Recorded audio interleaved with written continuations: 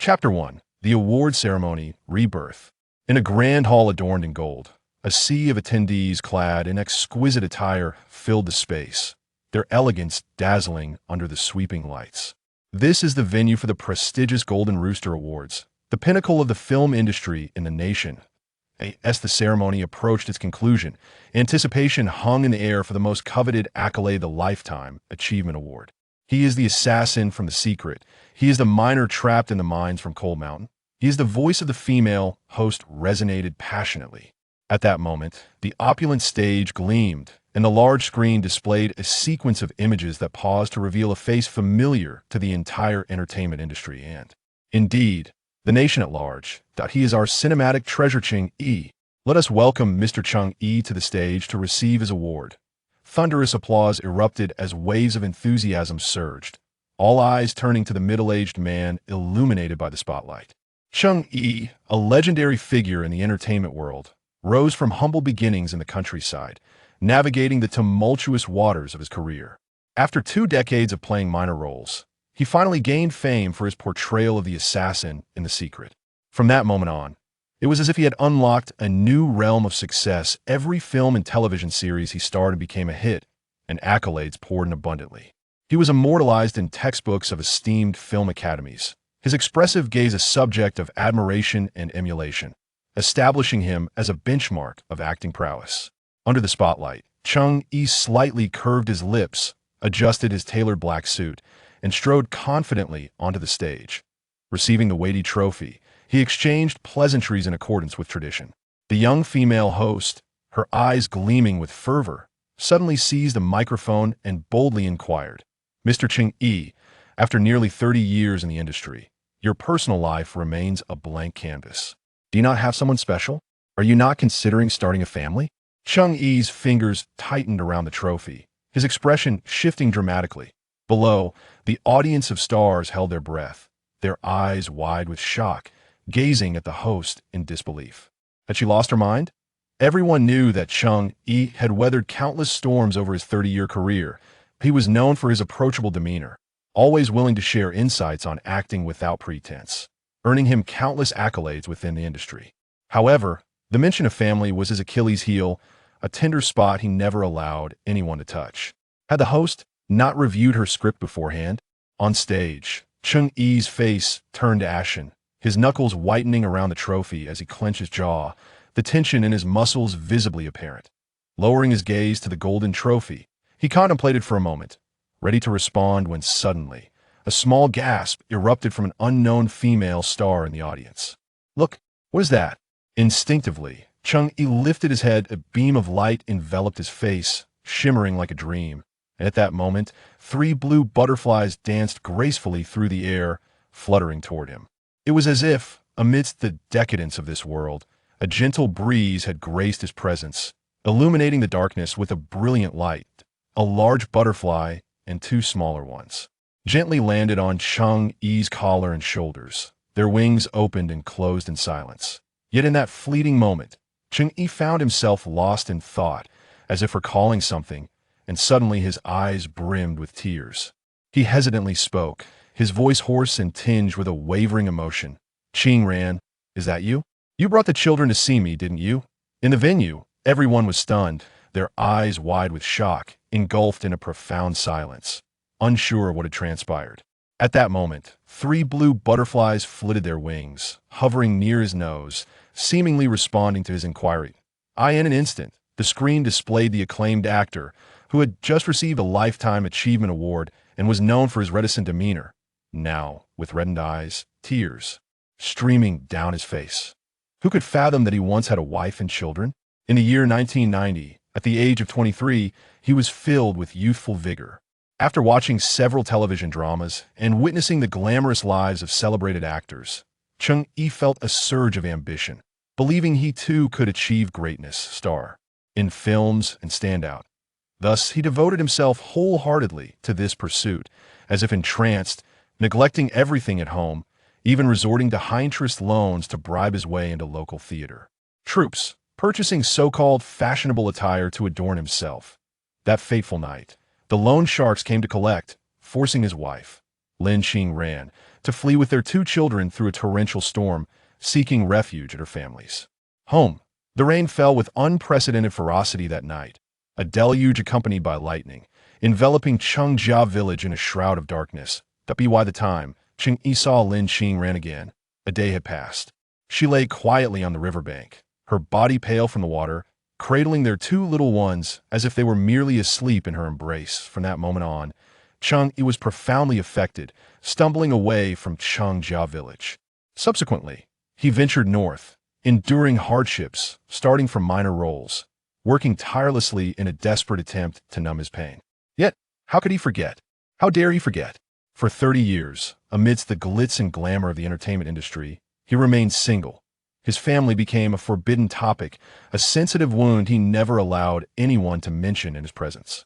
But in this moment, 3 blue butterflies, 1 large and 2 small, gently descended upon him. It felt as though they were providing a response from the ethereal realm, casting a faint light into his abyss of despair. The walls of his emotional fortress crumbled, overwhelming feelings surged forth. As the butterflies took flight, Cheng Yi covered his face, weeping uncontrollably. The female host finally realized her mistake and attempted to offer comfort. In that instant, the overhead lights flickered, followed by a crackling sound of electrical malfunction. A fallen light sign crashed to the ground with a resounding noise, eliciting gasps from the audience. Quick help! Teacher Cheng Yi is trapped. Hurry, call 120. What on earth is happening? In that moment, the cacophony around him faded away, and Cheng Yi felt himself engulfed in an infinite darkness. In the thick of night, he beheld the 3 blue butterflies glowing softly, guiding him towards a glimmer of light. Cheng Yi opened his eyes once more. He was met with a pitch-black ceiling obscured by newspaper. The air was thick with humidity, and the rhythmic patter of raindrops against the window accompanied the chilling sensation as they occasionally splattered onto him. It was a cold spring. Cheng Yi paused momentarily, the scene before him striking a chord of familiarity. He parted his lips in astonishment and lowered his gaze, only to discover that he was clad in a black leather jacket and jeans, with a pager clipped to his waist. The black garment appeared somewhat worn, heavy in his grasp. His mind, clouded and groggy, turned as he glanced around, a thought emerging. Was he acting? Was this a film set? Yet, why did it feel so familiar? His thoughts were interrupted as he prepared to rise, only to be startled by a sinister voice from outside the door. Get your man out here to repay the money.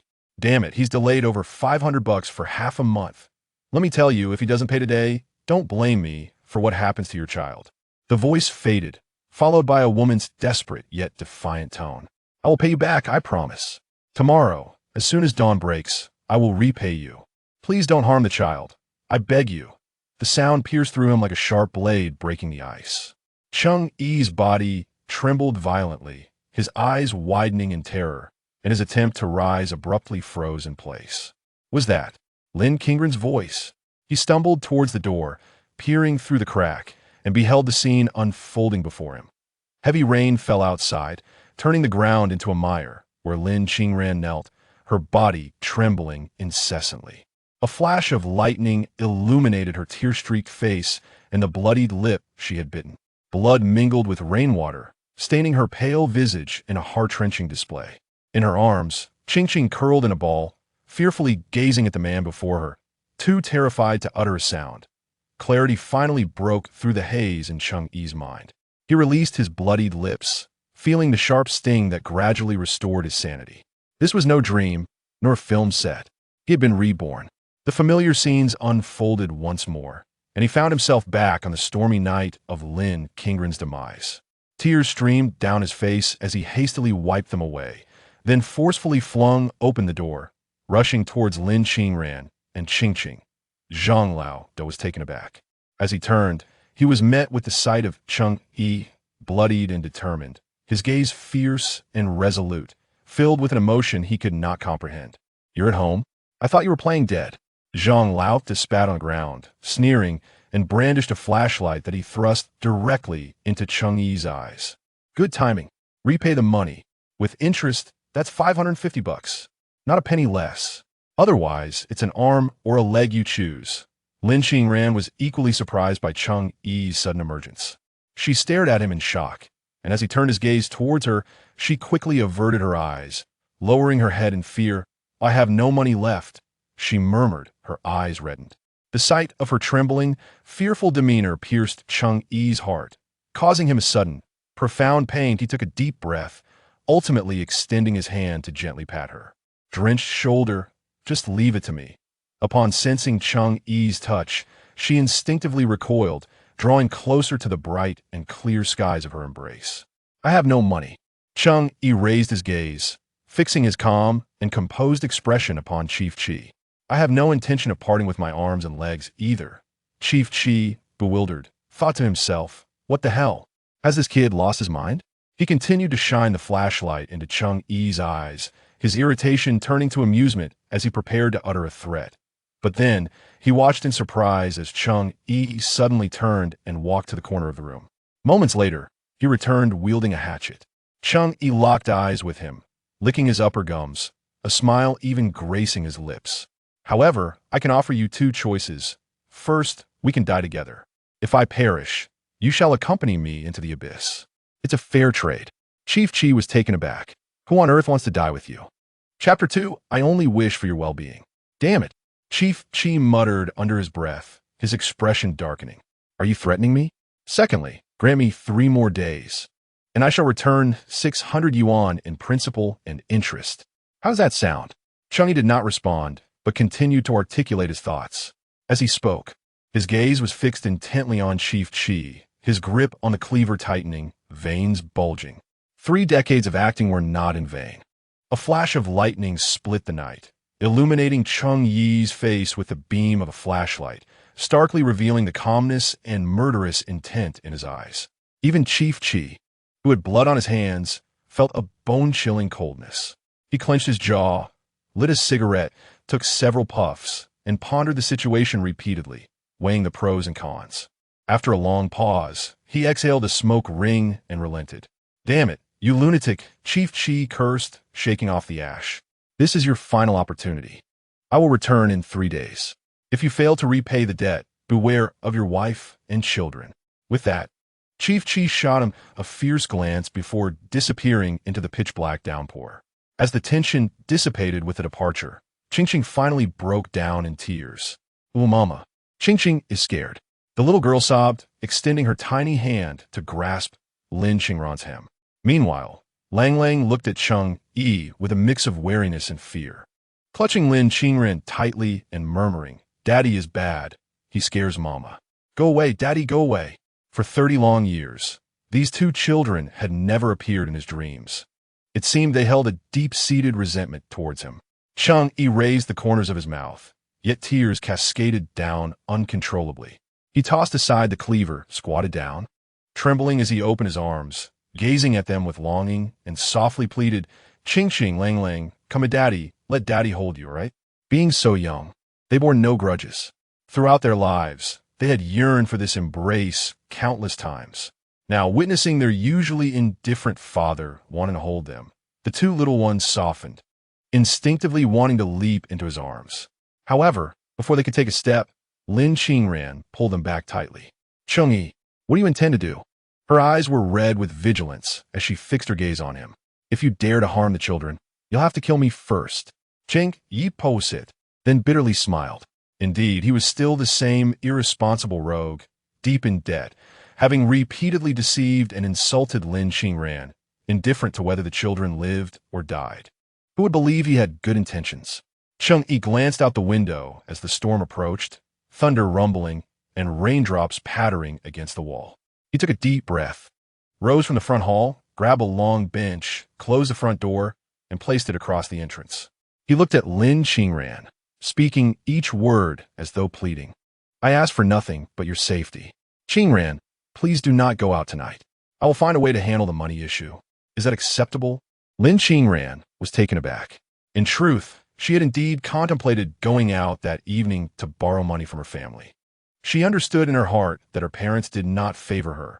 A daughter married off was like water poured out, and they bore no goodwill towards Ching and Lang either. Yet what could be done? She had long reached a point of despair, and an additional wound to her already bleeding heart mattered little. All she wished for was the safety and well-being of Ching and Lang. That was enough. Lin Qingran remained silent. Cheng Yi, however, with eyes aflame, grew anxious and decisively placed a long bench across the doorway, taking a seat upon it. No matter your thoughts, I shall not allow you to leave tonight. Lin Qingran chose not to respond. She took hold of Ching's hand and turned back into the room. Outside, Cheng Yi sat on the bench, glancing out the window. The night was dark, heavy rain fell in torrents, and thunder rolled in the spring sky. In his previous life, he had reveled in the delight of securing a minor role in a play after giving gifts and borrowing money. After a night of drinking, he returned home and fell into a deep slumber. Meanwhile, Lin Qingran, accompanied by Ching and Lang, ventured into the stormy night, a night of murder. Now reborn, his joy was overshadowed by gratitude. This time, he was determined to alter everything. As dawn approached, the relentless rain ceased. The sky began to lighten, and Cheng Yi rubbed his stinging, bloodshot eyes, his heart finally settling back into his chest. He rose quietly and stepped outside the room. When he pushed the door open, it creaked, and the three inside turned their gazes towards him. Lin Qingran and Ching had already awakened. Their eyes met, creating a subtly awkward atmosphere. In truth, Cheng Yi had kept vigil throughout the night, and Lin Qingran had also been sleepless. How could she sleep? Every time she closed her eyes, she envisioned the cruel visage of Qi Laoda and the astronomical sum of 600. Are you awake? Cheng Yi paused for a moment, then smiled, ready to say something to ease the tension. But he was met with the sight of Ching, her tousled hair framing a face of distress, pouting sadly. Mama! Ching is so hungry. Her soft, plaintive voice tugged at the heartstrings. As soon as she spoke, her little tummy growled audibly. Lang nodded in agreement, leaning in to whisper, Mama, Lang is too hungry to sleep. The three of them had shared just a single sweet potato the previous night, and with the children growing, it was hardly sufficient. They had awakened early, their stomachs pressing against their backs, their voices weak from hunger. Lin Qingran, feeling a pang of compassion, gently rubbed their heads and softly reassured them. Wait a moment, and Mama will cook sweet potatoes for you. Be good and hold on a little longer. The two little ones obediently nodded. Even after 2 months of eating sweet potatoes, they still responded eagerly. Ching loves sweet potatoes. They are the most delicious. Mama, ami wonderful. Lang loves sweet potatoes too. Lang is wonderful. Seeing the two children's delighted expressions, Lin Qingran finally smiled with satisfaction. A soft glow filtered through the window, casting a gentle light upon her face, highlighting a delicate layer of fuzz.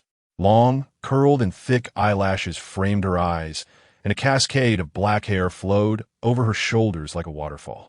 As if sensing Cheng Yi's gaze upon her, Lin Qingran lifted her head to look at him. Her icy, clear eyes mirrored her distance and vigilance. Cheng Yi pressed his lips together and suddenly spoke. I will prepare something for you. You stay at home with the children and wait for me. Without allowing Lin Qingran a chance to respond, he swiftly strode out. Stepping into the yard, Cheng Yi found it just as dilapidated as he remembered, cluttered with heaps of debris. The previous night's storm had strewn everything about chaotically.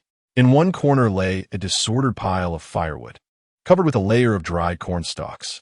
Near the earthen wall, a makeshift shelter had been haphazardly erected, housing 2 iron pots. They were of the most rudimentary type, with a chimney fashioned from mud. A piece of red paper was affixed to it, faded from the elements, fluttering slightly in the breeze. Cheng Yi approached and lifted the lid of one pot, only to find it empty. A glance at the oil can made his heart sink. Where was the oil? A piece of fatty pork was bound with a string, its underside charred from the pot's heat, the skin curled up, yielding not a drop of grease. Cheng Yi understood that this was a desperate measure taken by Lin Qingran. Cooking required oil, but with no money to purchase any, she had to scrimp and save. Managing to buy a piece of fatty meat to last through the new year, preserving it with salt for extended use. When cooking, she would quickly rub the string against the bottom of the pot to extract a bit of oil.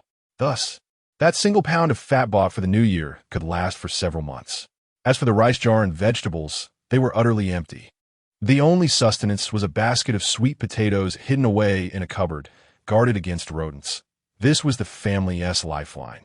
For the past 2 years, Lin Qingran had painstakingly saved every penny, but all had been taken by Cheng Yi for clothes and gifts. Where was the surplus to be found? If denied, he would steal. If that failed, he would resort to threats. Reflecting on this, Cheng Yi felt himself to be less than a beast. With his eyes stinging, he took a deep breath, rubbed his aching eyes, and then picked up the bamboo basket from the ground, turning swiftly to leave. Earning money was paramount. He could spare no time for a meal. The immediate concern was to ensure that the three of them had their fill. Cheng Yi was a small mountain village, surrounded by hills, with barren soil yielding little but stones at the stroke of a hoe. Water fields were scarce, with only meager corners available, fiercely contested by the villagers. Years ago, land had been allocated to households, and Cheng Yi's family had received 2 mu of rice fields and vast mountain land.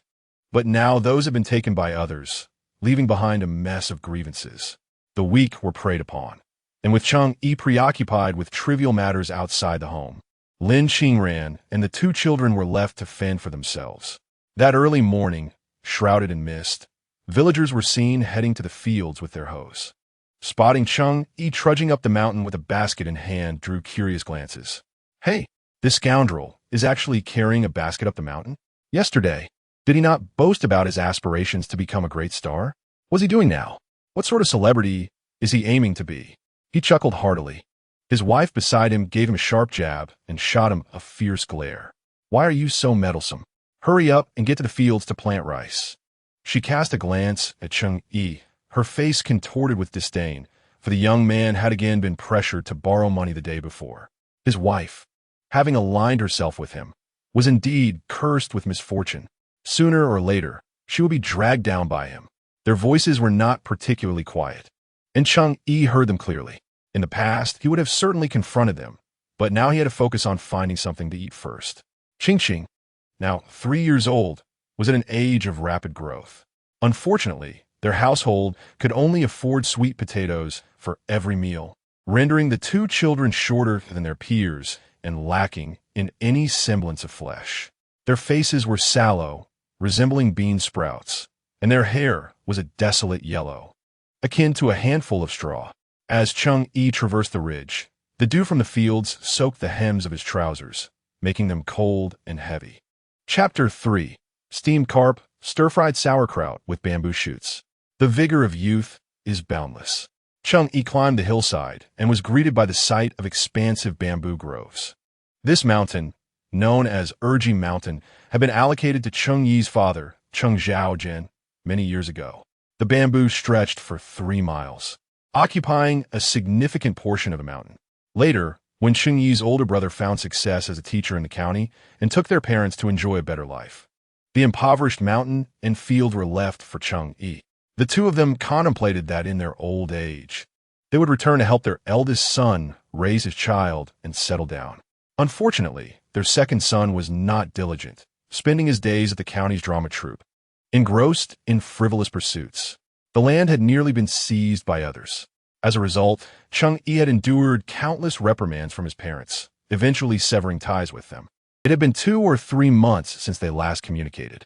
Cheng Yi lowered his gaze and noticed the boundary line piled with grass. He pressed his lips together and stepped across. Now, having been reborn, he could no longer afford to be weak. The morning dew soaked the mountain path, and with each step, a thick layer of mud clung to his feet. Gripping the wild grass that grew untamed, he pulled himself upward. The grass was lined with fine thorns. A forceful tug brought sharp pain, yet Cheng Yi, youthful and resilient, gritted his teeth and persevered. Soon, he had ascended to the middle of the slope. He exhaled, surveying the verdant bamboo waves rolling before him. Amidst the grove stood numerous knee-high bamboo shoots, their black and white shells glistening with dew, reaching skyward. Not one to dally, he hurriedly grabbed his basket, hastening towards the bamboo shoots, and with a determined effort, he pulled one out. Crack! A crisp sound echoed. Dew splattered onto his hands as he successfully uprooted the heavy bamboo shoot. Cheng Yi placed the shoot into his basket, extracting 5 more to fill it to the brim. On his way back, he fortuitously spotted a few wild mushrooms. He eagerly collected them, wrapping them in the bamboo shoot husks, and carefully placed them into the basket before hastening back along the ridge towards home. At that moment, within the courtyard, Lin Qingran was attending to the children's hygiene when she heard the sound of Cheng Yi leaving. A sigh of relief washed over her, yet an inexplicable pang of bitterness stirred within her. Indeed, how could Cheng Yi suddenly transform for the better? The tenderness and compassion he had momentarily displayed were merely a fleeting illusion. With the dream dissipated, all that remained were the 600 yuan debt and her 2 hungry children. Meanwhile, Cheng Yi had likely ventured back to the county town, perhaps to succumb to another tender illusion. Lin Qingran extended her hand and vigorously rubbed her face, noticing that Qingqing was blinking her round, sparkling eyes at her. Pausing for a moment, she forced a smile. Taking a deep breath, she suppressed the moisture in her eyes. Mama will go and prepare sweet potatoes. Are you hungry? She wiped the little one's face, rose to fetch water, and began to prepare the pot for cooking. Suddenly, the sound of a door creaking open from outside the courtyard caught her attention. The 3 of them instinctively looked up, and Lin Qingran was momentarily stunned. Was that Cheng Yi? Had he not left after all? Why was he back? And it appeared he was carrying food? Daddy, the 3-year-old exclaimed, wearing patched cloth shoes with rubber soles that made a delightful patter as she ran. She spread her arms wide, joyfully darting towards Cheng Yi, her eyes sparkling with excitement. Daddy, you're back? Cheng Yi hastily set down what he was carrying, wiped his muddy hands haphazardly on his clothes, and crouched down to embrace Qingqing. Though somewhat flustered, he was predominantly overwhelmed with excitement and gratitude. His body trembled slightly, his stiff hands holding on to Qingqing, unsure where to place them. I want to find something for you to eat, Cheng Yi quickly explained, gesturing towards the basin and basket on the ground. Look, the little girl tilted her head to see 2 palm-sized crucian carp half-laying with their mouths agape, tethered by a strand of grass. In the basket, a freshly peeled bamboo shoot looked crisp and tender. Cheng Yi spoke softly. Wait a moment, Daddy will cook fish and bamboo shoots for you, all right? Qingqing's mouth watered at the sight, her eyes widening as she crouched down, fixating on the 2 fish, smacking her lips and swallowing hard. She had never eaten fish before. Every meal had been sweet potatoes, which she had grown weary of, though Lang Lang had told her not to voice her dislike. Lest it upset Mama. Now, how delightful it was that Daddy would cook fish for them. With her eyes sparkling, she pondered for a moment before springing to her feet and scampering back. Mama, Daddy said he is cooking fish. Qingqing loves fish. Lin Qingran had seen it all. She stood in shock at the doorway, watching Cheng Yi holding Qingqing alongside the freshly caught fish and the bamboo shoots in the basket. For a fleeting moment, she questioned the reliability of her own vision. Had Cheng Yi truly changed? A heavy feeling settled in her heart, and her immediate reaction was disbelief. Could someone who had been so cruel for so many years genuinely transform overnight? Or was he merely pretending, harboring even darker intentions within? The slight ripple of uncertainty in Lin Qingran's heart quickly subsided. She pressed her lips tightly together, pulling Qingqing behind her, and then instructed Lang Lang to keep an eye on her before striding towards Cheng Yi. Upon seeing her approach, Cheng immediately greeted her with a warm smile before she could utter a word. Could you assist me in lighting the fire? I am not very skilled at this stove. In the year of 1990, every household in Chengjia village relied on traditional wood-burning stoves, deep and dark, requiring kindling to ignite. If the air was not allowed to circulate, it simply would not catch fire. In short, it was a technical task. Lin Qingran instinctively wanted to decline. However, when her gaze fell upon the 2 children, as thin as bean sprouts, she ultimately remained silent and approached the stove to begin kindling the fire. Watching closely, she felt a sense of understanding. The children had not tasted meat for a long time. The old-fashioned stove was built from mud mixed with dry straw, featuring 2 pots, one for the pigs and the other for human meals. In those times, pigs held a prominent status, since the implementation of the household responsibility system. Families no longer shared meals from a communal pot, and almost every household in Chengjia village raised at least 1 pig.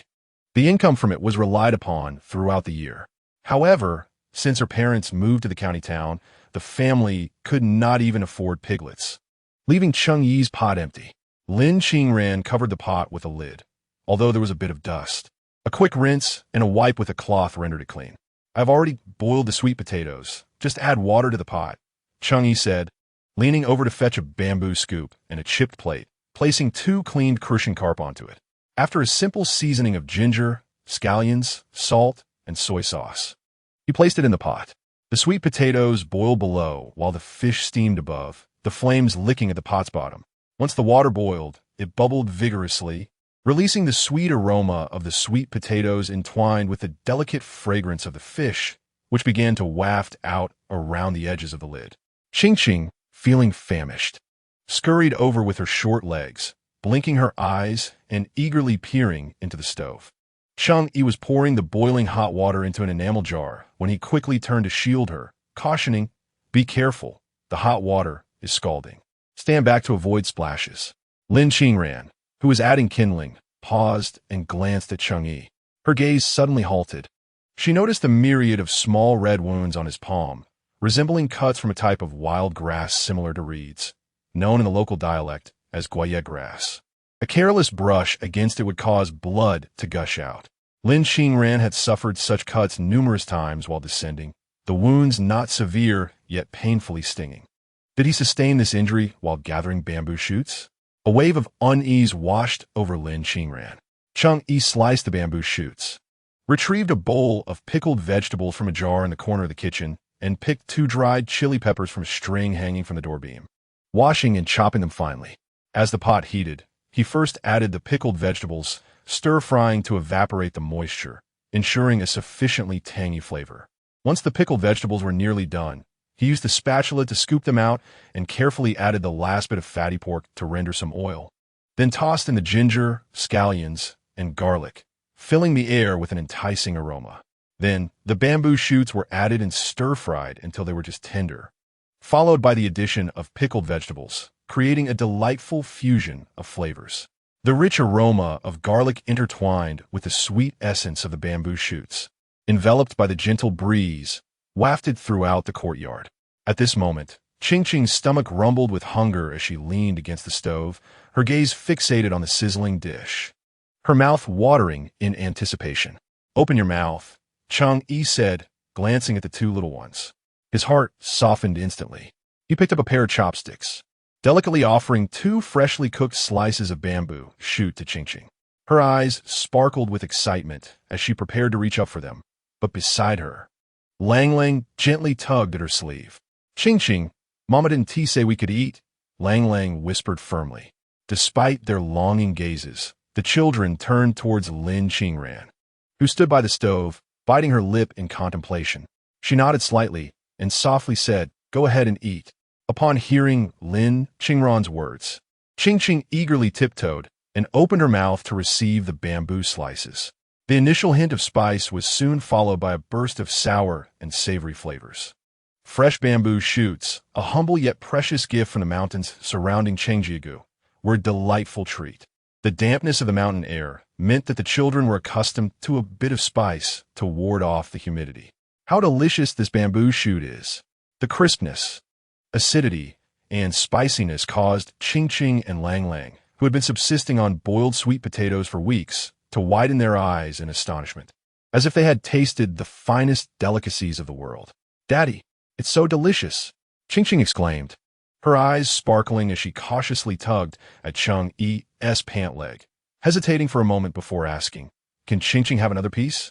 She raised her thin little hand, softly repeating, "Just one piece, is that all right?" Cheng Yi felt a sudden sting in his eyes. Chapter 4. I will take good care of you and the children. Trust me, just this once. This moment reminded him of a time when he had returned from a gathering with friends, carelessly bringing back some stir-fried peanuts. Originally tucked away in his pocket for the next day's porridge, he had gotten drunk, and Lin Qingran had tidied up for him, causing the peanuts to scatter all over the floor. Ching had carefully picked them up like treasures, stuffing them into her pockets, savoring the salty flavor before reluctantly chewing them up. The following morning, he awoke to see Ching peering in through the doorframe, her fluffy head poking in. "Daddy, Ching wants to eat peanuts again. Just one more, can I?" On that occasion, Cheng Yi had lost his temper, scolding her harshly before storming out of the house. Now, as memories surged uncontrollably within him. He wished he could slap himself for his past behavior. Ching obviously remembered that moment, her timid demeanor reflecting a hint of fear. Lang Lang's face had turned pale as he reached for Ching, urging her to leave. "We want to eat anymore, Daddy. Don't be angry. Please don't be harsh on Mama." Cheng Yi felt a warmth in his eyes as he turned away, suppressing the overwhelming emotions. He quickly grabbed 2 small bowls, filling each with half a bowl of bamboo shoots, offering them to the children. "Eat. Of course you can eat." The sun shone brightly, and all was well. Cheng Yi, with reddened eyes, yet a smile gracing his face, approached, setting the bowls and chopsticks upon the table. "The fish is ready. We shall dine shortly," he announced. He then boiled a pot of water, adding the freshly cleaned mushrooms to create a rich broth, before heading to the chicken coop at the back to retrieve a freshly laid egg. Upon seeing Cheng Yi with the egg, Lin Qingran could no longer restrain herself and stood up. Furrowing her brow and biting her lip, she hesitated before speaking. "That egg is meant to be saved for making trousers for Lang Lang." The words faltered in her throat, her voice thick with emotion. The children were growing rapidly. Even with meals of sweet potatoes, they still shot up in height. It was springtime, with chilly mornings and evenings. Yet the little ones were still clad in last year's thin trousers, the hems hiked up significantly. The cold wind left their legs a rosy hue, tinged with purple. Last winter, all 3 of them had suffered from frostbite, the painful sores lingering into spring, causing tears at the slightest touch of water. Lin Qingran gritted her teeth, recalling the countless nights she had toiled to make trousers for others, all while nurturing a pullet to eventually lay eggs for sale, hoping to earn money to buy fabric for new clothes for her children. Now, with the eggs insufficient and the previous night's confrontation with Qi Laoda leaving her utterly vulnerable, she pondered the futility of it all. What difference did it make whether this one egg was consumed or not?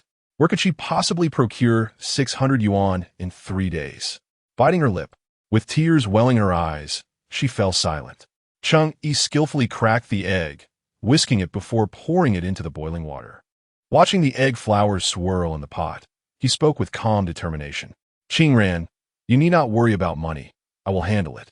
He ladled the soup into bowls, speaking each word with unwavering conviction. "From this day forward, I will take care of you and the children. Trust me this time, even if it is the last." Words were futile. Cheng Yi understood that altering one's perception of another was not an overnight feat. He would tread carefully, whether it be for atonement or self-soothing. In this lifetime, such opportunities were rare, and he vowed never to let his wife and children endure any further suffering. Lin Qingran remained unresponsive, having wiped away her tears. She rose and lifted the pot lid, steam billowing forth as she quickly smirked to herself in self-deprecation. No matter how sweetly he spoke, she would not believe even a fraction of it. In the past, she had granted him countless chances, yet was met with betrayal and deceit time and again. Now, with not a single cent to her name, any thought of him extracting even a small amount from her was sheer folly. She was at her wit's end, her heart already riddled with wounds. 10 minutes later, the table was set with steaming dishes, sweet potatoes boiled to a honey perfection, steamed crucian carp, a generous bowl of mushroom and egg soup, and a large plate of bamboo shoots stir-fried with pickled vegetables. The appetizing aroma wafted through the air, enticing the children to eagerly grasp their chopsticks, struggling to pick up food. Cheng Yi peeled a sweet potato, blowing gently on it before placing one in front of each of them. "Come, eat the fish," he urged, deftly lifting a piece of fish, carefully removing the bones, and placing it into their bowls. In the spring, crucian carp swim back to the rice fields to spawn, reaching their peak in flavor, though they are laden with bones. And frying them requires considerable oil, hence not many in Chengjia village indulge in this delicacy. Cheng Yi, too, had caught some on his way back home. After deftly removing the bones, he dipped the fish in soy sauce. The flesh was subtly sweet and delicious, a testament to its inherent flavor. Hunger gnawed at him. The 2 little ones were so absorbed in their meal that they barely looked up, mumbling indistinctly. "So delicious. Ching loves bamboo shoots and fragrant fish," Lang Lang chimed in. "After finishing, I can wash the dishes and have a little more." Cheng Yi felt a warmth enveloping his heart, just as he picked up a sweet potato to eat. He glanced up to find Lin Qingran watching him intently. She tilted her head slightly, her brow furrowed, gripping her chopsticks tightly, her knuckles turning pale from the pressure. Unable to restrain herself any longer, she finally spoke. Cheng Yi, what exactly are you planning? We have not a penny left, and you still harbor intentions? Her gaze shifted to Qingqing and Lang Lang, her eyes soft yet resolute. If you dare to lay a hand on the children, you shall do so only over my dead body. After a long pause, Cheng Yi suddenly smiled. He peeled the sweet potato and offered it to Lin Qingran, then filled a bowl with mushroom soup for her. It's quite hot. Let it cool a bit before you eat, he said gently. You should eat this fish roe. It's not good for children. As he spoke, he picked out the shimmering, golden fish roe, irresistibly enticing. He did not respond to Lin Qingran's inquiry immediately. Only after a while did he softly declare, I merely wish for your well-being, nothing more. Once the meal was finished, Cheng Yi promptly washed the dishes. At the village entrance, Aunt Zhao brought over a pair of trousers, trimming the threads, sewing on buttons and zippers, earning 2 cents for her labor. Spotting Cheng Yi at home, she timidly tossed the trousers aside and left, cautioning Lin Qingran in a hushed tone to keep an eye on them lest Cheng Yi sell them for money. Lin Qingran acknowledged her, retrieving her toolkit to begin work, reminding Qingqing and Lang Lang to play in the yard and not wander too far.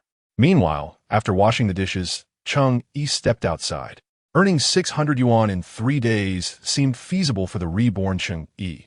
With determination, he believed he could achieve it. Moreover, he already had a plan forming in his mind. He walked along the muddy path to the village entrance, where a minibus service had recently commenced, charging 1 yuan per person for a one-way trip to the county town. Qingjia village was located in Yuan County, a sizable county indeed, nestled against the Yangtze River. In an era where land transport was underdeveloped, the waterway conferred unparalleled prosperity and confidence upon this county town. Cheng Yi recalled his childhood, accompanying his father to Yuan County to witness the unloading of cargo ships. The misty banks of the Yangtze were dotted with piers, bustling with activity. Bare-chested porters shouted their chants, exerting themselves to the point of sweat-soaked brows.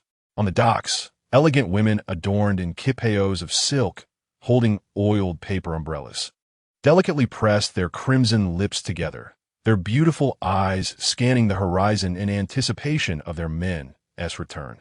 Clearly, during the 1980s and 1990s, maritime trade was indeed lucrative.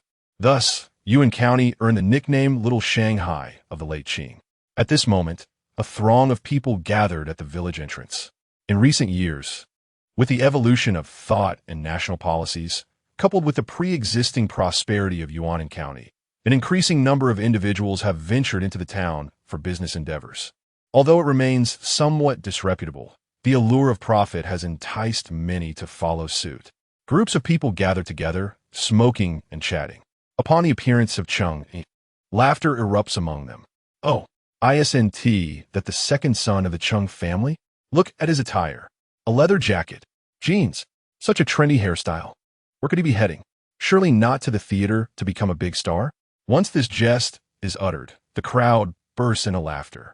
Indeed, he is the renowned star of Chengjia Village. How impressive! How fashionable! In the future, we might even have to ask him for an autograph. The group continues to laugh boisterously. Yet, Cheng Yi merely casts a fleeting glance at them, remaining silent. How could he not comprehend their intent? They are merely seeking amusement at his expense. Yet, in his past life, he took their words to heart, reveling in their mockery and feeling an overwhelming sense of pride. Wasn't it true? He had become quite famous in the village. Before long, even in Yuan County, his name would resonate as a significant figure. Thus, whenever he encountered teasing from others, he could not help but indulge in self-promotion, becoming the subject of ridicule in the village. This time, however, having been reborn, Cheng Yi chose silence.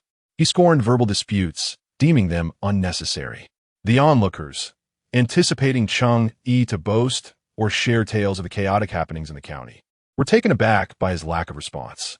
Leading the group was a young man named Lin Yaosheng, who, if one were to rank the ne'er-do-wells in the village, Cheng Yi would undoubtedly be first, with Lin firmly in second place. Standing beside Cheng Yi, he instigated the laughter, clad in a ragged Zhongshan suit, black cotton trousers, and worn cloth shoes, chewing on a piece of straw while casting a sidelong glance at Cheng Yi. "Brother Cheng, what's wrong? Feeling down today?" he asked with a grin. Cheng Yi merely pursed his lips, smiled, and shook his head. "I have important matters to attend to." "Important matters?" Lin Yaosheng questioned skeptically. "What? Have you turned over a new leaf? Or are you preparing to undertake some earth-shattering endeavor?" Just as he was about to inquire further, the sound of a minibus horn pierced the air. Not far away, a plume of black exhaust mingled with a morning mist. With a click, the driver opened the door, and a female ticket collector in a blue khaki uniform leaned out, calling out, "All aboard. Grab your belongings. If you lose anything, we can't be held responsible." Chapter 5. Job Application at the Golden Phoenix Karaoke Hall. As the crowd noticed the arrival of the bus, they paid no heed to Cheng Yi. They rushed to board, eager to secure a good seat. Otherwise, they would be left standing in the aisle. The journey would involve picking up passengers from various villages. And if the bus were to stop suddenly, the unsteady might find themselves colliding with the bus door. Cheng Yi joined the throng and settled into the last row of the bus. By sheer coincidence, Chun Yaosheng sat beside him, and as soon as he plopped down, he eagerly opened his mouth. "Brother Cheng, what grand endeavor are you pursuing? Have you managed to charm the daughter of Wang Mingguang, the head of the local drama troupe? Or perhaps you found another source for a loan?" Otherwise, Cheng Yi was taken aback. He had never imagined that a young man could be so incessantly gossipy. He simply shut his eyes and feigned sleep to avoid listening. The journey from Chengjia village to Yuanan County was not particularly long, spanning just over 30 miles. However, the bus made numerous stops along the way, taking over an hour to finally reach the bus station in Yuanan County. Upon disembarking, Cheng Yi quickly distanced himself from Chun Yaosheng and strode out of the station. Directly across the street lay a bustling agricultural market. Exiting the station and taking a left for 200 meters, one would find the county's #1 high school. In those days, pursuing an education held a higher status than engaging in business. If a family produced a teacher or someone employed in a stable position, they were deemed to have secured an iron rice bowl. The family's prized asset, Cheng Yi's elder brother, Cheng Mingsheng, was indeed the golden phoenix of the Cheng family. Years ago, he excelled academically, gained admission to a vocational college, and subsequently secured a teaching position at the #1 high school. He later married a city girl, living a life of prestige. Unlike Cheng Yi, whose name often elicited laughter, Cheng Mingsheng earned universal admiration whenever mentioned, with everyone raising their thumbs in praise. After severing ties with his family years prior, Cheng Yi had not sought out Cheng Mingsheng since. This visit was not to request his assistance. He glanced in the direction of his destination, turned right, and headed south towards the county. The southern part of the county was the most prosperous area of Yuanan. In the 1980s, a cluster of chemical plants, textile factories, and meat processing plants sprang up here. A dense array of residential buildings stretched out with tall, narrow structures and whitewashed brick houses. The inhabitants were either public sector employees or their families. It was quite an impressive sight, with a large population and individuals earning salaries. A vibrant entertainment industry naturally emerged. Street vendors selling snacks were ubiquitous. Noodle stalls, sugar-coated pancakes, and the county's most renowned state-run restaurant, Jinghua Grand Hotel. This establishment was responsible for hosting foreign guests. For an ordinary person, dining there even once was enough to boast about for 6 months. On this occasion, Cheng Yi's destination was the dance hall adjacent to Jinghua Grand Hotel, the Golden Phoenix Dance Hall. In the mid to late 1980s, the cultural wave from Hong Kong began to penetrate the mainland, bringing with it glamorous stars, captivating films, and the rise of dance halls. Yuanan County, being a large county with developed waterways, saw its economy and entertainment flourish in tandem. Originally a video hall, the Golden Phoenix Dance Hall transformed into a dance venue. Influenced by the influx of Hong Kong culture, performers sang live, and attendees paid an entrance fee to enjoy the music and dance. Those with deeper pockets could order sunflower seeds, beer, and other snacks. As the alluring melodies filled the air, young and beautiful women swayed gracefully, creating an atmosphere of intoxication and delight. Standing at the entrance, Cheng Yi looked up to behold the resplendent golden characters emblazoned above the circular archway, Golden Phoenix Dance Hall. Outside the door stood a vigilant gatekeeper, leaning against a pillar while smoking. Upon noticing Cheng Yi approaching, he quickly stashed the cigarette behind his ear and stepped forward, blocking his path. "What do you want? You can't enter here." The guard gestured to the black crossbody bag slung over his shoulder, demanding payment. 10 yuan for a ticket. It was worth noting that in 1990, even in the prosperous county of Yuanan, the average salary barely reached 90 yuan. A mere entry ticket to this dance hall cost 10 yuan. Truly a den of indulgence. Cheng Yi had previously gritted his teeth and visited a few times, harboring hopes of mingling with influential figures, but ultimately had to abandon the idea due to financial constraints. He smiled faintly, glanced at the guard, and remarked, "Brother, I'm not here for leisure. Besides, it's still morning. The dance hall isn't even open yet, is it?" As the saying goes, one should not strike a smiling face. The guard scrutinized Cheng Yi, his expression softening upon noticing the device hanging from his waist. "Then what brings you here? The doors are shut, and there's no one inside during broad daylight." Cheng Yi smiled again, raised his chin, and pointed toward the notice affixed to the wall not far away. "I'm here to apply for a position." "Apply?" The guard paused in surprise, tilting his head in curiosity as he spotted the notice that had been posted for half a month. It read, "Job opening. Seeking a singer and 2 dancers. Compensation based on performances, with a total of 3 positions available, offering generous remuneration." When it was first posted, it had drawn quite a crowd. Yet, despite being up for over 2 weeks, no one had successfully applied. It is essential to understand that in the 1980s and 1990s, families were still grappling with basic sustenance, and entertainment options were scarce. Singing and dancing, though enjoyable as pastimes, were rarely pursued as a primary source of income. The guard stared at Cheng, his eyes widening in disbelief. "What? You wish to apply?" Cheng Yi nodded, straightened his leather jacket, and cheerfully replied, "Yes, I'm applying for the singer position." "Brother, could you kindly show me the way? If I get hired, I'll treat you to some cigarettes." Seeing Cheng Yi's amiable demeanor, the guard considered that it was merely a matter of guiding him and readily agreed. "All right, follow me in. But let me give you a heads up. Don't get your hopes up too high." Even the theater troupe had people come to apply these past few days, and none were selected. You're just here for fun. Think of it as a chance to broaden your horizons. Earning money here isn't easy. The guard chattered as they walked. Cheng Yi listened attentively, responding at appropriate moments with a pleasant attitude. The guard felt at ease, leading him through the grand hall, navigating past the booths, and finally entering a dimly lit corridor, stopping only at the end. Cheng Yi looked up to see a sign hanging on the door, "Manager's Office." The door was slightly ajar, and as they approached, sounds of singing wafted out. It was the theme song from the immensely popular drama Dream of the Red Chamber, featuring robust vocals, full of vigor and characteristic of the era. The doorman hastily waved his hand, signaling Cheng Yi to pause and wait at the entrance. The theater troupe had arrived, seeking singers for auditions.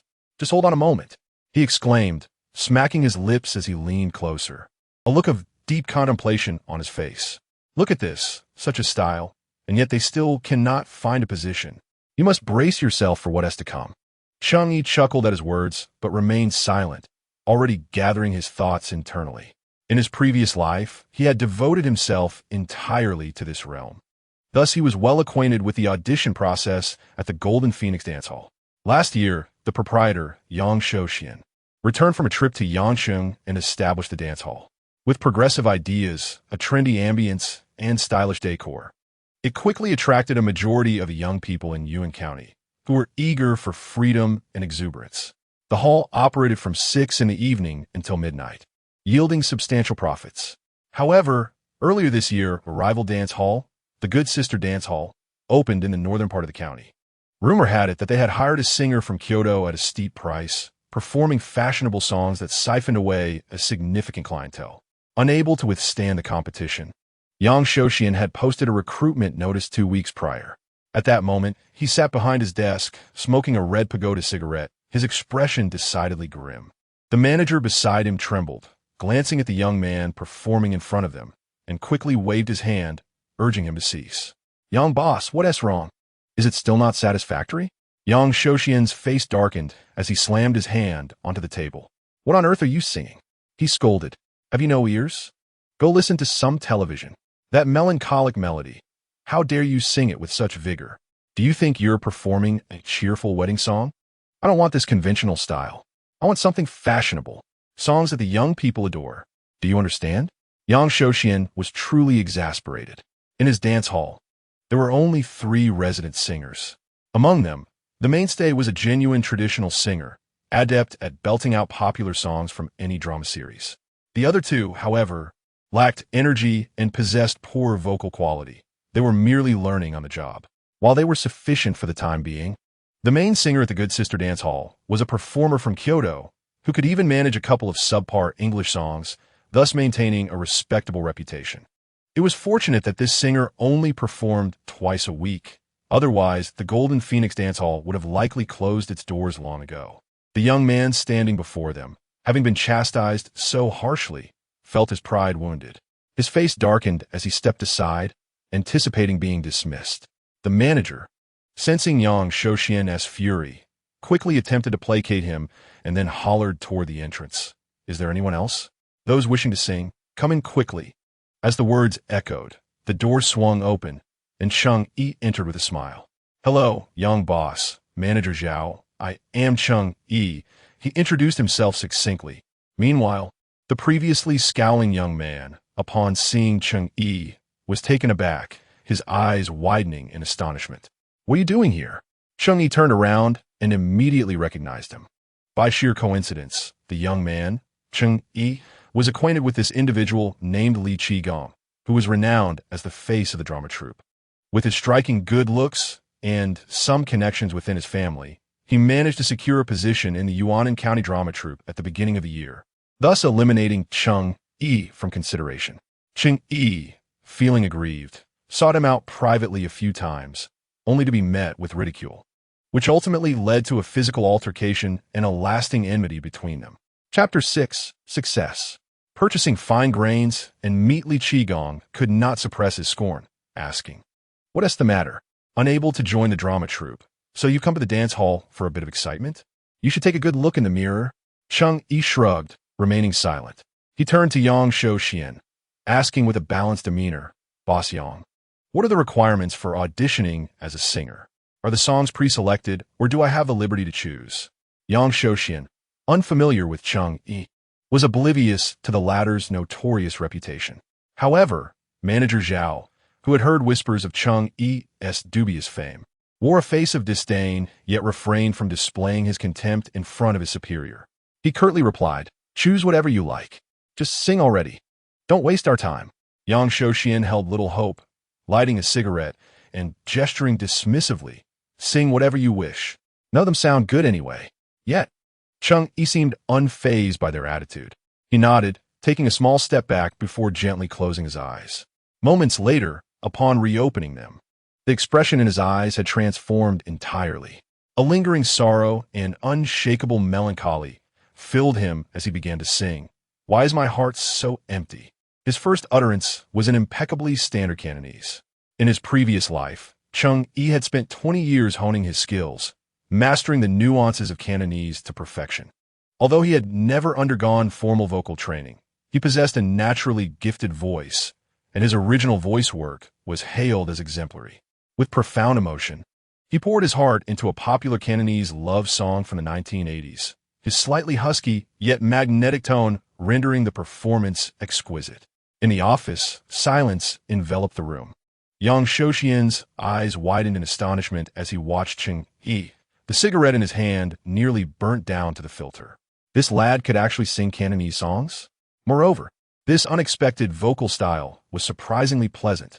Having frequented the vibrant dance halls of Yangcheng and Hong Kong, he realized that this young man could indeed earn a living on stage with that voice. Li Qigong was equally taken aback. He had intended to leave, but lingered merely to witness Cheng Yi's folly. To his astonishment, Cheng Yi could actually sing, and in Cantonese no less. The song, which he had secretly practiced over the past couple of years, had eluded him due to the distinct pronunciation and nuances of Cantonese, which were vastly different from Mandarin. Consequently, he had been too embarrassed to sing it in front of anyone. As Cheng Yi opened his mouth to sing, he astonished everyone present. The pronunciation, remarkably, was identical to that which he had heard on the recording. "Thank you, Boss Yang." Upon finishing the last line, Cheng Yi bowed and smiled, saying, "I have completed my song." Yang Shouxian, regaining his composure, wore a look of delight, extinguishing his cigarette before springing to his feet. "Ah, you rascal! You rascal!" Yang Shouxian exclaimed, rubbing his hands vigorously as he circumvented the desk, slapping Cheng Yi's shoulder heartily. "You have quite the talent." He then reached into his pocket, retrieving a cigarette and offering one to Cheng Yi. Cheng Yi paused momentarily before accepting with a smile. "Thank you, boss." He understood perfectly well the nature of their respective roles. Li Qigong, clearly taken aback, stared at Cheng Yi in disbelief, as if he wished to utter something further, but was silenced by a sharp glare from the manager nearby. "What are you dawdling for? This is no place for idle chatter." Having been coddled throughout his life, Li Qigong had never encountered such treatment. With a scowl, he shot a glare at Cheng Yi before storming out. Who knows where he picked up that rudimentary Cantonese? He probably can only sing this one song, and he practices it daily. If he truly becomes a resident singer, he'll inevitably make a fool of himself. Meanwhile, in the room, Yang Shouxian requested Cheng Yi to sing several other Cantonese songs. His pronunciation was exceptionally precise, complemented by expressive body language and facial expressions that left everyone thoroughly satisfied. Yang Shouxian lit another cigarette, squinting at Cheng Yi, and remarked, "Young man, at our Golden Phoenix, we calculate payment based on the venue fee. For a 3-hour performance from 7 to 10 o'clock, it's 80 yuan. What do you think?" Earning 80 yuan in a single night equated to a month's salary for an ordinary worker. Cheng Yi was well aware that the mainstay performers at Golden Phoenix earned a full 120 yuan for a night's work. Unfortunately, as a newcomer, he was uncertain about his performance's reception. Receiving 80 yuan was already the highest rate offered to a rookie. He understood that to negotiate for a higher fee, he would need to demonstrate corresponding talent. Tonight was his opportunity to prove himself. "Certainly," Cheng Yi replied with a smile, his demeanor earnest. "Thank you, Boss Yang." Yang Shouxian was instantly more pleased. Who wouldn't appreciate a capable and obedient young person, not leveraging his talent to demand a higher price? Coupled with such a good attitude, brought him immense satisfaction, relieving the burdens he had been carrying. "Cheng Yi, sing well." Yang Shouxian patted Cheng Yi's shoulder, speaking earnestly. "As long as you perform admirably, you will not be shortchanged in the future." Cheng Yi expressed his gratitude once more. Noticing Yang Shouxian preparing to leave, he hesitated for a moment before speaking up. "Boss Yang, may I request a favor?" In good spirits, Yang Shouxian halted and turned to face him. "What is it? Speak up." "I would like to request an advance of 20 yuan. It could be deducted from tonight's performance fee. I'll arrive at 6:30 and sing for an additional half hour. How does that sound?" Upon hearing that Cheng Yi requested an advance on his salary, Yang Shouxian felt a twinge of discomfort. After all, it is quite unusual to seek an advance on one's very first day of work. However, upon listening to the latter part of Cheng Yi's statement, which revealed that he could perform an additional half hour free of charge, Yang's spirits soared, and he could not help but feel elated. This young man certainly knew how to navigate social situations. "Excellent. I shall have the finance department deliver it to you shortly." With a beaming smile, Yang Shouxian exited the office. Manager Zhao glanced back at Cheng Yi, his expression a mixture of astonishment and disbelief. This young man, whom Zhao had encountered on the streets a few times, had always struck him as carefree and aimless, perpetually lost in grandiose dreams of becoming a star. To his surprise, it appeared that Cheng Yi possessed real talent. After waiting in the office for a little over 10 minutes, the sound of footsteps echoed from outside. Soon, a finance clerk entered, carrying 2 large bills and an advance salary slip for Cheng Yi to sign. After signing, Cheng Yi carefully tucked the money into his pocket and strode out of the Golden Phoenix dance hall. It was already 10 o'clock, and the sun shone brightly outside. Cheng Yi made his way directly to the agricultural market, where the remnants of an old supply and marketing cooperative still stood. Once reliant on rationing, the storefront had transformed into a general goods store. Vendors from nearby villages brought fresh vegetables, while meat from the local processing plant was readily available. The scarcity of the 1970s and 80s had long since given way to the economic growth that began in the 1990s, leading to improved living conditions for households.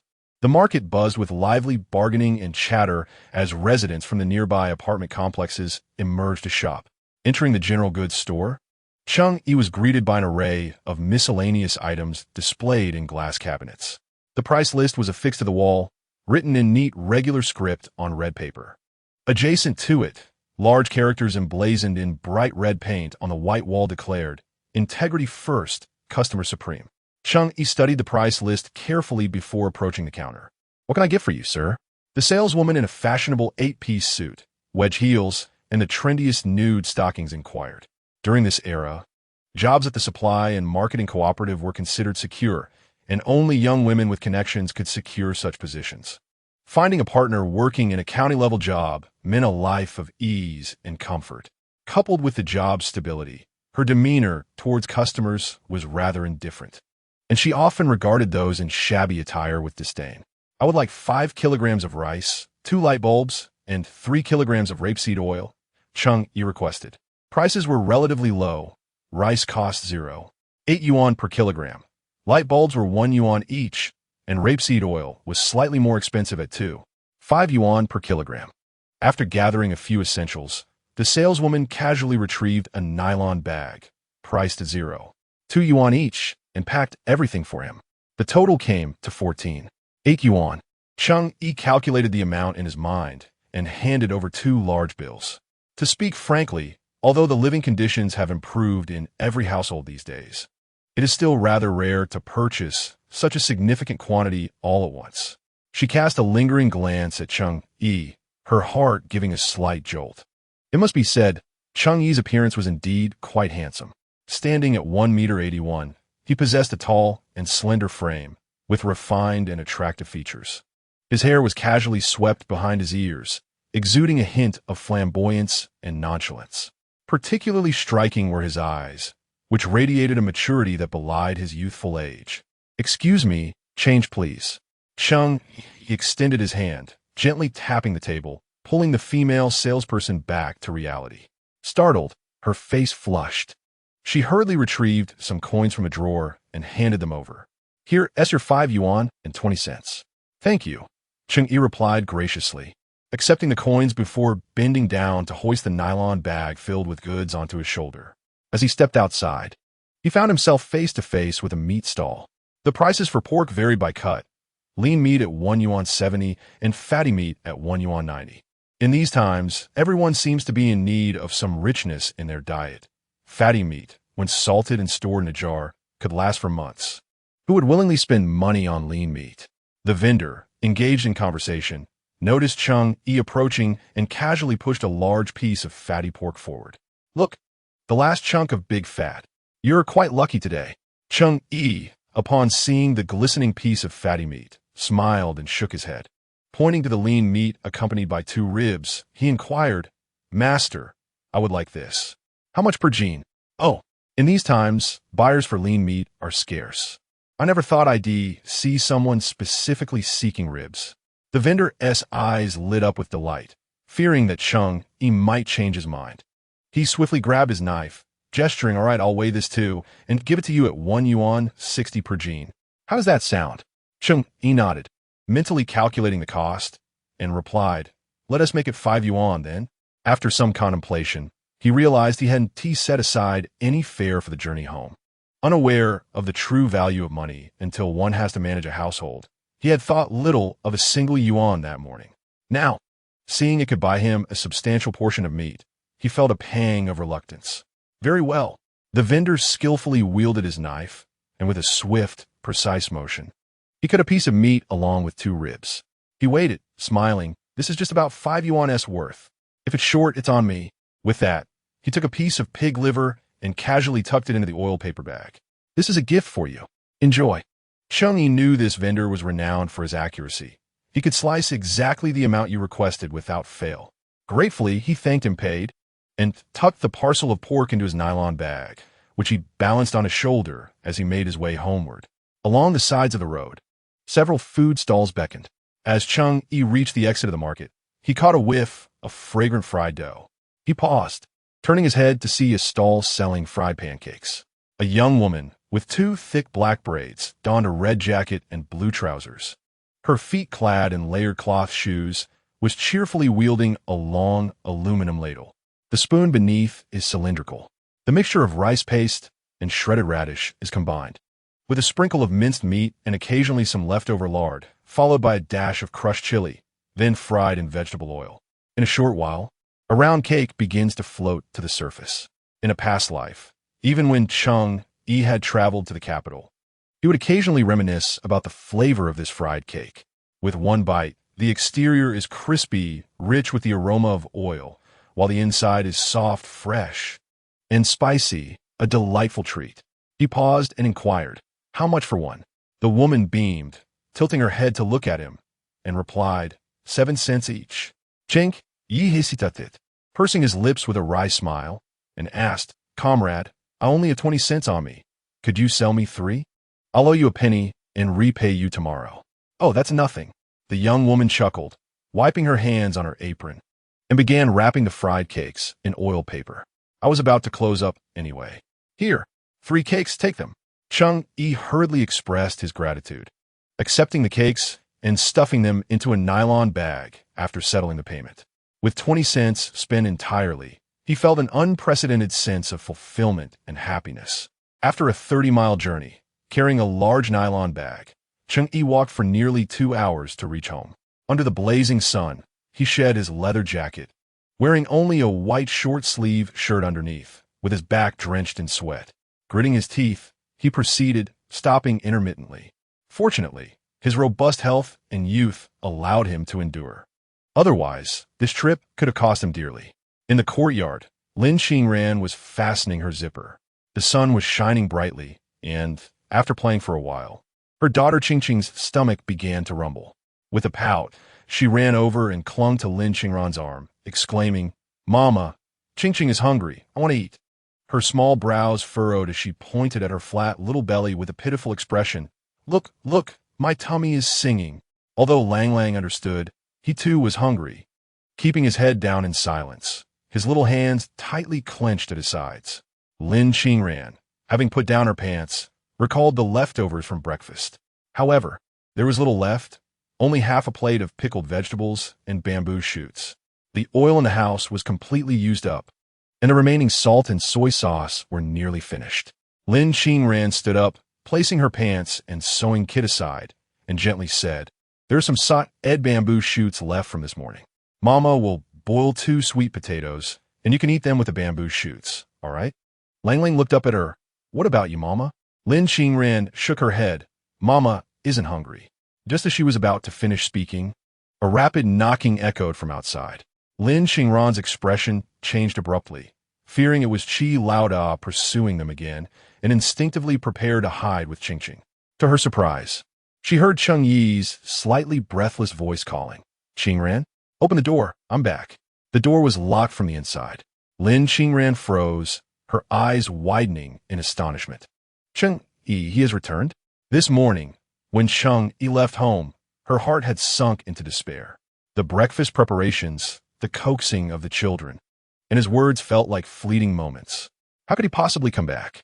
The debt of 600 yuan. He likely prepared one final breakfast before vanishing into thin air. Did he not? Yet now, astonishingly, he has returned. Lin Xingran stood in a daze until Qingqing tugged at her arm. "Mommy, it's Daddy. Daddy is back." The little one blinked her eyes, her face illuminated with joy. Lang Lang looked up at her and softly asked, "Mommy, should we let Daddy in? Lang Lang will protect you." Lin Xingran snapped back to reality, releasing her tightly clenched fists, inhaling deeply before nodding. Surely, things could not deteriorate further than they already had. She rose, approached the courtyard door, and unlatched it. Outside, a man stood clad in a damp short-sleeved shirt, exuding warmth. Upon noticing Lin Xingran had opened the door for him, Cheng Yi grinned widely, his eyes sparkling. "I'm back," he declared cheerfully, reminiscent of a husband returning home after a long absence, exuding familiarity and affection. Suddenly, Lin Qingran's heart felt as if it had been gently stirred by an unseen force. She pressed her lips together, inexplicably granting him passage. Cheng Yi stepped into the courtyard. Qing, upon seeing him, was overjoyed, her little legs running swiftly as she clutched a blade of foxtail grass, breathlessly dashing towards him. "Daddy!" Her voice was sweet and crisp as she reached Cheng Yi, arms outstretched for an embrace. "I missed you, Daddy. Hug me." Cheng Yi quickly set down the nylon bag, opening his arms to lift the little one into his embrace. Lang Lang trailed behind, pouting and muttering, "Lang Lang is a big kid now, I don't like hugs." Cheng Yi stifled a laugh, ruffling the boy's hair. "And can Lang Lang give Daddy a hug, just this once?" Since his rebirth, his son had consistently displayed a certain reluctance towards him. Though he was the younger sibling, he exhibited far more maturity than Qing, thus harboring greater resistance. Nevertheless, Cheng Yi remained unperturbed. He believed that as long as they were by his side, it was the greatest blessing heaven could bestow upon him. After speaking, Cheng Yi had not anticipated a response from the little one. To his surprise, the child, bashfully blushing, let his hands dangle by his sides, fiddling with the patched pants before reluctantly approaching. "All right then, just one hug, just a little one." Cheng Yi was taken aback, then burst into laughter. He quickly embraced both of his rediscovered children. As a gentle breeze swept through the small courtyard, warmth surged in his eyes, dispelling the fatigue that had enveloped him. "Oh, I brought you something to eat," he exclaimed, pointing to the nylon bag at his side. He opened it and retrieved the oil paper wrap parcel on top. Inside lay 3 fried pastries. Although they had cooled during his journey, they still exuded an enticing aroma as he produced them. The children, having never encountered such a delicacy before, gazed at Cheng Yi with eager anticipation. "Here, one for each of you," he said, smiling as he handed one to each. Qing and Lang Lang happily accepted, unable to contain their excitement as they took bites. "Wow, so delicious, so fragrant. Lang Lang loves it too." The 2 little ones were evidently overjoyed with their newfound treat. Cheng Yi gazed for a moment before turning to Lin Qingran. He displayed a gentle smile, offering the remaining oil paper in his hand. "There's one left. You should eat it first to ease your hunger. I will prepare the meal shortly." Lin Qingran was taken aback. In truth, ever since Cheng Yi had entered, she had been enveloped in shock. Children possess the purest, yet most sensitive hearts. Cheng Yi had returned before, feigning kindness to the children, presumably hoping they would care for him in his old age. However, Qing had always shied away from him, often bursting into tears at the slightest provocation. Yet now, since yesterday, his demeanor towards the 2 children had transformed remarkably. And what astonished Lin Qingran the most was that even the children had begun to grow fond of him. He no longer merely uttered sweet nothings. He cooked, held the children, and even bought fried pancakes. Lin Qingran stood in a daze, accepting the oil paper wrapper, before she could fully comprehend the situation. Cheng Yi pulled out a plethora of items from the nylon bag: pork, fine grains, cooking oil, and even a small packet of colorful candy. Lin Qingran's gaze fell upon the array, her pupils narrowing slightly. He was half squatting on the ground, and she could see the red marks on his shoulder from the heavy nylon bag. His jeans and leather shoes were caked with mud. It was worth noting that this outfit was his prized possession. A pair of leather shoes cost 100 yuan, procured through connections from the provincial capital. On the day he bought them, Lang Lang had curiously touched them, only to be scolded harshly when dirt stuck to his hands. Since then, he had only worn them on important occasions and diligently cleaned them upon returning, applying shoe polish, forbidding anyone from touching them. Yet now, those shoes were sullied beyond recognition. As if everything had changed, a thought suddenly surged in Lin Qingran's mind. She fixed her gaze on Cheng Yi and asked, "Did you walk back?" Cheng Yi did not conceal the truth. He nodded, casually placing the pork into a basin filled with water. "Yes, the fare is quite expensive. A yuan could buy nearly half a kilogram of pork, so I couldn't bring myself to spend it. I thought it would be better to buy more food for the children, which is why I walked back." Chapter 8. Singing for Lin Qingran. She blushed upon finishing his sentence. He looked up at Lin Qingran with a broad smile, treating it as a form of physical exercise. In that instant, Lin Qingran's heart felt as if it had been gently plucked by something unseen. She stared at the fried pancake in her hand, then at Cheng Yi, and eventually offered it to him. I'm not hungry. You should eat. Ultimately, she could not bring herself to be cruel. This man was someone she had once devoted herself to with all her love. Even though the mask had been torn away, leaving behind only a bloodied wreck, she still experienced fleeting moments of tenderness and reluctance. She had once clung to hope, but alas, she had ultimately endured to the point of emotional desolation. Cheng Yi did not accept her offering. He shook his head, weighing the meat in his hand, and smiled. No, I've already eaten. I'll save room for the meat. You should have it. Lin Qingran fell into a moment of silence before carefully wrapping the oiled paper, intending to leave it for Qing and Lang. As she approached to lend a hand, her gaze fell upon a heap of items strewn across the floor, igniting a flicker of doubt within her. Such a mountain of possessions must have cost a considerable sum, she pondered. Where could Cheng Yi have procured the money? Did he perhaps resort to borrowing from loan sharks once more? A chill coursed through her heart at the thought. Her complexion paled slightly, fists clenched tightly, nails digging in her palms, the pain serving as a tether to her fleeting sanity. For now, Qing and Lang were still present. She could not question him in front of the children. Lang, take your sister to play under the eaves. The sun will darken your skin. She managed a strained smile. Addressing the two children, Lang nodded obediently, leading Qing away with haste. Meanwhile, Cheng Yi was already washing rice and preparing to cook. Qingran, I don't know how to cook in a clay pot, so I must trouble you again, he turned with a grin. A wave of coldness washed over Lin Qingran as she stared at him, a palpable chill enveloping her. Indeed, how easy was it for one to change? How could she have forgotten how Cheng Yi had deceived her time and again, plunging her into the depths of despair? Silently, Lin Qingran sat before the hearth, striking a match, igniting the fire, yet her eyes gradually grew colder. Cheng Yi was no fool. He could discern her unease with a mere glance. He speculated in silence, smiling as he sliced the pork, glancing back at her. I went to the county today to look for work, he said softly. I've secured a position as a resident singer at the Golden Phoenix Karaoke Hall, though it may not hold the same prestige as those with stable jobs. It pays well, 80 yuan per night. The money was advanced by the owner, and I've spent 20. Resident singer? Lin Qingran halted her movements. She then lifted her gaze coldly to meet his, asking, since when could you sing? Cheng Yi, can you not fabricate a more credible excuse? With those words, her eyes began to glisten with unshed tears before he could respond. Cheng Yi, whether this money was stolen or earned through nefarious means, I and the children cannot assist you in repaying it. Each word was imbued with a chilling detachment, conveying an unspeakable despair. Cheng Yi felt a pang in his heart. He regarded Lin Qingran, contemplating and resolved to explain with unvarnished honesty. Gently, I shall leave you. Please wipe away the tears from your eyes. In the next moment, a raspy yet magnetic voice filled the air, the melody enchanting. It was a song by Qing, released in an album in 1987, which had quickly become a sensation. Deeply emotional and fervently passionate. Within the confines of the small kitchen, smoke wafted gracefully.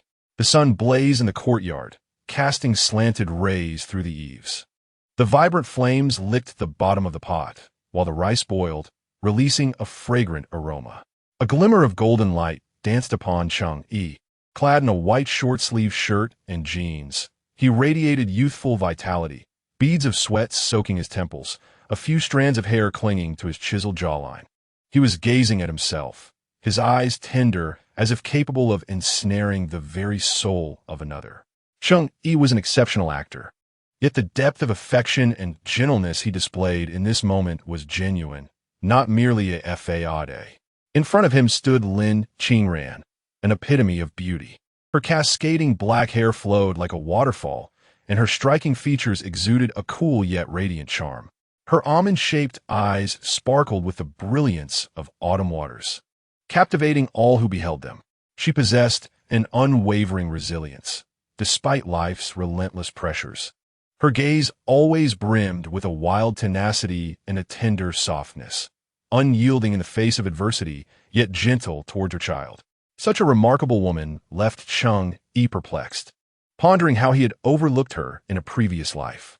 At that moment, perhaps in winter, as the echoes of their conversation faded, Cheng Yi smiled softly at Lin Qingran and assured her, "I truly did not deceive you." Lin Qingran, taken aback, realized she had been entranced by his words, as if caught in an act, and quickly lowered her gaze. Cheng Yi noted the sudden flush that adorned her cheeks, a rosy hue that spread to her earlobes, inexplicably lifting his spirits. Winter was lovely, yet he mused that he preferred spring. After a brief interlude, he sliced the meat, heated oil in the pan, and as it crackled to life, he unexpectedly muttered to himself.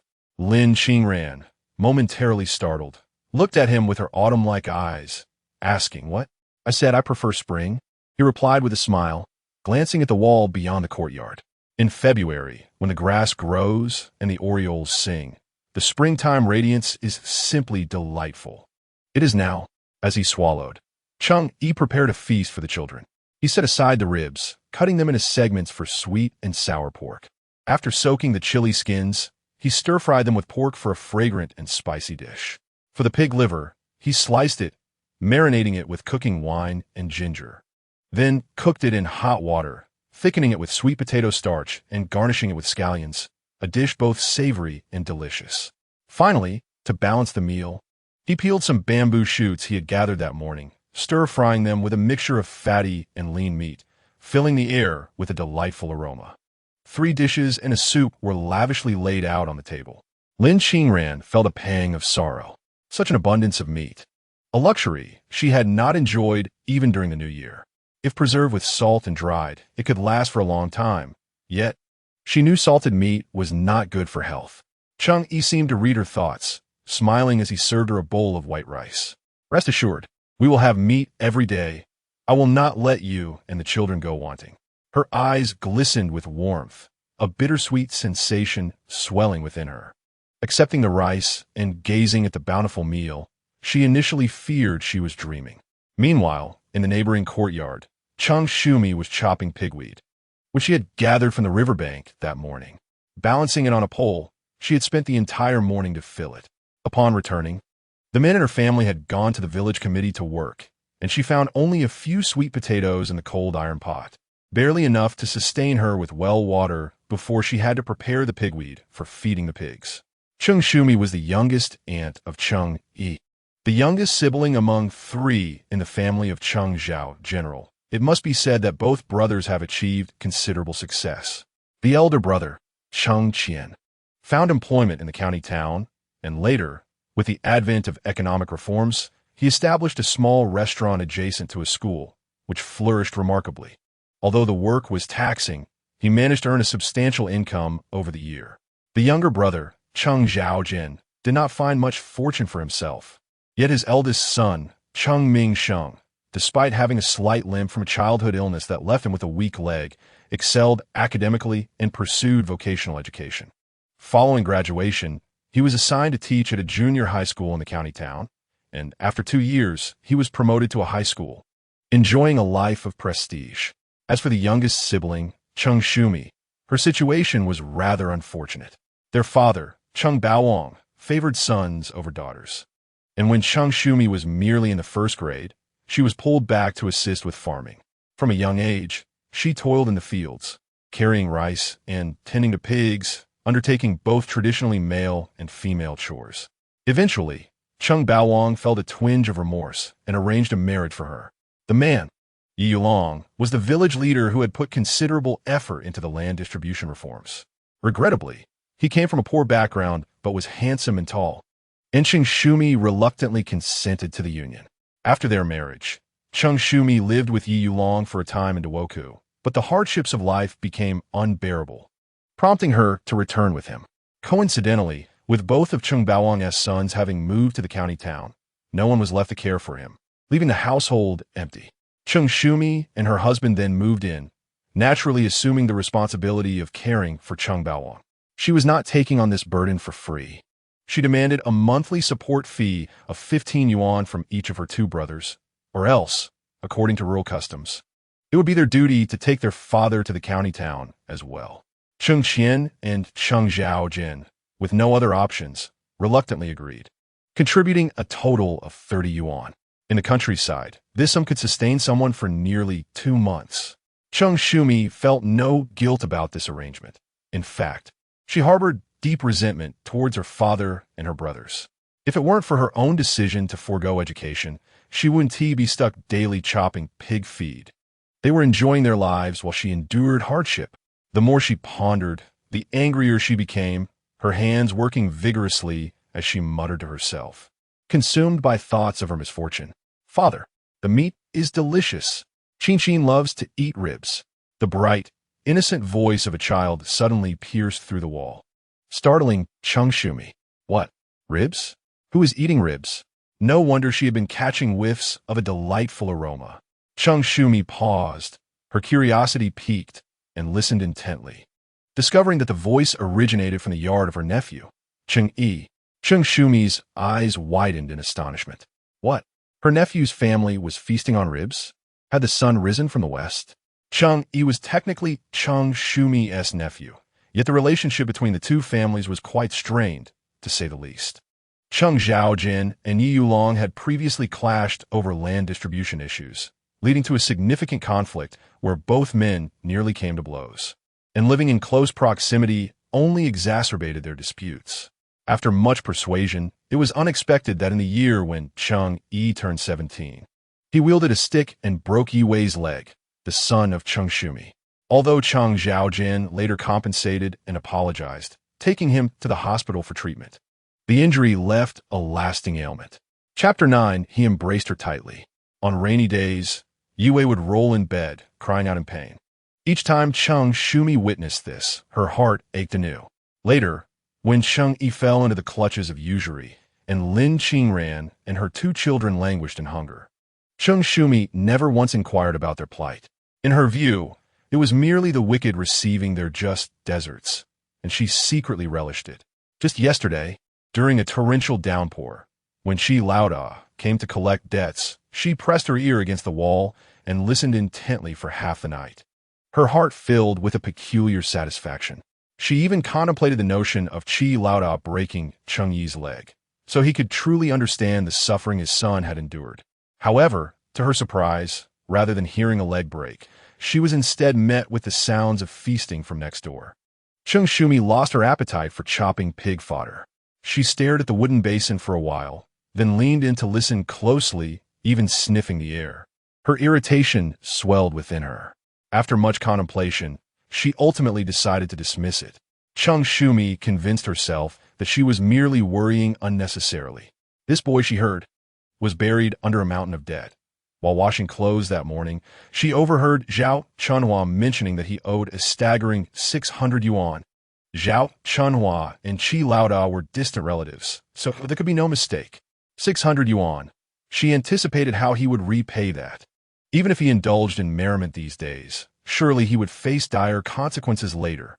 With this thought, Cheng Yi felt her spirits lift once more as she energetically chopped the pig fodder. When the pig was sold at year's end, she would save some money to send to her son Yi Wei, insisting that he must not fare worse than others. Meanwhile, an hour later, Ching, having eaten her fill, contentedly rose from the table. Burp. The sound of her hearty belch reddened her cheeks with embarrassment. She shyly covered her face, peeking through her fingers at Cheng Yi and Lin Qingran. Oh no, she thought, don't let Daddy laugh. Don't let Mommy laugh. Cheng Yi quickly covered his mouth to stifle a laugh, assuring her, all right, Daddy won't laugh. Lin Qingran tidied the dishes, carefully placing the leftover food in the cupboard and covering it to prevent rodent theft before coming over to wipe her hands. She said to the 2 of them, after you've eaten, go take a nap. I'll call you later. Okay. Ching and Lang chorused, their eyes sparkling with joy as they greeted Cheng Yi before hastening off to their room for a nap. A good sleep after a meal would conserve their energy and promote growth. Seeing Cheng Yi approach to help with the dishes, Lin Qingran pursed her lips and glanced at him. You should rest for a while, she said. I can handle the dishes. Cheng Yi nodded, not wishing to argue. He was weary from the journey, and with the clock striking 3:30, he needed to seize the moment to rest before departing for the county at 4 o'clock. This time, he traveled light without burdens, which was a relief. They'll take a nap in the hall. Thank you for your hard work, he replied. After Cheng Yi finished speaking, he casually found a chair in the hall, lay down, and fell asleep.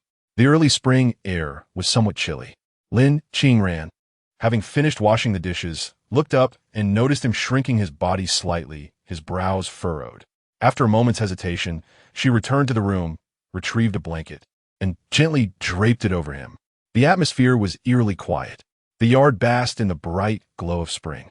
Inside the room, the soft, tranquil sound of breathing contrasted sharply with Cheng Yi's heavy breaths, creating a strangely harmonious dissonance. She gazed at Cheng Yi, her brow knitted, lost in thought. Yet, in those fleeting minutes, Cheng Yi had entered a dream woven from two lives. A torrential downpour fell, darkness enveloping everything. He watched helplessly as Lin Qingran stubbornly led two children into the stormy night. Don't go. Cheng Yi's eyes blazed with urgency as he shouted, but his voice failed him, rendering him mute. Suddenly, the scene shifted.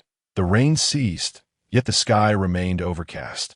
The wind, having swept through the rain-soaked mountains, brushed against his face with a coldness akin to a blade. Cheng Yi stood at the edge of a muddy torrent, confronted by a chaotic mix of mudslides and fallen trees strewn across the ground. The jagged stones lay scattered haphazardly. Not far away, Lin Qingran lay on the ground, cradling the serene and quiet child, Qian. The corpse, soaked and pale from the rain, was marred by broken branches, rendered unrecognizable. One hand clutched tightly on a lang, while the other remained in an embrace, protectively holding Qian close. In that instant, Cheng Yi felt as though he had plunged into a vast void, all sounds becoming indistinct. A wave of overwhelming panic washed over him. He trembled, his ears pounding like a war drum, causing his heart to ache with unbearable intensity. No, please no, he roared, shaking violently, jolting upright. Lin Qingran was startled by his sudden movement. Their eyes met, and she steadied the chaos in her gaze before asking, "What is wrong? Are you?" But Cheng Yi remained disoriented. His eyes were frighteningly bloodshot, his mind consumed by the haunting image of her lying on the ground. Seeing Lin Qingran alive before him, he could scarcely contain himself. He bit down on his lip, wordlessly grasped her arm, and pulled her fiercely toward him. Cheng Yi? She gasped, startled, only to be enveloped in his embrace the next moment. So warm. Cheng Yi's embrace radiated heat. He held her tightly, as though exerting every ounce of strength, squeezing her bones painfully. "As long as you're here," he murmured, his voice trembling, repeating the words like a mantra. Lin Qingran was taken aback. She could hardly recall the last time they had shared such an embrace. Their marriage had been arranged by their parents, and to put it bluntly, she had been given to Cheng Yi as a bride. It was only on their wedding day that she truly saw his face, youthful, handsome, and filled with vigor. He had once treated her with tenderness, yet their time together had been fleeting. Within merely 6 months, he became enamored with the idea of stardom. In a desperate pursuit to present gifts, she yearned to join the theater troupe as an actress. Once her own funds were exhausted, she resorted to using his, and eventually found herself borrowing from relatives and even turning to usury, leading to a chaotic existence. Lin Qingran's once fervent heart gradually turned cold. She had once harbored dreams of nurturing their home to flourish, but alas, in the end, she could not afford even a new outfit for her child for the new year. Between her and Cheng Yi, let alone embracing, even exchanging a few words had become a relic of years past. Now, enveloped in his embrace, the warmth of his chest and the slightly coarse stubble grazing her neck made her tense up in that fleeting moment. After a considerable pause, Cheng Yi finally regained his composure. He released her, gazing at her intently before softly murmuring, "Did I frighten you?" Lin Qingran lowered her head, her gaze flustered, her lips pressed into a straight line. "No." A gust of wind swept through, ruffling her loose strands of hair, her long, curled eyelashes, her strikingly contrasting eyes, and her flowing black locks. Cheng Yi glanced at the sky and rose, saying, "I should be on my way. The evening show won't conclude until 10 o'clock, and by then, there will likely be no transportation back. I'll be late walking home, so you should get the child to sleep first. Don't worry about me." Lin Qingran paused, muttering softly, Who would worry about you? How long had it been since he last slept at home? She ought to remind herself to leave the door open for him. Cheng Yi smiled lightly, choosing not to elaborate. He casually threw on his coat, and, after splashing his head with cold well water and hastily drying it, he stepped out. Behind him, Lin Qingran watched his retreating figure, her heart a tempest of confusion. At 6 o'clock in the evening, the Golden Phoenix Song Hall opened its doors. It was Friday, and, after a week of toil, the employees finally found time to enjoy songs and dances at the hall. Yang Shouxian stood at the entrance, directing his staff to write promotional slogans. In these times, there was no electronic printing, everything was done by hand. A middle-aged man wielded red chalk, inscribing bold characters on a blackboard. Cantonese songs available today. Request a song. 10 yuan each, pronunciation guaranteed to be authentic. Additionally, newly arrived snacks, sunflower seeds, peanuts, beer, and preserved plums. As people gradually purchased tickets and entered the hall, they glanced up at the blackboard, unable to resist a second look. Upon doing so, they were taken aback. Cantonese songs? Was it for real? Was there truly someone capable of singing Cantonese songs? Would it be authentic or not? If the pronunciation was awkward, they would rather listen to a recording. Indeed, Cantonese was notoriously difficult. Recently, when Leslie Chung released a new song, it took me over half a month to grasp it. I adore Cantonese songs. Where did this singer come from? Why wasn't T.I. informed? The crowd erupted into a lively commotion. Yang Shouxian, with a beaming smile, puffed on a cigarette, teasingly said, "He's a young newcomer. You'll know if his Cantonese is authentic once you hear him. If it's not pleasing, you can always disrupt the performance later."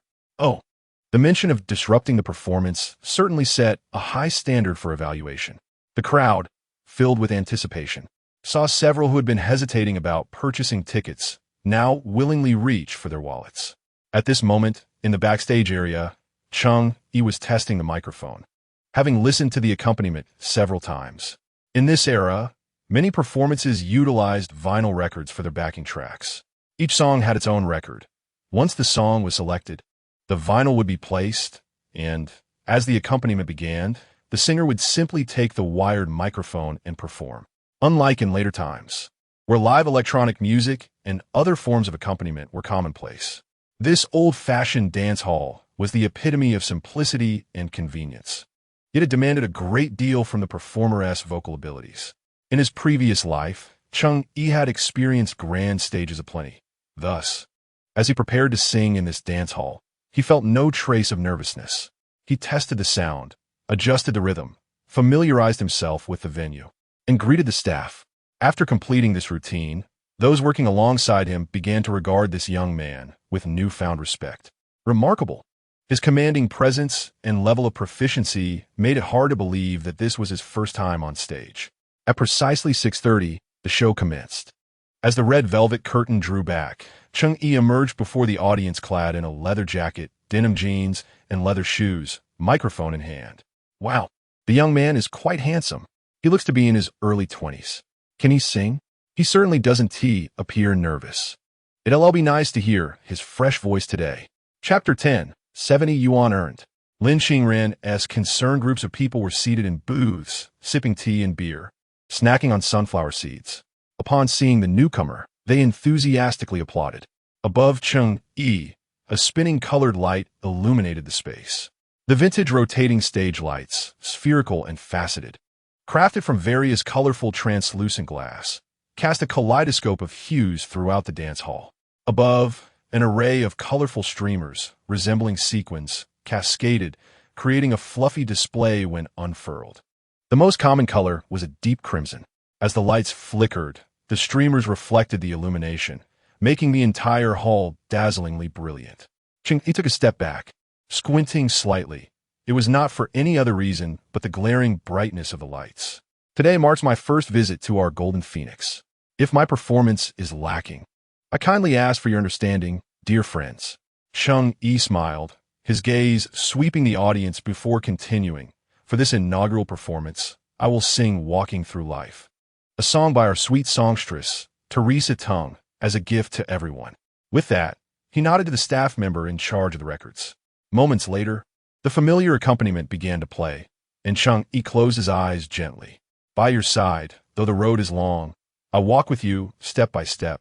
Past the peaks. This song, released by Teresa Tung in 1983, showcased her beauty and sweet, melodious voice, transforming it into a classic. Cheng Yi's voice, slightly husky, possessed a unique strength and depth when his breath was steady. Having been reborn, his vocal quality was significantly brighter than it had been at over 40 in his previous life, captivating all who listened.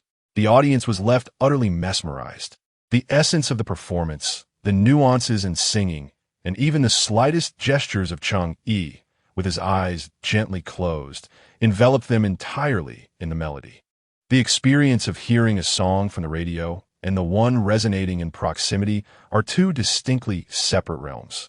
As the final notes faded, thunderous applause erupted from the audience.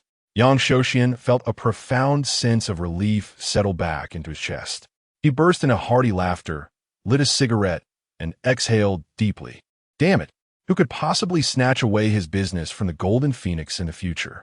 The 3.5 hours were not spent in continuous singing. Otherwise, his voice would surely have been ruined. Cheng Yi typically sang 3 songs and then took a 15-minute respite, sipping warm water and soothing his throat with lozenges before performing songs requested by guests.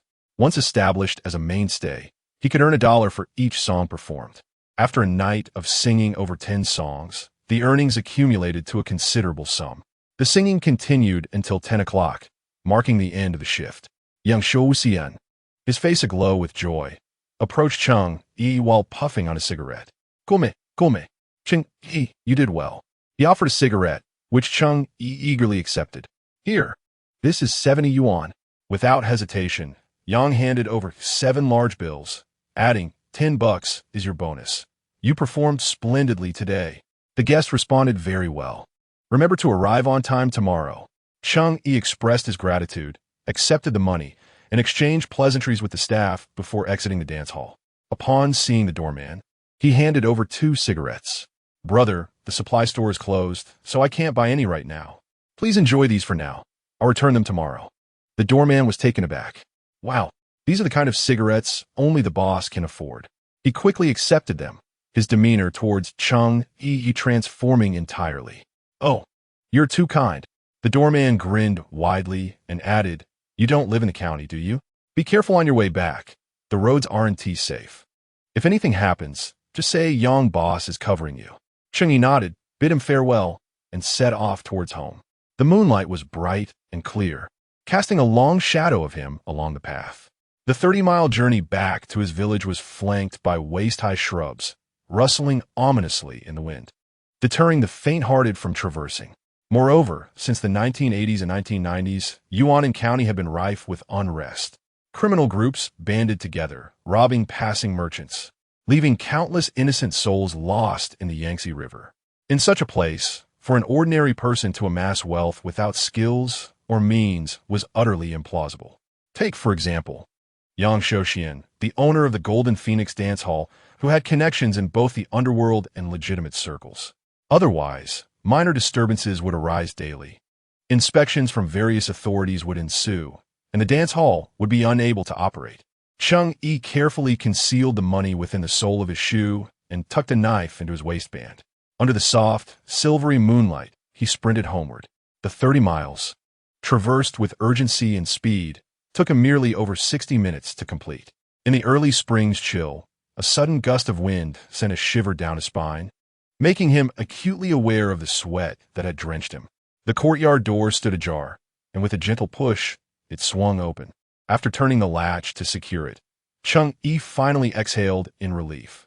He made his way to the kitchen, poured himself a bowl of water, and after a moment's respite, found himself once again drenched in perspiration, feeling uncomfortable and sticky. Resolutely, he stripped off his clothes and stepped into the courtyard, drawing up water from the well to refresh himself. Despite the cold of early spring, Cheng Yi remained oblivious to the chill. After a day of relentless toil, he felt utterly exhausted, yet the fervor in his heart burned ever more intensely. He had returned to the year 1990, to the pivotal moment of his life. And this time, he chose an entirely different path. As the cold water cascaded over him, His thoughts grew increasingly lucid. In his previous life, he had received a Lifetime Achievement Award, having garnered accolades as an esteemed actor. The naivety of his youth had been thoroughly cleansed after his journey through the sordid entertainment industry. Dreams? Glorious appearances? Mere facades. In that realm, where material desires reigned supreme, capital alone was the sovereign ruler. Even as a celebrated leading man in his past life, he remained but a mere plaything in the hands of capital. Now reborn, he stood at the precipice of 1990, amidst the swirling tides of commerce. In just 2 years, Deng Xiaoping's southern tour would herald the dawn of economic reform. Countless elite seized the opportunities, navigating the tumultuous waters of commerce to emerge as formidable tycoons. The following year would witness the founding of Waha, and Vank would go public in the subsequent year, while real estate began its ascendancy, granting many magnates their first fortunes. Cheng Yi understood the wisdom of moderation.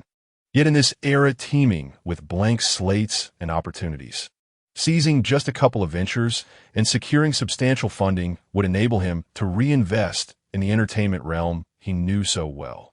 He refused to remain a mere pawn of capital. He, Cheng Yi, aspired to become capital itself. At that moment, inside the room, Lin Qingran turned over and opened her eyes. The moonlight poured in through the window, casting a soft glow as she quietly covered Qingqing with a blanket. The two little ones lay sprawled in slumber, with Longlong's tiny feet resting on Qingqing's small belly, while the latter slept soundly, her cherubic face squished into an adorable little pancake. They must have been well fed before bedtime, for they slept particularly soundly that night. Lin Qingran glanced out the window, suddenly hearing faint sounds, footsteps, and the splashing of water. Was Cheng Yi back? In truth, she had tossed and turned throughout the night, his face inexplicably surfacing in her mind. His gentle demeanor, the songs he sang, and the blissful, contented smile he wore while holding the child. All of it left her questioning the reality of it. Was it all genuine or merely a performance? Her mind was a tangled mess as she furrowed her brows, turned over, and ultimately found sleep elusive. She donned a robe and made her way toward the door. As the door creaked open, the aged wooden door produced an unsettling sound that echoed through the tranquil night. Cheng Yi, who was in the midst of pouring water over himself, instinctively turned his gaze. Their eyes met, and they both paused in surprise. At that moment, Cheng Yi was completely undressed, save for a pair of shorts. The physique of the young man was adorned with a delicate layer of muscle, robust and agile, reminiscent of a sleek leopard. Yet, his eyes held a gentle warmth. As he looked towards Lin Qingran, the moonlight added a touch of tenderness to his gaze. "Qingran?" he asked with a smile. "Why are you up? Did the noise disturb your rest?" Lin Qingran hesitated. Before her, Cheng Yi appeared transformed. Even during the early days of their relationship, he had never spoken to her with such softness. He was obstinate and patriarchal, relishing in his possessiveness. Not only did he refuse to cook, but he wouldn't even bend down to pick up a fallen sock. Yet now, on this chilly, early spring night, he was not demanding that she rise to fetch water for him. Instead, he was outside bathing himself. Lin Qingran bit her lip and gathered her clothes closer. Hastening towards the kitchen, "Let me boil some hot water for you. It's cold, and you might catch a chill," she said, deliberately avoiding his gaze. Cheng Yi took a moment to collect himself. Was Lin Qingran genuinely concerned for him? A wave of happiness surged within him as he hastily dried himself with a towel and jogged after her into the kitchen. "There's no need to heat water. I'm already done washing. I ran back and am feeling quite warm. A quick rinse will help me sleep better." He gestured towards himself. "Look at me. I'm quite fit. I'm not cold at all." His words held truth. The chill was only in the initial buckets of water. Once he endured that, it was manageable. Seeing him grin widely, Lin Qingran was about to urge him to dress quickly when her gaze fell upon the myriad of red marks on his palm. They were from the thorns he had encountered while gathering bamboo shoots that morning. "Change your clothes as soon as you're done," she murmured, then hesitated before awkwardly adding, "Come to my room afterward, but be gentle. Don't wake the baby." Cheng Yi was taken aback. He certainly didn't misconstrue her invitation. In truth, since Lin Qingran had become pregnant, Cheng Yi had become increasingly ambitious, and their intimacy had ceased entirely. Although Lin Qingran appeared gentle, she was, in fact, quite stubborn. Once, when Cheng Yi returned home drunk and insisted on intimacy, it only ended in the baby crying and Lin Qingran, with tears in her eyes and scissors in hand, nearly harmed him in her fury. Since that incident, their relationship had further deteriorated, and Cheng Yi had chosen to retreat to another room for sleep. Now, although Lin Qingran had shown concern for him, it had only been one day. How could she possibly have a sudden change of heart towards him? Cheng Yi did not dwell on it for long and nodded in agreement. He returned to his room, retrieved a sea blue sweater from an old willowwood trunk, paired it with a pair of black straight-leg trousers, and finally slipped on some cloth shoes before heading to Lin Qingran's room. He knocked politely on the door.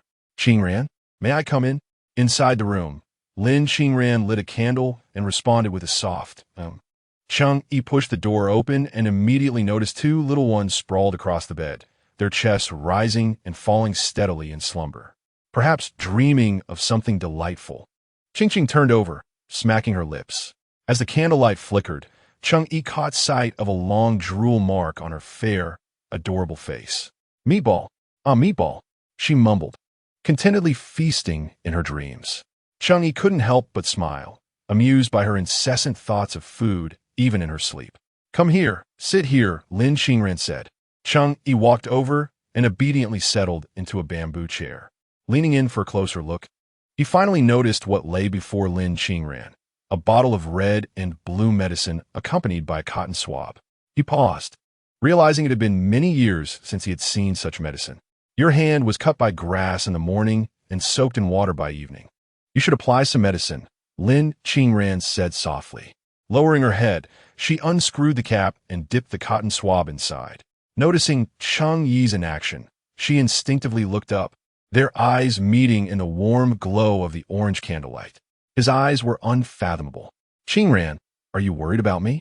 Cheng Yi asked, pressing his lips together and smiling gently. Lin Qingran felt as if her thoughts had been laid bare, a blush rising to her cheeks. She quickly averted her gaze, picked up the cotton swab, and stirred in the medicine, murmuring defensively, "Who's concerned about you? It's just that you were a good father today." She paused, turning her attention to the peacefully sleeping Qing and Lang. In the next moment, summoning her courage, she earnestly looked up at Cheng Yi. "Cheng Yi, I do not care what you intend to do, whether you have truly changed or are merely pretending. I only hope that you do not harm the children." Her voice tightened, barely concealing the impending sobs. She had been deceived too many times. The birth of the twins had nearly cost her life, and although she had managed to bring them into the world, her milk supply was insufficient. She had secretly saved 20 yuan to ask Cheng Yi to buy some chickens to stew for nourishment. Yet he had turned around and spent on a pair of jeans, claiming he wanted to look presentable, as everyone in the drama troupe dressed that way. When Qing and Lang were 7 months old, they fell ill with a fever, vomiting and experiencing diarrhea. She had cried and begged the village doctor to treat the children, borrowing 10 yuan from her family to buy food for them. Unfortunately, Cheng Yi discovered this and, through coaxing and deceit, stole the 10 yuan to buy himself a pair of sunglasses, insisting that he needed to fit in with those he played with. There were far too many instances like this. She once possessed a heart that burned with fervor and life. However, it was this very man before her who took a knife and plunged it deep, leaving her bleeding profusely. Can a single day truly signify anything? Tears cascaded down Lin Qingran's face, landing on Cheng Yi's lap, seeping through his trousers and sending a jolt to his heart. "Qingran?"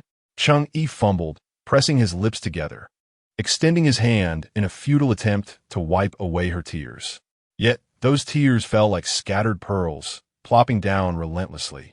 Women are indeed peculiar beings. When Cheng Yi scolded and berated her, she did not weep.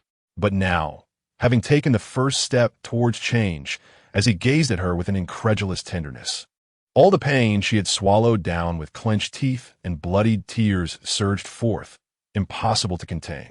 Cheng Yi, at a loss, gently patted her shoulder, saying, "Please don't cry. Qingran, I truly wish to do nothing but make amends for you and the child. I have been a scoundrel, causing you immense sorrow, and I also owe an apology to Qing. You may hit me, curse me, or despise me. It matters not. I only wish to prove myself through actions, that I am genuinely on the right path now. Cheng Yi spoke rapidly, his hands unknowingly clasping Lin Qingran's shoulders. At last, she lifted her head. Her eyes were red. Her nose, too, and her delicate, fair face bore a rosy hue, with two glistening tears perched on her nose, looking both pitiful and endearing. Cheng Yi's heart trembled in response. As she scrutinized him, he felt an overwhelming urge to lay bare his heart and prove himself. He extended his hand. After a long pause, she finally exhaled. Cheng Yi quickly complied, revealing the formerly crimson wound that had turned pale after being soaked, the skin curling up, appearing even more alarming. It doesn't hurt at all. In an effort to ease Lin Qingran's worries, Cheng Yi smiled broadly, even clenching his fist and squeezing a couple of times, saying, "See, I'm a man, tough-skinned and resilient. I'll be fine by tomorrow." Lin Qingran, exasperated, playfully slapped him. "Can't you be a bit more honest?" Her voice, a mix of reproach and playful charm, surprised even herself after having just wept. Cheng Yi posed, his eyes suddenly gleaming, the candlelight reflecting a flicker of something inexplicable. Lin Qingran sensed the intensity of his gaze and felt a gentle quiver within her. Cheng Yi obediently extended his hand. In the next moment, the cotton swab dipped in medicinal liquid, carrying a hint of night's chill, brushed against his wound. To claim it did not hurt would be a falsehood. Especially after a long day's toil, he could momentarily forget the pain while busy, but now, in the stillness of night, as the cool medicine touched his skin, he became acutely aware of the discomfort. He could endure it, yet he did not wish to, particularly in front of Lin Qingran. A touch of vulnerability could yield a more profound effect. Cheng Yi's gaze darkened, fixating on her. He murmured, "Qingran, it stings a bit." Lin Qingran blinked in surprise. She had been so gentle. "I shall be even lighter." She spoke, and after finishing, picked up a cotton swab and gently applied a layer of ointment. At that moment, from Cheng Yi's perspective, she was bowing her head, her wispy hair fluttering, and her long eyelashes casting a playful shadow in the candlelight. She puffed her cheeks, blew on it, and looked up at him. "Does it still hurt?" Cheng Yi felt his heart soften. "Not anymore," he replied with a smile. "With a wife to blow on it, the pain dissipates." Lin Qingran, flustered, turned her head aside, hurriedly tidying up her belongings, her ears flushed with a rosy hue. The next day, early in the morning, Cheng Yi rose with the dawn. He had slept soundly through the night, though his dreams were still entwined with memories of 2 lifetimes. Yet more vividly were the tender expressions Lin Qingran wore while looking at him. Ah, having a wife is truly wonderful. In his previous life, he lived in guilt and confusion, and by the age of 50, had not yet married. Every time he closed his eyes, he was haunted by the specters of 3 corpses, a torment akin to slow torture. But in this rebirth, they reappeared before him, vibrant and alive, smiling, angry, adorable. Even Lin Qingran, with her despondent demeanor and wary gaze, made his heart swell with sweetness.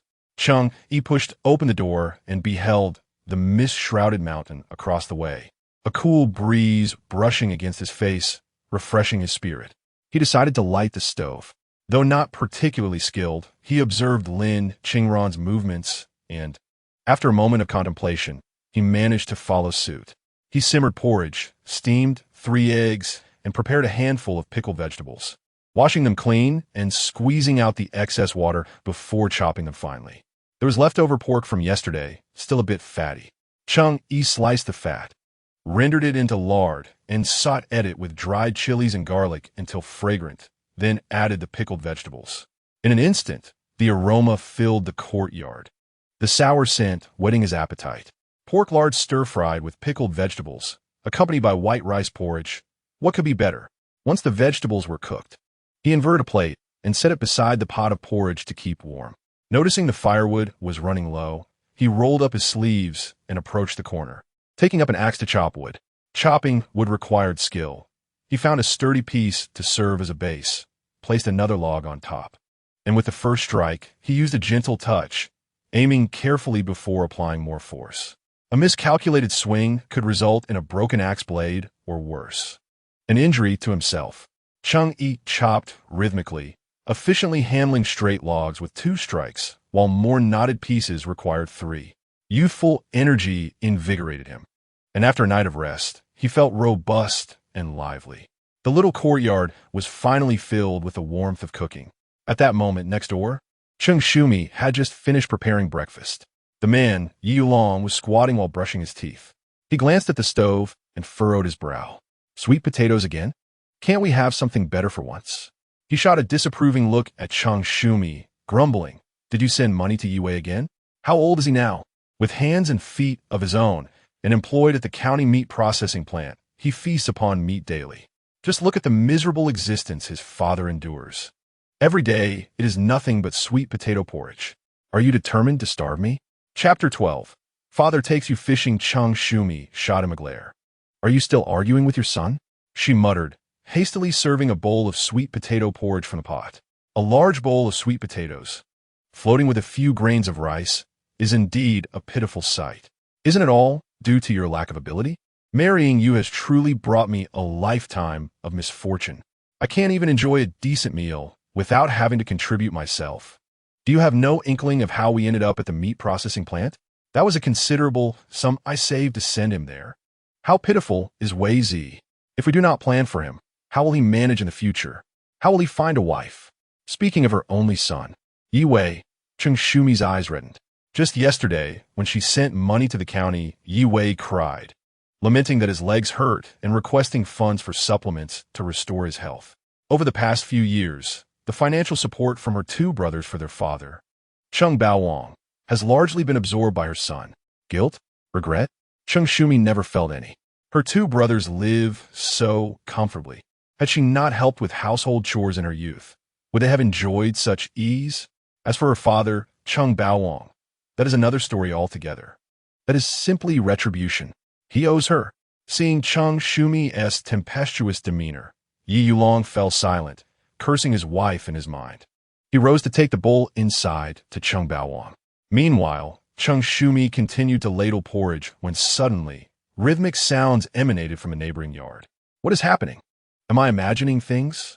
Cheng Yi paused, listening intently, and discerned that the sound originated from next door. Her scalp tingled as she hurried to the corner of the wall, pressing her ear against it to listen carefully.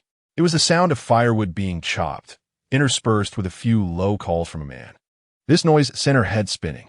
Who else could it be but Cheng Yi? He is actually chopping wood? Good heavens! This is more surprising than the sun rising in the west. Oh, Yulong! Yulong, come quickly! Cheng Yi turned and shouted towards Yi Yulong, who was slow to respond, her frustration mounting to the point where she nearly dragged him over. Yi Yulong replied, What is all the fuss about? What is the matter with you? He furrowed his brow, took a slow sip from his bowl of porridge, and ambled over, asking what was going on, as if she had discovered treasure. Cheng Yi glared at him. Listen to that sound. Treasure? If it were treasure, I would have hidden it away long ago. Yi Yulong, not taking her seriously, leaned against the wall to listen for a moment and finally understood. It was just the second son from next door chopping wood. What is the big deal about chopping wood? Yi Yulong prepared to leave with his bowl, but Cheng Yi, infuriated, slapped her leg and pulled at his sleeve, whispering fiercely, It's Cheng Yi, that rascal.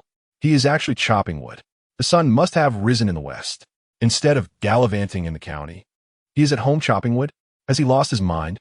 Yi Yulong finally realized what was happening, his eyes widening in astonishment. Indeed, over the years, the happenings in the neighboring courtyard had not escaped the notice of the village. Cheng Yi, that rascal, was always preoccupied with nonsensical pursuits, seemingly indifferent to the fact that his wife and children were on the verge of starvation. The village secretary had visited several times, employing both reprimands and coaxing, and eventually sought the aid of Yi Yulong's uncle, urging him to intervene. Yet, all efforts proved fruitless. Yi Yulong remained resentful over the incident when Cheng Yi had broken his own son's leg, deciding to dismiss the matter entirely. Who would have thought he would start chopping firewood? What could possibly be going on? Cheng Yi recalled the delightful aroma of meat she had caught a whiff of yesterday, her heart racing with anticipation. The sight of Cheng Yi seemingly embracing a more responsible life was more painful to her than death itself. Just yesterday, he had stolen bamboo shoots from Zhao Laoxi's home, an act witnessed by many, prompting Zhao Laoxi to chase him through the village. Yi Yulong muttered under his breath. Cheng Shumi, incensed, exclaimed, with money to eat meat, he still resorts to stealing bamboo shoots. That scoundrel is no good. Eating meat? Yi Yulong looked at her suspiciously. Is that true? Didn't he owe 600 yuan in usury? Where'd he find the money? How would I know? Cheng Shumi snapped back. Though her mind was already racing, pondering how best to relay this information to Zhao Laoxi. At 8 o'clock, the sun rose. Qingqing finally emerged from her slumber. The first thing she did upon waking was to look for her father. Daddy, she called, rubbing her eyes as she ambled toward Cheng Yi, her steps unsteady. Cheng Yi quickly set down his bowl, extending his arms to catch her. A hug. The little one cooed, and Cheng Yi bent down to lift her, gently wiping away the sleep from her eyes. Lang Lang followed closely behind, his little arms clasped behind his back, awkwardly swaying in front of Cheng Yi without uttering a word. Cheng Yi stifled a laugh, understanding the little one's shyness, and reached out to grasp Lang Lang's arm. Lang Lang, come here. Daddy wants to give you a hug, all right? Lang Lang glanced over, pouting, and reluctantly approached, opening his arms just a bit. Fine, just one. Cheng Yi laughed heartily, scooping him up as well. The fire in the stove had dwindled but still retained some warmth. The lid was lifted, revealing a pot of thick, aromatic rice porridge, with 3 round eggs bobbing inside. Catching the attention of the 2 little ones. Eggs. Porridge. It's white porridge. In reality, by the 1990s, many families were enjoying better lives, with some in Cheng Yi having built brick and tile houses. However, Cheng Yi's family remained truly impoverished. The 2 little ones had scarcely tasted refined grains since their births. Seeing their joyful expressions stirred a pang of sorrow in Cheng Yi's heart. He set them down and filled 2 large bowls with white porridge, adding an egg to each, placing them on the 8 immortals table. Before Cheng Yi could call them over, they eagerly sat down, their mouths agape. Meanwhile, Lin Qingran was busy fastening buttons and zippers. This was work assigned by Aunt Zhao, earning 2 pennies per pair of pants, and for the past few years, the entire family's livelihood had depended on it. Wife, come have breakfast, Cheng Yi called out with a smile. Lin Qingran glanced up and shook her head. Wait a moment, I'll finish putting on my trousers first. There's still 2 left, and I need to deliver them to Aunt Zhao to settle the payment. Her brow was furrowed, heavy with unspoken worries. Cheng Yi noticed her distress and approached, squatting down beside her, gazing intently. Are you concerned about that 600 yuan? Lin Qingran paused, for indeed, since yesterday morning, that 600 yuan had loomed over her like an insurmountable mountain, weighing heavily upon her heart. It felt like an overwhelming burden, one that sowed seeds of despair within her. Although Cheng Yi had begun to earn money, repaying 600 yuan within 3 days seemed utterly fanciful. Despite the despair that enveloped her, Lin Qingran had resolutely made up her mind. Life had only just begun to improve, akin to a faint glimmer of dawn breaking through the thick darkness of night. She contemplated the possibility of returning home to seek help, even if it meant enduring scorn and ridicule. For the sake of her 2 children, for the well-being of their family, she was willing to cast aside all semblance of dignity. Do not worry, Cheng Yi said, smiling as he patted her knee. He lowered his gaze to her fingertips, noting the thick calluses on her index finger and thumb, remnants of years spent sewing. They bore testament to her sacrifices for the family. You have done enough. Leave the rest to me. I will bring back that 600 yuan tomorrow evening. Trust me just this once, will you? Lin Qingran was momentarily taken aback. She looked into Cheng Yi's earnest eyes, and after a struggle of conflicting emotions, she hesitantly nodded, choosing for the first time to attempt to trust him. Perhaps this was not only a gift to him, but also an opportunity for herself to start anew. After breakfast, Cheng Yi spent some time playing outside with Qingqing and Lang Lang. He turned to look at the bamboo basket and said with a smile, "Shall I take you both to catch fish?" Catch fish? The 2 little ones, still quite young, had mostly played in their small courtyard. They had envied other children who, clad in open-crotch pants, ran around, mud-stained and carefree, following adults to the fields or to the river to catch little crabs. Hearing Cheng Yi's words, they were filled with excitement. Even Lang Lang, usually reticent, blinked with excitement at Cheng Yi. Can I go catch fish? Lang Lang exclaimed, rolling up his sleeves and rushing to find his small plastic jar, waving it in exhilaration. We can catch fish and put them inside. If we raise them, we can eat them. With enthusiasm ignited, Cheng Yi clapped his hands, stood up, and picked up the bamboo basket. Just as they were about to set off, Lin Qingran hurried over, clutching a cloth bag. I'll go too, she declared. I can deliver the finished trousers to Aunt Zhao. We'll pass by her house on the way to the river. As she spoke, her gaze shifted, avoiding direct eye contact with Cheng Yi. Cheng Yi was momentarily taken aback, but soon understood. So, she was worried that he might secretly take the children away to sell them. Lin Qingran indeed shared the same sentiment. Although she was currently willing to attempt to trust Cheng Yi, deep down, she harbored lingering doubts. Cheng Yi chose not to confront her directly, merely smiling as he said, "All right, let us secure the door." The family of 4 stepped outside and unexpectedly encountered Cheng Shumi, who was returning from gathering pig feed. Upon seeing Cheng Yi with the 2 children, her jaw nearly dropped in astonishment.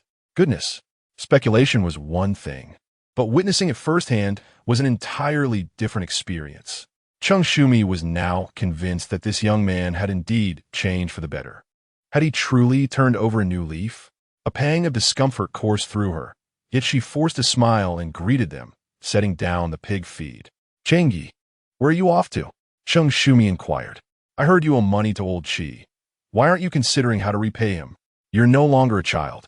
Surely you understand the gravity of the situation. Tomorrow is fast approaching. Have you devised a plan? Her concern was feigned. Cheng Yi merely smiled, pressing his lips together. Chapter 13. The first step to prosperity. He leisurely smiled at Cheng Shumi and replied, Aunt, I certainly have thought of a solution. Would you care to hear it? Cheng Shumi's eyes lit up. What? What solution? She was convinced that Cheng Yi must have discovered a way to earn money and was eager to hear about it. Remembering that he had inexplicably bought meat in recent days, her curiosity intensified. Leaning in closer, her eyes gleamed with excitement and curiosity as she fixed her gaze on Cheng Yi. Then, she heard him sigh, spreading his hands as he said, I, in my youth, was reckless and carefree, unaware that you all genuinely cared for me. Now, I understand that my elders have been worrying about me, and I truly appreciate your concern. Cheng Yi paused for effect, then looked at Cheng Shumi with anticipation. Aunt, I know you care for me the most. I am planning to go to the city to borrow money from my father, brother, and uncle. Since you live nearby and have my best interests at heart, could you lend me some money? I promise I will repay you first when I earn it. He declared this with utmost sincerity, raising 3 fingers in a solemn vow. Cheng Shumi's expression darkened momentarily. No wonder. This young man had indeed gone to the county town to borrow money. She had suspected as much. To think Cheng Yi would redeem himself. What a ridiculous notion. To squander borrowed money was utterly hopeless. Deep down, she wished he would experience the hardships her son had faced. How could she possibly lend him money? As these thoughts raced through her mind, she forced a laugh, turned her head, and pretended to respond to someone in her yard. Coming. I say, Father, why are you thirsty again? I'll be right there. With that, she hurriedly grabbed her shoulder pole and dustpan, rushed inside, and slammed the door shut, not sparing Cheng Yi a single glance. Cheng Yi, accustomed to such behavior, turned to the 2 children hiding behind him and smiled gently. Let us go. Only then did they continue their journey toward the riverbank. On the road, many people gazed at Cheng Yi, who was holding the hands of the children, with expressions of disbelief, murmuring amongst themselves as if they had stumbled upon some scandalous gossip. Cheng Yi paid them no mind. He held onto the hand of Ching, awaiting Lin Qingran to finish settling the wages, before leading the 3 of them across the verdant embankments, making their way directly to the riverbank. Though referred to as a river, it was actually a tributary of the Yangtze River, known locally as the Jiajiang. It was not wide, with depths only reaching up to the waist, and the water was lively, teeming with fish that were both fresh and delectable. The riverbank was adorned with vast expanses of reeds. As the reed flowers fluttered, they provided sustenance for a particularly exquisite species of fish known as the knife fish. In Chengjia village, this knife fish was affectionately referred to as reed flower fish. In later times, wild knife fish could fetch prices of 2 to 3,000 per pound. Yet in the present day Cheng Yi village, few were inclined to indulge in it. Although the reed flower fish boasted an abundance of bones and a delightful flavor, consuming it required considerable effort and time, which paled in comparison to the meaty, bone-free bass and perch. A mouthful of tender, garlic-infused meat was, of course, far more appealing, especially to the frugal farmers. Cheng Yi had grown up in the village, adept at catching fish and crabs alike. He rolled up his pant legs, took a basket in hand, and pointed towards a nearby stretch of shallow water, instructing Lin Qingran, "There are crabs beneath those stones. Take Qingqing and Liang Liang over there to play. Be cautious and avoid the deeper waters. I shall join you once I've caught some fish." Lin Qingran nodded and led the two little ones towards the riverbank, while Cheng Yi waded into the water. This area was a patch of reeds growing along the bank, not overly dense. The water was shallow, reaching just to his knees. He placed the basket in the water, scooped up some aquatic vegetation for concealment, and then broke off 2 stalks of reed, rhythmically striking the water. In this era, the situation was vastly different from that of later years. In the future, pollution and environmental degradation, coupled with overfishing, rendered the waters nearly devoid of fish.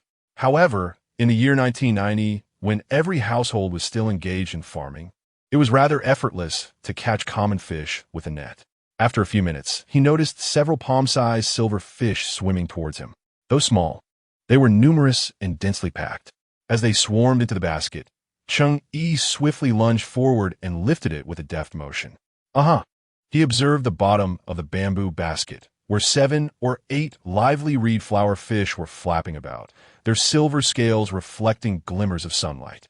Cheng Yi wiped the sweat from his brow, poured the reed flower fish into the wooden basin brought by Lin Qingran, and continued his fishing endeavors.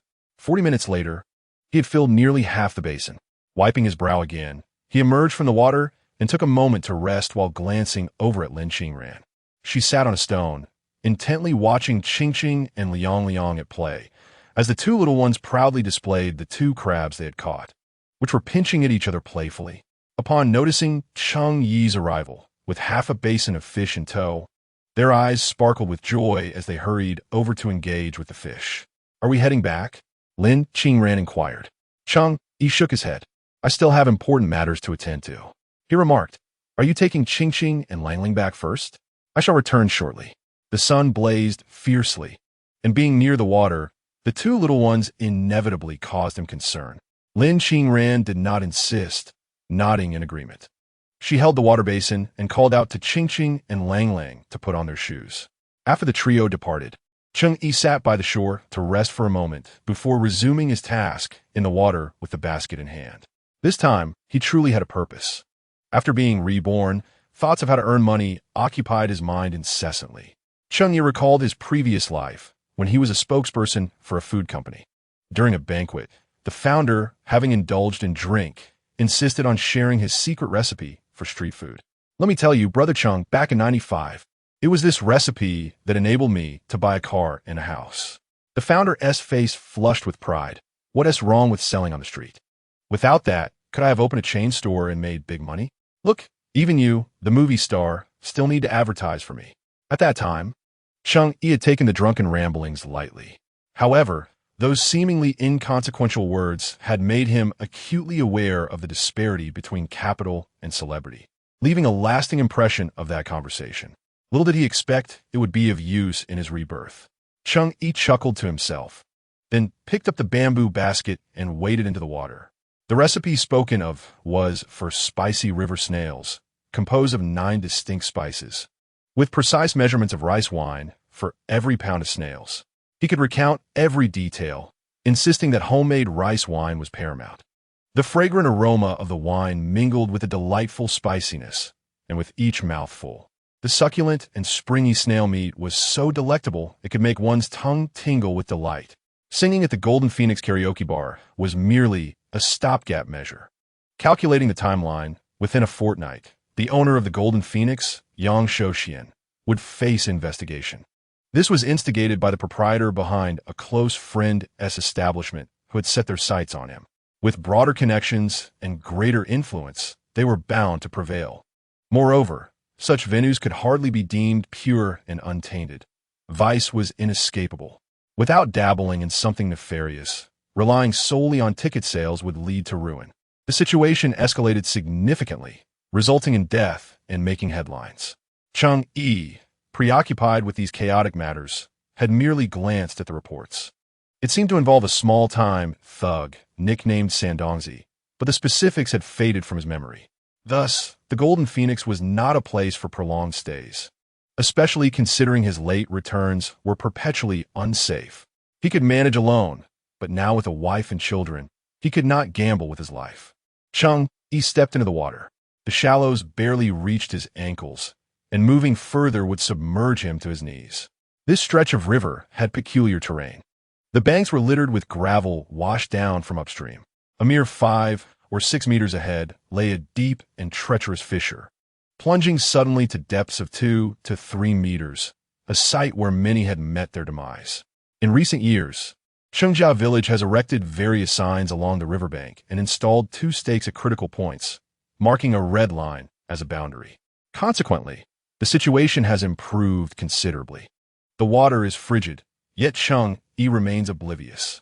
He lowers his gaze, his hands fumbling among the stones.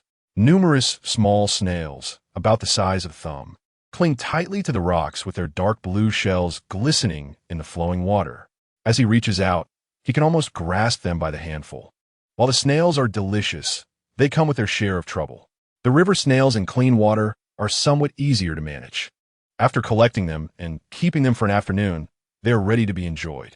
However, the rice paddy snails are much larger. Yet they are laden with mud and require a generous amount of cooking oil to be nurtured for a full day before they can be cooked. The tails must be removed, and a rich oil base must be prepared, ensuring that scallions, ginger, and garlic are not overlooked. Eating them requires a certain finesse. One must slurp and suck, allowing the savory broth to mingle with the tender meat before entering the mouth. For those unaccustomed to this delicacy, the process becomes even more laborious, necessitating the use of small bamboo stick to extract the meat slowly. This is indeed a time-consuming and labor-intensive endeavor for the hard-working farmers, which is why few venture to collect them for consumption, unless they find themselves with leisure time or have guests at home, prompting them to gather some for a delightful stir-fry. Before long, Cheng Yi had filled an entire half-basket with snails, an abundance indeed. He straightened his back, carefully rinsing the basket along with its contents in the water before making his way back to the shore. It was already past 1 o'clock. After preparing a meal and tending to the vegetable garden in front of his house, he would need to head to the county town for market day. As he carried the heavy bamboo basket home, he casually picked a few mushrooms along the way. Upon reaching the intersection, he encountered Lin Yaodong, who had just returned from the county town. One of his eyes was bruised and swollen, and his lip bore traces of blood, causing him to walk with a slight limp. Spotting Cheng Yi, he grinned widely, even managing a whistle despite his discomfort. Cheng Yi, he greeted cheerfully, leaning in to peek into the basket. "Oh, snails. What is this? Are you planning to take them back for a drink? You're quite inconsiderate. Why didn't you invite me if you have alcohol to enjoy?" Chapter 14. Would you like to share a bite? Among the villages in Erdu Wells, Cheng Yi and Lin Yaodong certainly held their own. Cheng Yi, perpetually lost in fanciful dreams, was often regarded as a subject of ridicule by most villagers. During mealtimes, he became a source of amusement, eliciting laughter from the crowd with tales of his escapades. Conversely, Lin Yaodong's reputation diverged sharply. At merely 19, he had already gained notoriety for his violent tendencies, having gotten into fights during his 3rd year of school, which led to a severe reprimanding from his father that resulted in him abandoning his studies. Since that moment, Lin Yaodong had transformed into a local bully, amassing a gang of followers who indulged in mischief alongside him. They engaged in theft, frequented video halls to watch illicit films, and caused general mayhem. Essentially, he had committed every petty crime imaginable. The villagers would scatter at the mere sight of him, as if confronted by a plague. As for Cheng Yi, he had come to know Lin Yaodong in the county town. In the village of Chengjia, when Lin Yaodong found himself pursued and beaten in the county town, Cheng Yi extended a helping hand. Consequently, every time Lin encountered Cheng Yi, he became unusually talkative. With a playful nudge, he would respectfully call him Cheng Yi. Their relationship was neither too distant nor too close, but it was certainly familiar. Another fight, I see. Cheng Yi glanced sideways at Lin Yaodong, taking in his skinny frame, resembling a mere stick. You're nearly 20 now, aren't you? Have you given up on marrying? Lin Yaodong retorted, if you can marry, why can't I? He mumbled under his breath, sensing that Cheng Yi seemed poised to lecture him. He quickly waved his hand, signaling his desire to leave. Boring. Cheng Yi, why have you become so dull these past few days? As he rambled on, Cheng Yi was preparing to depart, when suddenly he heard Cheng Yi cheerfully call out from behind. Do you want to make some money? Lin Yaodong paused mid-step, slowing down. I'm not trying to scam you. I genuinely have money for you. Look, Cheng Yi said with a grin. Lin Yaodong's eyes widened in astonishment as he turned to Cheng Yi, who was indeed pulling out a large banknote from his pocket. Goodness. Although Lin had engaged in petty theft over the years, it was mostly trivial, stealing small items or scrap metal. He had never encountered such a substantial banknote before. Rubbing his hands together, he grinned widely and bounded over to Cheng Yi, fixated on the bill, his eyes sparkling with excitement. Brother, have you struck it rich? You are thinking of me in such good fortune. You truly are my brother, he exclaimed, reaching out to grab it, but Cheng Yi was quicker, swiftly tucking it back into his pocket. If you want to earn money, listen to what I have to say. You can't just snatch it away. Cheng Yi chuckled, carrying a basket as he walked ahead. Lin Yaodong hurried to keep up, his face brimming with impatience. Do you see these snails?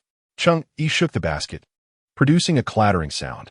Lin Yaodong leaned down to look, and lo and behold, the basket was filled to the brim with thumb-sized dark green snails. He recognized them well. They're delicious, but they require effort. So, Cheng Yi, do you like them? Cheng Yi nodded in affirmation.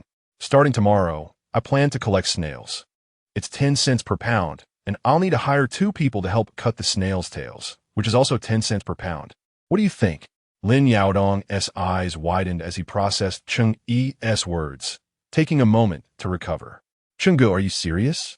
He pointed at the snails in the basket, raising a finger and exclaiming, 10 cents per pound? And the same for cutting tails? To be honest, Lin Yaodong was in dire need of money. As the middle child among 3 brothers, he received the least affection.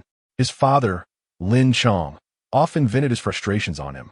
Fearing punishment at home, Lin Yaodong chose to venture out.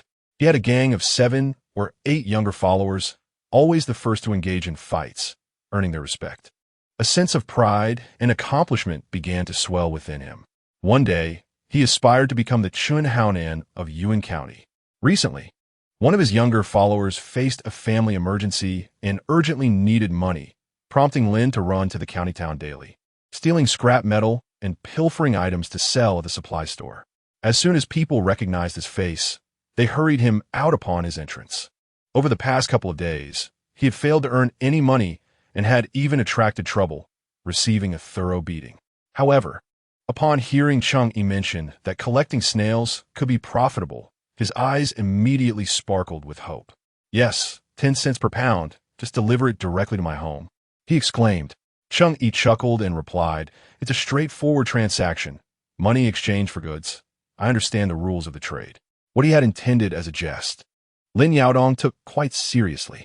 Clenching his fists, he regarded Cheng Yi earnestly, draping his clothes over his shoulder, and strode forward, turning back to shout, Brother Cheng, I trust you. I'll bring it to you first thing tomorrow. Remember to prepare the money. Cheng Yi waved his hand with a smile, watching as Lin Yaodong dashed away. Upon returning home with his basket, he was greeted by Ching, who rushed over to hug his leg, gazing up at him expectantly. Are you hungry? Cheng Yi happened to hear the soft rumble of her stomach. The little one blushed, nodded, and tugged at his clothing. Daddy, Ching is hungry and wants to eat. She blinked and pointed towards a fish, exclaiming, Eat fish. Fish. Cheng Yi turned to see Lin Qingran had already prepared a small basin filled with fish, tending to the fire as she cooked rice.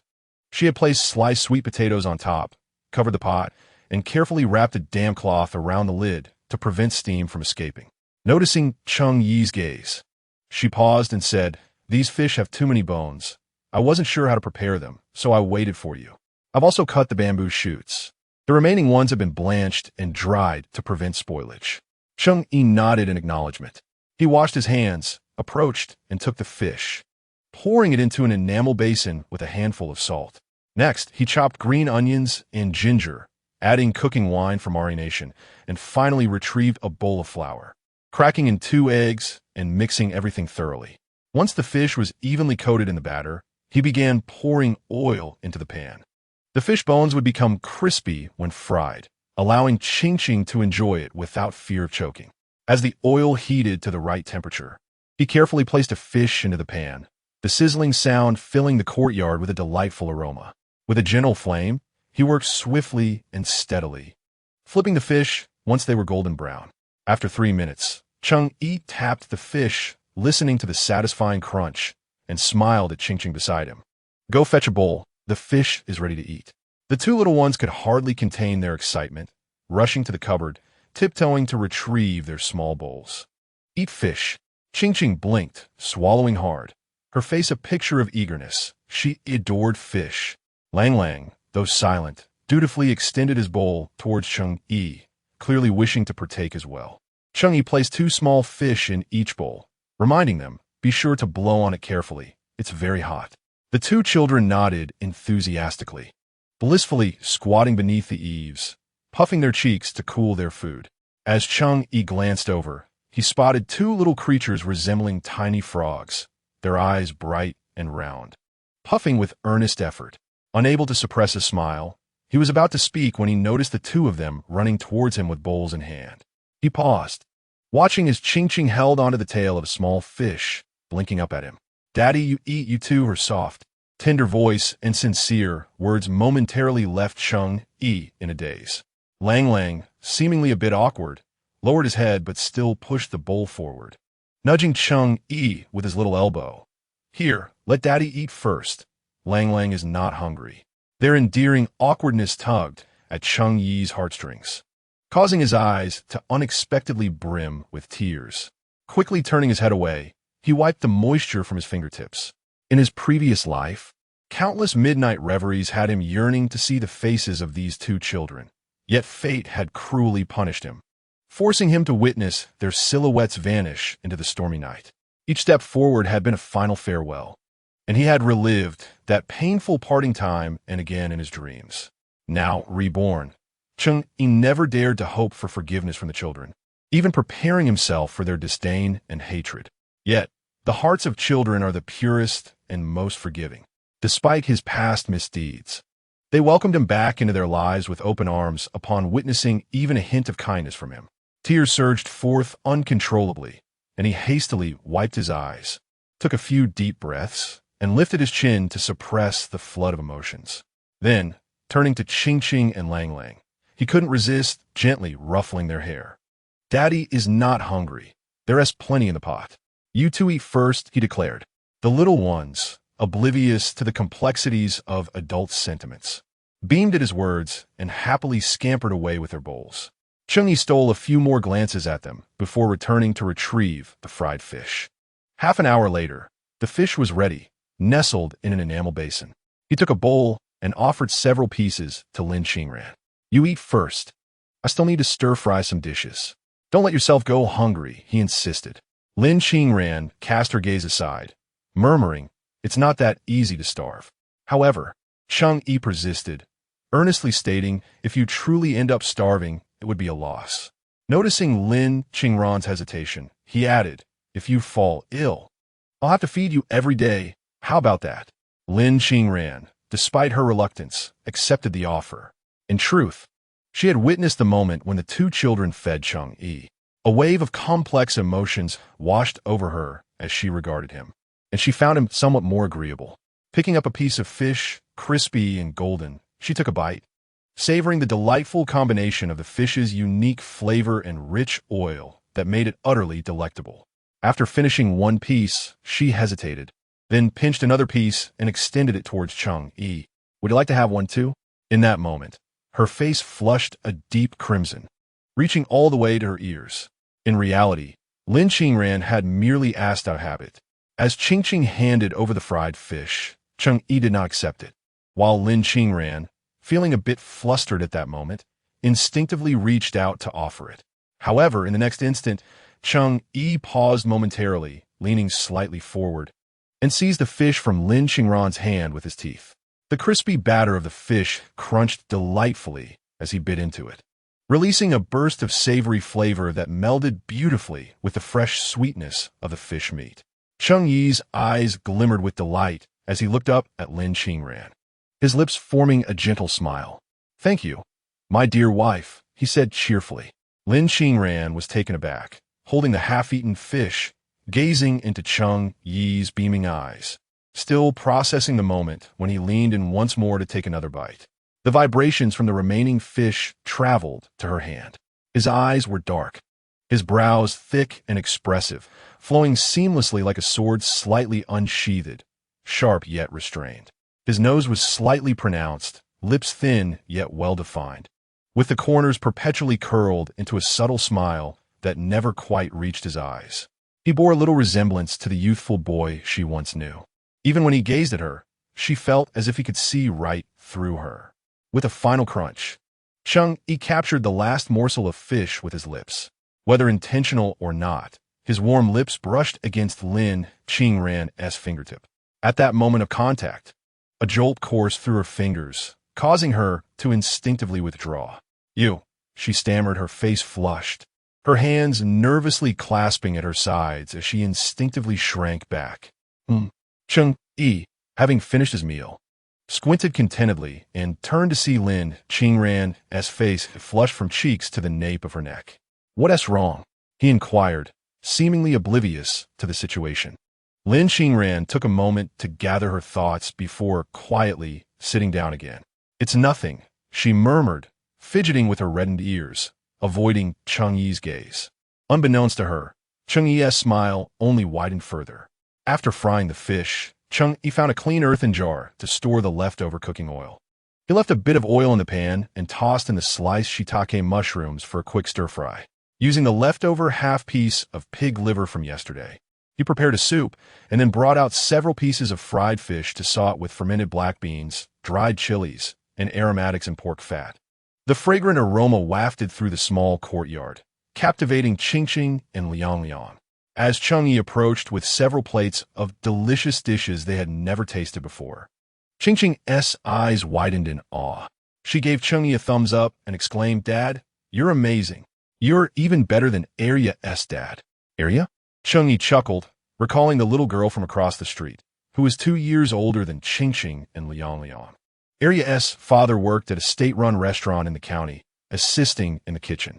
Due to his control over the ingredients, he often brought back a bounty of delightful treats, filling a basket each time he returned. Arya, with her rosy cheeks and plump figure, towered over her peers, outmatching even the boys her age.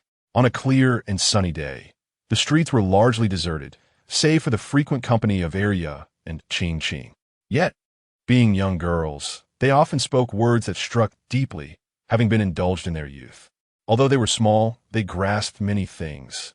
And whenever Arya mocked them for lacking parental care, both would stubbornly grit their teeth like little donkeys, charging forward to engage in a scuffle. Just a couple of days prior, they had gotten involved in a brawl where no one emerged victorious, leading Arya to storm off in anger. The next time they met, Qing resolved to treat her to fried fish. With a pout and a furrowed brow, Qing pounded on the small table, indignant, proclaiming, "Let her laugh at us." Cheng Yi felt a twinge of discomfort in his heart. He served Qing and Arya their meals, earnestly assuring them, "In the future, I shall prepare even more delectable dishes for you and provide you with beautiful garments to wear. All right?" The two little ones eagerly dug into their rice, relishing each bite, nodding in agreement and flashing smiles that revealed their small white teeth. Cheng Yi sighed in relief. After a few bites, he took out the money from his pocket. "Here are 60 yuan, he stated. "I kept the remaining 10 for any potential needs in the county town." He clearly explained the purpose of the money. "This evening, someone will come to deliver river snails. You can use a basin to collect them and charge them a dime per pound. Also, assign them the task of cutting off the tails, but they should wait until tomorrow to do so." Cheng Yi straightforwardly addressed the matter of collecting the snails. Lin Qingran paused, looking at Cheng Yi with curiosity. Are you selling the snails? Initially, when she saw him return with a large basket, she thought he intended to consume them himself, but upon hearing his words, it became evident he was planning to sell them. This item was commonly sold at the local market, yet few were inclined to purchase it. Had Cheng Yi truly shifted his focus to business? Lin Qingran's heart raced with uncertainty. Cheng Yi smiled gently, placing a reassuring hand on her wrist. Do not worry. I am well aware of what I am doing. There is just one day left. You will see the outcome soon enough. Strangely compelled, Lin Qingran nodded, choosing to place her trust in him. After finishing their meal, Cheng Yi bid them farewell and hurried to catch the last bus to the county town. This time, he was true to his word. He spent 2 yuan at the supply and marketing cooperative to buy a pack of Hometown Mountain cigarettes, which he handed to the gatekeeper. The latter, both pleased and a little flustered, rubbed his hands together upon seeing the pack of cigarettes and exclaimed, "Oh, how very kind of you. Didn't you give me some yesterday? Why, today you bring me another pack." Cheng Yi replied with a smile. "I wouldn't have found such a good job without your help yesterday, would I?" He pushed the cigarettes forward, saying, "Please take them." The gatekeeper, no longer hesitant, quickly accepted the gift, stealing a few more glances at Cheng Yi. This young man demonstrated both courtesy and wisdom.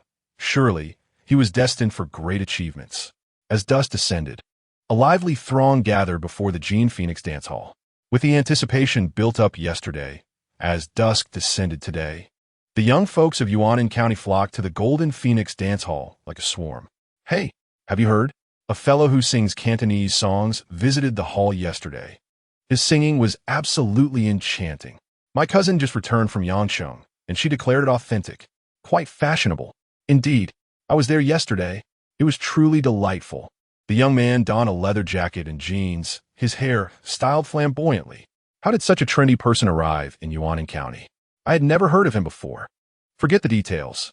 Let us go listen today. There are new songs from the port city these past few days. If he sings well, I shall spend 10 yuan to request a song. The crowd buzzed with excitement as they made their way into the dance hall. Among them, Li Jigang accompanied his new romantic interest, Qi Hongxiu, to enjoy the music and dancing. Qi Hongxiu was also a newcomer to the county's drama troupe. Her parents were part of the provincial art troupe, and through connections, they arranged for their daughter to gain experience in Yuanan County. Upon learning of her family's background, Li Jigang saw a golden opportunity. If he could forge a connection, it would surely pave the way for him in the provincial capital. Li Jigang was quite the handsome figure, embodying the traditional standards of beauty of the era. With thick eyebrows, bright eyes, and a tall stature, he exuded a natural masculinity. Qi Hongxiu, just over 20, was not the epitome of beauty, but was quite stylish, sporting large curls, makeup, and wedged shoes that showcased her fashion sense. In the spirit of the era's embrace of romantic freedom, when Li Jigang showered her with attention, Qi Hongxiu quickly became infatuated. Within a few days, they solidified their romantic relationship. Aware of her fondness for fashionable venues like the dance hall, Li Jigang auditioned as a singer to surprise her, hoping to win her heart completely. If he could win her over, ascending to the provincial capital would surely become a reality. Regrettably, he was not selected, and instead, it was that scoundrel Cheng Yi who benefited. Li Jigang felt a twinge of dissatisfaction, which made him less attentive to Qi Hongxiu's words. Hey, Li Jigang, I'm talking to you. Why are you distracted? Qi Hongxiu pouted and murmured, Do you not want to accompany me? Snapping back to reality, Li Jigang was startled and quickly responded, Xiu, I was just pondering what delicious treat to buy you. How could I not want to? He flashed a smile and added, I cannot express how fortunate I am to be with you. Please do not misjudge me. My love for you is genuine. His sweet words enchanted the young girl, filling her heart with joy. Humph, I knew you dare not. Qi Hongxiu led Li Jigang to a booth, where they ordered sunflower seeds, peanuts, and 2 bottles of beer.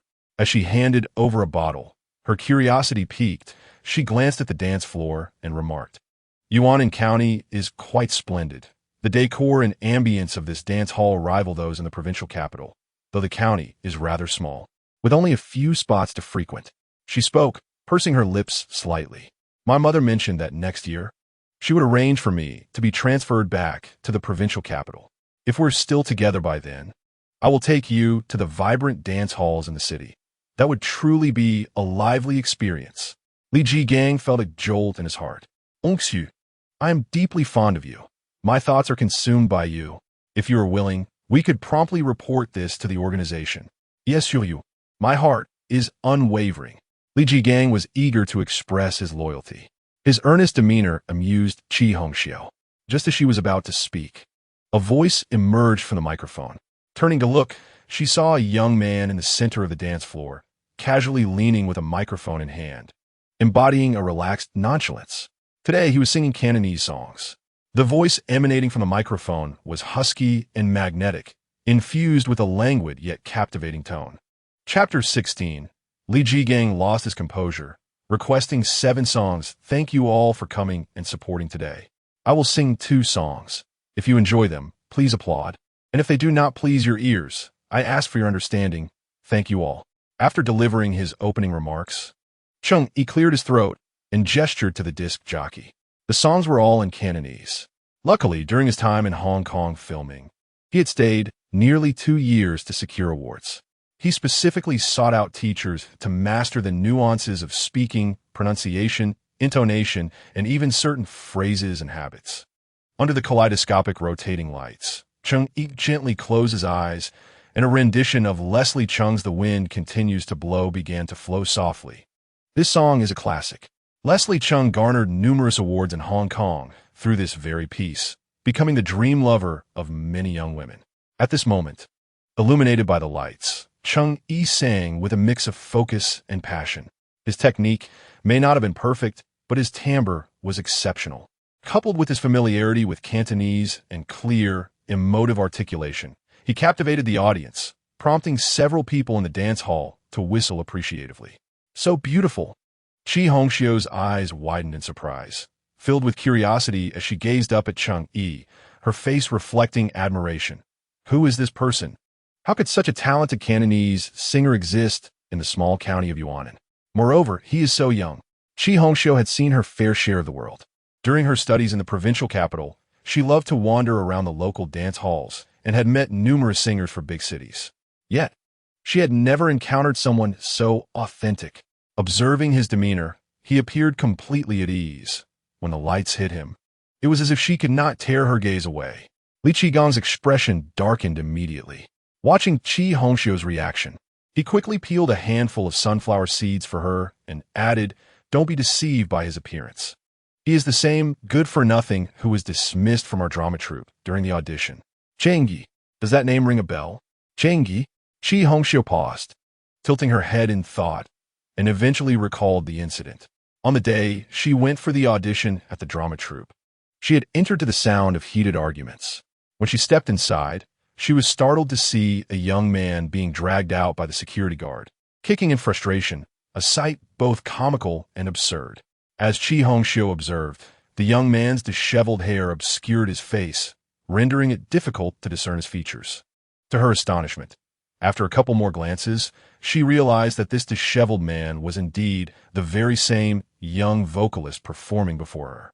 He must have practiced diligently for some time, mastering a couple of Cantonese songs.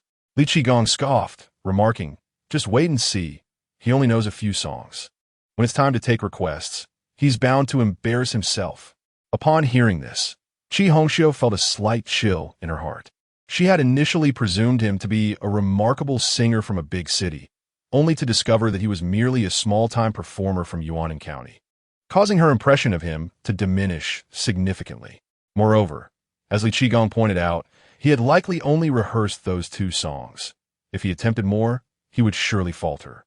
As her thoughts shifted to Li Qigong, they engaged in conversation, and time swiftly passed until it was finally time for song requests.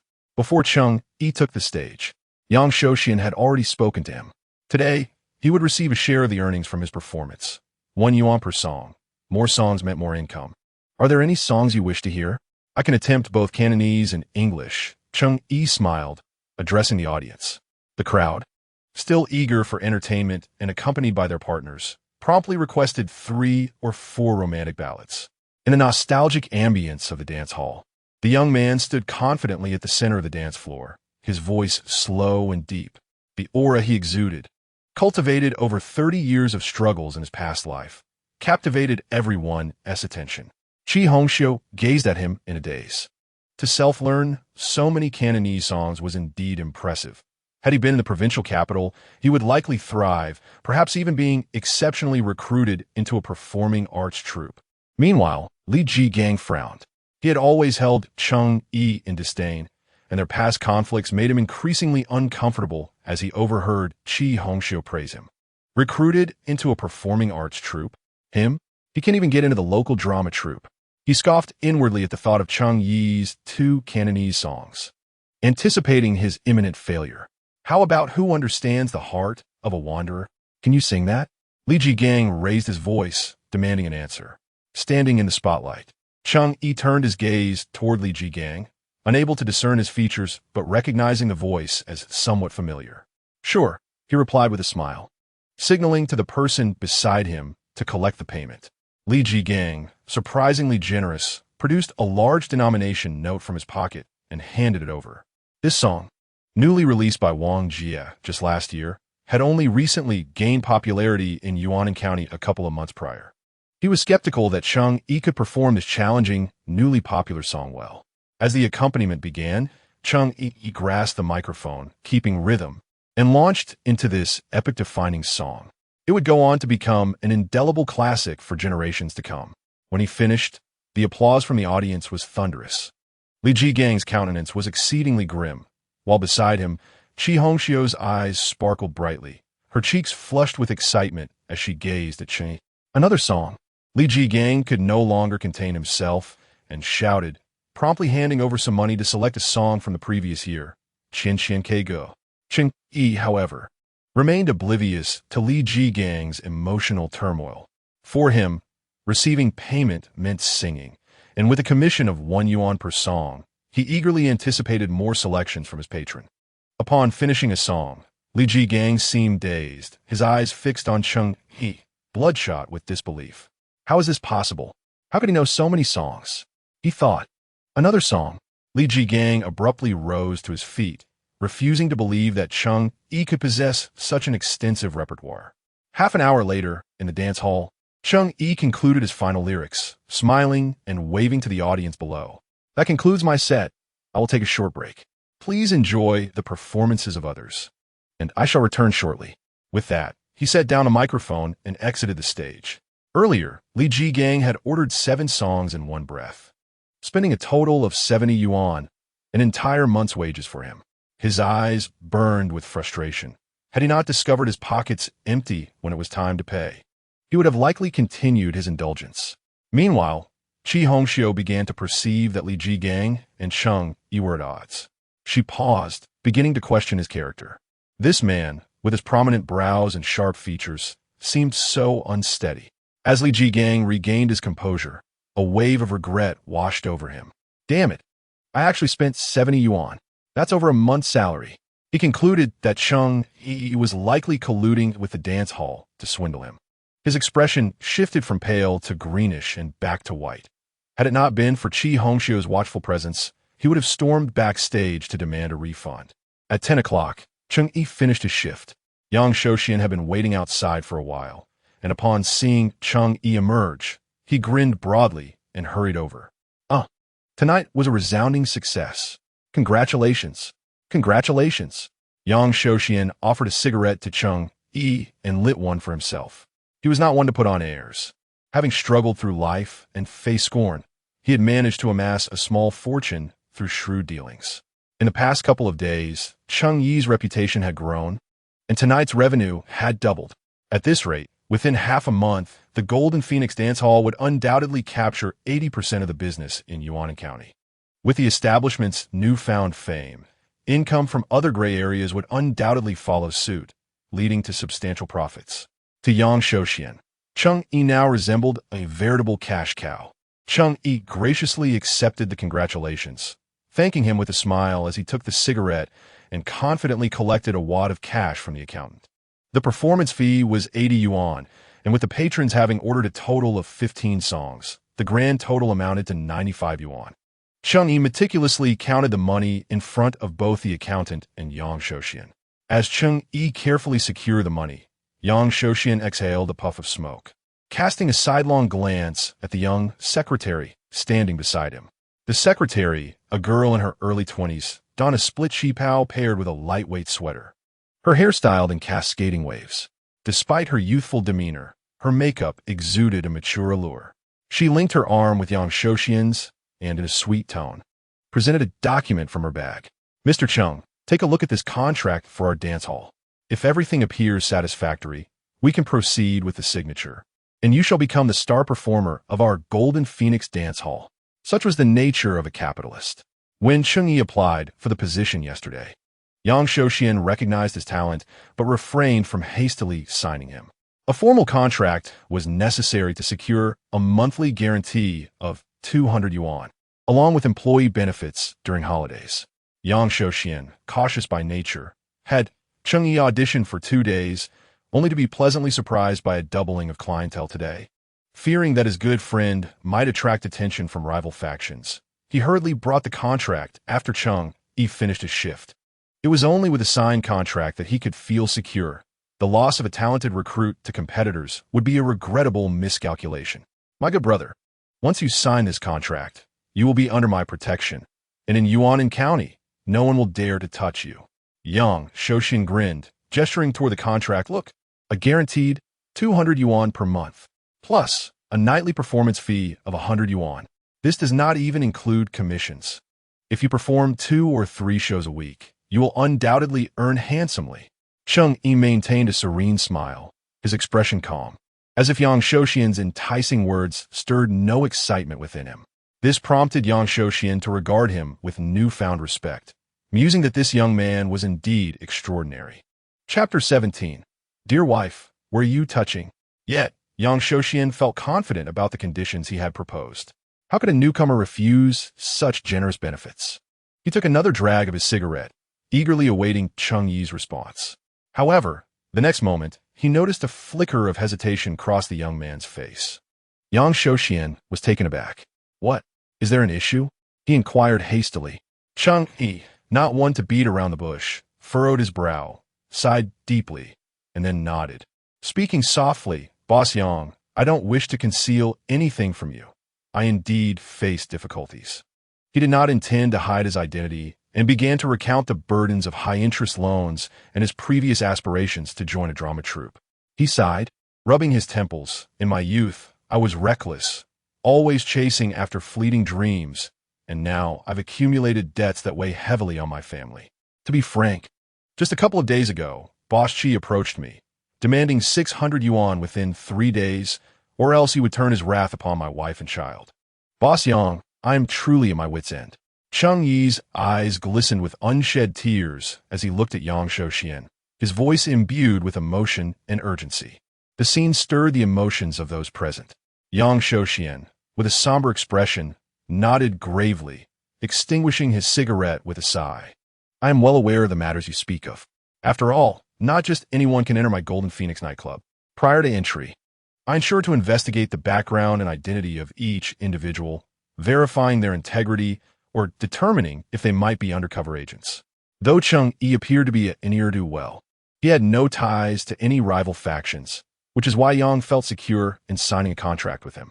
To be honest, this morning someone visited my home, wishing to sign a contract with me, and offered a lucrative sum, even promising to lend me money to repay my usury debts. However, considering that you, Boss Yang, were the first to recognize my potential, how could I possibly agree? Cheng Yi declared earnestly, his gaze sincere and filled with gratitude. His decades of honed acting skills were on full display. Yang Shouxian, well aware of Cheng Yi's cunning nature, furrowed his brow upon hearing this. His heart raced as he exclaimed, "Who dares to poach from my Golden Phoenix nightclub?"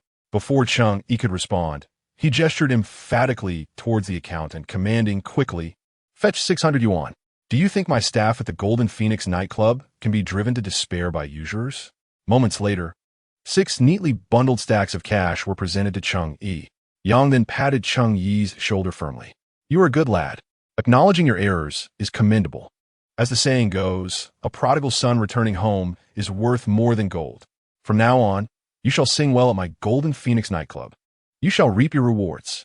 Cheng Yi bowed his head, hastily expressing his gratitude, his eyes flickering with a cunning glimmer. Thank you, Boss Yang. I promise to sing my heart out. Rest assured, I will remember this kindness. His voice trembled with appreciation, and it seemed he even wiped away a tear.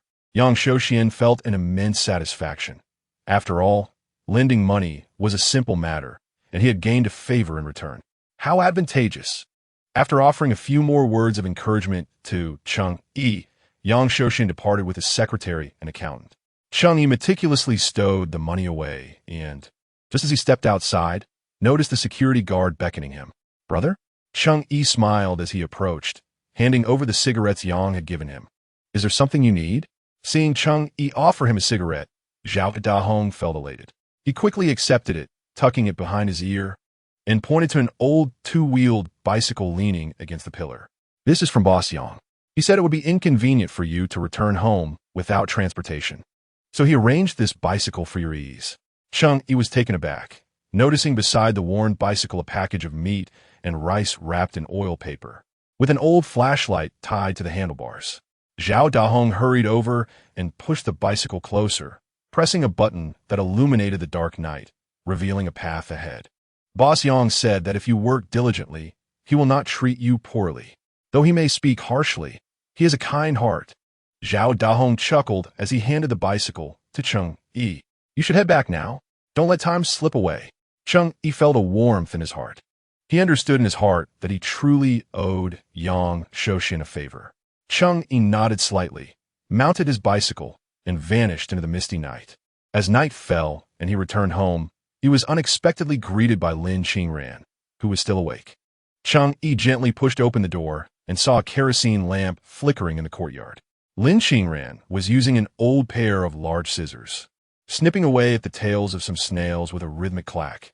Hearing Cheng Yi's return, she turned to look, and her gaze fell upon the sturdy bicycle he pushed inside. Cheng Yi was damp with dewy mist, tiny droplets clinging to his hair. Their eyes met beneath the dancing orange glow of the lamp, and Lin Qingran's expression was particularly gentle, causing his heart to skip a beat. This bicycle, a gift from the dance hall owner, was laden with both meat and rice. Cheng Yi hastily applied it. After securing the bicycle, he approached her quickly. The early spring breeze was still quite chilly, and the wind rushed in, bringing a penetrating cold. What are you doing with all this? Cheng Yi asked, noticing her hands were red and frozen from the well water, his heart aching at the sight. Lin Qingran was momentarily taken aback. Before she could respond, Cheng Yi bent down, scooped her hands into his, and drew them into his embrace. Having cycled back, he was radiating warmth, and upon stopping, he found himself covered in a fine layer of sweat. Lin Qingran's hands were held tightly in his, pressed against his chest through a thin layer of fabric. The warmth enveloped them, and he held her hands firmly. Instinctively, she glanced up, only to catch sight of Cheng Yi's Adam's apple rolling swiftly. He looked down at her, his eyes betraying an unmasked concern. This is something that can wait until Lin Yaodong and the others arrive. Why did you take it upon yourself? He said in a deep voice. It's still cold in early spring, and the well water is even colder. What if you catch a chill? As he spoke, he lowered his gaze to examine Lin Qingran's attire. Indeed, she wore a patched cotton shirt with a thin, frayed wool sweater over it. Below, she had on a pair of black khaki pants and black suede shoes. Lin Qingran's face flushed, and she tentatively attempted to withdraw her hands, but despite her efforts, she could not pull away. She bit her lip and softly replied, Every little bit helps. I can manage this small task. Besides, it's not so easy to catch a cold. I've grown accustomed to farm work. Even when you weren't around, I managed on my own. Before she could finish her words, Cheng Yi interrupted, but now I'm back. As he spoke, he removed his leather jacket and draped it over her shoulders, then led her to the main room, casually switching on the light. I'll fetch you a cup of hot water. Drink it to ward off the chill, he said, heading to the kitchen to pour a cup of warm water. Upon returning to the main room, he handed her the enamel cup. The steam rose, dispelling the cold, and in an instant, she felt warmth envelop her entire being. Lin Qingran took a sip and glanced down at the leather jacket she wore. It was the most treasured piece of clothing Cheng Yi owned. He had always meticulously reminded himself to trim his nails before helping to clean it. fearful that his rough hands might damage it. However, at that moment, her nose suddenly felt a twinge of discomfort. Cradling the enamel cup, she raised her head, intending to offer Cheng Yi a sip of water, only to witness him unexpectedly reaching into his trousers to unfasten his belt. Lin Qingran was taken aback. She was no longer the naive girl she once was. During their marriage, they had indeed shared intimate moments. After all, where did Qingqing come from? Yet, they were both constrained by the mores of their time, overly reserved. Moreover, in the brief span of 3 to 4 months, Cheng Yi had begun to stay away from home, and whenever intimacy occurred, it was always in darkness, leaving Lin Qingran too timid to even open her eyes. Now, however, the lights in the hall were glaringly bright. Cheng Yi was actually unbuckling his belt. Lin Qingran's face flushed crimson. Her eyelashes fluttered nervously as she gripped the cup tightly. Her wide eyes fixed on Cheng Yi as she stammered, What are you doing?" Cheng Yi, perplexed, could hardly comprehend her reaction. Upon observing her expression, he realized she must have overthought the situation. Yet, the thrill of the moment was irresistible. He suppressed a chuckle and shrugged innocently at her. "I'm taking off my pants," Cheng Yi replied earnestly, continuing to unfasten his belt and taking a step closer, ensuring she could see clearly. Beneath the old incandescent light, the illumination was dim, revealing every fine detail of her complexion, the light penetrating to reveal a rosy hue. "Why are you taking off your pants here?" she stuttered, hastily turning away, her speech faltering. "You should go back to your room first. I'll fetch you some water." As she spoke, she attempted to escape, but as she brushed past Cheng Yi, he seized her wrist. His delicate grip sent a fleeting rush of warmth through him. Suppressing a laugh, he teased, "Darling, let me show you something wonderful."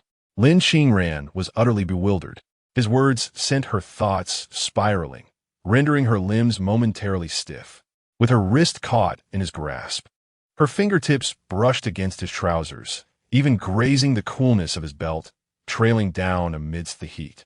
The instant their skin touched, Lin Qingran froze. Her earlobes flushed a deep pink, as if blood might drip from them. What had she just touched? What was Cheng Yi trying to imply? "Darling, where are you touching?" Cheng Yi finally ceased his teasing, pulling her hand towards his belt. At that moment, Lin Qingran's reason began to resurface. She felt the texture beneath her fingertips turn rigid and cold. Stunned, she looked up at him and inquired, "What is this?" Chapter 18. Lang Lang protects his mother. Cheng Yi released her hand, chuckling as he flipped open the outer layer of his trousers, revealing a black cloth bag sewn into the waistband, unbeknownst to her until now. It appeared to be quite full, seemingly containing numerous items. "See?" Cheng Yi stifled a laugh, opening the bag and pulling out its contents. "I knew you were worried and couldn't sleep. Now you can rest easy, right?" Under the light, shadows danced, and Lin Qingran finally discerned the contents of the black cloth bag. 6 bundles of tightly bound cash lay neatly in the bag. Cheng Yi took out the money and handed it to her, his teasing demeanor fading into seriousness. He reached out, resting his hand on Lin Qingran's shoulder with a firm grip, and said, "I know you've been worried these past few days. Tomorrow, I will repay Boss Chi. From now on, you need not lose sleep over it, nor will you have to endure the disdain of your family." Cheng Yi spoke each word with conviction, his gaze fixed intently upon her. "From this moment forward, everything at home is my responsibility. You can rest assured." At this point, Lin Qingran realized she had been biting her lip, leaving it bruised. She released her grip, revealing indentations from her teeth. Meeting Cheng Yi's gaze, she opened her mouth but found herself unable to utter a single word, tears streaming down her face, each drop landing on her hand, burning and causing him pain. "Where did this money come from?" Lin Qingran asked, her voice choked with emotion. "We cannot accept ill-gotten gains. Life has just begun to improve. Please do not be foolish. This money was borrowed from Yang Shouxian, the owner of the dance hall," Cheng Yi explained. He smiled gently, wiping away the tears from the corners of her eyes. "These past few nights, my performances of Cantonese songs have drawn large crowds. The owner, fearing I might leave, lent me money to pay off my debts. Look, this money was earned in just one night," he said, gesturing towards his leather jacket and pulling out a handful of cash to show her before tucking it away again. First, we must repay the loan sharks.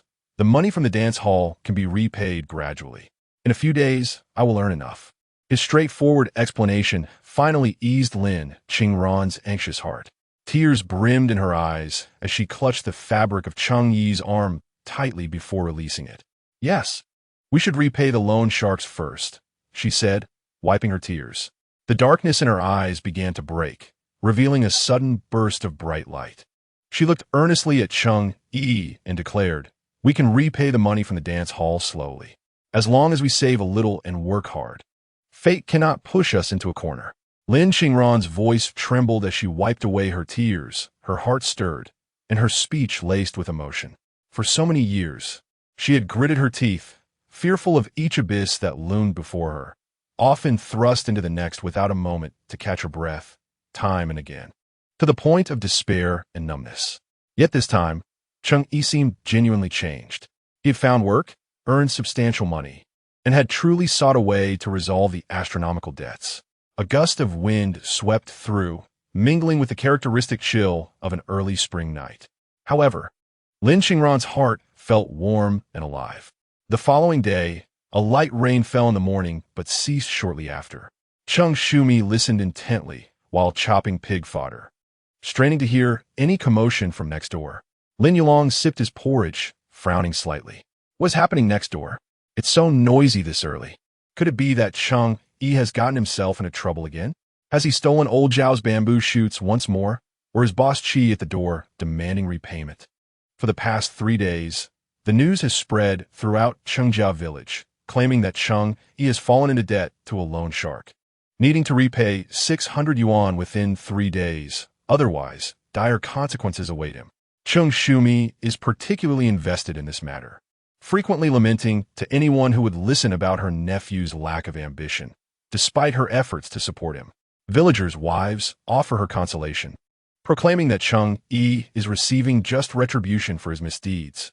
Cheng Shumi feels a sense of satisfaction, exclaiming that wicked deeds are met with wicked consequences. Recalling how Cheng Yi had once broken their son's leg, today she notes the loan shark, Qi Laoda, is coming to collect. The prospect of him facing severe repercussions if he fails to repay the debt adds to the village's anticipation. Yi Yulong, the village head, furrows his brow. Although Cheng Yi is part of his community, he grapples with his conscience, remembering the sight of Yi Wei, bloodied and limping home after an encounter with Cheng Yi. Nevertheless, he steels himself, believing that the wicked must face their reckoning. After finishing his porridge, he grabs a hoe to tend to the vegetable patch. While Cheng Shumi prepares pig feed, her mind consumed by the unfolding drama. Cheng Baoang, seated on a bamboo chair at the entrance, attempts to rise but is scolded by Cheng Shumi, who insists he stay home to avoid injury.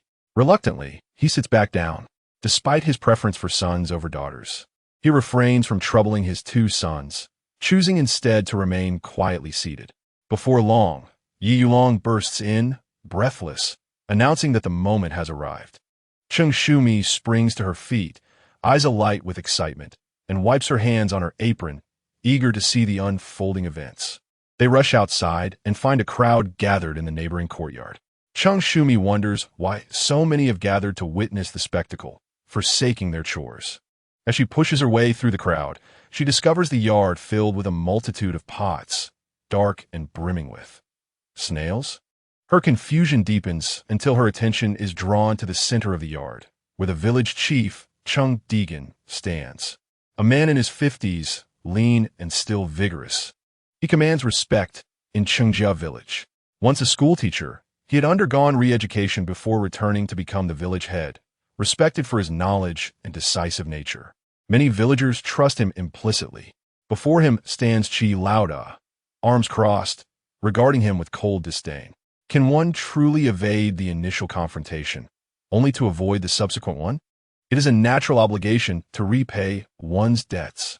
Village chief, you cannot simply shield him due to your shared village ties.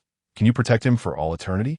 With a stern expression, Qi Laoda scoffed, crossing his arms as he prepared to enter the house. Cheng Dijing found himself in a precarious position.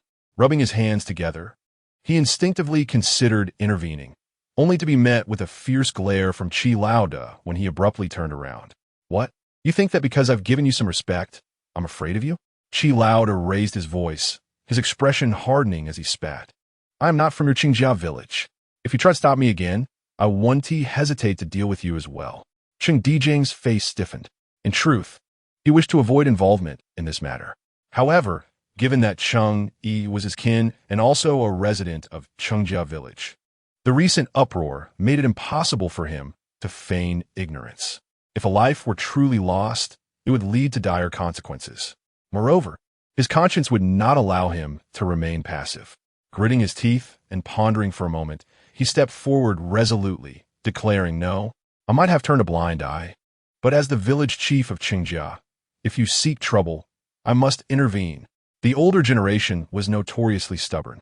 Once their determination set in, no amount of persuasion could sway them. Cheng Shumi shouted urgently, Village chief, come back. Qi Laoda has killed before. Aren't you afraid for your life? It's not worth it. Several villagers echoed her sentiments. Indeed, this rascal brought this upon himself. Even if he were beaten to death, it would be his own fault. Village chief, we don't have to go this far. If Cheng Yi were to be killed, we could at least retrieve his body, which would be our final act of compassion. It is indeed tragic for his wife and children to be tied to such a scoundrel. The crowd buzzed with chatter, and some even attempted to pull Cheng Dijing away. Qi Laoda, fueled by anger, drew a steel rod for his waist, licking his teeth as he shouted into the house, Damn it! Cheng Yi, get out here. You can run from the monk, but not from the temple. If you don't show yourself today, I swear I'll set your house ablaze. Do you believe me? These past 3 days, Qi Laoda felt compelled to slap himself repeatedly. 600 yuan in 3 days. Where could Cheng Yi possibly gather such a sum? Thus, even though the deadline would not arrive until tomorrow morning, Qi Laoda could no longer contain his impatience and had come early. He resolved that if the debt remained unpaid, he would break an arm to teach him a lesson. If that failed, he would sell him northward to work as a laborer. Anything was better than being left in debt. The murmurs grew louder and louder. Just as Qi Laoda was about to kick in the door, a languid voice emerged from the crowd. Excuse me, dear uncles and aunts, would you kindly move aside? The crowd responded with bewilderment. Wait a moment. Why does that voice sound so familiar? Instinctively, they turned to see Cheng Yi holding a basket, water dripping from it, while the timid Qingqing clutched his shirt, shrinking away and casting shy glances at the crowd. Upon encountering Big Brother Qi, Qingqing couldn't help but burst into tears, exclaiming in fright, Bad man. Little Lang Lang, despite his fear that rendered him unable to look at Big Brother Qi, bravely positioned himself in front of Lin Qingtan, childishly declaring, Lang Lang will protect Mama. Chapter 19. Big Brother Qi's arrival. Villagers gathered to watch as Cheng Yi entered. He methodically poured the snails from the basket into a large redwood basin, washed his hands, and approached Big Brother Qi.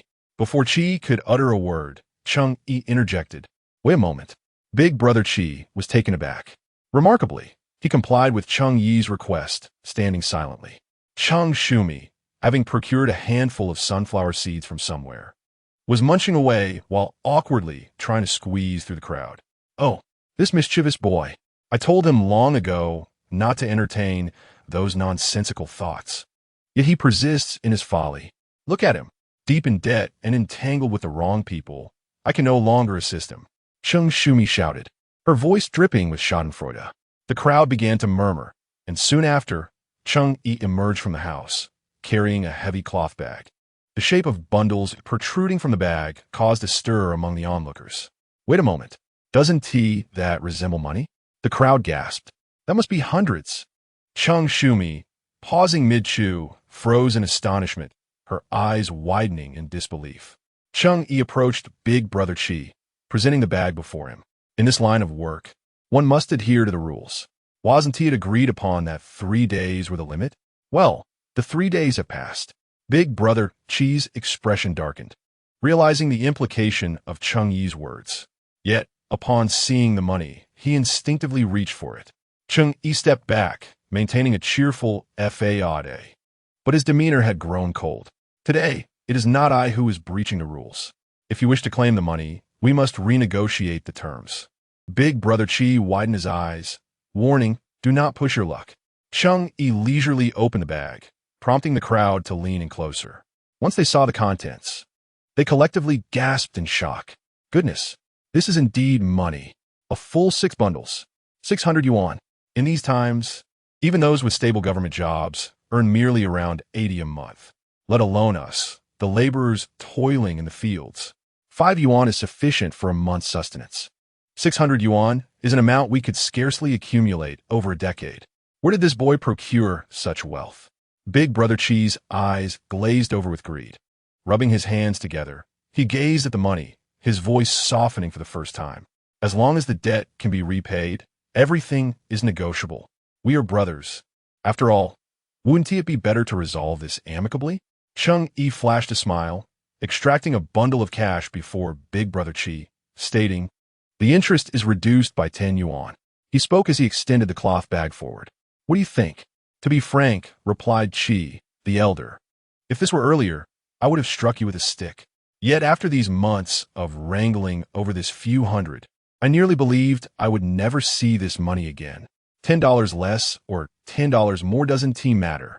Chi, being straightforward, swiftly seized the bag and meticulously counted its contents before Cheng Yi. Not a single cent was missing. Chi finally sighed in relief, ready to depart with the money. However, Cheng Yi grasped his arm and calmly inquired, "What about the IOU?" "All right." Without hesitation, Chi retrieved the IOU from his pocket and handed it to Cheng, waving his hand dismissively. "Now we are even. Neither of us owes the other anything." With that, he pocketed the cash and headed for the exit. Cheng Yi took the IOU, unfolded it, and stared at the familiar yet foreign handwriting before tearing it to shreds. From this moment forth, this matter would be a closed chapter. He could finally live a stable life with Lin Qingran and Qingqing. Among the crowd, Lin Qingran's eyes glistened with unshed tears. Cheng Yi approached her, placing the money into her hands with a smile and softly saying, "Make sure to keep this safe. When I run out, I'll have to ask you for more." Lin Qingran nodded, feeling the gaze of others upon her, and bashfully led Qingqing into the house. Cheng Shumi was the first to react, both furious and anxious. She shouted, "Where did you get so much money? You haven't done anything illegal, have you? You're bringing shame to our family." Village Chief Cheng Dijang furrowed his brows, approaching Cheng Yi with a grave expression. "Dear nephew, we are ordinary people. We must live grounded lives. Your wife and child depend on you. Do not engage in illegal activities. They can ruin lives. If the police take you away, what will your parents do? What about your wife and child? Listen to your uncle. Let us go to the authorities and confess. They say that honesty brings leniency, and there will surely be a chance for redemption." Cheng Dijing looked at Cheng Yi with deep concern. This younger generation was truly causing him distress. Cheng Yi pressed his lips together, uncertain how to explain, when he suddenly noticed Lin Qingran, who had been making her way through the crowd towards the door, pause. She turned around, fixing her gaze on everyone, and after a moment, addressed Cheng Dijing. "Village Chief, Cheng Yi hasn't done anything illegal. The money is a loan from his boss. You needn't worry." The crowd responded with bewilderment. His boss lent him money? This scoundrel found a job? But which boss would be so generous as to lend 600 at once? Skepticism filled the air, curiosity mingling with embarrassment, until Cheng Shumi, unable to contain herself, shouted, "With his sort, what decent job could he possibly find? What boss would lend him 600? Has he lost his mind? He must have done something shady. If he doesn't confess, I'll call the police, and they'll throw him in jail. Our family will not be tainted by such disgrace." Cheng Shumi's voice was sharp and caustic. Cheng Yi immediately recognized the tone. He was not angry. Instead, he smiled and glanced in the direction of Cheng Shumi, saying, "Aunt, seeing how concerned you are for me, how about lending me some money? You did say that we are family, didn't you? I only need 100 yuan. What do you say?" Upon the mention of borrowing money, Cheng Shumi's face suddenly flushed crimson. I have no money. Go ask your father." Cheng Yi Sikofut. In the courtyard, everyone fell silent. In Qingjia village, if Cheng Shumi had no money, who would? With a father who could hardly provide, receiving 30 yuan a month in support, and a husband who was a village cadre, Her son even worked at the meat processing plant in the county. Not to mention, the land allocated to her was fertile and high-yielding. They were certainly reaping the benefits. In the year 1990, every household in Cheng village was poor. The best they could hope for was to raise a pig, relying on it for their livelihood throughout the year. Yet Cheng Yi had 2 pigs in her pig pen. Plump and robust, they were certainly fatter than those of other families in the village. Who wouldn't feel envious? If Cheng Yi truly wished to assist her nephew, selling 1 pig would suffice. Everyone was aware of the underlying implications, and their gazes towards her held a hint of unspoken meaning. Cheng Yi, aware of her own shortcomings, felt a flush of heat on her face. Fearing that Cheng Yi would bring up the matter of borrowing money again, she cursed under her breath, spat out a few harsh words, and left. You can keep dreaming. Sooner or later, you'll get yourself in trouble. Cheng Yi shrugged, pretending not to hear. He turned to Cheng Yi, his expression becoming slightly more serious. Uncle, I know you mean well, but I truly borrowed this money from my boss. If I had really done something illegal, would I still come back here? You can rest assured. If I had committed a crime, there are always the police to deal with it. Cheng Yi paused. Upon reflection, he found this reasoning quite valid. He nodded and waved his hand, signaling everyone to disperse. Everyone, go about your business. Stop loitering. If something really happens, the police will handle it. There's no need for us to worry. With Cheng Yi's words, the crowd calmed down, realizing the truth in his logic. As they turned to leave, they suddenly noticed several young individuals rushing towards them, with their collars wide open, sweat pouring down their faces, and carrying baskets and nylon bags that appeared heavy. They seemed to be loaded with something. Seeing the crowd blocking the entrance to the courtyard, Lin Yaodong at the forefront shouted loudly, "Make way! Make way!" The villagers were startled and quickly stepped aside. Upon closer inspection, they recognized these young men. Hey, aren't these the notorious troublemakers from Cheng Yi village? They were known for their lack of responsibility, constantly engaging in petty thefts, much to the villagers' annoyance. Now, seeing them all rushing into Cheng Yi's yard, it certainly raised suspicion. Cheng Yi had initially planned to leave, but upon seeing Lin Yaodong rush in, his eyelids twitched involuntarily. Not for any other reason, but because Lin Yaodong was his grandson. Cheng Yi's youngest daughter married Lin Yaodong's father, a union arranged since childhood, and they had several children, all of whom were exceptional.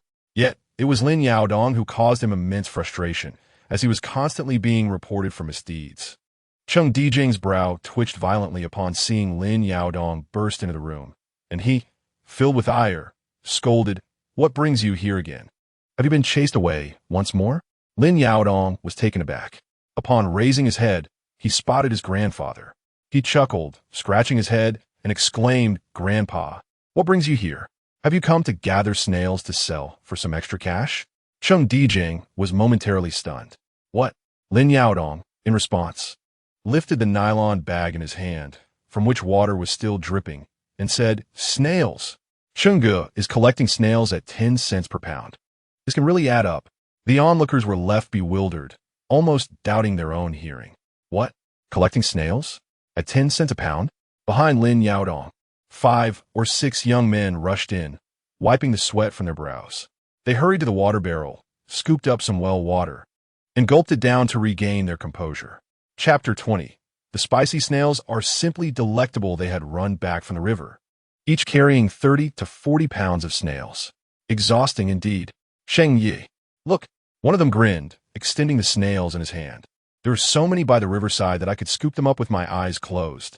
Hurry up and weigh this for me, so I can go back for more. Cheng Yi wasted no time. Grabbing an old-fashioned scale, he attached the weight and began measuring for the group. Lu Xiaotong, 18 pounds. Zhao Dao, 23 pounds. Li Xin, Nina pounds. Then, they noticed Lin Qingran nearby, taking out paper and a pencil to record the weights. Astonishingly, she then produced money and began calculating their earnings. $1.80, $2.30, $1.90. When it came to Lin Yaodong, the scale showed a hefty 30 pounds. "Here's your $3. Lin Qingran said with a smile as she handed it over. Lin Yaodong's eyes sparkled. "Oh, thank you, sister-in-law." He joyfully accepted the money, carefully stowing it in his pocket. Turning to Cheng Yi, he declared, "Grandpa, I haven't done anything wrong. I've been earning money with Cheng Yi these past few days." Before Cheng Yi could inquire further, Lin Yaodong pursed his lips and whistled, signaling his companions to grab their baskets and woven bags and rush out again. While it was still early, they aimed to collect as many as possible. Every little bit counted. The group arrived swiftly and departed just as quickly, leaving the villagers, who had been on their way home, utterly bewildered. What? Collecting snails for money? It was then that they noticed Cheng Yi's courtyard overflowing with red basins filled with dark, thumb-sized snails. You collect snails? At 10 cents a pound? Is that for real? One cannot resist asking. Cheng Yi poured the snails into a barrel and, upon hearing the question, looked up and nodded. "Yes, I collect snails," preparing to engage in a small business venture. 10 cents a pound, and we also accept rice snails. Goodness, this is remarkable. A group of individuals, initially drawn by curiosity, was utterly astonished to discover that Cheng Yi was, in fact, collecting river snails and engaging in commerce. Oh dear! Recently, with the rice planting season upon them, the fields were inundated with these creatures. They were neither palatable nor convenient, demanding both oil and effort to handle.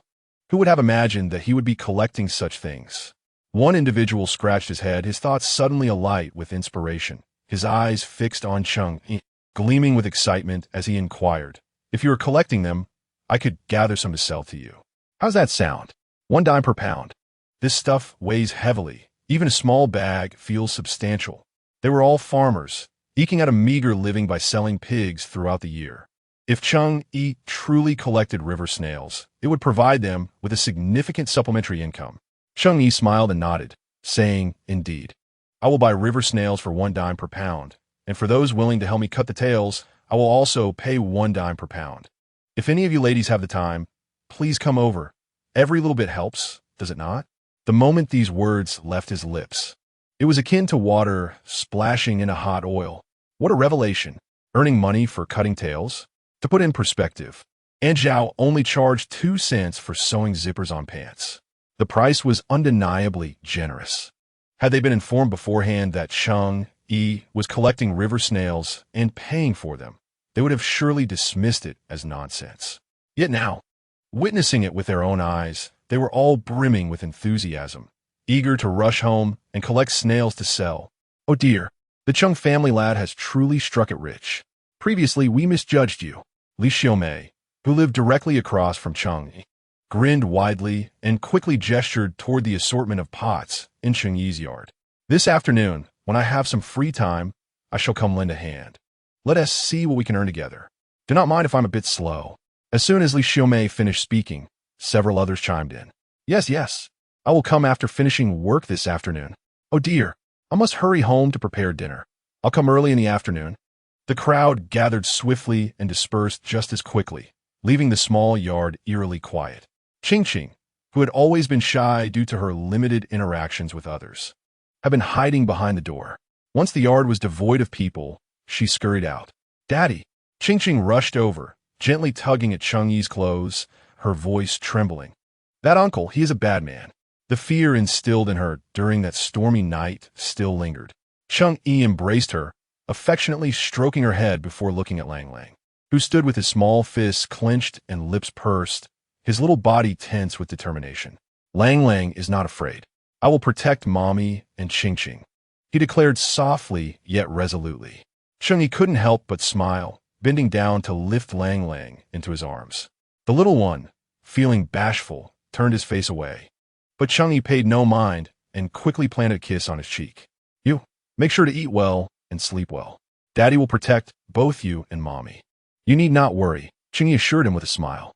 Lang, however, widened his eyes and promptly covered his face, scrambling down to the ground. "Mommy." He pointed at Cheng Yi, looking up at Lin Xingran. "No kisses for Daddy." Mommy kisses, Mommy kisses." Lin Xingran finally succumbed to laughter. She, in a state of helplessness, was gently pulled by Lang and had no choice but to lower her head and plant a kiss on his cheek. Only then did he appear satisfied, taking Ching off to play. However, as she straightened up, Lin Xingran suddenly became aware of something. Just moments ago, Cheng Yi had also kissed her little face. Lin Qingran bit her lip, and upon raising her gaze, found herself gazing into Cheng Yi's smiling eyes. "Wife," he said, pointing towards the kitchen where freshly purchased meat and dried vegetables lay on the table. "I'll prepare braised pork with preserved vegetables for you at noon." Lin Qingran nodded, her cheeks flushing as she looked away slightly. "All right, braised pork with preserved vegetables it is."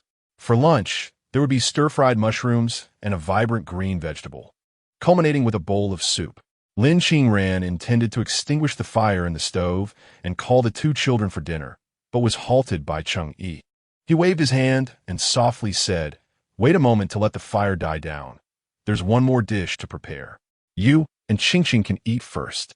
Lin Qingran was taken aback as she watched Cheng Yi rise and head to the courtyard, returning with a large basin brimming with snails. "Are you going to stir-fry the snails?" she inquired. Cheng Yi nodded.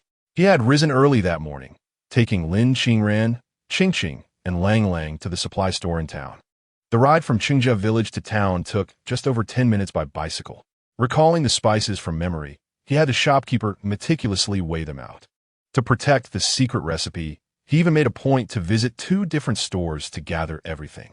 He had collected debanjiang, several types of spices, as well as scallions, ginger, and garlic, all the essentials. Cheng Yi poured in some vegetable oil, added a spoonful of lard, and finally retrieved a piece of cured pork belly from the salt jar to render the fat. This was the special recipe that had been mentioned to him. The savory and delectable flavor would significantly enhance the aroma, making the stir-fried dish distinctly different from others. As the oil heated, he added scallions, ginger, and garlic to release their fragrance, followed by several spoonfuls of debanjiang, and finally tossed in the snails for stir-fry. After a few rounds in the hot oil, he poured in a generous bowl of homemade rice wine, added the spices, and dropped in the spice pouch to simmer together. He added water to cover the snails and then covered the pot, letting it boil vigorously. As the bubbling liquid began to release steam, the enticing aroma of spicy and fragrant flavors wafted through the air. Qingqing and Lang Lang, holding their little bowls, curiously rushed to the stove, tilting their heads and blinking their eyes at Cheng Yi, who was busy cooking, swallowing hard. "Daddy, it smells so good," Qingqing exclaimed, extending her little arm to point at the steaming pot. "What is that? Can we eat it? I want to try." The little girl, still quite slender, seemed to have been previously starved and was eager to taste everything. Cheng Yi walked over, lifted her up, and returned with Lang Lang to the dining table. "Of course, but the snails need to be cooked thoroughly first, so you two should eat your meal first, all right?" The 2 little ones nodded, clearly enticed by the delicious aroma. They each took a bite of rice, their eager eyes fixed on the pot. Lin Qingran served a bowl of white rice to Cheng Yi, silently adding dishes to his bowl. When Cheng Yi noticed she was about to put meat into his bowl, he quickly pushed it back, helplessly yet amusedly saying, "Dear wife, I cannot eat anymore." Lin Qingran paused momentarily. She looked up at him, her expression calm yet earnest. "Cannot eat, but brotherly next door consumes 4 bowls in one meal." Cheng Yi was taken aback. Why did he perceive a peculiar sense of comparison in her words? No, wait. Didn't he perform strenuous labor? Why would he need to eat so much rice? Furthermore, in these times, every household struggled to fill their stomachs. Yet they had to toil in the fields. The labor was intense, and with scarce meat, they could only gorge on carbohydrates. Cheng Yi resigned, set down his bowl, and fixed his gaze on Lin Qingran. "Then, could you help me with a back rub tonight?" Lin Qingran was momentarily stunned. Sister-in-law Li helped brother Li with his back every night. What a surprise. The two fell into a mutual silence. After Cheng Yi finished his bowl of rice, the snails in the pot were nearly done cooking.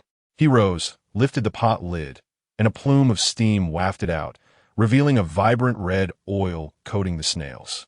The water had evaporated significantly, and the snails sizzled, some even spilling out their tender flesh. Cheng Yi added more firewood, raising the heat to reduce the sauce. Moments latte. The spicy snails were finally ready. Turning his head, he noticed the 2 little ones had already brought their bowls over. "It's a bit spicy. Use the small sticks to poke them out and be careful not to get it in your eyes, understood?" Cheng Yi patiently advised, while spooning a serving into each bowl. The little ones nodded eagerly, their heads bobbing like pecking chicks.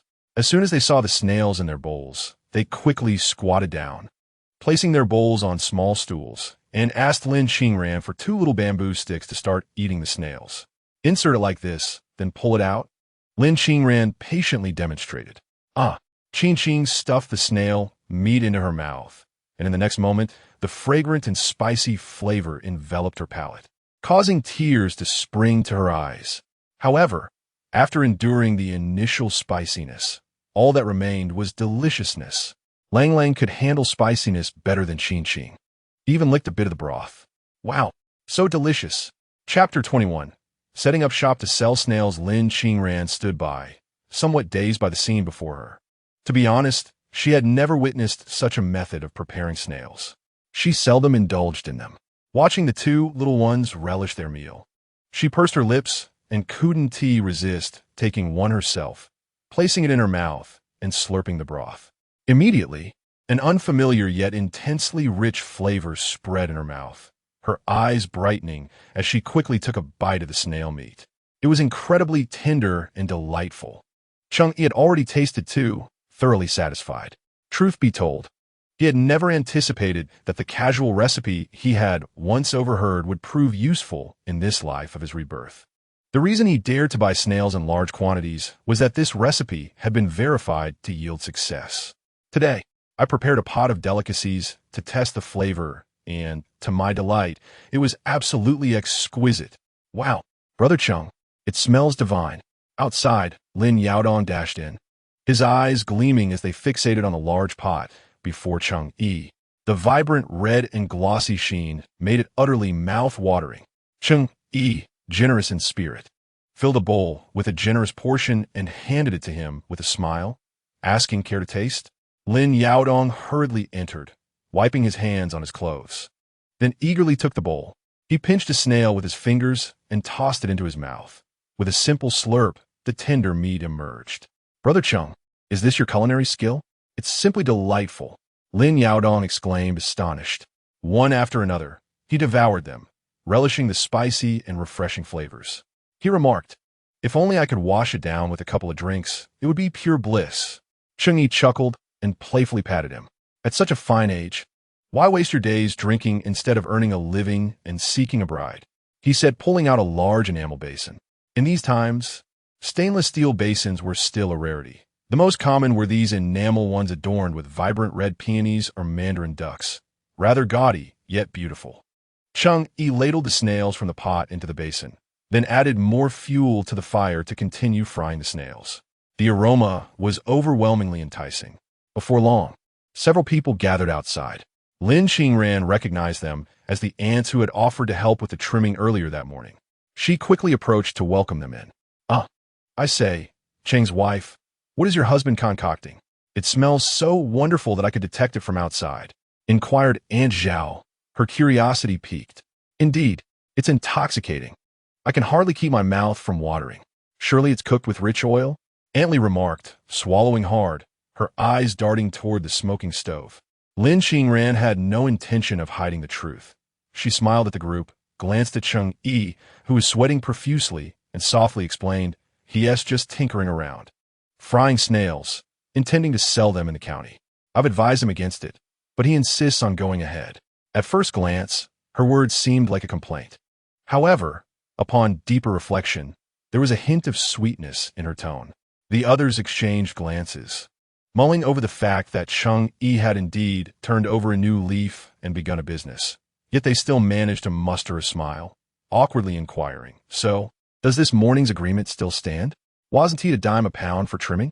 We happen to have some free time and thought we might earn a little extra to help with household expenses. Would that be acceptable?" Lin Qingran quickly nodded in affirmation. "Absolutely, you're just in time." 3 or 4 of them rushed into the courtyard. At this moment, the sizzling sound of oil filled the air, and a fragrant, spicy aroma wafted throughout the yard. This made Aunt Zhao and the others swallow hard, their eyes irresistibly drawn to the scene. Goodness, how could Cheng's dish smell more delectable than stewed meat? What was his secret? They even entertained the absurd notion of purchasing some to take home for their husbands to enjoy with drinks. By 3 o'clock in the afternoon, Cheng Yi had cooked 4 large basins of snails. Yesterday, The snails collected from a yard were all stir-fried, amounting to well over 100 pounds, displayed upon the table. Cheng Yi pondered for a moment, then fetched 2 baskets, securing them to the back seat of his bicycle. The 2 pots of snails were heavy. He placed 1 pot on each side, ensuring stability. The remaining 2 pots he covered with lids, wrapped in a layer of cloth, and meticulously bound them with twine, ultimately suspending them from a shoulder pole. With a slight bend, he hoisted the pole onto his back. In this day and age, riding a bicycle while carrying a shoulder pole was hardly a remarkable skill. As long as one maintained balance and rode slowly, it posed no issue. Lin Qingran accompanied him to the door, her brow furrowed. Observing his relaxed demeanor, she felt a sudden pang of emotion. Why not wait until tomorrow? She suggested softly. It's getting dark, and if you can't sell all these snails, it would be late returning. We could leave early in the morning together. Cheng Yi shook his head. It's all right, he replied. Time waits for no one. Every bit earned counts. Once we save enough, we'll move to the county seat, and from there to the provincial capital, or even the capital city or the coastal city. Wherever you wish to go, I'll take you. Listening to the places Cheng Yi mentioned, Lin Qingran's eyes widened in astonishment. For her, the farthest she had ever traveled was Yuan County. It felt as if a bird confined in a small cage had suddenly caught sight of the vast sky. Her heart brightened with hope. I'll be off then, Cheng Yi declared, pedaling away steadily, gradually disappearing from Lin Qingran's view. Half an hour later, in the county town, Cheng Yi parked his bicycle in front of the Golden Phoenix dance hall. The doorman, Zhao Dahong, spotted him immediately. Hey, what brings you here today? Aren't you supposed to be resting? Cheng Yi nodded, flashing a smile as he called out, Brother. His sweet words were always well received. Zhao Dahong felt a surge of warmth in his heart. As a doorman at the Golden Phoenix for many years, he had encountered numerous performers who treated him as though he were invisible. Yet, Cheng Yi was different, capable, polite, and addressing him as brother. Zhao Dahong felt a warmth within. Seeing Cheng Yi carrying several large pots, he hurried over to assist. What is this? So heavy? He inquired with curiosity. Cheng Yi replied, Stir-fried snails. With a grin, he openly shared his intentions, gesturing towards the snails. Brother, I'm planning to start a small business selling snacks. Would you like to try? He picked up a large enamel container filled with broth, which he had brought as a measuring unit, having weighed it beforehand. This container held just under 2 pounds, brimming with vibrant red chili oil, appearing exceedingly fragrant and delectable. Zhao Dahong was taken aback, quickly retrieving his own enamel bowl to serve. Wow, what full bowl! He exclaimed, eagerly sampling a few. Delicious, he exclaimed, savoring the spicy and fragrant morsels, slurping them up with delight, his eyes gleaming with joy. The river snails are truly delectable. One would never imagine you possess such culinary skills. If only I could have a cup of white wine alongside. It would be a feast fit for the gods. Cheng Yi chuckled, gesturing towards the pots on the ground. Brother, I must trouble you with a small favor. I can't carry these 2 pots of snails. May I leave them in your guardroom for a while? I will return shortly to collect them. What kind of trouble is this? It's hardly a burden. Besides, one cannot bite the hand that feeds them, Zhao Dahong remarked, waving his hand dismissively. He rolled up his sleeves and began to enjoy the snails, beads of sweat forming on his forehead from the spice. Go ahead. I will keep an eye on your snails. I assure you, none will go missing. Cheng Yi nodded appreciatively and exited the guardroom. He wasn't concerned about any potential pilfering. The snails were securely bound with hemp rope, and any movement would be evident. Cheng Yi, balancing a shoulder pole, strolled towards the end of the street. Before long, it was time for dinner. Yuan County, situated near the Yangtze River, bustled with water transport, and the Water Conservancy Association was frequented by many. Outside, there was a fishery, and beyond that, a sand washing site, all valuable assets of the county. Apartment buildings stood tall, lined by rows of sycamore trees. As mealtime approached, vendors appeared beneath the trees, carrying shoulder poles laden with homegrown vegetables. Others sold handmade goods, such as cloth shoes and handkerchiefs. The most common sight was the vendors on tricycles, traversing the streets with glass cases displaying an array of trinkets, hair ornaments, sewing supplies, combs, and mirrors. By the time Cheng Yi arrived with his shoulder pole, The area was already bustling with people. In this era of economic openness, engaging in business was no longer a source of shame. However, the locals still retained a sense of modesty. Even while selling, they dared not call out loudly, often crouching behind their produce, heads bowed, quietly awaiting inquiries. Cheng Yi found an empty spot and peered around. He noticed a steady stream of individuals emerging from the apartment complex, most in their 30s, carrying knitted bags, sporting fashionable curls, and dressed in wedge-heeled shoes and long skirts, chatting and laughing as they made their way out. Spicy river snails, delicious and fragrant. 3 yuan for a large portion, 2 yuan for small. Cheng Yi cleared his throat and called out loudly. The few people nearby jumped in surprise, instinctively shifting their wares aside. What manner of business is this? How can one shout so loudly? Is it not embarrassing? Yet, Cheng Yi's bold proclamation proved remarkably effective. Several young women turned their attention toward him. Upon realizing he was a handsome young man, they approached with smiles. What are you selling? Yuanan County's northern location fostered bold and outspoken women who were unreserved and unabashed. A young man like you, so handsome, why venture into selling? Surely, there are more respectable pursuits. Cheng Yi merely smiled. He unveiled the snails he had brought and picked up 2 enamel jars, one large and one small, saying, "Ladies, would you care to have a taste? I prepared this dish myself, a secret recipe passed down through my family, fragrant and spicy, perfect for pairing with drinks. After a long day of labor, my brothers at home indulge in this delightful fare, and their joy inspires them to buy lovely clothing for you." Chapter 22. Sold out. My dear wife, from now on, you shall manage the finances. Cheng Yi, with his sweet tongue, appeared quite youthful. As he called out sister with each bite, it instantly brightened the spirits of those present. The 3 of them lowered their heads to examine the snail dish before them, and upon seeing it, they couldn't help but smile. Oh, this presentation is quite splendid. The large portion costs 3 coins, and the small portion 2. It is rather pricey. Many families in the residential building consist of dual-income earners. Together, they earn over 100 coins monthly. Moreover, with Yuanan County's economic prosperity and excellent benefits, even a modest quarterly bonus from the factory is sufficient for them to enjoy a lavish lifestyle. However, selling snails for 2 or 3 coins each does seem a bit steep. With that amount, one could purchase 2 pounds of meat. The price of these snails rivals that of meat. Truly exorbitant. Cheng Yi did not dispute this. Instead, he smiled and offered bamboo skewers to the 3 women, saying, "Sisters, you possess discerning taste. You get what you pay for. Please sample these snails. They are undoubtedly worth it." The 3 women pondered for a moment, but did not decline. They each took 2 snails on their skewers. Wow, the flavor is simply dazzling. Living near the water, the residents of Yuanan County are accustomed to spicy food.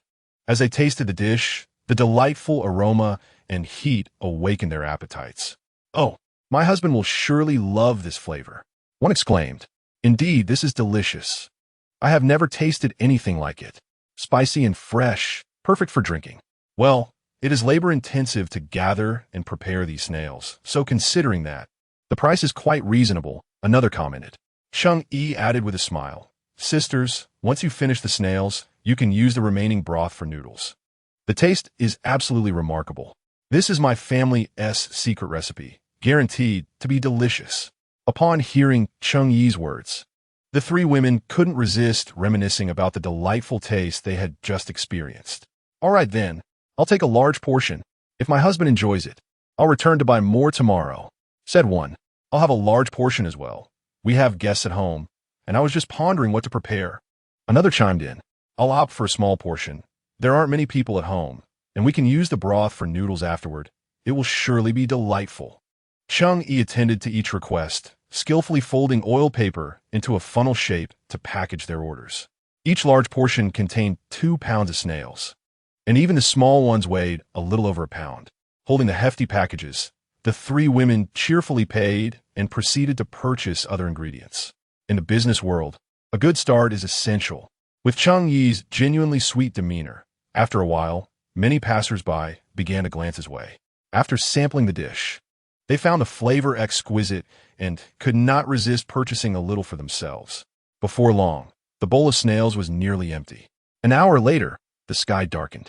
Cheng Yi was preparing to relocate when he noticed a woman who had previously purchased some river snails from him, rushing towards him. "Hey, wait a moment. Young man, do you still have any river snails?" she exclaimed, clutching a white enamel jar, a sheen of perspiration glistening on her forehead from her hurried pace. Cheng Yi, with a half basin of snails remaining, halted and replied with a smile. "Yes, would you like more?" "Indeed," she replied, wiping the sweat from her brow. "We have guests at home, some rough men who have developed a taste for these snails while drinking. I bought a large portion, but it vanished in no time. They sent me down to buy 2 more portions. Everyone raves about how delicious your snails are. They've been at sea for over 20 years and have never tasted such exquisite snails." As she spoke, she cursed lightly and extended the enamel jar towards Cheng Yi. "Let us have 2 more large portions. After all, he has footing the bill. If he doesn't finish them, I'll give him a good smack." Cheng Yi, undeterred, filled her jar generously with 2 large scoops, heaping them high. After she paid, she praised him once more before hastily carrying the large basin of snails back home. Half an hour later, Cheng Yi found a moment to return and retrieve the 2 basins of snails he had left at the guardhouse. Just as he arrived at the intersection, a crowd gathered around him, startling him. Before he could speak, a tall man in the front scrutinized him from head to toe, asking, "Are you the one selling river snails?" Cheng Yi nodded. The man, towering and reeking of alcohol, made Cheng Yi's heart sink slightly as he feared trouble. But suddenly, the man rummaged behind him and produced a large enamel jar. "Hey, you've got some skill, young man. I'm heading out to sea tomorrow. And I must say, your snails are exceptionally tasty." He smacked his lips and continued, "I'm here to buy more to take along. It'll be a month before I can enjoy them again. What a hardship." The man chuckled, belched, and the enamel jar in his hand clattered amusingly. "Come on, give me $30 worth. Right now." What a substantial order. Cheng Yi wasted no time, promptly exchanging 3 $20 bills for the man's basin and serving him a full 10 portions. In an instant, the basin was nearly empty, leaving just a small amount at the bottom. A few more individuals approached, eager to purchase snails, and upon seeing the man's large order, they expressed their discontent. "Why did you buy so much? What are we supposed to eat?" One grumbled. "Exactly. I want to buy $6 worth. My family is waiting for me to return." Another chimed in. "Hurry up. Give me 2 more portions." Purchasing behavior is often thus. Those who were previously hesitant or initially planned to buy only a small portion suddenly found their appetites growing at the sight of the dwindling supply. The last basin, which Cheng Yi had intended to sell elsewhere, turned out to be the fastest-selling one. The night had fully descended. Cheng Yi carried a military green messenger bag filled to the brim with a large pouch of coins. The jingling sound accompanied his footsteps, invigorating him even more as he rode his bicycle. Upon returning home, he noticed the lights in his yard glowing from a distance. As he pushed the door open, he was greeted by the sound of footsteps approaching. Just as he parked his bicycle, 2 small dark figures dashed toward him, embracing him tightly. It was Ching Ching and Lang Lang.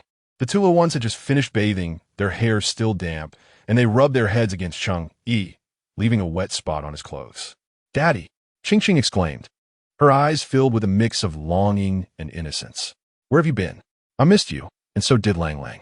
Lang Lang, his face flushed with stubbornness, turned his head away and lightly huffed. Lang Lang didn't tea. Cheng Yi felt warmth spread through his heart. "Daddy want to earn money by selling snails. Tomorrow, I could buy you both new clothes to wear." "New clothes?" The eyes of the 2 little ones sparkled with excitement. They were currently clad in tattered old garments from last year, tied against their bodies and considerably short. In these times, it was rare for families to pass down and used old clothes to other children. Every family struggled, and children were plentiful. The eldest wore what the second wore, and so on, until the last child ended up with garments so worn that they could no longer be patched. It was better to cut them into rags or diapers than to give them to others. Ching Ching blinked her eyes, extending her hand to gesture. "I want to wear a dress with lots of flowers. Is that okay? Like this, like this." She animatedly illustrated her vision. Cheng Yi, surprisingly earnest, nodded and lifted her into his arms. "All right, that is settled. We'll buy just that." He then turned to Lang Lang. And what about you, Lang Lang?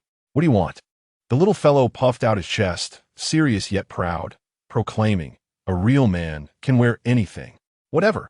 Unable to resist, Cheng Yi ruffled his small head affectionately.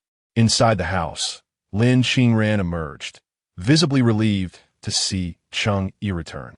Ching Ching, Lang Lang, it's time to go to bed. It's late, and if you don't wake up on time tomorrow, no one is allowed to accompany me to the county. Cheng Yi was taken aback. Before he could inquire further, the two little ones turned to him, waving their hands and chiming, Daddy, we're going to sleep now. Mommy said we can go to the county with you in the morning. Ching Ching can help. Lang Lang is a man now. He can help carry things. With that, they dashed back into the house before Cheng Yi could respond. Cheng Yi was left momentarily speechless. Lin Qingran remained silent. She walked into the kitchen, lit the fire, and set a pot of water to boil. With a spoonful of lard, a handful of chopped green onions for simple seasoning. She ultimately fried an egg and blanched a handful of leafy greens. A bowl of plain noodles was soon ready. Are you hungry? Lin Qingran gently inquired. Eat some noodles first, and after you finish, I'll boil water for you to take a bath. You're all sweaty. Cheng Yi pressed his lips together, but did not decline, walking over to pick up his chopsticks and begin eating the noodles. By the way, he removed the military green shoulder bag from his back and handed it to Lin Qingran, stating, This is the money earned from selling snails today. Please count it. Lin Qingran was taken aback. Me? Count it. Cheng Yi nodded, lifting his gaze to meet hers. Under the gentle moonlight, his eyes appeared as fathomless as a deep abyss, with the glimmer of moonlight swirling within, scattering a tender affection. Indeed, you must learn to keep accounts. One day, you will manage the household. Earned money should be spent. And if there's any left, save it in the bank. Cheng Yi jested, Dear wife, managing finances is no trivial matter. I appreciate your hard work. Lin Qingran's hands froze momentarily. She could hardly believe her ears. In truth, the money Cheng Yi had earned over the past couple of days had indeed been given to her. However, Lin Qingran had not touched a single cent. She had hidden it all beneath her bed. She dared not spend it, nor did she have the courage to calculate it. Whatever Cheng Yi provided, she stowed away into her box, meticulously recording every penny in her ledger. This money was not hers. She neither dared to touch it, nor could she. Chapter 23. Qingran. Thank you truly. In Lin Qingran's perception, she and Cheng Yi remained as distinctly separate as two flowing rivers. She hurried to wash the pot and prepare hot water for Cheng Yi's bath. The swirling steam from the pot stung her eyes, rendering them sore and dry. Cheng Yi was cleaning the snails when he looked up and noticed the redness around Lin Qingran's eyes. He paused, approached her by the stove, and gently wiped away the tears from the corners of her eyes. Why are you crying? He inquired softly. Lin Qingran quickly shook her head, hastily fetching a bucket to fill with hot water, mumbling, It's nothing. The steam is just irritating my eyes. She stammered, finding an excuse, and before Cheng Yi could speak, she averted her gaze, dodging his hand.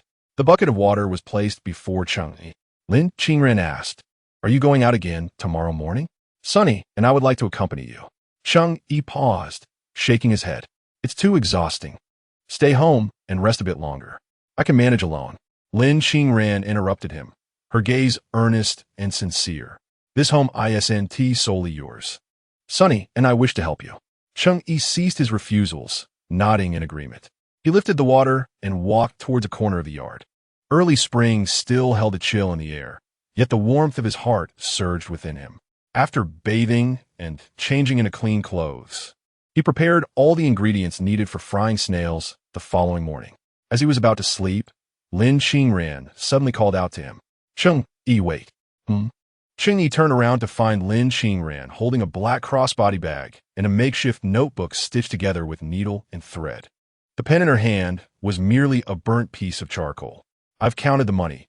This is the ledger for you to see. Cheng Yi. The words almost escaped his lips, but he swallowed them back.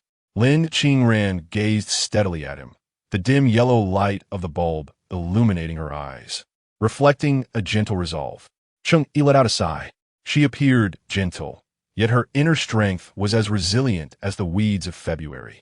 He approached her and seated himself dutifully by the table, his gaze falling upon Lin Qingran's hands. Her fingers were long and slender, yet the palms bore a layer of fine calluses. In her youthful 20s, time had left no visible marks on her face, rendering her ever more beautiful. However, these hands had not escaped the ravages of time.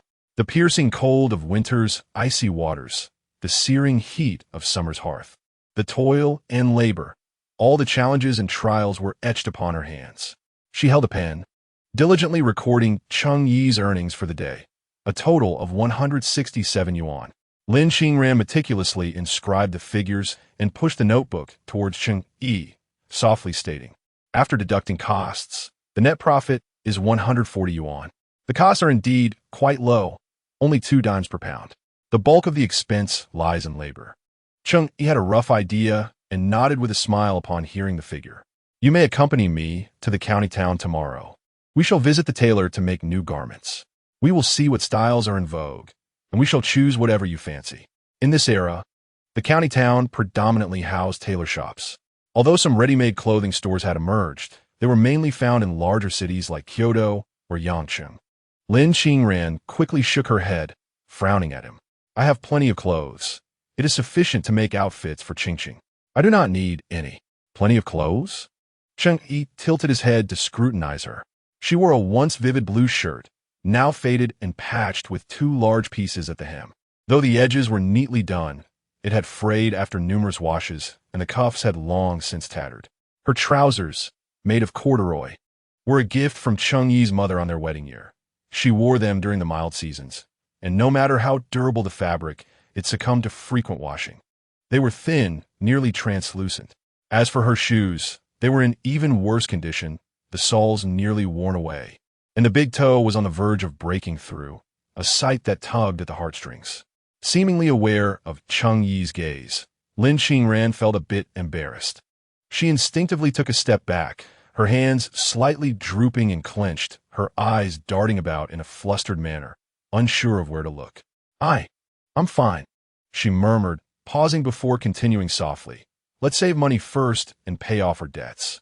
I can buy clothes later. Cheng Yi, you need not concern yourself with me. Our relationship is perfect." Their home, once on the brink of turmoil, had been salvaged. Now, as their lives gradually improved, Lin Qingran felt nothing but gratitude. As for anything else, she cared not. In fact, a faintly absurd thought flickered in her mind.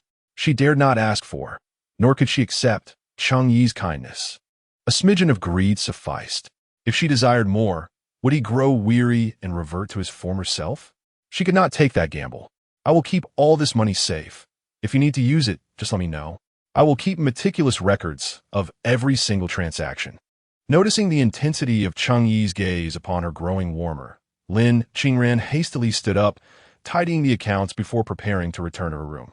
Unexpectedly, in the next moment, Cheng Yi suddenly reached out and firmly grasped her wrist. "What do you mean it has nothing to do with you?" Cheng Yi spoke, his voice resonating with gravity. "The child is important, but to be precise, you are even more vital." Lin Qingran was momentarily taken aback. "I have never shared this with you, but over the years, your contributions have been immense. In the past, I was reckless, failing to fulfill the responsibilities of father, and you took on all those burdens for me. Qingran, I sincerely thank you. I used to harbor unrealistic dreams, always hoping that upon my return, you and the children would be waiting for me at home, so I acted without restraint. However, I have come to realize that this is not the case. The children have grown and no longer recognize me, and you have given up on me. By then, it will be too late for regrets." Cheng Yi spoke earnestly, his gaze fixed intently upon her. Rarely did he lay bare his soul. In fact, throughout his 2 lifetimes, he had never exposed his innermost feelings, raw and bloody, before her. The burdens of regretful past could now be expressed with tranquility. Regret could be mended, and he could finally embrace her and their children tightly. "Qingran, thank you for being willing to trust me once more," he said, his voice soft and husky, offering a soothing balm in the dark of night. Women are often the most enigmatic of beings. When resolute, they can walk away without a backward glance. Yet in moments of tenderness, they may weep openly, the towering walls built over the years crumbling in an instant. Cheng Yi could not hold back and enveloped the gently trembling Lin Qingran in his arms. Her chin rested on his shoulder as she sobbed softly. Chapter 24. A donkey cart. Tears streamed down, falling onto Cheng Yi's shoulder and quickly dissipating. A pair of hands gently tugged at the hem of Cheng Yi's clothing, knuckles turning white from the intensity of her grip. This was her first time, the first instance of her actively responding. The following day, Cheng Yi rose early. Cycling to the county town with the river snails had proven to be insufficient. After stir-frying the snails, Cheng Yi took a scoop with an enamel bowl and headed straight for the home of the village chief, Cheng Dijing. At that hour, it was still early. Cheng Dijing was squatting at the door, enjoying a bowl of porridge. He slurped it down, savoring a small dish alongside. The steaming porridge warming his insides and bringing him comfort. As he stood up, preparing to fetch more dishes, he suddenly caught sight of Cheng Yi approaching his home. "What brings you here? Need something from your uncle?" Cheng Dijing asked, offering his bowl to Cheng Yi. "Have you eaten? Would you like some?" Cheng Yi shook his head, smiling as he replied, "Uncle, I have eaten. I came to discuss something with you." "Something urgent?" Cheng Dijing quickly ushered Cheng Yi inside. "Is there trouble at home? Are the rice seedlings not sprouting?" It's the season for transplanting. Every household was busy in the fields, but Cheng Yi's few acres lay fallow. While neighboring families had encroached upon his land, Cheng Yi had neglected it for some time. Hearing that Cheng Yi intended to settle down these days, Cheng Dijing mused that it might be related to the rice seedlings. "Uncle, may I inquire about the donkey cart that recently appeared in the village? Where is it now?" Cheng Yi asked. Cheng Dijing replied, "If it's still in the village, I was wondering if you might consider selling it to me. After all, no one is willing to spend money or take care of it. I could purchase it. What do you think?" "Donkey cart?" Cheng Dijing was momentarily taken aback. The origins of the donkey cart were rather intricate. Years ago, when a village operated under a communal system, a young donkey had been captured and raised with the help of several families, only to find itself embroiled in disputes over ownership as land was redistributed. With 6 households involved in its care, each was reluctant to pay for it, leading to a prolonged stalemate that Cheng Dijing had struggled to resolve for years. The donkey remained confined within the village committee's courtyard, cared for by the families in turns, yet the spirit of resentment and competition had begun to permeate their efforts. This year, as the farming season intensified, the households grew negligent, offering the donkey mere scraps of grass, insufficient for its needs. Observing the donkey's emaciated state only fueled the contention among them, becoming a source of constant worry for Cheng Dijing. Upon hearing Cheng Yi's inquiry, his brow instinctively furrowed. "That donkey is still there.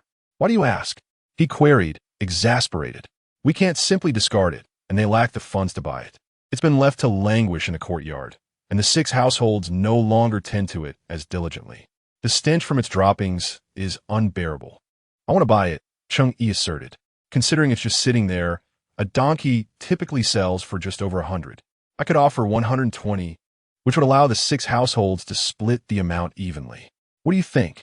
Cheng Yi had never been one to shy away for financial dealings. To obtain something valuable, one must be willing to invest, he mused, recalling the donkey's stubborn nature.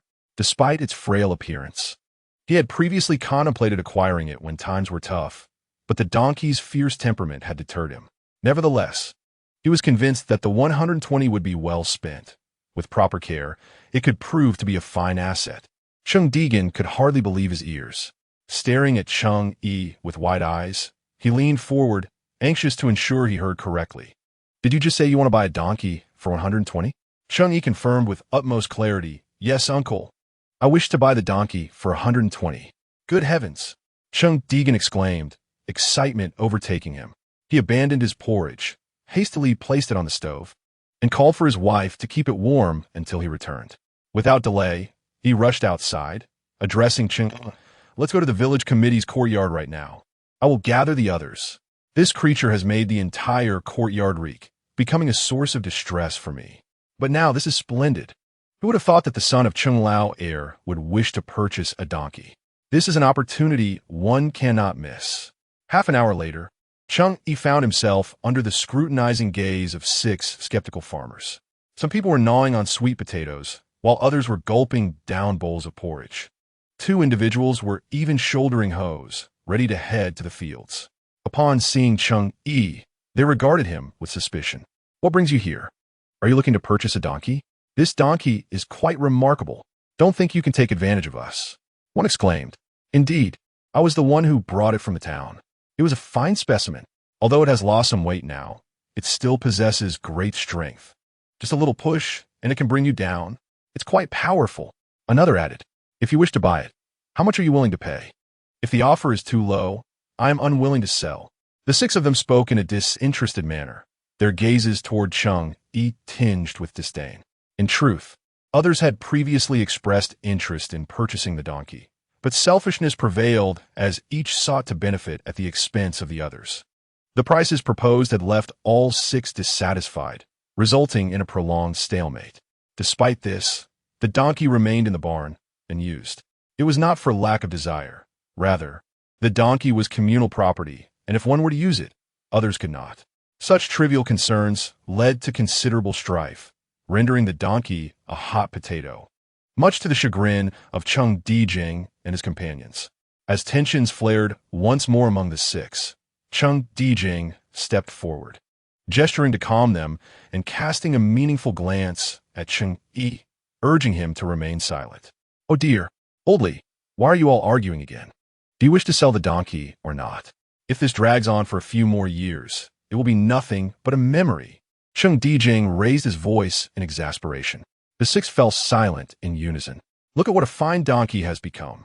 What a waste," Cheng Yi exclaimed, pulling out a pipe from his waist, lighting it, and taking a deep puff, his brow furrowed in concern. "Today, I will make the decision.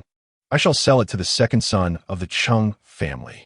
The faces of the six changed dramatically, about to protest when Cheng Yi raised his hand to indicate the cart in the corner of the yard. "Young Cheng, I'm not favoring you unduly. This donkey is a good one, and the cart is also in excellent condition. If you truly wish to purchase it, take them both for $120. What do you say?" The moment those words were spoken, both Cheng Yi and the six were left dumbfounded. One realized he was potentially gaining a cart, while the other six felt they had stumbled upon a tremendous bargain. 120. My goodness, that is quite a sum. Chapter 25. Uncle, I must ask for your assistance. Cheng Yi now understood the reason behind the village chief's subtle gestures. He remained silent, feigning a difficult demeanor, rubbing his hands together as he looked at the village chief and the six with a troubled expression. 120? That's rather excessive, don't you think? I only have this much on hand. Upon hearing that Cheng Yi had such funds, the others hurriedly chimed in to support him. "Oh, if it's 120, so be it. Young Cheng, you've struck it rich. It's only fair we share in your fortune, right? You're a big boss now. Surely, you can manage this amount. Indeed, you've already brought out 600. You can certainly afford this 120. We are all from the same village. So if you ever need assistance, do not hesitate to ask. I would be more than willing to help. I still have some surplus seedlings in my field. Would you like them? If so, I can deliver them to you today. Just kidding. 120 yuan, and each person can receive 20. These 20 yuan are something that these hard-working farmers, toiling day and night, would struggle to earn in a month. Here, even a donkey has become a hot potato. It is neither easy to discard nor convenient to feed daily. Selling it seems to be the better option.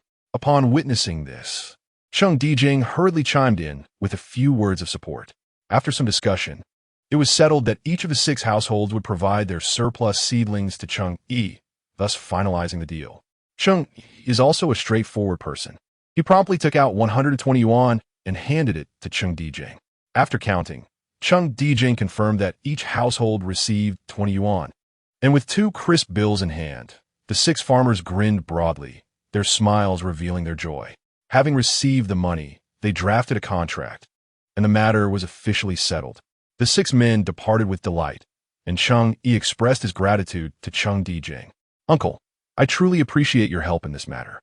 Cheng Yi smiled and replied, "Otherwise, how would I have gained such benefits without effort?" Cheng Yi waved his hand dismissively, pointing at the donkey. "You were able to turn over a new leaf, and that is commendable. No need for thanks. These men are quite petty. I had to mediate several times before they finally agreed. It is only right that they earn some interest now. The land allocated to your family this year should be cultivated. We are all farmers, relying on nature and the earth for our livelihoods. To have land and not cultivate, it is a disservice to the kindness shown to us poor folk by the state, and one would surely face retribution for that. Do you understand? Cheng Yi nodded vigorously, as if pecking at grains. This is how the older generation is. They seize any opportunity to impart lengthy lessons. Cheng Yi, who once relished arguing back, has now, after living a lifetime, come to understand that sincere advice often sounds harsh, and what true concern entails. After Cheng Yi finished speaking, he felt tremendously gratified by Cheng Yi's rare good attitude. He reached out and patted Cheng Yi on the shoulder, content to conclude his discourse and prepare to leave. However, Cheng Yi took a few steps forward and handed him a porcelain jar. "What is this?" Cheng Yi asked, puzzled. "This is my homemade stir-fried snails, uncle. Please give it a try." Cheng Yi smiled. Cheng Yi, intrigued, lifted the lid of the porcelain jar and peered inside, his eyes lighting up. "What rich oil! You are quite generous." The glistening, sizzling oil made Cheng Yi swallow hard. After years spent in the village, today's village officials genuinely work for the people. Where can one find such indulgences? Cheng Yi's family was even more impoverished than the average household. Cheng Yi chuckled, offering it to him. "Uncle, I must confess, I have another request." Cheng Yi paused, realizing the unspoken rule: no gain without effort. The morsel of snail meat lingered in his mouth, neither easily swallowed nor spat out. After a struggle, he finally managed to swallow it, his face flushing red from the spice. He coughed twice, casting a wary glance at Cheng, apprehensive that he might propose some nonsensical request. "What?" he inquired. Cheng Yi responded, "It's about the rice fields. At present, I have secured a job in the county. But at home, it's just my wife and children, and they lack the physical strength to manage the rice planting. Uncle, I don't want the villagers to suffer. If the uncles and older men could spare some time to help cultivate my 4 acres, I would offer 2 yuan per day for their labor, along with a meal at noon. What do you think?" In these times, planting rice was traditionally a communal effort, with families deliberately staggering their work hours. However, such assistance was not without cost. It was a reciprocal arrangement. Though unspoken, each household kept a mental tally of favors exchanged. In an era where filling one's belly was a struggle, who could truly afford to be selfless? Cheng Yi was the sole laborer in his family, and a rather unreliable one at that, so he boldly proposed a wage of 2 yuan a day, a relatively high rate.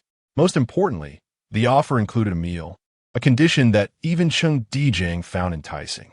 Cheng Yi, regaining his composure, nodded vigorously, placing a hand on Cheng Yi's shoulder with a sense of admiration. "You're quite generous. Rest assured, I'll take care of this matter. I'll find people and supervise the work. I promise the folks from Chengjia Village won't take advantage of you." With Cheng Yi's assurance, Cheng Yi smiled with relief. Cheng Yi found an oil paper bag in the office, placed the snails inside, and returned home, leaving Cheng Yi alone in the yard with the donkey. Cheng Yi approached and attempted to lead the donkey out. The stubborn creature initially refused to budge. With no other option, he stepped outside the yard and picked a handful of fresh grass, enticing the donkey. Reluctantly, it slowly emerged from the stall. Upon closer inspection, Cheng Yi noticed that the donkey had a robust frame, thick legs, and a round head. Although it was emaciated, it still possessed the potential to be a reliable beast of burden. He offered the fresh grass to it. It had likely not tasted fresh grass in a long time, having subsisted on dried hay that was past its prime. Now, upon receiving the fresh treat, it emitted a series of sharp brays. "Come with me, and I assure you, you'll enjoy fresh meals every day." Cheng Yi chuckled, patting its back. It was curious indeed. Animals seemed to possess a certain awareness.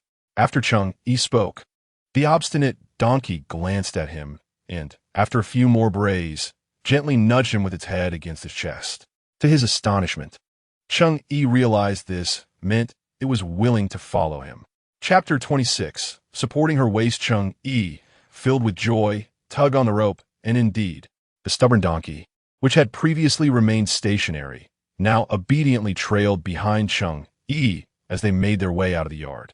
Half an hour later, Cheng Yi finally drove the donkey. which had been tied to the cart, into his yard.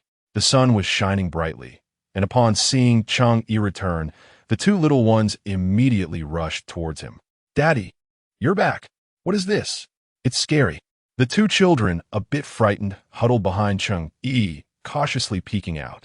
Cheng Yi smiled and squatted down, reassuring them, "This is a donkey. Today we're going to the county town, and it will carry us, understand?" Lang Lang furrowed his small brows, recalling that Arya's family also had one. Arya's father said that donkeys are our good helpers. Ching then stretched out her little arm, pointing at the donkey and murmuring softly, "Daddy, it's so thin, even thinner than me." Cheng Yi couldn't help but chuckle. "Yes, it is our good helper. So we need to make sure it's well fed, all right?" Children are always full of compassion. Seeing the donkey so thin, Ching and Lang Lang didn't wait for Cheng Yi to speak, but hurried to the kitchen, each grabbing a peeled egg prepared by Lin Qingran, eager to feed it to the donkey. The donkey, however, expressed its disdain with a loud bray, turning its head away. Cheng Yi finally burst into laughter. Ching, Lang Lang, come here. The donkey doesn't eat this. It wants to eat the fresh grass from the garden across the street. That's its favorite food, understand? Huh? It doesn't eat it? Ching and Lang Lang lowered their heads, silently nibbling on the eggs themselves. "Let us go pick some grass for it. If it eats well, it'll surely be able to run," Lang Lang exclaimed, his eyes sparkling with excitement. "Eat a lot. Run fast. Duh. Faster than Arya's father's donkey." Ching nodded vigorously like a chick pecking at rice. "Yes, faster than Arya's father's donkey. Let us go." The two little ones, puffing and panting, dashed off to pick grass. Lin Qingran, amused yet helpless, peeked out to remind them to come back for porridge. But her gaze met Cheng Yi's. He smiled, walking over to naturally grasp her hand. "Have you eaten?" Lin Qingran nodded, her cheeks slightly flushed. "I've packed the snails tightly. You should eat a few bites. I'll go feed the donkey, and once it's full, we'll set off." On this beautiful, sunny morning, he looked at her with gentle eyes. Despite wearing worn and tattered clothes, and his children being smaller and less robust than others, his heart was warm. Cheng Yi nodded, sitting at the table.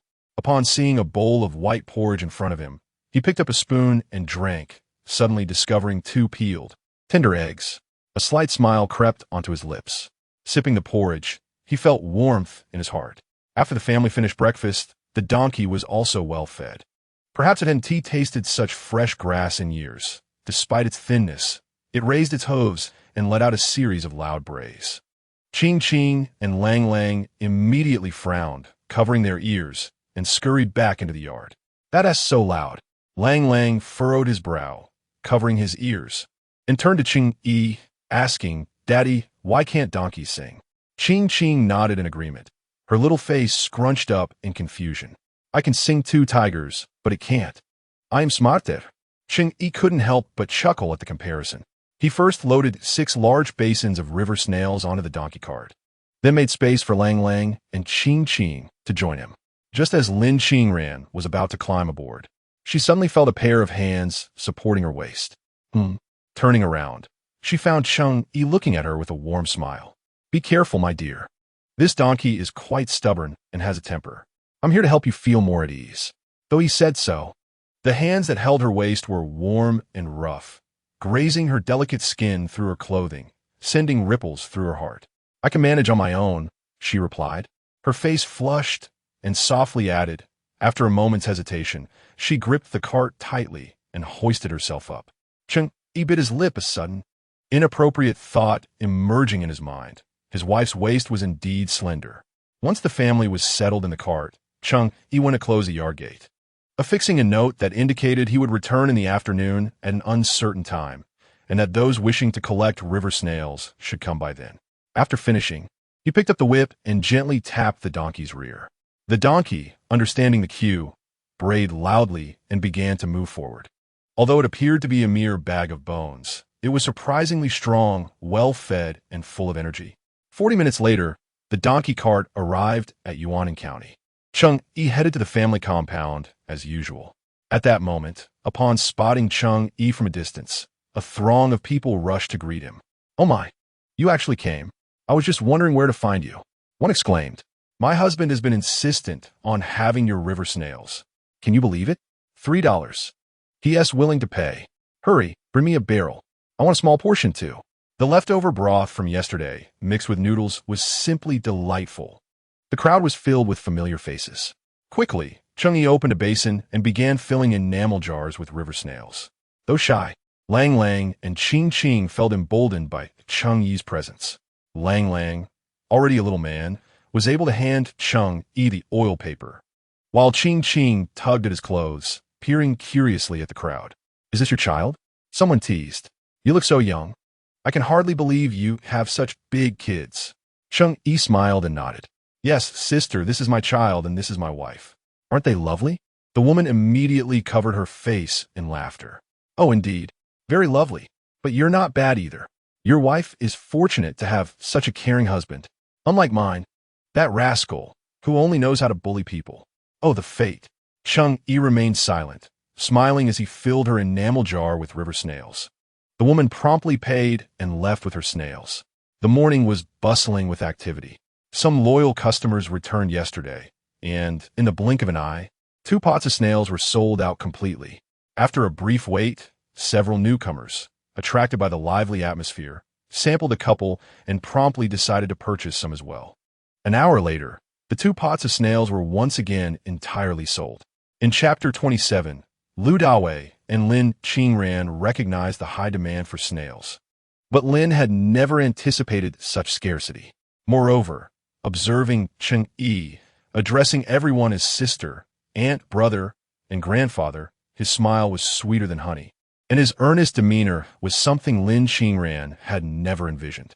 In truth, Cheng Yi was quite image-conscious, possessing a thin skin. His initial desire to become a literary worker stemmed from a wish for social prestige.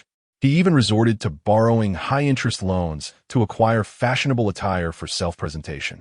Lin Qingran had previously suggested engaging in small business ventures to improve their family's circumstances, yet Cheng Yi had vehemently dismissed the idea, asserting that such ventures were beneath them and would tarnish his image.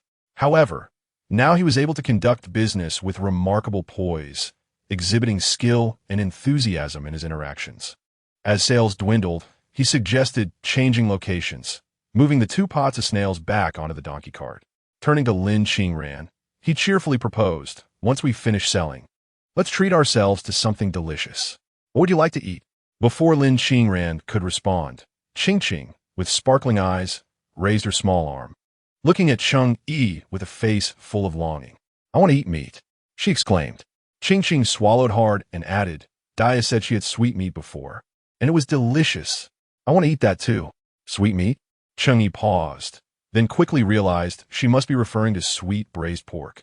With the bustling trade in Yuanan County, the method for making Shanghai-style braised pork had spread, renowned for its tender, sweet, and savory flavor. Many state-run restaurants in Yuanan County offered it.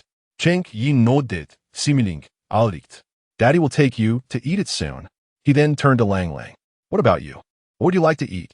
The little one, wiping the sweat from his forehead, puffed out his chest and declared in a babyish voice, as a man, I can eat anything.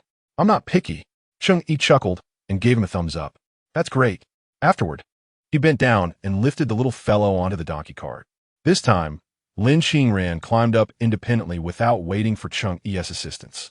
Her cheeks flushed as the morning sun shone brightly, casting delicate rays upon her eyes and brows. Noticing Cheng Yi's gaze upon her, she bit her lip, turned her head away, and softly asked, Aren't we leaving yet? Cheng Yi laughed as he climbed onto the cart. The donkey, quite in tune with the moment, brayed loudly. Let us go, Cheng Yi called out, turning the cart around as the family of 4 proceeded toward the end of the street. Unbeknownst to Cheng Yi, not far away, a man squatting on the ground, smoking, caught sight of him, his eyes wide with an expression akin to having seen a ghost. This man, Lu Dawei, served as the gatekeeper at the county's #1 middle school. He had a 2-day break each month, and today happened to be one of those days. He had come to visit relatives, specifically his second uncle, who had recently retired and resided in the nearby staff quarters. Just the day before, they had shared a meal, during which his uncle had purchased a jar of river snails from a young vendor, claiming they were quite delectable. Once Lu Dawei tasted them, He was instantly enamored by their flavor, perfect to accompany drinks. Tempted by the delightful taste, he returned today to procure some for himself. However, as he indulged in a cigarette, he noticed the young man tidying up to leave. Initially intent on rushing forward to stop him, Lu Dawei was taken aback when the young man suddenly turned, causing him to freeze in astonishment. Goodness, who was this young man, whose face seemed so familiar? Lu Dawei hesitated, but, upon closer inspection, was utterly astonished. Wasn't he that Cheng Xiaogen's second son? Cheng? Lu Dawei was well acquainted with Cheng Xiaogen. Like him, worked at the school, albeit as a cook in the cafeteria while his wife, Cheng Yi, prepared the dishes. The couple exuded pride whenever they encountered others, largely because their eldest son, Cheng Ming, held a stable teaching position at the school, a coveted iron rice bowl. Who would envy that? Consequently, within the school's staff, everyone respectfully referred to Cheng Xiaojin and his wife as Master Cheng and Mistress Cheng. The couple enjoyed a degree of respect, bolstering their confidence in conversations. However, only Lu Dawei knew that behind the scenes, many mocked them, suggesting that their apparent arrogance was misplaced. After all, their eldest son had a leg issue, and the second son was viewed as a failure, rumored to be deep in debt from high-interest loans in pursuit of a career as an artist. Given their humble beginnings, who among them possessed such talent? This led to the second son becoming the subject of ridicule throughout the village. As a result of these circumstances, Cheng Xiaojin and his wife severed ties with their second son. Lu Dawei had once witnessed Cheng Yi confronting them at the school gate, demanding money. Thus, he recognized Cheng Yi, who at that time had been brash and vulgar, appearing as though everyone owed him money. Yet now, he had observed the young man greet others with warmth, calling them uncle, aunt, and sister, all with an endearing sweetness that left them delighted. The transformation in his demeanor was striking. What had transpired? Had he truly turned over a new leaf? Lu Dawei pondered, rising to follow Cheng Yi, accompanied by Lin Qingran and Qingqing, made his way to the north side of the county. This area had once been a graveyard. It was said that during the war in the Republic era, many lives were lost here.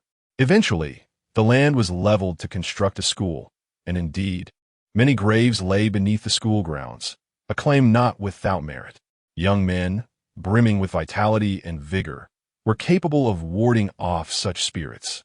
Thus, 30 years prior, when Yuanan County was devising its plans, a specific area was earmarked entirely for educational buildings, encompassing primary, middle, and high schools, along with residential quarters for staff. The population was substantial, predominantly comprised of employees with considerable purchasing power. Cheng Yi, hastening with his donkey cart, sought a bustling roadside and gently set down the two little ones.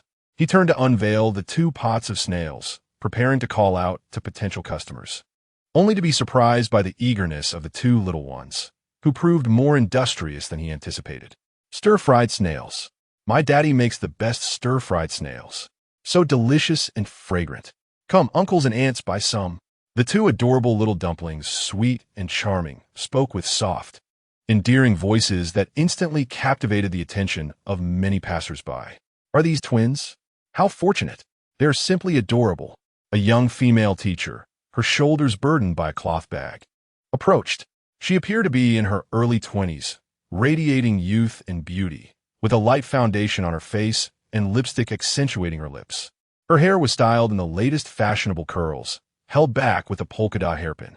Chapter 28. The outstanding performance of the 2 little ones dressed in a crisp white blouse and a stylish plaid skirt, complemented by fashionable buckled brogues. She approached and observed the 2 little ones for a moment before glancing at the 2 large pots of snails on Cheng Yi's cart. How much are these? She inquired softly. I'm meeting my partner's parents today and am unsure of what to buy. Would this be inappropriate? Today was a significant occasion for her, as she was to meet her partner's family, adorned in new attire and hoping to procure a delightful treat for when her partner came to collect her. Cheng Yi, with a smile, gently patted the heads of the 2 little ones and replied, Miss, when a family gathers, enjoying delicious food is undoubtedly the most joyful experience. My snails are prepared with a secret recipe, and in the 2 days I've been selling them, no one has claimed they were anything but delectable. If you bring something tasty to your partner's home, they're sure to be pleased.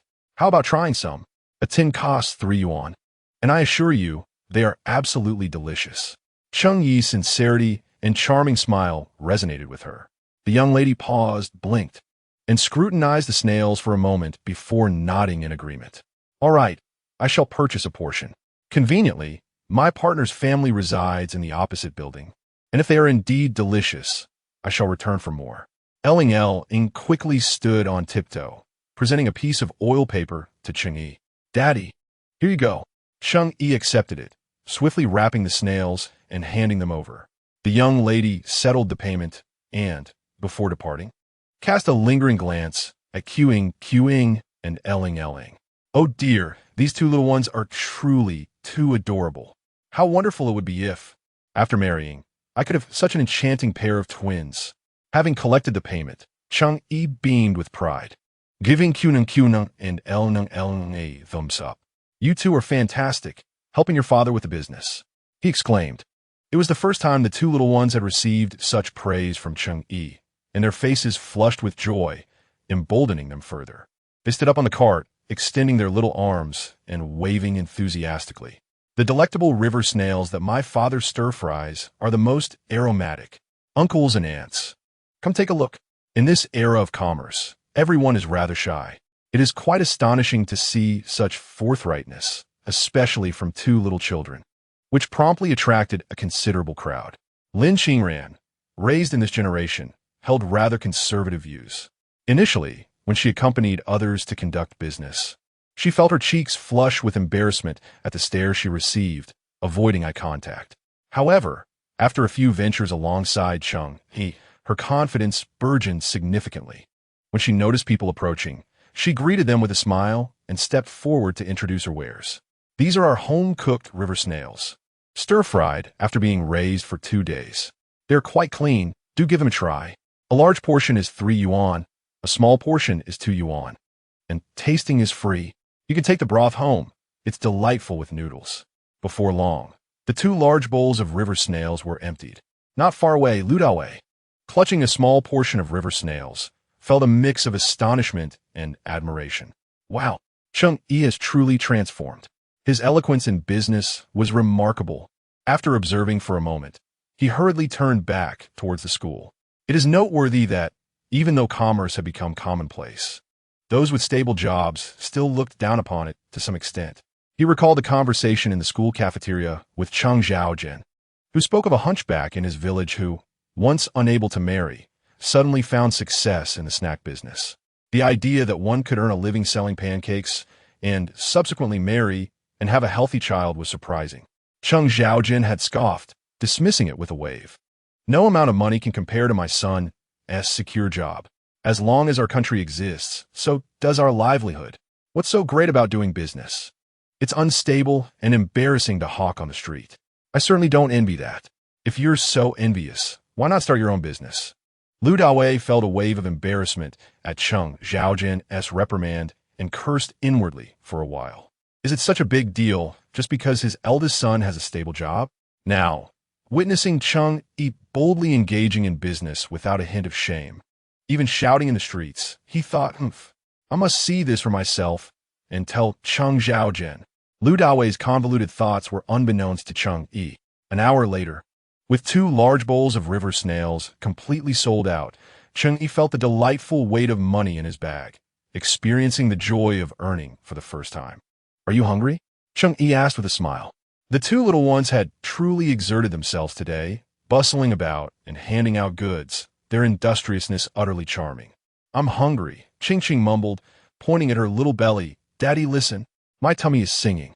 It says it wants to eat. Lang wiped the sweat from his brow, his eyes sparkling as he looked at Cheng Yi. All right, let's go have some braised pork. We'll eat at a restaurant next time. And with that, they made their decision. With a gentle kick, Old Donkey joined in, braying a couple of times. There are several state-run restaurants in Yuanan County, the most renowned being the Golden Phoenix Hotel. However, that establishment caters exclusively to officials dispatched from higher authorities with exorbitant prices that ordinary people cannot afford. Cheng Yi was not disheartened, leading his companions to a quaint eatery nearby, known as Chiao Hong Restaurant. This small establishment was once a state-run venue, but After the economic reforms, the owners, having lost their jobs, returned to the culinary world.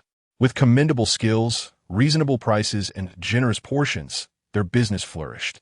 As Cheng Yi entered with his companions, he tethered Old Donkey at the entrance. It was mealtime, and the modest restaurant, with its 6 tables, was filled to capacity. Fortune smiled upon them as a table vacated just as they arrived, allowing Cheng Yi, Lin Qingran, and Qing Lang to settle in. "What would you like to eat?" "The menu is written on the wall," called out the cheerful proprietress, Zhao Xiaohong, who played the dual roles of chef and server. Her welcoming demeanor brightened the atmosphere as she leaned out from the window. On the table lay a menu, neatly detailing the prices and dishes crafted from plastic.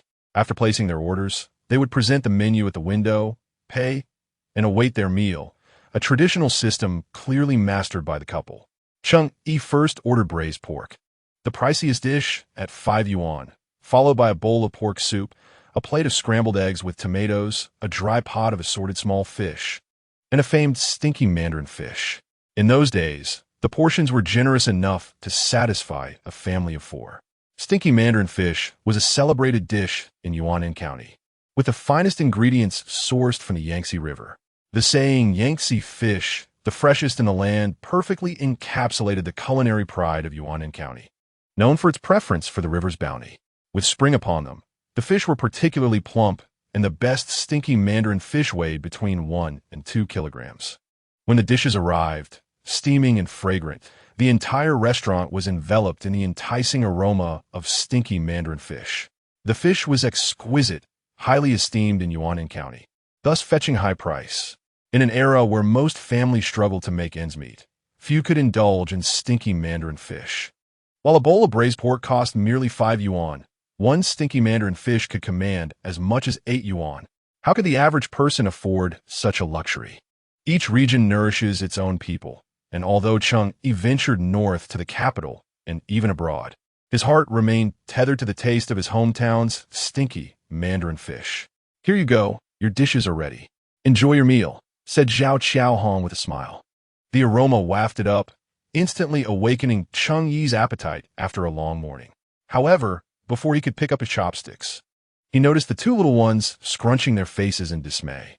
"Daddy, it smells so bad," exclaimed Qing, pinching her nose and contorting her cherubic face in distaste. Lang pouted, staring intently at Cheng Yi, and suddenly, with a grave expression, asked, "Daddy, why does this fish smell bad? Do you like to eat it?" Cheng Yi. Lin Qingran couldn't help but chuckle. She bit her lip, picked up her chopsticks, and offered a piece of garlic-infused fish to Lang. "This is stinky mandarin fish, a renowned dish from Yunnan County," she said with a smile. "Would you like to give it a try, Lang?" The little fellow appeared to face a formidable adversary. "Lang won't eat the stinky stuff. No way." Qing quickly shook her head, covering her mouth, and vigorously waved her little hands in front of her nose. No.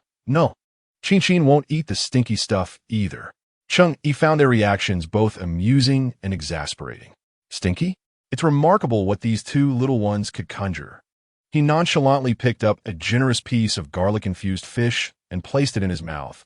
A wave of familiar flavors, accompanied by an intense aroma, surged within him. He let out a deep sigh of satisfaction.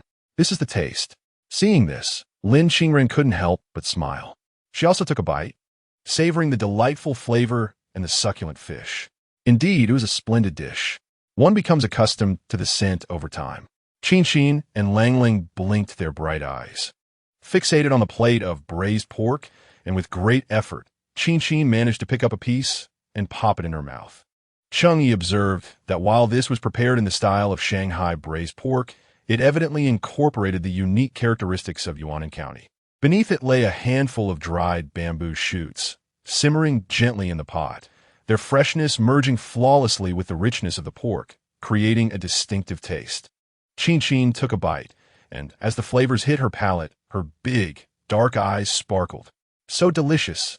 Really delicious. Her mouth full of meat. She spoke with a muffled voice. Finally swallowing, she eagerly tugged at Lang to join her in eating the meat. "Brother, you eat too, you should try." Lang, with utmost seriousness, replied, "I'm not your brother. Qing, you're only 3 minutes older than me. so you cannot call me that. Qin pouted. Qin is the big sister. Lang Lang retorted, "Umph. A real man doesn't argue with girls."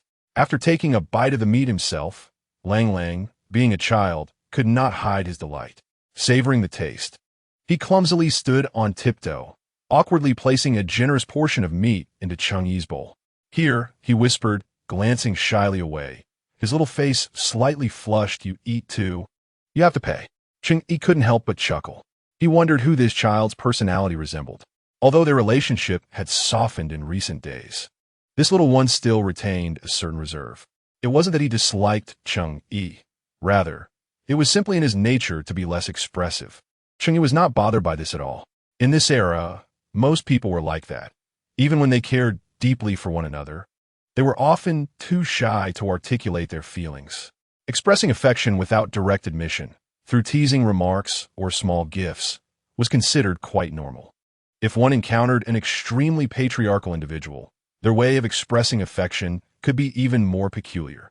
In earlier years, an incident occurred in Chengjia village where a man, consumed by jealousy, struck his wife to death with a home merely for glancing at another man. Subsequently, the man met a violent end, leaving behind a son who has since been raised by his grandparents. This young lad is now approximately 17 or 18 years old. Cheng Yi savored the braised pork. While the flavor was not exquisite, the fact that it was served by his own son brought a smile to his face. "Delicious," he remarked. "Thank you, Lang Lang." The little boy paused for a moment, a serious expression on his face as he replied, "We are all men here. No need for pleasantries." Cheng Yi chuckled. "Indeed, this son of mine is quite something." Meanwhile, Cheng Xiaojian was busy preparing ingredients in the kitchen, clad in a white long robe and hat. He was bent over in water, rinsing clean the white radishes. Though designated as a kitchen assistant, he was essentially a cog in the machinery, attending to whatever task was required, unloading goods, washing vegetables, chopping, and cleaning dishes. Both he and his wife, Qi lacked formal education, relying on their eldest son, Cheng Mingsheng, who teaches at the local high school, to secure this position through connections and favors. Despite the labor-intensive nature of the job, Cheng Xiaojian walked with his back straight, proud of his son's achievement. After all, his eldest was a teacher at the high school, a stable job with a government salary, a town household registration, and his daughter-in-law also worked there as an educator. As he walked through town, who wouldn't address him as Master Cheng? In the entire Cheng family, only his branch had a government job, making him exceedingly proud. As he retrieved the radishes from the water, he wiped his hands and picked up a knife to carve away the frozen and damaged parts. These radishes have been stored since last winter.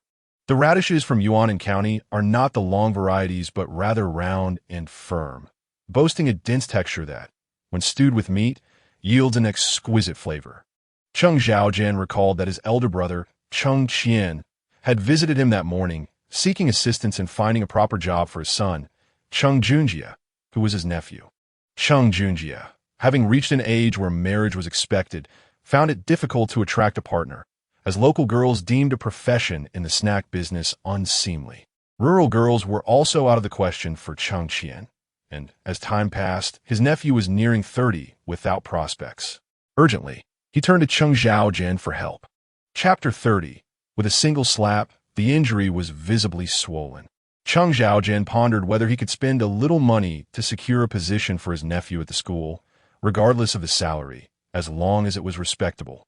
He wholeheartedly agreed to assist, genuinely wishing to help, yet secretly reveling in his own sense of accomplishment. Finally, he, Cheng Lauer, had begun to make a name for himself. Brother Cheng, are you washing radishes?" Lu Daowei approached with a grin, offering him a cigarette. Cheng Xiaojian's eyelids twitched in response. Lu Daowei, notorious for his indolence and frugality, is known to be exceedingly stingy. It is an arduous task to procure even a single cigarette from him. Yet today, something seems amiss. Has this miser finally loosened his purse strings? Cheng Xiaojian, reluctant to owe anyone a favor, waved his hand dismissively and remarked, "I have no time for a smoke." "Why? Aren't you on leave today?" "This morning, I noticed old Du manning the security booth when I came to work." "What brings you here?"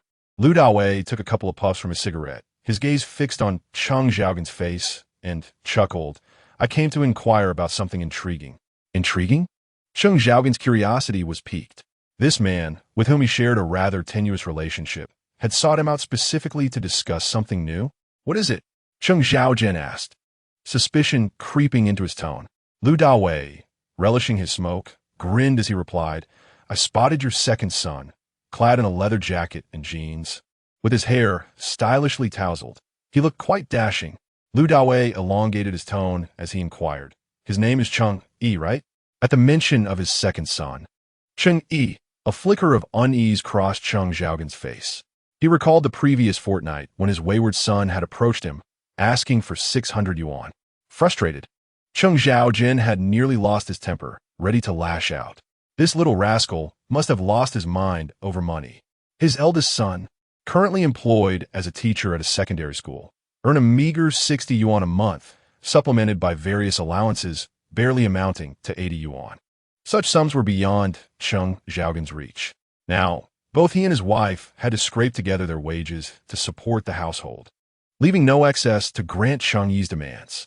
The burdens Cheng Xiaojin bore were too heavy to articulate. He had 3 children. His eldest, Cheng Mingsheng, had suffered from polio in his youth. Although he had recovered, a slight limp remained, noticeable upon close inspection. Fortunately, Cheng Mingsheng had persevered in his studies, and with great sacrifice, the family had managed to fund his teacher training. Upon graduation, he secured a job, finally emerging from the shadows of hardship. With employment secured, the next step was finding a bride. As a teacher, he gained a town residency, shedding the identity of a rural laborer. Cheng Mingsheng, possessing an earnest demeanor and scholarly air, was quite appealing to young women. However, after 2 meetings, most would shy away upon noticing his limp. Only a few, from less educated backgrounds, remained interested. Cheng Xiaojin and his wife, Cheng Yi, were not pleased with such prospects. Eventually, Cheng Mingsheng met his current wife, a strong-willed woman from Yuanan County with favorable circumstances, also teaching at the secondary school. After some time together, she resolutely decided to marry him, leading to a tumultuous negotiation with her family, eventually culminating in their marriage, a union that significantly diminished Cheng Xiaojin and Cheng Yi's standing within their household. They now found themselves constantly navigating the whims of their daughter-in-law. Moreover, over the past 2 years, the bond between the elderly couple has grown somewhat tenuous. Their eldest son has entered elementary school, and the trivialities of daily life have piled up. The temperament of their daughter-in-law has gradually become more pronounced. During their quarrels, she often dredges up past grievances, driving home a singular point. Had she not been blind to his flaws, how could she have ever chosen a man like Cheng Mingsheng, who is physically impaired, lacking wealth and health? He seemed to embody a lifetime of misfortune. Cheng Xiaojin and Cheng Yi, who had been assisting with childcare, found it increasingly untenable to remain at home. Once their eldest grandson commenced school, they hurried to seek employment at the local middle school, hoping to contribute a modest supplement to their finances. Their primary concern was merely to sustain their livelihood. Currently, their eldest son manages to scrape by, but unexpectedly, their second son, Cheng Yi, proves to be a greater source of concern. Cheng Yi is 2 years younger than Cheng Mingsheng. Strangely enough, in earlier years, Cheng Yi displayed remarkable intelligence. He and Cheng Mingsheng attended junior high together, with Cheng Mingsheng's grades fluctuating, barely securing a spot in the top 5 of his class. In contrast, Cheng Yi consistently ranked first in exams and even received an award for an essay at the county level. In his youth, he was brimming with ambition, often boasting about his aspirations to become a high-ranking official, vowing to ensure that he and his mother would dine on meat daily. However, as he matured, his character took a turn for the worse. Cheng Xiaojin endeavored to assist him during this turbulent period, including facilitating his marriage and helping with debts, all while offering sincere counsel. Yet, Cheng Yi's path veered increasingly off course. One day, when Cheng Yi approached for money, he was seen by his sister-in-law, who made some sarcastic remarks. Cheng Xiaojin, unable to contain his indignation at the absurdity of the situation, struck Cheng Yi in a moment of anger, resulting in a visible bruise. Although he regretted his action immediately, he refrained from visiting Cheng Yi in the village for half a month, mindful of his daughter-in-law's displeasure. Now, upon hearing Lu Dawei's words, Cheng Xiaogan's curiosity was piqued. He silently peeled 2 radishes but could not restrain himself from looking up at Lu Dawei, murmuring, "How did you come to see that scoundrel? What is he up to? Surely hasn't he gotten himself into trouble?" Lu Dawei, sensing Cheng Xiaogan's interest, sighed dramatically, revealing an expression of astonishment as he replied, "Brother Cheng, you're unaware? Your second son has found a way to make a living. He is out in the streets with a donkey cart, peddling goods. The sight is pitiful. He has even brought along 2 children, who are dressed in rags, their sleeves cut short, looking utterly gaunt. Brother Cheng, how is it that your eldest son is a teacher at our middle school, yet your second son resorts to such small-scale commerce? It's quite embarrassing. And with those 2 children in tow, what if they grow disinterested in their studies? To make matters worse, if the teachers at our school catch wind of this, they might suspect he is dabbling in capitalist ventures. I've heard whispers that our middle school is set to award advanced teachers this year. What if our Cheng teacher's reputation is tarnished?" Lu Dawei's words lingered in the air, and Cheng Xiaogan's expression darkened considerably. He suddenly sprang to his feet, his face a shade of darkened green, fixing his gaze on Lu Dawei and demanding, "Where is it? What business is this? I must see for myself." Lu Dawei, feeling a sense of pride swell within him, nonchalantly waved his hand and lifted the oil paper bag, flaunting it before Cheng Xiaojian, selling fried river snails, claiming it's a secret recipe. "I wasn't aware that your family possessed such a secret, Brother Cheng. The flavor is indeed delightful. Would you care to sample it?" Cheng Xiaojian, incensed, waved his hand dismissively and muttered a few curses under his breath. He had no inclination to taste anything at this moment. He was consumed with regret for having held back that initial slap. This wretch, how utterly inconsiderate. Did he not think of his elder brother for even a moment? Chapter 31. The department store of Yuan County. Had he contemplated the consequences for his elder sibling? This family was on the brink of ruin because of him. Cheng Xiaojian could no longer contain his agitation. He abruptly stood up, his brow furrowed in distress, tossing aside the radish and brush in his hands, and untying his apron in preparation to leave. Chi Dawei, reveling in the drama, hastily followed, adding fuel to the fire. Cheng Xiaojian, known for his fiery temper, clenched his fists, his countenance darkening ominously. As he strode towards the door, he encountered his wife. Chi Ying was chopping vegetables when she noticed Cheng Xiaojian storming out. His face clouded with rage, followed closely by Lu Dawei. Alarmed, she swiftly set down her knife and rushed to him. "What's wrong? What has happened? Why such a grim expression?" Chi Ying was well aware of her husband's temperament. Years ago, in Chengjia village, he had once been so incensed over water in the irrigation ditch that he had nearly set off to confront someone in the middle of the night with a hoe. Had it not been for Chi Ying's intervention, he would have undoubtedly ended up in jail. Cheng Xiaojian erupted in anger. "Isn't it your wretched spawn? Day after day, he fails to attend to serious matters, lost in daydreams or engaging in disgraceful antics. He concocts one scheme after another, dragging the entire family down with him. Today, I shall teach this scoundrel a lesson, so he understands who his true father is." Upon hearing this, Chi Ying immediately realized he was referring to Cheng Yi. Panic set in as sweat beaded on her forehead. She quickly rubbed her hands together and grasped Cheng Xiaojian's sleeve. "Oh, Xiaojin, why must you be so impulsive? This is the first middle school, and we are still on duty." She spoke softly, urging him to reconsider. This was not the appropriate moment to discipline their child. "If you're caught neglecting your work, it will be noted against us. We cannot afford for Zhuanzi to find out." Zhuanzi, whose full name was Zhao Wan, was the wife of Cheng Mingsheng, and a person held in high regard by the older couple. Indeed, the arrival of the eldest daughter-in-law was more effective than anything else. Cheng Xiaojian felt as if a bucket of cold water had been poured over him, and he gradually regained his composure. With a sullen expression and no words, he stood rooted in place, fists clenched tightly, and after a long pause, turned silently back towards the vegetable washing area. Chi Ying, her eyes reddened, thought of Cheng Yi and could not help but wipe away a tear. She truly felt at a loss for what to do. After finishing their lunch, Cheng Yi, accompanied by Lin Qingran and Qingqing, exited the restaurant and made their way directly to the department store. In 1990, the department store in Yuanan County was already brimming with a variety of goods. The department store in Yuanan County is situated at the intersection of two main streets. Directly opposite a canal, 100 meters downstream, lies a bustling dock, teeming with the constant ebb and flow of goods being transported. Consequently, the department store enjoys a thriving business with a steady stream of customers, spanning over 2,000 square meters and 4 stories high.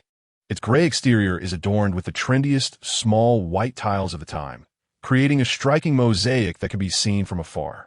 With 10 major categories and more than 8,000 varieties of products available, one can find everything here, from the tiniest needle and thread to sewing machines, bicycles, and televisions. As Cheng Yi gazed upon this grand establishment, a wave of nostalgia washed over him. In fact, he had returned a few times in his previous life. Once a vibrant hub of prosperity in Yuanan County, the area had fallen into quietude alongside the decline of water transportation. This 4-story department store, once a landmark of Yuanan County, now stood forlorn, its glory fading into the annals of history following the closure of the dock. As the sun cast its golden glow, a serene beauty enveloped the scene, with a few children chasing each other at the entrance while elders played chess beneath the shade of their fans. Who remembers the splendor it once held decades ago? What's wrong? Lin Qingran gently inquired, pulling Cheng Yi from his reverie. He turned, smiled, shook his head, affectionately ruffling the hair of the little girl. Qing, it's nothing. You all wait here for a moment. I will tie up the donkey and be right back. Lin Qingran nodded. Cheng Yi led the donkey across the street. Since it was directly opposite the canal, there were no shops, only a row of willows lining the bank, their tender buds emerging with the season, sprouting amidst the vibrant green of the weeds. Cheng Yi found a patch of grass and secured the donkey. Gaga. The donkey seemed pleased, braying a few times before lowering its head to munch on the grass. Cheng Yi, feeling uneasy, took a couple of steps back to check on it, then decided to hand a cigarette gifted by his boss Yang Shouxian to the security guard across the street, asking him to keep an eye on it. Upon seeing the cigarette, the guard's eyes lit up, and upon noticing Cheng Yi's well-groomed appearance and generous demeanor, he surmised he was no ordinary person. Rest assured, sir, I will watch over it closely. Cheng Yi expressed his gratitude and turned to quickly join Lin Qingran, who was waiting at the steps. Let us go, he said with a smile.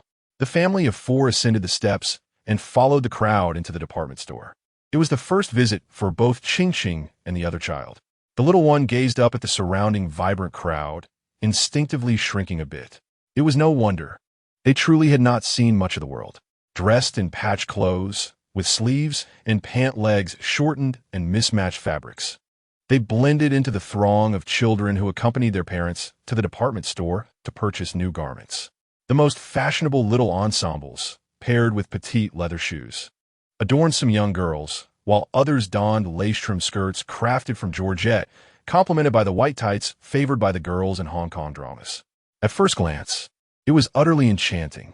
Qing lowered her head, gazing at her cloth shoes, which Lin Qingran had painstakingly crafted for her in the spring by saving money to buy fabric for the soles. However, the shoes had worn thin from her incessant running, particularly at the toe, where the fabric had frayed and faded. She pursed her lips, gripping Cheng Yi's hem tightly, casting timid glances at the crowd that turned their eyes toward her. Her delicate brows furrowed in concern. Taking a step forward, she gently tugged at Qing's little arm and whispered, Lang Lang will protect you. Lin Qingran also felt a twinge of discomfort. She kept her gaze lowered, studying the ground, her expression tense. Since marrying Cheng Yi, she had not visited the county town for many years. In her youth, she had grown up in a neighboring village with her parents, who, unfortunately, had little affection for her, being excessively biased towards their son. After demanding a bride price, they cast her off to Cheng Yi, even inquiring about her during festivals, expressing a desire to see her only if she earned money to bring back gifts. Yet, if they learned of her struggles, they would bluntly advise her against returning, claiming the household was cramped and there was no space to eat. In these 2 years, Lin Qingran's parents had moved to the county town with her brother without even informing her. Their indifference was palpable. Ultimately, she felt a deep-seated inferiority. Coupled with an unsatisfactory marital life, she had become increasingly withdrawn. Over the past 3 years, she had contemplated seeking employment. Yet the thought of her young child without care and the necessity of social interaction filled her with dread. Now, accompanying Cheng Yi to the department store, amidst the bustling surroundings, she felt only a sense of shrinking fear, as if everyone around was watching her with judgment. It was profoundly uncomfortable, unbeknownst to Lin Qingran. The 2 children who had grown up beside her mirrored her own tendencies in social interactions. With her head bowed and her heartbeat quickening, she felt as though laughter at her expense echoed from all directions. "Do not fear." In that instant, a gentle hand clasped hers, the warmth accompanied by the familiar scent of Cheng Yi. He squeezed her hand reassuringly, and upon seeing her gaze fixed on him in surprise, he offered a comforting smile. "Just follow me," Cheng Yi whispered close to her ear. In that thronging crowd, his warm breath encircled her ear and seeped in her heart. It felt as if, in that moment, a robust shell had been erected around her, safeguarding her within. Lin Qingran nodded, accepting his hand without resistance.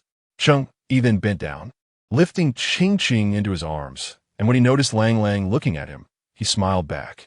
"Are you afraid?" "Not at all. Lang Lang is a brave boy." "Certainly. A true gentleman must protect his mother and sister. Can Lang Lang always hold his mother's hand and safeguard her? This is the essence of a young boy. Even when fear and anxiety arise, one must not display such emotions." The little fellow's eyes sparkled with determination as he puffed out his small chest, nodding earnestly. "Yes. Lang Lang will protect his mother and Qin. Lang Lang is a little man." And so they set forth. Cheng Yi led the young boy onward, making their way to the 2nd floor. Today happened to be a weekend, and the place was bustling with people. The employees of Yuanan County flocked here, drawn by its perceived sophistication, as it was a matter of pride to be seen in such a place. At this time, Yuanan County had yet to establish ready-made clothing stores. Most folks sought out local tailors to craft their garments.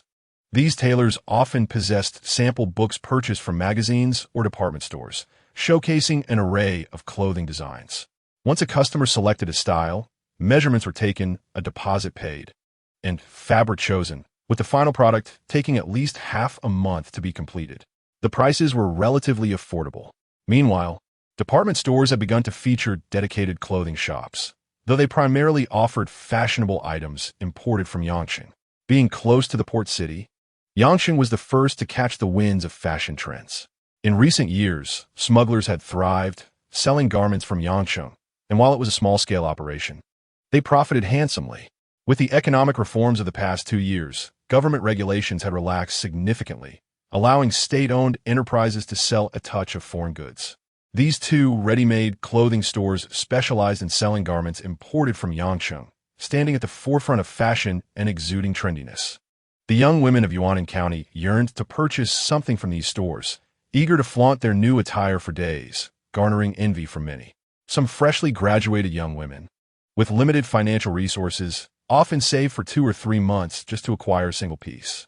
As Cheng Yi and Lin Qingran approached the entrances of the clothing stores, they found themselves amidst a throng of people, predominantly adorned with youthful charm. Elegant curls framed their faces, clad in pastel suits and corduroy trousers, paired with black suede wedge shoes. Their complexions glowed with white foundation and vibrant lipstick, radiating the vitality of youth. Lin Qingran lowered her gaze, shy and hesitant. Yet, Cheng Yi gently squeezed her hand once more. "In my eyes, you are more beautiful than any of them," he murmured softly, leaning closer to her ear. His warm breath brushed against her skin, whispering sweet nothings that made her cheeks flush with warmth. Cheng Yi did not tease her further, guiding them through the crowd until they reached the front of the counter. The sales assistants at the counter were 2 young and attractive ladies. In this era, being a sales assistant in a state-run store was quite a coveted position. As the older generation would say, it was a job where one stood and earned without getting their hands dirty, a most enviable occupation. Families with connections sought to secure such positions for their daughters. Upon a cursory glance, one could observe that the salesgirls appeared immaculate and exuded an air of innocent charm. Their demeanor, while attending to customers, was languid and indifferent. These were quintessential girls nurtured in a honeyed environment. How much for these flared trousers? They seem to be a new style and made of denim as well. May I take a closer look? A customer inquired. And what about this lady's suit with shoulder pads? It must accentuate the figure beautifully. Could I possibly try it on? Oh, this tracksuit with 3 stripes looks splendid. The crowd buzzed with excitement. Yet, the young salesgirl maintained a stern expression, clearly impatient, her attitude casual and dismissive. These garments are quite expensive. If you're not purchasing, please refrain from trying them on. We cannot afford the losses, she coldly retorted. This remark ignited a wave of indignation among the customers. How can you speak like that? One exclaimed. Everyone knows that the clothing stores and department stores allow customers to try on items. If we cannot try them, what is the point of purchasing them only to find they don't fit? That would be a waste of our hard-earned money. Exactly. We all have jobs. No one here is inferior to you. Can't you speak with a little more respect? Is it truly that difficult to be courteous when selling a piece of clothing? The salesgirl's expression stiffened, and she was about to respond when, from the crowd, a figure raised a finger to gently tap on the glass counter. Smiling with a composed demeanor, "My dear comrade, have you perhaps allowed your personal frustrations to seep into your professional conduct?" The individual spoke slowly, each word articulated with clarity, causing a palpable tension in the air. As the saying goes, this nation belongs to its people, and the slogans are explicit. Serve the people. The customer comes first. How is it that in this department store, the opposite seems to prevail? Do you have any grievances against the organization or the slogans? The individual continued. If so, we can certainly convey your concerns to our superiors, as harboring negative emotions in the workplace is hardly advisable. This person was, of course, Cheng Yi. As he spoke, he deliberately lowered his voice, wielding a metaphorical weight that startled the young salesgirl. Her complexion paled, and she regarded Cheng Yi with a hint of trepidation. I didn't mean to," she stammered. "It was just that there were so many people, and I was afraid of damaging the clothes." Tears threatened to spill from her eyes as she struggled to articulate her thoughts. Fortunately, an older saleswoman nearby quickly intervened, flashing a smile at Cheng Yi. "Comrade, which garments would you like to try on? These are the latest styles from Yangcheng, quite fashionable indeed. Look, we have dresses and flared trousers, available in both men S and women S styles." Cheng Yi was not one to dwell on trivial matters, nor did he genuinely intend to cause trouble for the young salesgirl. Witnessing another saleswoman offer an olive branch, he smiled and swiftly scanned the hanging garments. For the children, he selected a few outfits, and for the women, he chose a floral dress and a cozy sweater. Cheng Yi possessed an exceptional eye for aesthetics. Having navigated the tumultuous waters of the entertainment industry in his previous life, where he was often compelled to observe various fashion shows, his discerning taste was unparalleled. Even later, when he first received an award and became the best actor, people unearthed a plethora of his fashion photographs from before his rise to fame, marveling at how this man seemed to flourish, defying the passage of time. Cheng Yi had also participated in several variety shows centered on fashion design, each time impeccably capturing the essence of design, igniting a fervor of imitation among various businesses. Life inevitably presents us with pivotal turning points, akin to having an extraordinary advantage. Such was the case for Cheng Yi. The sales clerk, witnessing Cheng Yi take an abundance of garments in one go, felt a mix of reluctance and concern, yet still diligently retrieved the neatly hung clothes with a hanger. "Be careful, my friend. These garments are quite costly, and any damage would be troublesome," she cautioned. Cheng Yi nodded and accepted the clothes. Lin Qingran stood beside him, lips pursed, hands nervously entwined, remaining silent. It was only when Cheng Yi approached her with the garments that she cleared her throat and said, "Let us head to the tailor to make the clothes. Otherwise, we could buy fabric and make them ourselves at home. This place is simply too expensive." She had been discreetly observing the prices, discovering that even a simple piece of clothing cost 20 yuan. Even children's attire was not cheap. For instance, the 2 pairs of corduroy overalls Cheng Yi held, which appeared neither top-notch nor particularly fashionable, were priced at 7 yuan each. In a tailor shop, 7 yuan could purchase enough fabric to create 2 such pairs of overalls. Lin Qingran truly felt the sting of expense. Cheng Yi chuckled and replied, "If you are genuinely concerned about the cost, let us purchase 1 outfit to wear for now, and later we can buy fabric to make a few more sets." Noticing Lin Qingran frowning, seemingly about to protest further, Cheng Yi tilted his chin towards the 2 little ones. "We can wait, but the children cannot. What kind of father would I be if I earned money and didn't buy them clothes?" Following Cheng Yi's gaze, Lin Qingran saw the 2 little ones huddled behind her, timidly gazing around, instinctively tugging at their shorter sleeves when someone looked their way. Her heart ached, and she decided not to refuse any longer. Cheng Yi took the bright and cheerful children to try on clothes. He deliberately chose garments 2 sizes larger.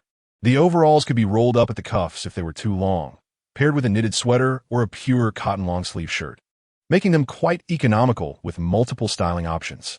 Lang Lang selected a deep blue, while Qing Qing opted for a vibrant pink. The 2 little ones had never owned new clothes before, and their faces lit up with joy and a touch of caution as they reached out to receive them. "Daddy, can I wear this? It's so beautiful, even prettier than Arias," the little girl exclaimed, gently tugging at Cheng Yi's hem. Although Lang Lang did not vocalize it, he clutched the overalls and cotton jacket, unable to let go. Seeing their delight, Cheng Yi felt relieved and smiled, nodding as he affectionately ruffled their hair. "If you like it, we shall buy it." After saying this, he called the sales clerk to wrap up the garments. Meanwhile, Lin Qingran held a floral dress and a cardigan in her hands. The cardigan sweater is crafted from the most fashionable materials of the moment, with a touch of cashmere blended in. Unlike the coarse and uncomfortable wool of yesteryears that irritates the skin, cashmere is soft and exquisitely comfortable against the body. Naturally, such luxury comes at a price. Lin Qingran discreetly glanced at the price tag and was taken aback to discover that this trendy cashmere cardigan costs 29 yuan. She felt as if she were holding a hot potato. 29 yuan. That amount could buy nearly 20 pounds of meat. With that much food, she could eat for half a year. How could she possibly justify spending it on a piece of clothing? Yet, Cheng Yi was determined to have his way. He chuckled and gently patted Lin Qingran's arm, encouraging her to try on the floral dress, assuring her that the ensemble would be nothing short of stunning. Lin Qingran hesitated, her lips trembling as she noticed the throng of onlookers, making it difficult to voice her objections. Reluctantly, she cradled the garment and stepped into the fitting room. However, once inside, she found herself lingering for a full 10 minutes. The sales assistant had already prepared the cheerful attire for purchase, waiting for Lin Qingran to emerge with her own clothing for checkout. After a brief wait, Cheng Yi furrowed his brow and turned to the sales assistant, saying, "Excuse me, could you kindly keep an eye on my child while I check on her?" The sales assistant, anxious from the wait, nodded eagerly, "Of course. Please hurry. The zipper on that dress is at the back. Just be careful not to catch her hair." Cheng Yi nodded and swiftly made his way toward the fitting room. It was only in this department store that fitting rooms were available, and with a few people waiting outside, he disregarded the crowd and pushed the door open. Lin Qingran was startled, instinctively crouching down, clutching the garment, and turning to Cheng Yi with a panicked expression. Upon recognizing him, her cheeks flushed with embarrassment, yet her heart settled. "Dubby, what are you doing here?" she stammered softly. Cheng Yi shrugged helplessly as he approached, immediately noticing the predicament. Her hair had indeed become ensnared in the zipper, which was located at the back of the dress. With her thick, dark hair tangled, her frantic attempts to free herself only worsened the situation. "If I hadn't come, could you have resolved this?" Cheng Yi remarked it. Lin Qingran fell silent at that. As he drew closer, he noticed the fine beads of sweat forming on her forehead and the expanse of her delicate, fair skin glistening with a light sheen. He was momentarily taken aback. His throat involuntarily tightened. In that instant, all he could see was her porcelain skin, stirring a tumult of emotions within him, akin to boiling water bubbling over. Cheng Yi? Lin Qingran sensed the heat of his gaze. They were no longer naive youths, though once reserved. They had shared intimate moments in their past. Yet, at that moment, Lin Qingran could not fathom why Cheng Yi's simple glance made her heart race uncontrollably, her voice quivering as she struggled to meet his eyes. Don't move. Cheng Yi finally regained his composure. His voice was calm, suppressing the surging waves of emotion. As he reached behind her to grasp the zipper. Let me help you, he offered. Lin Qingran fell silent at once. In a confined space, even the air began to move languidly. Their breaths intertwined, elongated and warm, accompanied by the sudden quickening of an unknown heartbeat. Cheng Yi's fingertips were somewhat coarse, occasionally brushing against her skin, igniting a delicate flame. His hand trembled slightly, one gripping the zipper while the other fidgeted with his hair. Lin Qingran tightened her breath and softly inquired, "What's the matter? Is it difficult? If it's too much, you could always cut my hair. I wouldn't mind." "I do mind." Cheng Yi's throat moved quickly, a shadow flickering in the depths of his dark eyes. In truth, he had only ever touched her, this one woman, throughout his 2 lifetimes. In his youth, he had been unaware of its significance, and now, as he yearned to savor it deeply, her heart had long since turned cold. Even with scissors poised at her throat, she remained unwilling to share a future with him. Eventually, she stepped into the bustling entertainment industry. It was not that she had not succumbed to the primal desires of the body. She had once assured herself to let go of the past, to attempt to embark on new romances.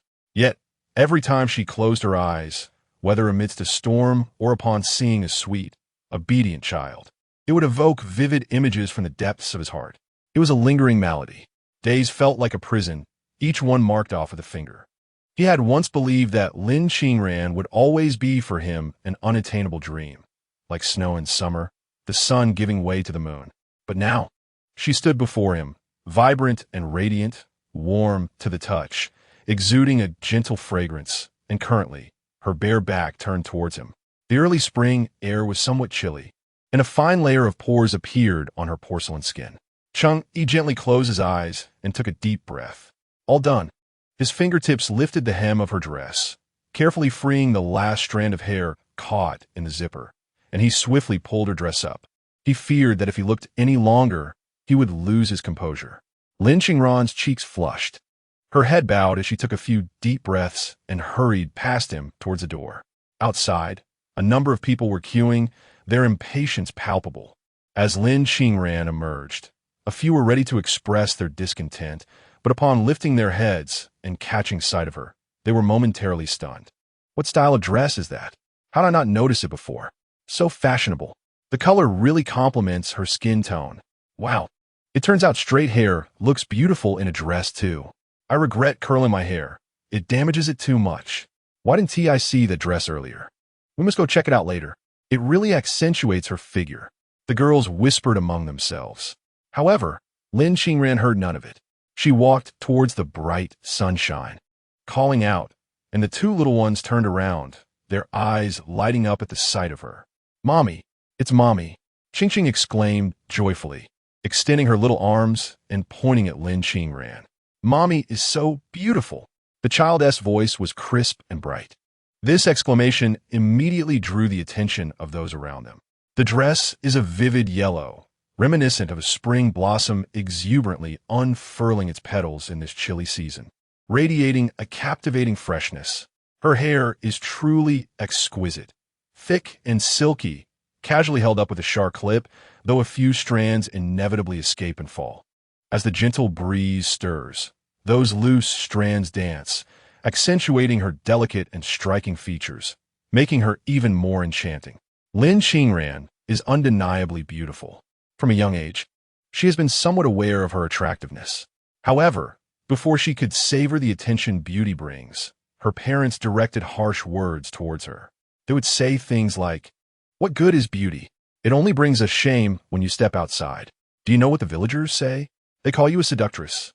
Women are meant to be daughters-in-law. With a face like yours, what will your in-laws think? Your husband might suspect you've had countless suitors. Don't adorn yourself with frivolities. Just wearing something is good enough. What right do you have to seek beauty?" Such words pierced Lin Qingran's heart like needles. Over the long years, these needles became encrusted with rust, entwined with her flesh and blood, buried deep within her. Consequently, she has developed a habit of hiding, shrinking away, even deliberately letting her hair fall to obscure her face. Now suddenly exposed to so many gazes, The restlessness and ambiguity that Cheng Yi had previously brought her vanished without a trace. Her hands and feet felt icy as she stood frozen, her expression a mixture of confusion and anxiety. Wife. A sudden warmth enveloped her from behind, accompanied by the familiar scent of Cheng Yi. He extended his hand and naturally draped his arm around her petite shoulders. Though he did nothing overt in that moment, he erected a barrier around her, shielding her from all danger.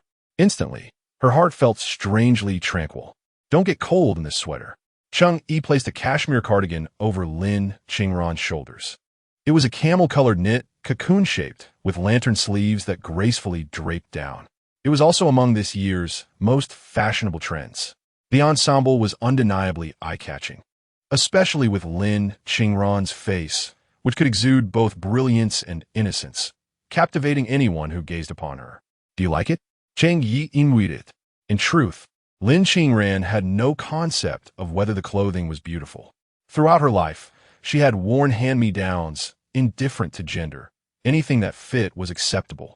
As she grew older, influenced by her parents, she began to perceive beauty as something negative, leading to her shyness in social interactions, let alone learning how to dress elegantly. When Cheng Yi asked if she liked the outfit, Lin Qingran lowered her head, scrutinized it, and after a moment of contemplation, softly replied, I don't know. I just feel it's too expensive. I can wear anything. I wouldn't mind sewing my own clothes. After speaking, she noticed Cheng Yi's furrowed brow and silent demeanor, prompting her to quickly add, what do you think? Is it pretty? Cheng Yi pinched the bridge of his nose and sighed, finally realizing what was amiss with his wife. Despite possessing an exquisite appearance, she often kept her head bowed, reluctant to meet the gaze of others. In the past, she would let 2 strands of hair fall over her forehead, leading one to assume that she favored that hairstyle. Upon reflection, it seems more likely that she preferred it for the convenience of concealing her face. Cheng Yi sighed inwardly, realizing that he had perhaps stumbled upon a remarkable fortune. Indeed, beauty is a blessing, Cheng Yi remarked. There is no need to hide it, nor should you feel any shame in it. I hope you can find joy in being yourself. After a brief pause, he added, of course, if you wish to reserve your beauty solely for my eyes, I would consider myself fortunate. Chapter 35. A complete transformation. Lin Qingran hesitated momentarily. Throughout her life, she had never uttered such words. She recalled a particular incident from her school days when she was accosted by a local bachelor on her way home. Terrified, she had picked up a stone and struck him on the head, managing to flee to safety. However, the bachelor had pursued her, sitting outside her home and demanding compensation. Lin Qingran, trembling and in tears, tried to explain to her father, Lin Minsheng, who, displaying great impatience, conveyed a singular message. If you hadn't worn a skirt, he wouldn't have bothered you. Why not someone else? Lin Minsheng pushed her away, scolding, apologized to him at once. How could you, at such a young age, resort to violence? I have no money to compensate. From that moment on, Lin Qingran understood that the so-called allure of beauty attracted unwelcome attention. As she raised her gaze to see Cheng Yi paying the bill, it felt as if a dense cloud had been parted, revealing a brilliant ray of sunlight. The total came to 98 yuan. Cheng Yi settled the account and emerged with the garments, cheerfully waving to the 3 of them. Let us go home. Descending to the ground floor, they stopped at a department store to purchase a few necessities, filling a large stack of items that Cheng Yi struggled to carry on the donkey cart. The little ones were exhausted. Halfway home, Qing, her small head bobbing, fell asleep with her chin resting on the overturned basin. Lin Qingran quickly shed her outer coat and draped it over the 2 children. The sun shone warmly, dispelling the lingering chill of early spring. The gentle breeze rustled the budding willows along the roadside, their branches swaying as delicate willow catkins danced in the wind, creating an enchanting spectacle reminiscent of springtime snowflakes. Cheng Yi turned his head and caught Lin Qingran looking up at him. Her dark hair fluttered in the breeze, and a subtle smile adorned her face, revealing her dimples. What is the matter? She asked softly. Cheng Yi suppressed a smile and playfully winked at her. Nothing. Just admiring my beautiful wife. With that, he turned away, playfully patting the donkey's rear. The donkey brayed in response, clearly annoyed by the treatment. 20 minutes later, the four of them arrived home. Lin Qingran and Cheng Yi each carried a child and gently placed them on the bed to sleep. Just as they entered the courtyard, they were met by Lin Yaosheng, who, along with a group of people, rushed in, arms laden with nylon bags and baskets brimming with river snails. Upon seeing Cheng Yi emerge, Lin Yaosheng hurriedly extinguished the cigarette in his hand. Noting the remaining stub, he hesitated to discard it and instead hung it over his ear. "Brother, you have finally returned." Lin Yaosheng chuckled, stepping forward, lifting the bag of river snails in his hand and presenting it. "Look, last night, my buddies and I ventured to the neighboring village and gathered quite a haul. If we sell these today, I'll have enough for my little brother's expenses. All thanks to you. You are even closer than my own brother." This lad, seasoned in the ways of society, spoke as sweetly as honey, leaving Cheng Yi both amused and exasperated. "I will weigh them for you right now," he replied with a grin, producing a scale and beckoning several people to form a line, one by one. Lin Qingran, having just taken a sip of water, quickly poured another cup for Cheng Yi and trotted over, placing it on the table in front of him. "Drink some water. I will handle the accounts." Cheng Yi nodded, feeling parched after a morning of labor. He lifted the cup and gulped down half its contents, his hands not idle. "Xiao Lu, 12 Jin and 1 Liang. Uncle Ali, 6 Jin and 8 Liang. Sister Lu, 3 Jin and 6 Liang. And don't forget the 7 Jin from yesterday as help with the snails." Totaling 10 Jin and 6 Liang, Cheng Yi noted with remarkable memory. In his younger days, he could memorize a thick stack of lines after just a couple of readings. Chengjia village was small, comprising only a few dozen residents, primarily along 2 main roads. Upon stepping outside, familiar faces greeted him, and he could readily call out their names. Sister Lu initially hesitated to mention her assistance from a day prior, but upon Cheng Yi's recognition, she couldn't help but smile, rubbing her hands together and gazing at him. "Hey, we're all from the same village. There's no need to rush. We can settle it later." At this moment, Lin Qingran had already handed over the money. "Sister, the total is 1 yuan and 6 fun." Sister Lu's eyes lit up, overwhelmed with excitement, unsure where to place her hands. "Oh, how embarrassing. Young Cheng, I have spoken harshly in the past. Please don't take it to heart. You are truly a good lad. You never forget to share the wealth with our fellow villagers." Cheng Yi replied, "Sister, such words are unnecessary.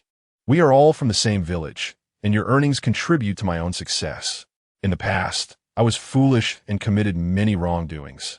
The uncles and aunts in the village have cared for me greatly, not holding my past against me. How could I forget that?" His eloquent words brought immediate comfort to the villagers from Chengjia village who had been feeling uneasy. After all, in previous years, who had not whispered behind his back. They had been harsh in their judgments. Now, as they all looked to Cheng Yi for opportunities to earn, their pride was at stake. Fearing he might bring up past grievances, they had remained silent after assisting with the snails. Today, however, unable to contain herself, Sister Lu had gathered snails from her field, seizing the opportunity to finally mention her wage from yesterday. To her surprise, before she could utter a word, Cheng Yi took the initiative to speak up. His tone was devoid of any sarcasm, instantly alleviating the heavy burden from their hearts. Lu Erji joyfully clutched the money as she exited the courtyard. Upon stepping outside, she noticed a number of people peering curiously at the entrance. She waved the money in front of them, exclaiming, "It seems we were overly concerned." As the saying goes, a prodigal son returning home is worth more than gold. Cheng's second son has truly transformed into a respectable individual. Not only does he allow us to earn money, but he also settles debts promptly. I didn't even have to mention yesterday's incident. He calculated the payment on his own. Lu Erji reflected, feeling a bit embarrassed, recalling how they had once criticized him when they were struggling to make ends meet. After sharing her thoughts, the group exchanged astonished glances and murmured among themselves, ultimately concluding that this second son of the Cheng family had indeed turned over a new leaf. 2 hours later, as the sun set like a great disk in the sky, the crowd in the courtyard dispersed. Lin Qingran, with her head bowed, was diligently calculating the accounts. Meanwhile, Cheng Yi had already started a fire and was frying the first batch of river snails. He intended to work at the Golden Phoenix dance hall that evening, preparing the snails in advance to sell before his shift began. Today, sales were quite satisfactory, yielding 6 large basins of snails. However, the labor costs were considerable, and after accounting for expenses on new clothes, the net earnings amounted to a mere 53 yuan and 60 cents. Lin Qingran pressed her lips together, feeling a pang of regret. After all, there was still a debt of 600 yuan owed to the dance hall, although they had not pressed for repayment. It was an unsettling matter.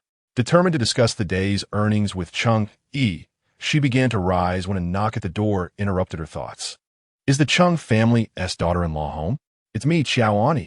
Lin Qingran paused, realizing it was the mother of Arya from across the street. Yeah. The youngest daughter of her family had an older brother who was already working. Xiaoani had been over 40 when she gave birth to Arya, making her considerably older than Lin Qingran. The two families did not interact much, save for the occasional playdates between Arya and Qingqing. No wonder Lin Qingran had not immediately recognized her voice.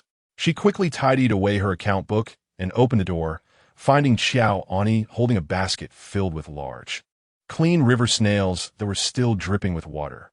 Beside her, Arya, a lively child, peeked into the house, clutching a handful of colorful candies wrapped in vibrant packaging. Without waiting for an invitation, Arya dashed inside. Children are often like that, noisy one moment, yet ready to play the next. Feeling a bit shy, Xiaoani stepped forward, offering her basket. "Do you still accept these snails? I gathered quite a few while working in the fields a few days ago. I tried cooking them, but they didn't turn out well, and your Uncle Ji has been quite critical of my skills. I was going to throw them out, but then I heard you might take them." She looked at Lin Qingran. "See how clean they are after a couple of days." Noticing her embarrassment, Lin Qingran quickly stepped back to make room, smiling as she said, "Xiao auntie, please come in. I'm still accepting them." Xiao Shaner hurriedly entered the courtyard with a basket in hand. Upon stepping inside, she was enveloped by an incredibly rich aroma. Her husband, Yao Changji, worked at a state-run restaurant, and she was no stranger to delectable dishes. In this year of 1990, when scarcity prevailed, Xiao Shaner and her daughter, Arya, may not have enjoyed affluence, but they were never deprived of good food. Consequently, Arya blossomed into a plump child, and Xiao Shaner herself radiated a healthy fullness, prompting envy from the villagers of Chengjia. Each morning, while washing clothes by the river, when the topic of food arose, Xiao Shaner would proudly puff out her chest, speaking with great conviction. She had savored braised pork knuckle, fried lotus root slices, and had even feasted upon a hefty big-head carp. Yet today, the enticing scent wafting from the courtyard sparked an immediate glimmer in her eyes, and she instinctively leaned toward the steaming stove. This aroma was simply irresistible. She placed her basket on the scale, swallowed hard, and peered into the pot in front of Cheng Yi, curious if he was stir-frying snail meat. Such a preparation was entirely new to her. Cheng Yi, drenched in sweat, smiled as he peeked out, calling out, "Xiao Shaner has arrived. Come taste this." Just out of the pot. Once the dish was ready, Cheng Yi generously filled a bowl to the brim and handed it to her. "Try this. Take some home for Uncle Yao to enjoy with his drink. I believe he will appreciate it." Under normal circumstances, Xiao Shaner would have politely declined.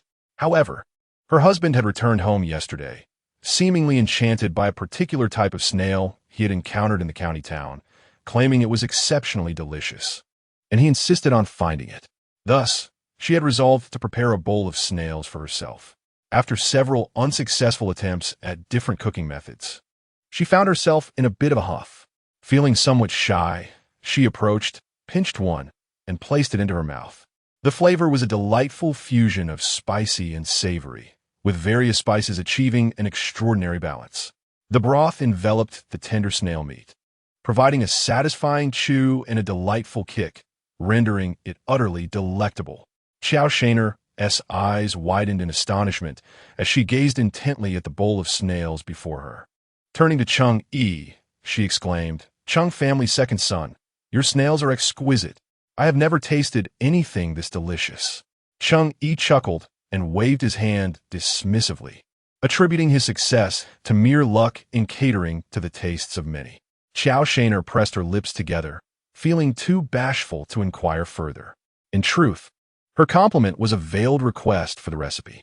However, since Cheng Yi had already indicated that cooking was his trade, it was clear he would not divulge the method, which subtly conveyed his refusal.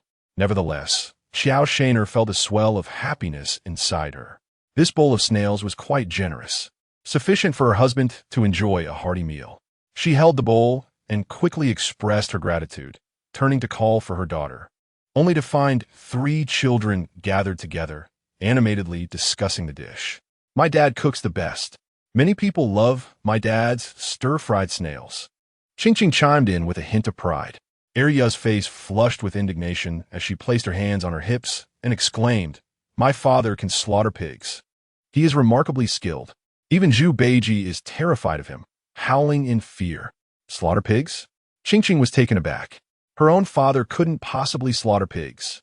"My father can catch fish." "Oomph," she retorted. Well, my father has eaten a pig's leg. I have too." The mention of pig legs left Ching Ching stammering. In the next moment, a spark of realization lit up her eyes. "My father has even eaten dung. Has yours?" The crowd was left speechless. Cheng Yi was taken aback, coughing awkwardly as he quickly approached and lifted the little girl into his arms. He managed a strained smile and ruffled Ching Ching's hair. "When did your father eat that?" Ching Ching blinked earnestly and replied, "Grandfather used to say that my father picked up sheep dung and secretly stashed it in his pocket." Cheng Yi fell silent.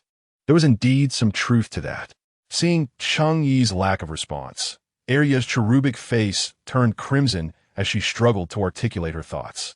Then let your father win," she murmured softly. After saying this, she turned to grasp Aunt Xiao's hand and prepare to leave. However, after just 2 steps, she turned back, puffed up with indignation, and thrust a small dragon candy into each of Ching Ching's hands. "Here." After delivering the candies, she dashed away. Aunt Xiao couldn't help but chuckle, laughing heartily as she chased after her daughter. In the courtyard, Cheng Yi set Ching Ching down, remaining silent for a while as he pinched the bridge of his nose in exasperation. Lin Qingran was taken aback. Once she regained her composure, she covered her mouth and laughed, approaching Cheng Yi with a gentle voice. "Don't take the words of children to heart. It's best not to be angry." Cheng Yi rose and cast a resigned glance at Lin Qingran, shrugging as he replied, "Am I really that petty?" At that moment, Aunt Xiao returned home with a bowl of snails. Yao Changji was in a foul mood. The previous day, while working at the state-run restaurant in the county, old Jiang from the kitchen had brought back a bowl of snails. After work, several old colleagues gathered to drink, enjoying the snails, which left them utterly astonished. Coincidentally, the restaurant manager stopped by and had a drink with them. After tasting the snails, he too became intrigued. After imbibing some alcohol, he wore a sorrowful expression, lamenting that everyone would soon be laid off and suggesting they prepare to seek other employment. Yao Changji had spent his entire life working at the state-run restaurant, with his entire family relying solely on him. Thus, he quickly offered a cigarette and inquired about the situation with the manager. To his shock, he learned that in recent years, the economy of Yuanan County had developed rapidly, with the private sector beginning to flourish. Numerous small vendors and couple-run eateries had emerged, causing the business of state-run restaurants to decline sharply. You wouldn't believe it. We used to have over 20 state-run restaurants, and now only 6 remain. Just a few days ago, we were summoned to a meeting, and it was indicated that more closures were imminent. The manager sighed deeply, a look of melancholy etched on his face. Laid off. Who would have thought even those of us in the food industry would have to face such a fate? After toiling for half a lifetime, it's truly disheartening. As he finished speaking, the group fell into a heavy silence, completely devoid of appetite. In the past 2 years, the restaurant business has indeed been sluggish, compounded by the recent wave of layoffs that has left him in a state of concern. He never expected that misfortune would strike him personally. As a group of patrons sat gloomily drinking, the manager took a sip of liquor, furrowing his brow, and took a mouthful of river snails. To his surprise, his eyes lit up instantly. How delicious these snails were. When did Yuanan County start serving this delicacy? Truly, it pairs perfectly with drinks. Having spent a considerable portion of his life in the restaurant industry, a sudden thought came to him. The manager slapped his forehead in realization. If these snails were so delectable and attracted buyers, why not include them on the restaurant's menu? This could draw in more customers and perhaps lead to increased orders for other dishes as well. Surely, this state-owned restaurant could be revitalized. The more he pondered, the more convinced he became. He promptly inquired about the details of procuring the snails and rushed out to find a supplier. However, to his astonishment, the snails were selling like hotcakes, and within just 2 to 3 hours, the vendor had vanished. Many others were left waiting, hoping to purchase some to take home. Cheng Yi, a man of few words but deeply invested in the restaurant's success, was nearing retirement. If he were to be laid off now, he would truly lose everything. Upon returning home, he urged his wife to prepare snails several times, but none of her attempts matched the exquisite flavor he had tasted. Frustration simmered within him. Just then, he noticed Aunt Xiao returning with her daughter. "You still remember to come back?" he exclaimed, his irritation apparent as he glared at her. "I thought we would be left to drink the dry wind tonight." Aunt Xiao chuckled in exasperation. Cheng Yi, how can you speak so heartlessly?" She approached with a bowl of river snails, placing it before him with a thud. "Love it or leave it." Cheng Yi looked down, startled to find a generous helping of river snails before him. He froze, not for any other reason, but because the presentation of these snails was identical to those he had enjoyed just the previous day. With wide eyes, he was momentarily oblivious to his wife's chatter. He absent-mindedly picked one up and popped it into his mouth. The moment it touched his palate, the flavor caused his eyes to widen in astonishment. This was indeed the same taste. Fearing he might have misjudged, he devoured one after another. Aunt Xiao, taken aback by his reaction, ceased her nagging and waved her hand in front of him, asking what's wrong. "Isn't it good? I've tasted it before. It's quite delicious. If you're not satisfied, what do you want?" Suddenly, Cheng Yi sprang to his feet, grasping her arm in excitement. "Where did you get these river snails?" He was nearly beside himself, for the flavor was identical to that which he had savored the day before. Aunt Xiao, equally bewildered, pointed outside the courtyard wall and replied, "It was prepared by the second son of the Cheng family. I shall refrain from further conversation. He has been collecting snails these past few days, claiming he intends to sell them in the county town." At this juncture, both fell silent. What a coincidence this is. Cheng Yi, disregarding even the thought of tasting the snails, hurriedly wiped his hands on his clothes, grabbed the coat draped over the bench behind him, and dashed straight to Cheng Yi's yard. Just then, Cheng Yi was wheeling his bicycle out, preparing to sing at the Golden Phoenix Karaoke Hall that evening. Consequently, he could only secure the 2 basins of snails with twine, meticulously wrapped them in oiled paper, and hung them on his bicycle. Upon seeing Cheng Yi about to leave, Cheng Yi hastily called out, Cheng Yi, wait." Cheng Yi turned to look, recognizing Cheng Yi, promptly applied the brakes, and replied, "Uncle Cheng Yi, what's the matter? Is there something you need?" Cheng Yi instantly spotted the 2 enamel basins adorned with peony designs. A hint of red oil seeped through the oiled paper, its vibrant hue catching the eye. With a gust of wind, he could even catch a whiff of the enticing aroma within. "Are you selling fried snails in the county?" Cheng Yi inquired with a smile, rubbing his hands together, feeling somewhat awkward. In truth, having worked in the county for years, he was not well acquainted with Cheng Yi, and upon returning home, he was often subjected to his wife's incessant chatter about trivial matters. Whenever Cheng Yi was mentioned, it was always in derogatory terms, as a good-for-nothing who squandered his days without engaging in any meaningful work. Thus, when Cheng Yi looked at Cheng Yi, he felt an unease, and the thought of having to seek his help left him feeling uncomfortable. Cheng Yi merely smiled, choosing to overlook Cheng Yi's discomfort. He nodded, gesturing towards the snails, and said, "Indeed, I'm selling snails to make a living. I used to be reckless and irresponsible, but now I must look after my family, as my wife and children depend on me."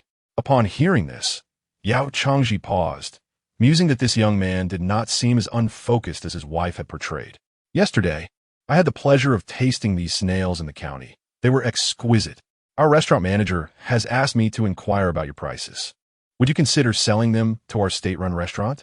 We can negotiate the pricing as long as the quality remains consistent." He regarded Cheng Yi, feeling a twinge of uncertainty. In truth, The manager had not provided any concrete figures. It was merely a casual suggestion, leaving Yao Changji to ponder whether this could truly materialize. He was growing older and could no longer endure the turbulence of uncertainty. Yet, he was willing to explore any glimmer of hope that might retain customers. Cheng Yi remained silent, scrutinizing Yao Changji. Having navigated life's hardships, he was adept at discerning intentions through mere glances. It is essential to understand that since the late 1970s, the most reputable establishments were state-run restaurants. However, as time progressed and the economy evolved, various small vendors and family-run businesses emerged, providing excellent service at reasonable prices, swiftly siphoning away the clientele from state-run establishments. The inevitable consequence of this was layoffs and closures, culminating in the widespread wave of unemployment that swept through the late 1980s and throughout the 1990s. As Yao Changji's heart raced with anxiety, Cheng Yi smiled and spoke. "Uncle, how about this? I'll come to the restaurant to see you tomorrow morning, and we can discuss things further. What do you think?" Yao Changji immediately felt a wave of relief. The fact that they could talk was enough. Tomorrow it would be. He beamed, his dark red face radiating simplicity. "All right then, I'll be waiting for you at the shop tomorrow." Saying this, he stepped forward and quickly pulled out a cigarette to offer to Cheng Yi. It was loose-leaf tobacco, 2 cents a stick, strong in flavor, and not suitable for those without experience. Cheng Yi graciously accepted it with a smile and expressed his gratitude before turning to ride away on his bicycle. By the time he reached the county seat, it was already past 4 o'clock. Cheng Yi arrived at the staff quarters early. In the 2 days that had passed, the market for the river snails had opened up, and selling them was no longer a concern. Upon seeing Cheng Yi, a crowd of people immediately surrounded him, each holding enamel mugs and calling out excitedly, "Hey, you're finally here. Give me an enamel mug. I've been waiting for ages. First come, first served. I was here first. Line up, everyone. I want a small portion." It was truly remarkable. Even after 3 consecutive days of eating, the flavor of the snails lingered in their minds, compelling them to return for more. "Young man, your skills are impressive." The atmosphere was lively. Zhao Wan had just finished her shift and was returning home with a small floral bag slung over her shoulder. Spotting the raucous crowd, she instinctively glanced over. With layers of people surrounding the scene, she couldn't discern what was happening inside, but she could hear the shouts, suggesting a bustling business. What nuisance! Even the ragged vendors are setting up stalls in the staff quarters, and no one is doing anything about it, she muttered, her expression growing increasingly sour. Zhao Wan had been feeling unsettled for some time. Years ago, in her youth, she had been blinded by love, desperately wanting to marry Cheng Mingsheng despite her parents' harsh reprimands. She stubbornly cried and refused to go home, convinced that his good looks and stable government job would ensure a comfortable life for their future family. Zhao Wan herself was not particularly attractive, merely an ordinary girl who had never experienced love. Seeing Cheng Mingsheng, a handsome man, she had fallen head over heels. However, as the years passed, life settled into monotony, and their differences became more pronounced. After all, they were both from rural backgrounds, lacking worldly experience, which increasingly irked her. Chapter 38. If you can dance, I'll give you 5 yuan for each song. Zhao Wan sighed, recalling a female classmate she had encountered a few days ago. Back in their vocational school days, they had both been in the same class. That classmate was also average-looking, even shorter than Zhao Wan, and her family, despite having an urban household registration, was impoverished and struggling. Yet, unexpectedly, she had married into a good family, with permed hair, makeup, and the trendiest clothes. She spoke with a certain flair and had traveled to various places, even visiting the most fashionable and advanced city of Yangqing. She casually sprinkled in a few English words into her conversation, exuding an air of sophistication, as if she had transformed completely. As Zhao Wan observed her partner, dressed in a suit, impeccably neat, he bore an ordinary, even somewhat unattractive appearance. Yet, his generosity towards her was evident, particularly highlighted by the large gold bracelet adorning his wrist. Instantly, a sense of discomfort surged within Zhao Wan. Reflecting on her years of marriage to Cheng Mingsheng, she realized she had sought nothing from him. Instead, her small household had become a refuge for 2 elderly in-laws, living under the same roof. This was tolerable, But during her tenure at the school, she often encountered her in-laws boasting about their son's accomplishments, their words dripping with pride. A few colleagues overheard their conversations during lunch, which only served to exacerbate Zhao Wan's embarrassment, leaving her feeling utterly humiliated. She couldn't help but regret her choices, pondering how she had been blind to her circumstances when she chose Cheng Yi. Had she married a wealthy businessman or even someone with a slightly better background, it would have been far superior to her current situation. Two in-laws from the countryside, who perpetually appeared unkempt, and that bothersome younger brother-in-law, only added to her vexation. They incessantly sought financial assistance from her, as if extracting money from her own household. That money was rightfully hers and meant for her son. After all, this family owed her everything. Feeling a knot of frustration in her chest, she returned home and immediately encountered Cheng Mingsheng conversing with Cheng Zhaojin. Their conversation halted abruptly, and Cheng Zhaojin's expression soured as he placed a hand on Cheng Mingsheng's arm, whispering, "You need not concern yourself with this matter. I can handle it on my own. Focus on your teaching and don't let this interfere with your work." With that, he bowed his head and attempted to leave. Zhao Wan's face darkened at his words. "Why does your family always have so many issues? Is that person back again for money?" Anger surged within her, causing her words to become increasingly harsh. She scoffed, glaring at Cheng Mingsheng. "Marrying you has truly brought me nothing but misfortune. After toiling like a beast, have I enjoyed even a single day of happiness? And your brother, the moment he appears, it's always about money. Does he think our family is an endless pit of wealth? Just look at you. You are utterly incapable. When we meet others, I feel embarrassed to admit you are my husband." Cheng Mingsheng's expression darkened instantly. He had grown up with a disability, yet his parents had always cherished him dearly, nurturing him with care. Consequently, he was well-mannered and had followed his parents' wishes in his pursuits of education, marriage, and fatherhood. In fact, to some extent, he took pride in having emerged from Chengjia village through his studies, establishing a household in town, earning the envy of many. Yet, fate had dealt him the blow of encountering Zhao Wan. "Mind your words." Cheng Mingsheng's voice deepened, sharp with reprimand. "Show some respect. Your in-laws are still alive." Zhao Wan could hardly bear his reprimand. Stunned, she sank to the floor and burst into tears. "How could you, Cheng Mingsheng? I truly regret my choice to be with you. I have not enjoyed a single blessing, but have only had to endure your temper. If I hadn't been so blind at the outset, do you truly believe anyone would wish to marry into your family? Our apartment building is practically a maze."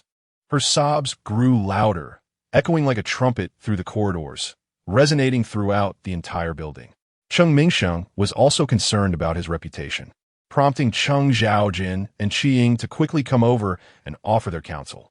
In an instant, the situation was thrown into disarray. Cheng Mingsheng's complexion shifted between shades of blue and white. In frustration, he seized his coat and turned to leave. As he stepped out of the building, he was met with the dimming twilight and a chilling breeze that finally allowed him to regain a semblance of composure. Just then a few colleagues passed by, greeting him with cheerful waves. "Teacher Cheng, have you eaten yet?" One of them inquired with a smile. "Let us go to the dance hall and enjoy some music together." The mention of a dance hall and music caused Cheng Mingsheng to furrow his brow, instinctively wishing to decline. Yet, the words were abruptly swallowed as he recalled Zhao Wan's recent excursion to a dance hall with her classmates, which had left her behaving strangely upon her return. Consequently, he begrudgingly nodded in agreement, his mood darkened by irritation, yet curious about what could be so captivating within the dance hall. At 7 in the evening, the Golden Phoenix Dance Hall was teeming with patrons. Over the past few days, Cheng Yi had gradually established himself as a central figure on stage. His Cantonese songs, coupled with heartfelt performances, had enchanted many young women, some of whom returned daily just to request his songs. One performance followed another, elevating the atmosphere to a fever pitch. During intermission, as Cheng Yi stepped off stage, a throng of young women called out, reluctant to let him leave, urging him to return. Cheng Yi waved back with a smile. Once off stage, a staff member hurriedly offered him a glass of water, showering him with compliments and respect. Cheng Yi had become something of a regular star. Among the youth, his spending power was unparalleled. Yang Shouxian approached with a grin, handing Cheng Yi a cigarette. When the assistant came by to settle accounts, Cheng Yi quickly declined, saying, "I still owe you money. Just deduct it from my daily wages. We can settle it when I've paid everything back." Yang Shouxian chuckled, shaking off the ash from his cigarette. "Why so formal?" he remarked, glancing at the couples dancing in the hall. Suddenly, he asked, "Cheng Yi, can you dance?" Taking a sip of water, Cheng Yi turned his head toward Yang Shouxian, nodding with a smile just a little. If it were anyone else, Yang Shouxian would have dismissed the claim as mere bravado. However, he understood that Cheng Yi's modesty concealed a depth of skill far beyond the surface. "Yesterday, I visited Yangcheng and discovered a new trend in dancing. It looked like some sort of waltz or disco. I can't do it, but those youngsters seem to have quite the flair," Yang Shouxian said, demonstrating awkwardly in front of Cheng Yi with exaggerated movements that nearly prompted a laugh from him. "If you can dance, I'll give you 5 yuan for every song you perform," Yang Shouxian proposed. 5 yuan? This certainly earns more than singing. Chapter 39. The Stunning Disco, of course. Cheng Yi replied with a smile. "Boss Yang is willing to offer me a meal and an opportunity to earn. How could I possibly refuse?" He paused for a moment, glancing down at the leather jacket he was wearing before casually removing it. Beneath it, he donned a simple white shirt, the cuffs fastened and the collar buttoned up to the first button. He paired it with black cargo pants and leather shoes, his legs long and straight, his waist trim, showcasing an exceptionally attractive silhouette. Cheng Yi leisurely unbuttoned the cuffs, rolled them up to reveal his arms, and then applied a touch of hair wax to style his hair slightly. His sense of aesthetics was inherently refined. This simple yet sharp ensemble, combined with his chiseled features and well-defined jawline, exuded an inexplicably alluring aura of masculinity. Even the way his Adam's apple moved under the light seemed captivating. Yang Shouxian, smoking a cigarette, immediately gave Cheng Yi a thumbs up as he emerged from the room, his expression filled with surprise. "Wow, you got that vibe. Just like the guys I saw in Yangcheng a few days ago. Some of those youngsters aren't even as handsome as you." Cheng Yi chuckled and exchanged a few words with Yang Shouxian. Then, as the lights in the dance hall dimmed, a voice called out, "It's not right to just sit around. We are in an open era now. We must progress together, in both thought and relationships. We should embrace the freedom of love." The speaker, a man in a suit, gestured animatedly with a classic microphone and a long wire, his enthusiasm palpable. This approach proved effective. In the present day Yuanan County, young men and women pursued freedom and liberation. In fact, to some extent, the level of freedom of expression was even more liberal than in later eras. The concept of romantic love was just beginning to take root. The dance hall had become a place for them to get acquainted, influenced by external cultures, disco, breakdancing, ballroom dancing, and more. These modern and fashionable trends captivated their spirits. As the music paused, the host announced it was time to dance, instantly igniting excitement among the crowd of young people. Yes, listening to music is dull. We must dance instead. Dancing is where the energy lies. I love dancing too. I heard there are many new songs out lately. They're all so delightful. Let us go, let us go. Is there anyone who can lead the dance? Let us all learn together. While listening to music is tranquil, dancing evokes the opposite. The man with the microphone smiled and then made an exaggerated gesture of invitation. "Let us welcome our new singer in the dance hall, Cheng Yi, to lead us in a dance." As his words settled, the crowd collectively turned in astonishment towards the young man emerging from the shadows. "Cheng Yi? Wait, isn't that the one who just sang? He sang Cantonese so beautifully. Can he really dance? Is this for real?" A group of people craned their necks, curiously peering. And at that moment, within the crowd, Chang Mingsheng, who had been sipping from a beer bottle, nearly choked, his heart racing as he heard Cheng Yi's name mentioned. Did he mishear? Chang Mingsheng widened his eyes, setting down the bottle of liquor, and rose to follow the crowd towards the center of the dance floor. The young man, adorned with a carefree smile, exuded an effortless charm, his hair tousled to reveal a smooth forehead. His sleeves rolled up, his slender arms showcased a graceful muscularity. His features were striking, particularly under the illumination of the lights, reminiscent of a dazzling star. Cheng Mingsheng froze, his gaze fixated on Cheng Yi, astonished and incredulous. Could it be? That was indeed his younger brother, Cheng Yi. However, Cheng Yi remained oblivious to Cheng Mingxing's presence. The dim lighting enveloped him, while the vibrant, rhythmic music filled his ears. He was lost in the moment, swept away by the melody of the girl under the streetlight. One of Zhang Chang's signature songs from the 1980s, which had resonated widely across the nation. It served as an introductory piece for many renowned singers. The catchy chorus beckoned, "Dear little sister, please do not cry. I shall warm your heart with my love." The lyrics were simple, the rhythm infectious, and combined with the lively disco movements, it stirred the emotions of all who heard it.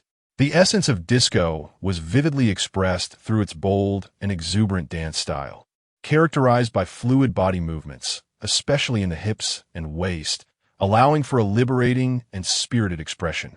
Cheng Yi danced with remarkable agility, his tall frame moving effortlessly, embodying relaxation and nonchalance. His eyes were half closed, a mischievous smile playing on his lips as he swayed to the music, playfully gesturing as if addressing an imaginary audience. In that moment, he radiated the charisma of a top-tier star. On the dance floor, many had initially joined Cheng Yi in his rhythmic movements. Yet at some point, the crowd gradually stepped back, creating an open space around him. All the spotlight converged on him, singularly captivating attention. Some young women blushed, whispering excitedly to one another, their eyes gleaming as they gazed at Cheng Yi. "Who is he? I've never seen him before. He looks just like a star." "Not at all. I think he is even more handsome than those on television. His singing is delightful. Who knew he could dance so well? I wonder if he's married. Surely, there must be many girls who adore him." The dance hall buzzed with noise, while Cheng Mingxing stood rooted in place, his face a blend of pallor and disbelief. Suddenly, he overheard two colleagues who had accompanied him whispering nearby, "Isn't it all thanks to his looks? If you ask me, he must be a scoundrel.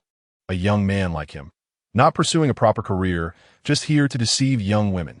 Who doesn't know how easily women can be swayed nowadays? Just the other day, I heard about a female teacher from our neighboring class who was lured into a dance hall by a singer, leading to a scandal that forced her to resign. Could it be him?" They wondered. "Huh? Are you referring to Teacher Liu? She has only been teaching for a mere 2 years. How perplexing. The opinions of others can be quite formidable." Cheng Mingxing clenched his fists, devoid of any desire to indulge in drink. He had never anticipated that his inaugural visit to a dance hall would reveal his younger brother performing on stage. That gaze, that posture, how could they possibly align with a respectable profession? How many were gossiping behind his back? In the dance hall, after the dance concluded, another performer took to the stage. Cheng Ming gradually made several appearances, and before he knew it, it was already 10 o'clock. Chapter 40. Cheng Mingxing's accusation. "You have shamed our parents and me," a colleague from the teaching staff urged Cheng Mingxing to leave. But he merely waved his hand and concocted a flimsy excuse to decline. The others, with whom he shared only a tenuous bond, said little more and bid him farewell as they departed. The night was as cool as water. As the patrons of the dance hall trickled out, Cheng Mingxing finally spotted a familiar figure emerging from the establishment. Clad in a leather jacket, the tall figure exchanged a few words with the doorman, offered a cigarette, and then cheerfully pedaled away on his bicycle. Cheng Yi was taken aback to see Cheng Mingxing. He stood at the street corner, his expression grim, hands tucked into his pockets as he regarded himself. Despite his leg troubles, his stature remained straight. The brisk, chilly wind tousled his hair. "Brother, what brings you here?" Cheng Yi inquired with a smile, approaching with his bicycle, seemingly oblivious to Cheng Mingxing's furrowed brow. "If I hadn't come, would you have continued in this line of work?" Cheng Mingxing's tone darkened, his voice rising slightly. "Do you have any idea what people are saying about you, about our Cheng family? Because of you, I am caught between a rock and a hard place, and our parents are suffering the consequences as well. Couldn't you find a proper job, a respectable position? Must you engage in these disreputable activities that invite gossip?" Cheng Mingxing's voice grew louder, his agitation evident. His cheeks flushed faintly, his hands instinctively withdrawing from his pockets. In truth, these words were more a release of his own pent-up emotions. Throughout his life, due to his leg, he had faced disdain from countless individuals. Yet he had persevered and reached his current standing, cherishing it more than anyone else. Even when Zhao Wan sought reasons to argue with him, Cheng Mingxing refrained from uttering the word divorce. He valued his dignity. Even amidst a life fraught with challenges, he would not broach the subject of divorce. Cheng Yi shrugged and leaned against his bicycle. Yet he gazed at Cheng Mingsheng with a smirk. Gossip? What would they possibly say? I earn my living through my own efforts, with money that comes honestly. What gossip could arise from that? Cheng Mingsheng was astonished by Cheng Yi's words. In this era, while engaging in business and private enterprises was legal, it still lacked a certain dignity. Particularly for those with family members in the public sector, there was inevitably some stigma attached. Accepting a modest salary was one thing, but aspiring to climb the ranks often invited disparaging remarks from others. Cheng Mingsheng is indeed ambitious. At the very least, he aspires to compete for the title of Outstanding Teacher this year. However, these pursuits seem rather dubious. What good can come of them? Do you not realize the nature of the Golden Phoenix Dance Hall? Cheng Mingsheng, agitated, fixed his gaze on Cheng Yi and exclaimed, "What occurs within those walls is hardly respectable. Staying here is tantamount to tarnishing your reputation. How can I and our parents hold our heads high while you engage in such activities? How can you be so selfish?" These words struck a chord deep within Cheng Yi. His expression darkened as he scrutinized Cheng Mingsheng for a moment, his eyes gradually growing cold. "Have I not always been selfish, dear brother? Do you not already know?" He shrugged, mounted his bicycle, and addressed Cheng Mingsheng. "I earn my living through my own efforts. I see no shame in that. If you feel embarrassed by my actions, you are welcome to claim that we are no longer related." With that, Cheng Yi pedaled away, leaving Cheng Mingsheng behind. The night air was frigid, biting at Cheng Yi's face as he hastened down the road on his bicycle. Memories from his youth surged forth in his mind. As a teenager, he had been both proud and ambitious, particularly in his studies, where he excelled with ease.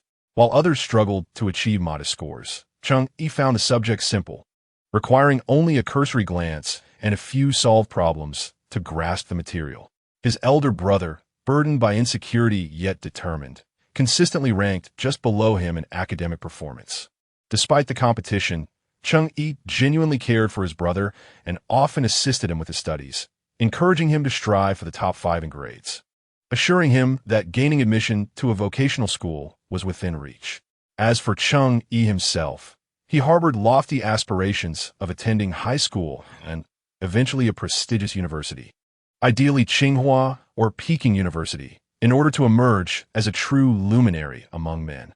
Yet, that fateful New Year's Eve changed everything. While the family gathered for their reunion dinner, he ventured outside to collect leftover firecrackers, intending to stealthily return for some matches.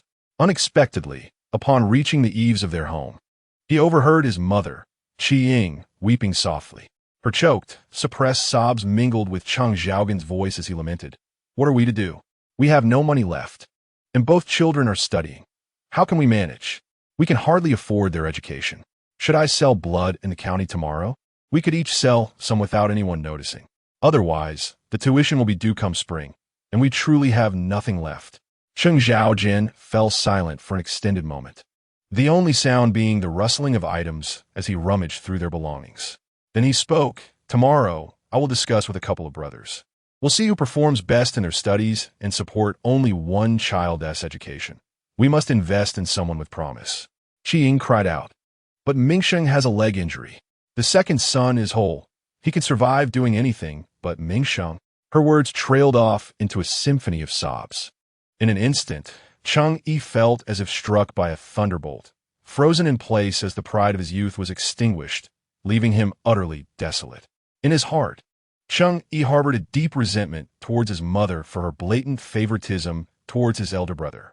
Despite achieving commendable academic results himself, he could not fathom why Cheng Yi had chosen to reserve the opportunity for education solely for his elder brother. Yet, he could not deny that, in a twisted way, he found some merit in Cheng Yi's reasoning. After all, he was a fully capable individual, while his elder brother, burdened by a physical disability, could not undertake strenuous labor nor walk swiftly. How could he, in good conscience, usurp opportunities meant for his brother? Thus, amidst this internal conflict, Cheng Yi chose to remain silent, sparing his parents the anguish of making difficult choices. He feigned disinterest in his studies and mingled with unsavory characters, causing his academic performance to plummet. Consequently, the chance to pursue education was granted to Cheng Yi. In the aftermath, the young man bore the weight of his suppressed agony, silently swallowing his suffering, particularly when he witnessed Cheng Yi returning from vocational school. Basking in the glory of a secure job, Cheng Yi often took it upon himself to lecture Cheng Yi, and whenever he sensed that he had brought shame upon the Cheng family, Cheng Yi's heart ached even more. This torment led him to contemplate a career in the arts, believing that such a vocation held promise and prestige. He yearned for the day when he could prove himself, showcasing that he, too, was capable of great things. As a cool breeze swept by, Cheng was momentarily jolted back to reality, a hint of clarity piercing through his confusion. In the dimness of the night, he allowed a self-deprecating smile to grace his lips, pondering the absurdity of his feelings. After living 2 lifetimes, why did he still feel a pang of bitterness when he heard Cheng Yi speak of him? Chapter 41. Goodness. Leaving behind 2 pounds of fatty meat and running away. Cycling home, he pushed open the courtyard gate and was greeted by the soft glow of a low-wattage incandescent light beneath the eaves. Cheng Yi's cold heart warmed slightly, knowing it was Lin Ran who had left it for him. As he entered, parked his bicycle, and washed his face, he was preparing to freshen up and retire for the night when Lin ran open the window and whispered, "The stove is still warm, and there's food left for you. Eat a bit before you sleep." Cheng Yi nodded and smiled at her. In the tender night, his handsome features were sharply defined. It was his gentle eyes that truly captivated her heart. "Then you should get some rest," Lin Ran replied softly, swiftly closing the window thereafter. Cheng Yi entered the kitchen, lifted the pot lid, and discovered a bowl of rice accompanied by a generous serving of braised pork and stir-fried cabbage. After a long day of labor, his stomach growled with hunger as he eagerly devoured the meal. While the flavors of this era's cuisine could not compare to those of the future, the inherent taste was delightful, especially since it was prepared by his beloved wife, making it all the more delectable. The following day, Cheng Yi rose early. After preparing some stir-fried snails, he opened the door to find several villagers delivering snails. The village chief, Cheng Yi, had accompanied 3 men inside. The trio of farmers had mud caked on their pant legs, rolled up to reveal their sun-kissed skin, with veins snaking like worms down to their calves. Their liberation shoes were so dirty that their original color was indiscernible. Cheng Yi recognized them vaguely. They were the 3 brothers from Old Zhu's family at the village entrance. Though they appeared older, they were merely in their 30s, honest, hard-working individuals whose parents had passed away early, leaving them without much to their name, and thus, the 2 younger brothers among them remained unmarried. Lin Ran hurried over to assist with the accounting for the snails. Cheng Yi washed his hands and approached Cheng Yi, quickly lighting a cigarette. "Uncle, what brings you here?" Cheng Yi waited. Upon seeing that it was a hometown mountain cigarette, Cheng Yi hastily waved his hand in refusal. No, I'll stick to my own cigarettes. This is the Zhu family's 3 brothers. They are hard-working and diligent. How about having them help with your 2 to 3 acres of land? You can feed them whatever you have for lunch.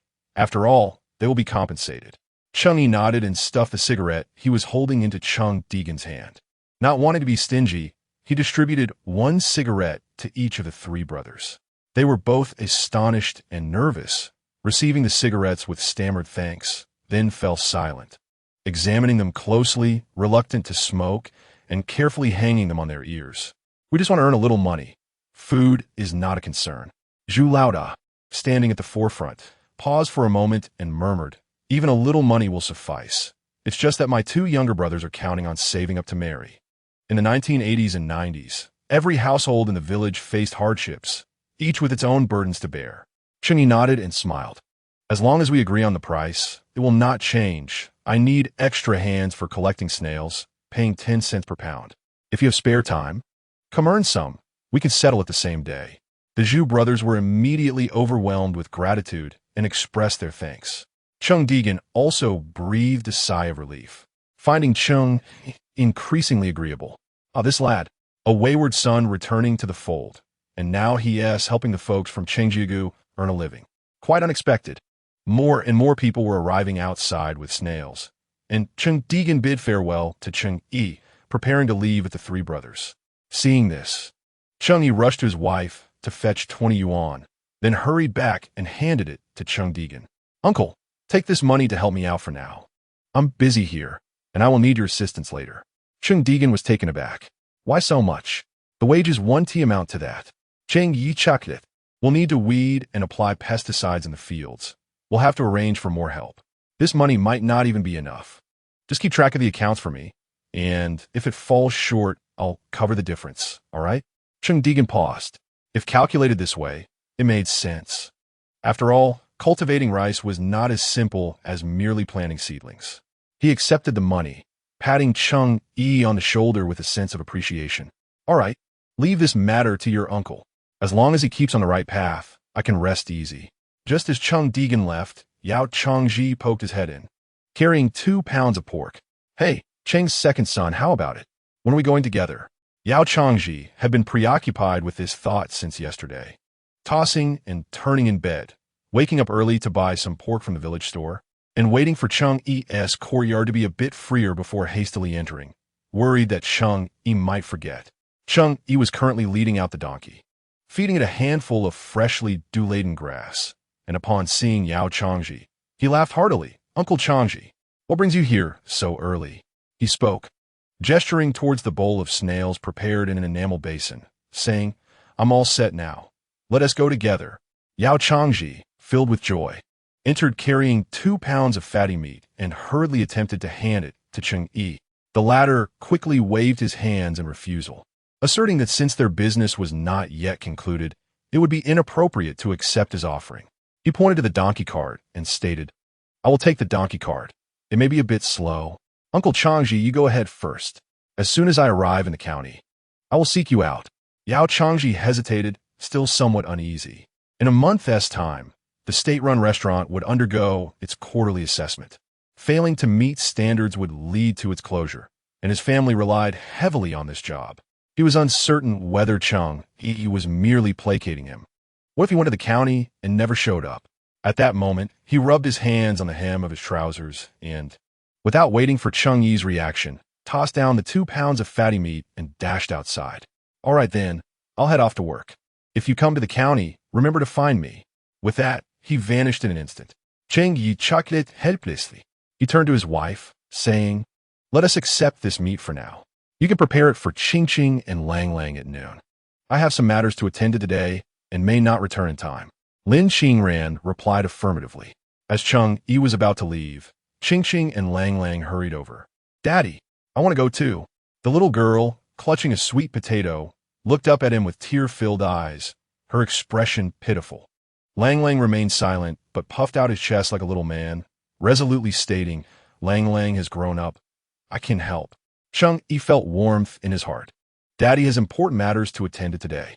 If everything goes well, we won't have to struggle every day selling things on the street anymore.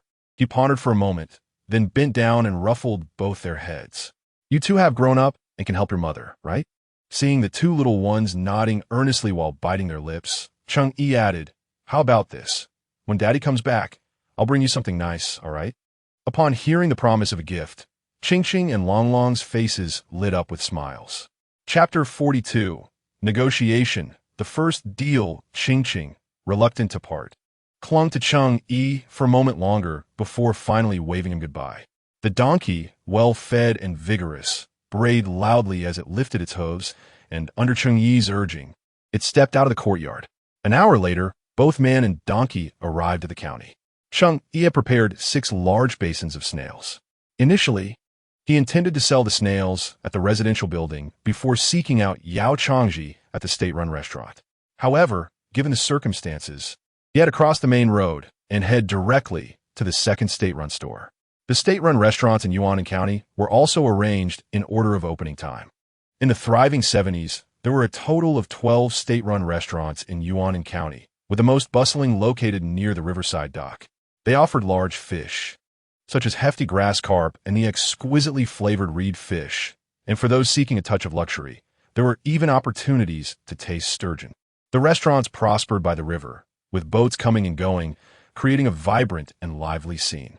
In contemporary times, the state-owned economy has experienced a decline, giving rise to numerous private restaurants, which have significantly transformed both culinary techniques and pricing structures.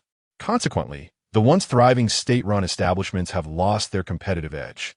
Despite the apparent prosperity of the economy, state-owned restaurants have been closing down over the past few years, leaving only 6 operational outlets. These remaining establishments rely solely on their proximity to the river and the port, muddling through with the assistance of local transport companies. They are barely surviving, hanging on by a thread. At state-owned restaurant number 2, Cheng Yi was diligently chopping vegetables in the kitchen, while in the dining hall, manager Chi Ruinfa was conversing with the accountant in hushed tones, clearly exasperated. How is it that this month's revenue is so dismally low when the higher-ups visit? How are we to explain this? We are far behind. The accountant's voice trembled, resembling a gourd with a sawed-off mouth, struggling to articulate a response. Perhaps we could consider lowering our prices? Before the thought could be fully expressed, Chi Ruinfa erupted in anger. What nonsense are you spouting? This is a state-run restaurant. Lower prices? What authority do I possess to make such a decision? Even if we did reduce prices, would that guarantee an influx of customers? Frustrated and without waiting for the accountant's reply, Chi Ruinfa lit a cigarette and waved his hand dismissively as he exited, pushing open the rusted door. He gazed out at the expansive river, shrouded in mist, as boatmen shouted their lively calls. A large group of sailors disembarked from the cargo ship, their hunger evident after a long time at sea, yet not a single one headed towards state-owned restaurant number 2. Chi Ruinfa's expression darkened further. In the heyday of state-owned restaurant number 2, it had been a bustling establishment, often overflowing with patrons, necessitating the borrowing of tables from other venues. In the entire county, apart from state-owned restaurant number 1 and the Jinghua Grand Hotel, who could rival the grandeur of state-owned restaurant number 2? Yet now, how had it fallen to such a state? With a sigh, Chi Ruinfa took a deep drag from his cigarette. Just then, he heard footsteps accompanied by the sound of jovial calls. Looking up, he saw a young man driving a donkey cart, beaming as he approached. Is this state-owned restaurant now? 2. Cheng Yi cheerfully leapt down from the cart. I'm looking for Cheng Yi. Upon hearing this name, Chi Ruinfa suddenly recalled that Yao had mentioned earlier that morning about finding a young man selling river snails, who was supposed to be coming to discuss a business deal. He quickly extinguished his cigarette, rose, and discreetly assessed Cheng Yi. You're here to sell river snails? Seeing Cheng Yi nod, Chi Ruinfa breathed a sigh of relief and offered him a cigarette, introducing himself. I am Chi Ruinfa, the manager of state-owned restaurant number 2. Cheng Yi returned the gesture with a handshake, smiling as he replied, My name is Cheng Yi. Their acquaintance was thus formed. Securing the donkey cart beneath the camphor tree in the courtyard, Chi Ruinfa called for tea to be brought. Upon hearing that Cheng Yi had arrived, Cheng Yi hurried out from the kitchen. Seeing Cheng Yi and the 6 large basins of river snails in the cart, he felt a wave of relief wash over him. Manager Chi, this is Cheng Yi. He was the one selling river snails near the residential building in the county a couple of days ago. I tasted them, and they were exactly as I remembered. Chi Ruinfa nodded slightly, approached, and sat down in front of Cheng Yi. Lighting a cigarette, he regarded Cheng Yi and said, Now that you are here, let us discuss a potential collaboration, shall we? Selling these river snails to others requires you to traverse the streets. Why not sell them to our state-run second store? If you allow for a modest profit margin, you could still earn a considerable amount. While his words were pleasant to the ear, the emphasis lay in the final phrase, modest profit margin. This implied a price reduction. Cheng Yi smiled, glanced at the river snails on his donkey cart, and replied, 2 yuan per jean.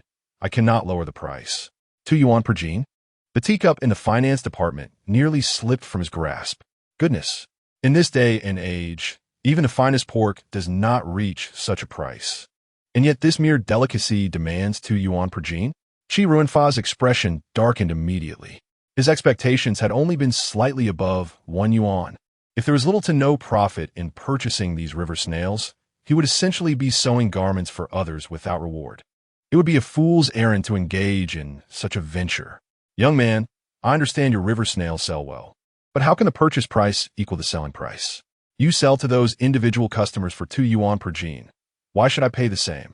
I am your buyer, after all. Chi Ruinfa assumed Cheng Yi was ignorant of business principles and attempted to explain patiently. To his surprise, upon finishing his explanation, he found Cheng Yi looking up with a smile. Manager Chi, are you intending to profit from my river snails? Cheng Yi raised a finger, gently tapping the table, and replied leisurely, if you are pursuing profit, then this conversation cannot proceed. With that, he stood up, ready to leave.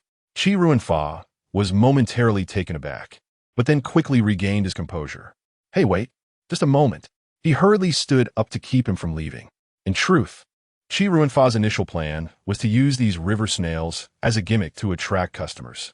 However, upon encountering the young man, he assumed the other was oblivious to the intricacies of business dealings. Thus, his instincts as a businessman kicked in, pushing him to seek greater profits. He had hoped to persuade the young man to assist him while simultaneously profiting from the transaction. It dawned on him that Cheng Yi was not at all worried about selling his river snails. In fact, he was the one seeking assistance. Realizing this, Chi Ruinfa's expression brightened. Rubbing his hands together, he called over the finance staff to bring Cheng Yi some hot water and quickly urged him to sit back down. Everything is negotiable. Let us not be hasty. Chapter 43. Signing the contract, Chi Ruinfa observed that despite Cheng Yi's youth, his acumen in business was evidently on par with his own. Thus, he decided to be candid, letting out a sigh as he recounted the recent difficulties faced by the state-run restaurant, appealing to their shared sentiments. I understand your river snails sell effortlessly, but we have our own challenges.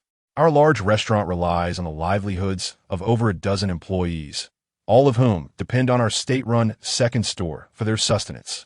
You, my friend, are a conundrum. I acquire these river snails at the modest price of 2 yuan per kilogram, yielding little profit. Should they fail to sell, they would become a burden, resulting in substantial losses. Lu Ruinfa is genuinely distressed.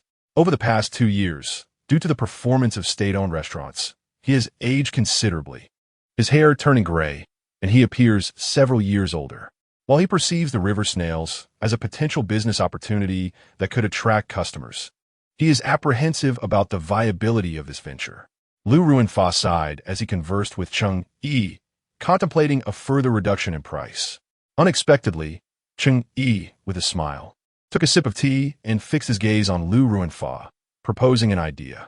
How about this, Manager Lu? I have a suggestion. Lu Ruinfa was taken aback. Pray, do tell. Cheng Yi, undeterred, presented his plan. In truth, it was a mutually beneficial proposition. Cheng Yi knew well that his river snails were delectable, proven to retain patrons. However, he was currently stretched thin and establishing a stall was clearly unfeasible. Moreover, in these times, storefronts often have affiliations with organizations, and properties under company names are collective assets. Without a bit of ingenuity, how could one secure a storefront? Furthermore, mobile stalls and uncertain selling times make it difficult to cultivate a loyal customer base. If Cheng Yi were to sell his river snails at the state-owned restaurant, it would be tantamount to acquiring a stall for free, replete with an excellent reputation and prime location. He would be gaining a substantial advantage. For the state-owned restaurant, the influx of customers brought by the river snails would significantly boost foot traffic. A win-win situation indeed.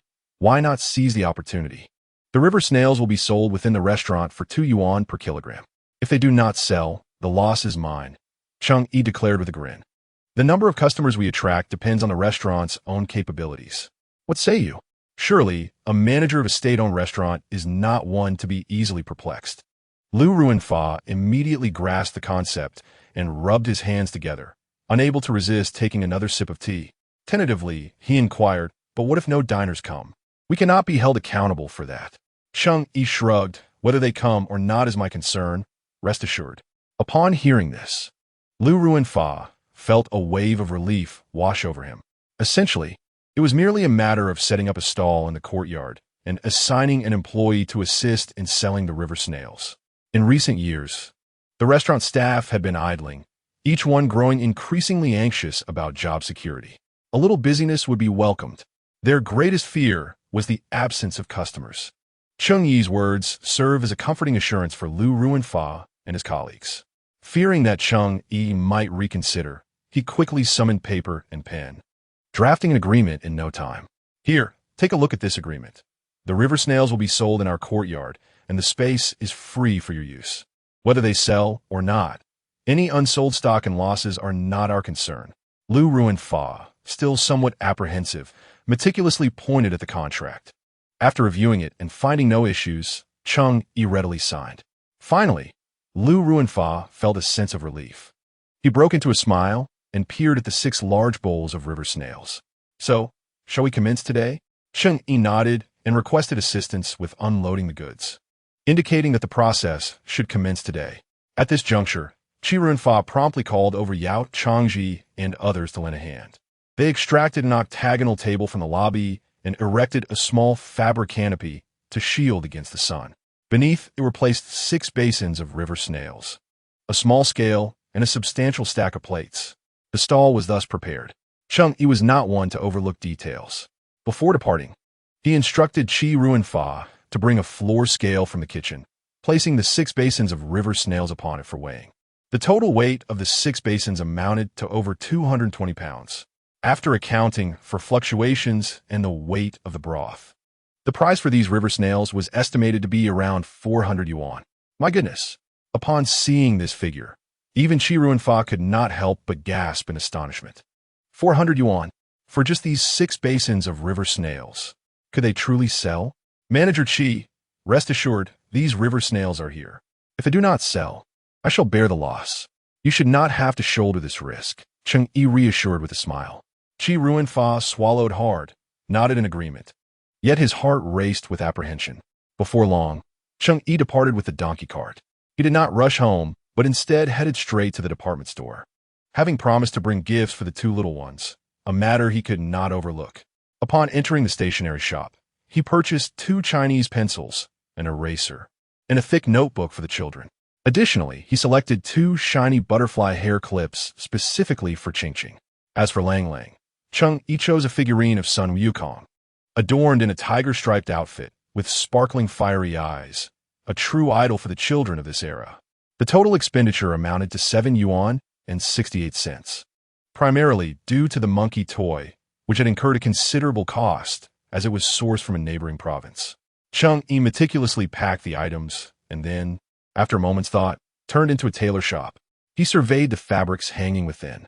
In this era, the variety of materials available for selection was limited, predominantly consisting of polyester, pure cotton, and linen. The more fashionable and expensive options included wool, silk, and cashmere. After a thorough examination, he ultimately decided on a pure cotton fabric, a soft yellow base adorned with charming little flowers, exuding a refreshing appeal. He purchased 10 feet of this fabric at 1 yuan per foot, paid the bill, and carefully placed it onto the donkey cart before heading homeward. On his return journey, with the cart empty, the donkey moved swiftly, unburdened. An hour later, both Cheng Yi and the donkey cart arrived home just as noon approached. The courtyard was relatively quiet. Those selling river snails typically arrive later in the afternoon. At this hour, during mealtime, only Lin Qingran was busy in the yard. As Cheng Yi stepped inside, he discovered Ching Ching and Lang Lang diligently rolling up their sleeves to wash vegetables. The 2 little ones were utterly engrossed in their task.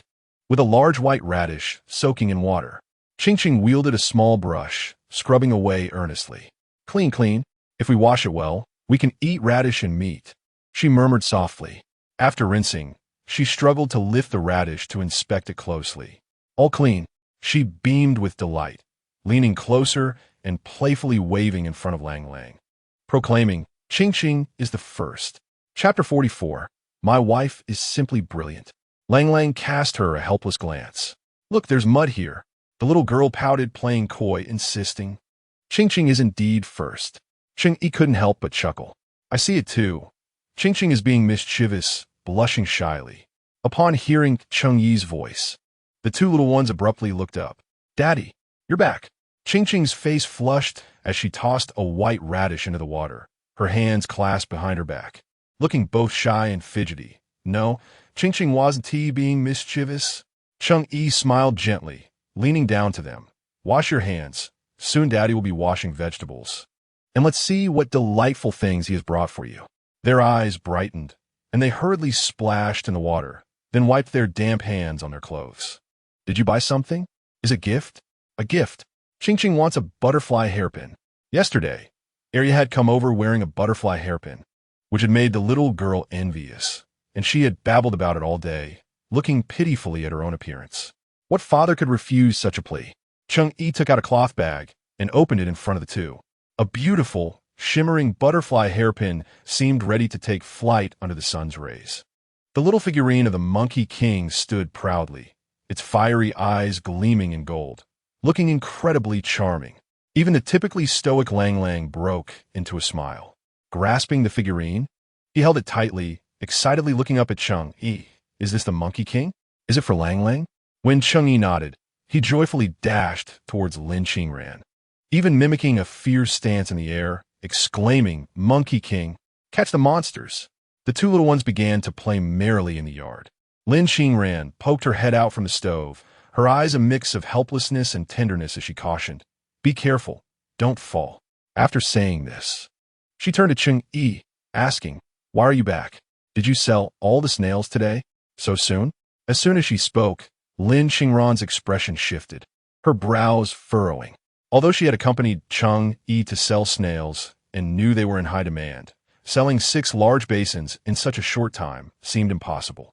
Moreover, this quantity was more than usual, and given Cheng Yi's early return, she couldn't shake the feeling that something might have gone awry. Noticing Lin Qingran approaching him with a sudden tension, Cheng Yi barely had time to speak before she circled around him, scrutinizing him carefully. His heart warmed at her concern. With a wry smile, he noticed she seemed intent on examining him further, prompting him to grasp her wrist. "I'm fine," he reassured her. In a playful mood, he held her hand against his chest, raising an eyebrow and grinning. "Why not see for yourself?" Lin Qingran's cheeks flushed suddenly. This man, how could he still find time to joke with her? After teasing Lin Qing, noticing her flushed cheeks and the rosy hue of her earlobes, Cheng Yi restrained his playful spirit and recounted the entire affair with a smile. Observing Lin Qing's confusion, he meticulously elucidated the nuances involved. "So, we are renting a storefront for free to sell river snails? And someone is assisting with the sales, correct?" Lin Qing inquired, tilting her head. Cheng Yi chuckled, captivated by the clarity in her eyes, which shone with an innocent purity as she gazed at him. Unable to resist, he swiftly reached out to gently tap her nose. "My wife is indeed clever," he declared, lifting his chin slightly towards the donkey cart. "You should decide what kind of clothing you wish to make. The weather is warming up rapidly. We wouldn't want to find ourselves in a rush, having to buy at the department store and regretting the expense." Lin Qing, too flustered to feel shy, glanced at the bulging nylon bag, hurrying over to tug open its mouth. Inside lay pure cotton fabric adorned with delicate floral patterns, a soft yellow interspersed with petals, delightful to the touch and gentle against the skin. While joy bubbled within her, her words emerged tinged with mild reproach, her tone unknowingly playful. "I have enough clothes. Why did you buy more fabric? We haven't even cleared our debts. We should save this money for the children's education." Cheng Yi smirked, nonchalantly beginning his chores. "Am I to stop earning money? Unless you plan to have 10 or 8 more children, then I would genuinely worry about affording it." Lin Qing was momentarily rendered speechless. This man, when did his tongue become so sharp? She decided to refrain from further comment, taking the fabric back to their room before leading the donkey out to graze. The round trip covered 60 miles, leaving the donkey quite famished. As he prepared to cook, Cheng Yi began washing pots. Mindful that the Zhu brothers were assisting with the rice planting that day in exchange for a hearty lunch, he recalled the tofu vendor who had cycled through the streets that morning, selling delicate blocks of tofu for 2 cents each. He sliced some fatty pork, rendered it in a pot, and sprinkled a layer of fine salt around the edges before adding the tofu to fry until its surface was crisp. After setting the tofu aside, he tossed in chunks of lean meat, sautéed with ginger and scallions, added 2-star anise, and finally returned the tofu to the pot, pouring in boiling water to simmer over high heat. Tofu must be boiled vigorously, he mused. The longer it cooks, the more tender it becomes. This would serve as the main dish, growing more fragrant with each passing moment. Cheng Yi then glanced at the 2 pounds of fatty pork delivered by Yao Changji that morning. The meat was predominantly fat, with scant lean portions, something he would typically find unappetizing. However, for those toiling in the fields, the situation was quite different, especially for the Zhu brothers, who had spent their lives laboring under the sun. They were so impoverished that they could scarcely afford a wife, let alone lavish dishes of meat. In these times, how many would relish a piece of fatty pork atop a bowl of white rice, savoring the oily richness that flooded their mouths with every bite? This is also why the older generation often favored fatty meat. It was a deep-rooted craving for richness. Cheng Yi sliced off a generous piece of fatty meat, sprinkled it with salt, and set it to marinate. He then soaked a handful of dried vegetables and briefly fried the meat skin in oil, brushing it with soy sauce and simmering a bit of caramelized sugar before placing it atop the preserved vegetables for steaming. The richest of meats, the thickest of fats, such a delight in the village of Qingjia in the 1990s surpassed even the joy of the new year. With 2 grand dishes prepared, Cheng Yi sought add a few additional sides: minced pork with dried radish, stir-fried cabbage, and the freshest wild malon grass gathered from the fields. He concluded with a fragrant mushroom and egg soup, adding a generous spoonful of lard and sprinkling it with scallions, a dish so delectable it would make anyone's mouth water. As mealtime approached, the 2 little ones grew hungry, eagerly peering at the stack of inverted plates atop the stove. Chapter 45. The fatty meat is truly delicious, Daddy. Ching is hungry and wants to eat. The little girl extended her hand, pointing at the pot of bubbling tofu and meat, swallowing hard in anticipation.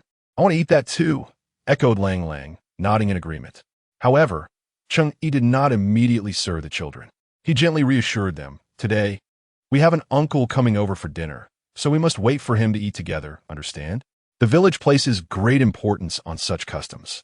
When guests arrive, if the children eat first before the guests are seated, though no one may voice their discontent, they would certainly gossip later about the children's lack of upbringing."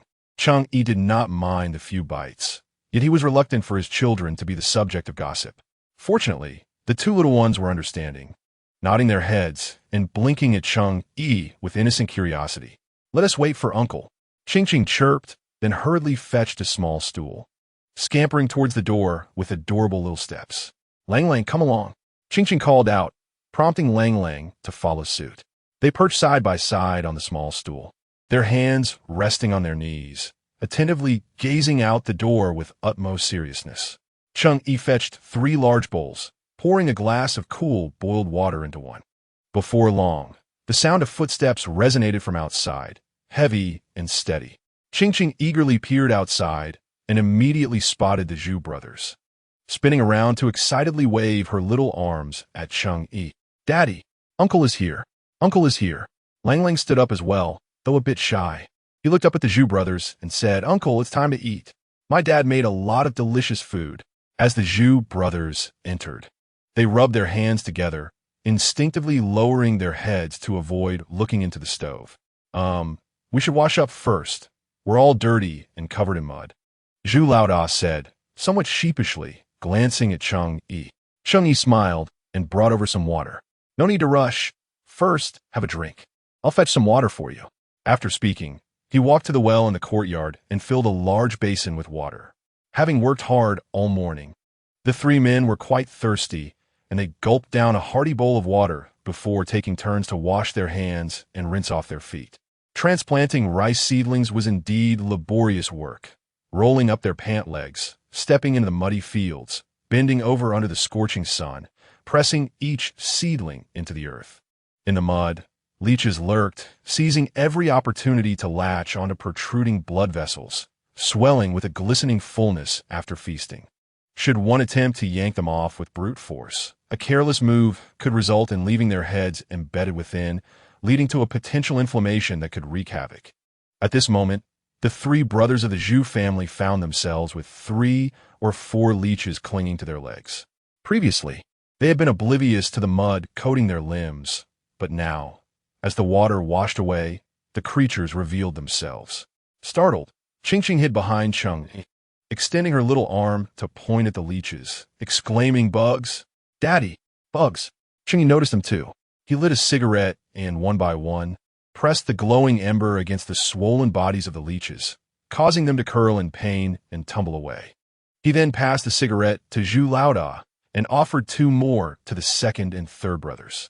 The trio, astonished and apprehensive, expressed their gratitude as they accepted the cigarettes, this time lighting them directly from the flame of the lit one, and began to smoke. After laboring hard, indulging in a cigarette was the most gratifying of pleasures. "You all smoke first. I'll go fetch the dishes," Cheng Yi said with a smile. He swiftly made his way to the kitchen, setting down the overturned plates and bringing the dishes to the table. Lin Qingran, having fed the donkey, hurried in to assist, serving food, pouring wine, and dishing out rice. Just as they finished a cigarette, it was time to dine. The 3 brothers had refrained from glancing at the dishes prepared, conscious of the etiquette involved in dining at someone else's home. After all, in these times of widespread poverty, even a hard day's work only warranted a meager portion of meat in a single dish. Furthermore, in Chengjia village, there existed an unspoken rule. When helping in someone else's household, the best meat dishes would often remain untouched for the first 2 days.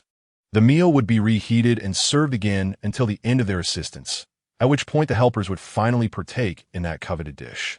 This unspoken understanding between host and helper embodied a unique bond of warmth in that era. The Zhu brothers took their seats at the table. Qingqing, being a child, could only stand beside them holding her bowl. Lin Qingran found a long bench and invited the 2 little ones to sit, quickly pouring wine for the 3 men and urging them to eat. The dish was braised tofu with meat. Cheng Yi lifted the largest enamel pot, releasing a plume of steam accompanied by the rich aroma of meat. Upon closer inspection, a thick layer of oil floated atop the dish, with the tofu bathed in a soy sauce hue, glistening enticingly. The Zhu brothers were momentarily taken aback. "This dish is quite oily. I senti it." Before they could fully process their surprise, Cheng Yi pushed over a clay pot, lifting the lid with a smile. "Don't be shy with the meat. Indulge, or it'll turn to mush by the next meal." This was braised pork with preserved vegetables, and it was undeniably fatty, having been stewed long enough. It appeared decadently tender, with glistening oil cascading down the preserved vegetables, filling the air with an irresistible aroma that made one's mouth water. At that moment, the brothers were genuinely astonished. These 2 grand dishes? This is too generous. In an instant, the originally settled resolve was thrown into disarray. The 3 of them exchanged glances, and for a moment, no one reached for their chopsticks. Kinking Longlong eagerly awaited their meal, feeling a pang of grievance as she looked at Cheng Yi. Oh, how hungry they were! They were yearning for their food. Cheng Yi, amused yet helpless, cast a reassuring glance at the 2 little ones, then picked up the serving chopsticks and placed a piece of fatty meat on each of their plates, saying, "Do not hold back. Eat and drink as you please. Only with full bellies can we muster the strength to work, right?" Seeing Cheng Yi take the initiative to serve them, particularly the succulent meat, the 3 gradually regained their composure. It was evident that he sincerely wished to prepare a feast for them, filled with both trepidation and gratitude. They picked up their chopsticks and lifted the meat to their mouths. In these times, fatty meat was indeed a delightful treat. It was rich and tender, oozing with flavor. Previously, their stomachs felt perpetually empty, but with just 1 piece of fatty meat, they felt invigorated. As the 3 began to eat, Lin Qingran finally picked up Kinking Longlong's small bowl to start serving herself. Throughout the meal, the Zhu brothers nearly shed tears. Chapter 46, Cheng Yi Spicy Snails. Available at State-Run Store Number 2. Your culinary skills are extraordinary. In all my days, I have never tasted such delectable dishes. They exclaimed. "You must have spent a considerable amount on all this food. Why are you being so generous? Please enjoy whatever you like. Keep the meat for yourselves. It feels wasteful to serve us this way. There is not much work in the fields. We'll finish it by tomorrow. You're treating us so well and still paying us for our labor. It's too much." By the end of the meal, the 3 were excessively courteous towards Cheng Yi. Most of the time, Cheng Yi simply smiled and waved his hands in dismissal, for he understood the rural mindset. They kept a careful tally in their minds. It was crucial to treat others well, to ensure that no one felt deprived. He preferred to spend more money than to owe a favor. Having navigated the ups and downs of life, and worked in the entertainment industry. Cheng Yi understood, well, that money had a price, whereas kindness was not easily repaid. After the meal, Cheng Yi invited the three to rest in the courtyard. However, they stubbornly refused and immediately returned to their work after finishing their meal. Cheng Yi glanced at the sky and then turned to Lin Qingran. Qingran, I need to step out this afternoon. I'll be heading directly to the county in the evening and want to be back. As he pushed his bicycle out, he smiled and looked back. Lin Qingran nodded in acknowledgement, but as Cheng Yi was about to leave, she couldn't help but say, "Take care and ride safely."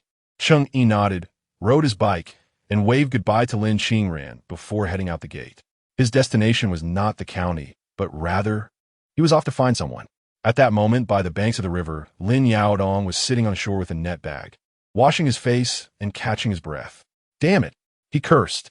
Just moments ago, while gathering snails, he had slipped and nearly fallen into the deep river.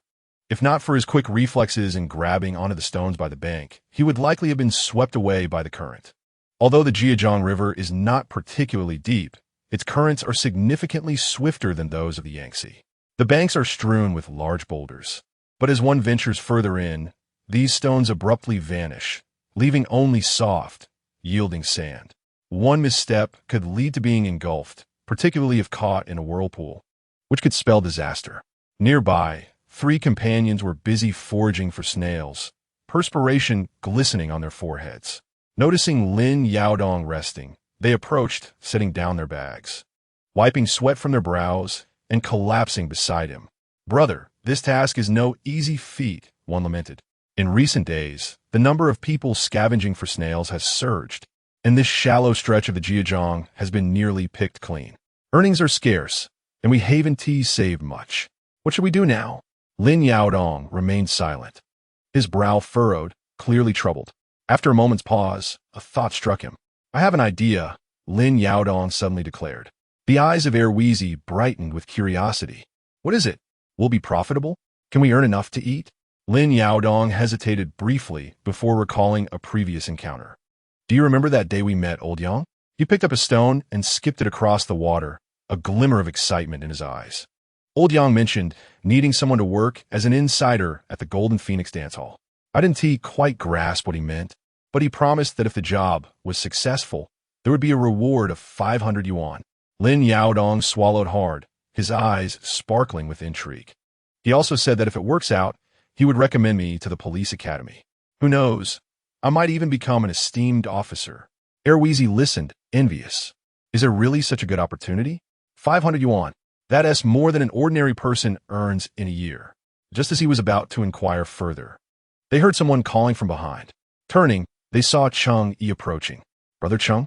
Lin Yaodong greeted with a broad smile, revealing a row of white teeth as he slapped his hand on his backside. "What brings you here?" Erwizi quickly rose to his feet as well. "I need to talk to you about something," Cheng Yi replied with a grin. "Something? Is it about making money?" Lin Yaodong asked casually, not expecting Cheng Yi to nod affirmatively and directly propose. "How about earning some quick cash?" Upon hearing the prospect of easy money, both men nodded vigorously in agreement. Who wouldn't want a chance to make quick money?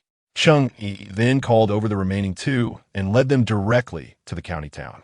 Emerging from the state-run shop, he handed each of them a gong and 3 large loudspeakers. Lin Yaodong and his companions looked on, bewildered. "Brother Cheng, what are you planning to do? Surely you're not suggesting we perform?" Cheng Yi chuckled at their confusion. "Well, you need to have some talent to perform." He jested before pointing towards the dock. "I need your help to do some advertising, shout out a few lines. Are you up for it?" Lin Yaodong puffed out his chest confidently. "What shall we shout?" "There's nothing I wouldn't dare. Cheng Ji spicy snails. Available at state-run store number 2. Lin Yaodong was taken aback. "Is that it?" Cheng Yi nodded, chuckling. He reached into his pocket and pulled out some money, handing it to the 4 individuals, 2 yuan each per day. "From now on, we rest at 6 o'clock. You can take a break after walking a street. Once you've finished shouting, come to the entrance of the Jean Feng Wang Hotel to settle your wages." How does that sound? Upon hearing the lucrative offer, the 4 were unconcerned about what they were to shout. Each nodded eagerly in agreement.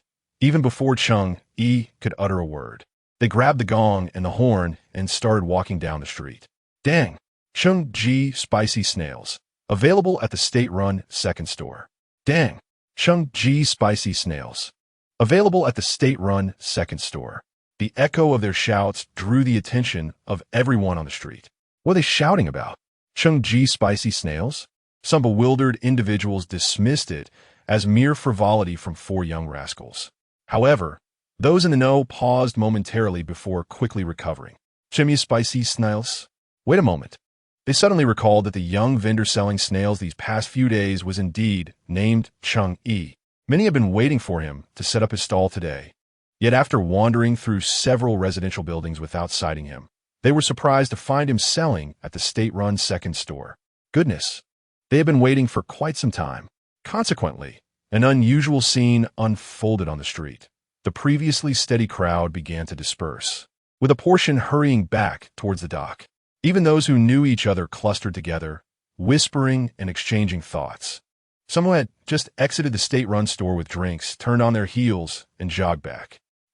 Those snails with their fresh, spicy flavor left them craving more with every bite. Paired with a sip of alcohol, even deities wouldn't be able to resist. Chapter 47. Booming business at the state-run second store. The morning passed with only a handful of customers, not much different from usual. Chi Ruinfa stood at the entrance with a sullen expression, beads of sweat forming on his brow, despite it being early spring. Manager, do you think we've been deceived? How could these snails possibly sell so well? It's already noon, and hardly anyone has come. We've merely set up a stall for him. A waiter whispered beside Chi Ruinfa. With a dark scowl, Chi Ruinfa shot her a glare. Standing around is better than doing nothing at all. Have the tables been wiped down? Quit your idle chatter. The waiter promptly fell silent, bowing her head and hastily departing, fearful of further reprimand. Chi Ruinfa glanced up at the sky. The sun blazed overhead, yet his heart sank deeper into despair. Alas, was his restaurant truly destined to close its doors for good? After a lifetime of glory, would he end up being laid off? Just as this thought crossed his mind, he suddenly heard a commotion outside. The sound of footsteps, accompanied by the distinctive loud voices of men, filled the air, interspersed with a few expletives. Rushing in from the doorway, leaving Chi Ruinfa momentarily stunned, struggling to comprehend the unfolding situation. What on earth was happening? After years of desolation, an unexpected influx of patrons caught Chi Ruinfa off guard, his expression tense as if facing an imminent threat. Fearing trouble, the kitchen staff, including several waiters and even Yao Changji, quickly rushed outside upon hearing the commotion. Manager? What is happening? It sounds like they're coming for our restaurant. Could it be trouble? They exchanged anxious remarks. Before Chi Ruinfa could utter a word, he was met with a throng of customers flooding into the courtyard. Hey, just disembarked from the boat. Haven't even eaten. Is anyone here? I'd like 2 pounds of river snails, a bottle of wine, and a few dishes. The scent wafting through the air confirmed their destination. Quickly, weigh me a pound and add some marinated beef. It's been ages since I've visited this second branch, and I recall the marinated beef here is quite delectable. Where is everyone?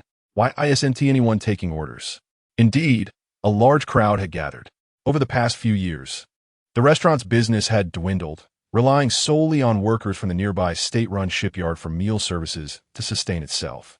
As for walk-in customers, having 5 or 6 in a day was considered rare. Yet now, dozens were streaming in, most chasing the river snails, but many eager to order meals as well. The sudden influx left the staff in a flurry, momentarily stunned. Hey, what are you all standing around for? Haven't you heard the customers calling? Chi Ruinfa was the first to regain his composure, his voice booming to rally the team. Instantly, the restaurant staff snapped back into action. Orders were taken, and dishes were prepared, operating like a rusted machine that had just received a fresh coat of oil. Excitement radiated from everyone's faces. Outside, Cheng Yi observed for a while before turning to leave. Fast forward 3 days.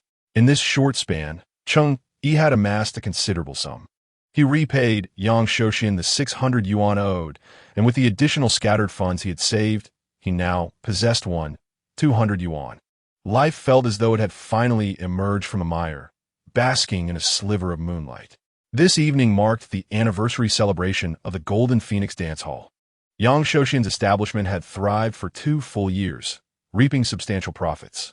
Thus, he had announced 3 days prior that on the day of the anniversary, tickets would be offered at a 20% discount, with complimentary sunflower seeds and tea. The young folks in the county were ecstatic, eagerly making plans for the event. Whether gathering with close friends to enjoy music and dance, or bringing along a beloved companion for drinks and conversation, possibly even advancing their relationship by escorting them home if they indulged too much, everyone was looking forward to the festivities. For those who typically lacked funds, the day of the discount was a golden opportunity not to be missed. Today was Cheng Yi's moment to shine. Yang Shouxian had given him a heads up early on, coordinating with the main performers to ensure that Cheng Yi would take the stage, making this evening truly his own, with several dance numbers allocated to him. Although the original pillar of the establishment wore a reluctant expression, it was undeniable that ever since Cheng Yi's arrival, the business in the dance hall had flourished remarkably. Yang Shouxian, cigarette in mouth, cheerfully directed the staff to move several tables from the dance floor, arranging the remaining ones in a continuous line to create a larger space for the dancers. Today's strategy hinged on minimal profit for the sake of reputation. Over here, remember to sprinkle some glitter later. Do you understand? When the atmosphere builds up, you all lead the applause. Got it? Each of you should be a bit more perceptive. Yang Shouxian, with a cigarette clenched between his teeth, hummed contentedly, his face beaming with satisfaction. Upon hearing this, the staff hurriedly sprang into action, cleaning, checking supplies of sunflower seeds and beverages, all moving about as if wound up like springs. Meanwhile, just 2 streets away, Li Jigang was accompanying Qi Hongxiu as they retrieved the dress she had ordered a fortnight ago from the tailor. It was a long gown, with a high slit and a plunging neckline, crafted from the finest silk, certainly not inexpensive. Qi Hongxiu's monthly salary was a mere 50 yuan, yet she received a generous allowance from home. Although Li Jigang's family was relatively well off, he felt somewhat overshadowed by Qi Hongxiu's circumstances. Over the past few weeks of courting her, he had already spent over 300 yuan, causing him great discomfort. Yet Qi Hongxiu remained non-committal about their relationship, leaving him increasingly vexed. "Oh, this dress will make you look stunning. It's the first of its kind in Yuanan County." The tailor's wife flattered Qi Hongxiu. Delighted by the compliment, she smiled and held the dress up against herself, admiring her reflection in the mirror before exclaiming, "Sister, your craftsmanship is remarkable. It rivals that of branded attire. I shall return next time." After carefully packing the dress, she glanced back at Li Jigang. "Let's go. The Golden Phoenix Dance Hall is about to begin, and I've heard Cheng Yi will be there today." The mere mention of Cheng Yi made stars twinkle in Qi Hongxiu's eyes. Over the past few days, she had been frequenting the hall whenever she could, regardless of whether Li Jigang accompanied her. Even alone, she would go to enjoy the music and dance. Particularly, the day Cheng Yi performed the disco had left her utterly mesmerized. Chapter 48. Trouble arrives a few days prior, upon returning to the provincial city. She had visited another dance hall and discovered that none of the performers there could compare to Cheng Yi's talent. This is the nature of a starry-eyed girl. Once ensnared, it is difficult to escape. Now that she had heard about Cheng Yi's appearance at the anniversary celebration, where he would perform several dances, Qi Hongxiu could hardly contain her eagerness to secure a prime spot. Li Jigang felt a growing sense of unease in his heart. Following behind Qi Hongxiu, he finally muttered, "He is already married, didn't he, you know?" "Of course I know." Qi Hongxiu scoffed, her expression indifferent. "I've heard that his marriage was arranged. There's no romantic foundation. A marriage devoid of the foundation of love cannot possibly find happiness." Li Jigang's expression darkened, and he fell silent. As the two approached the entrance, Li Jigang was unexpectedly greeted by a familiar face. However, Qi Hongxiu's eyes lit up, and she joyfully approached, exclaiming, "Team leader, what brings you here?" The newcomer was dressed in a sleek black Zhongshan suit, polished leather shoes that gleamed, and his hair meticulously styled with pomade. Although he appeared to be in his 40s, he sported a pair of glasses that lent him an air of sophistication. This man was none other than Jiang Kaiqing, the leader of the Yuanan County art troupe. Years ago, Jiang had been sent down from the provincial capital, having served as a sent-down youth responsible for the village's propaganda publications. Upon returning to the city, He joined the provincial propaganda department before eventually requesting a transfer to Yuanan County. After establishing a family and career, he had firmly rooted himself in the area. Qi Hongxiu and Jiang Kaiqing were well acquainted. She even affectionately referred to him as uncle. Qi Hongxiu's presence in the large county of Yuanan was facilitated by her parents seeking Zhang's assistance for her development. Upon recognizing Qi Hongxiu, Zhang's face immediately broke into a smile. What brings you to the dance hall instead of practicing your dance? Your parents would certainly have something to say about this. Qi Hongxiu beamed and pointed towards the lively crowd inside the dance hall, playfully saying, "Uncle Jiang, I heard there would be Cantonese songs and dancing today.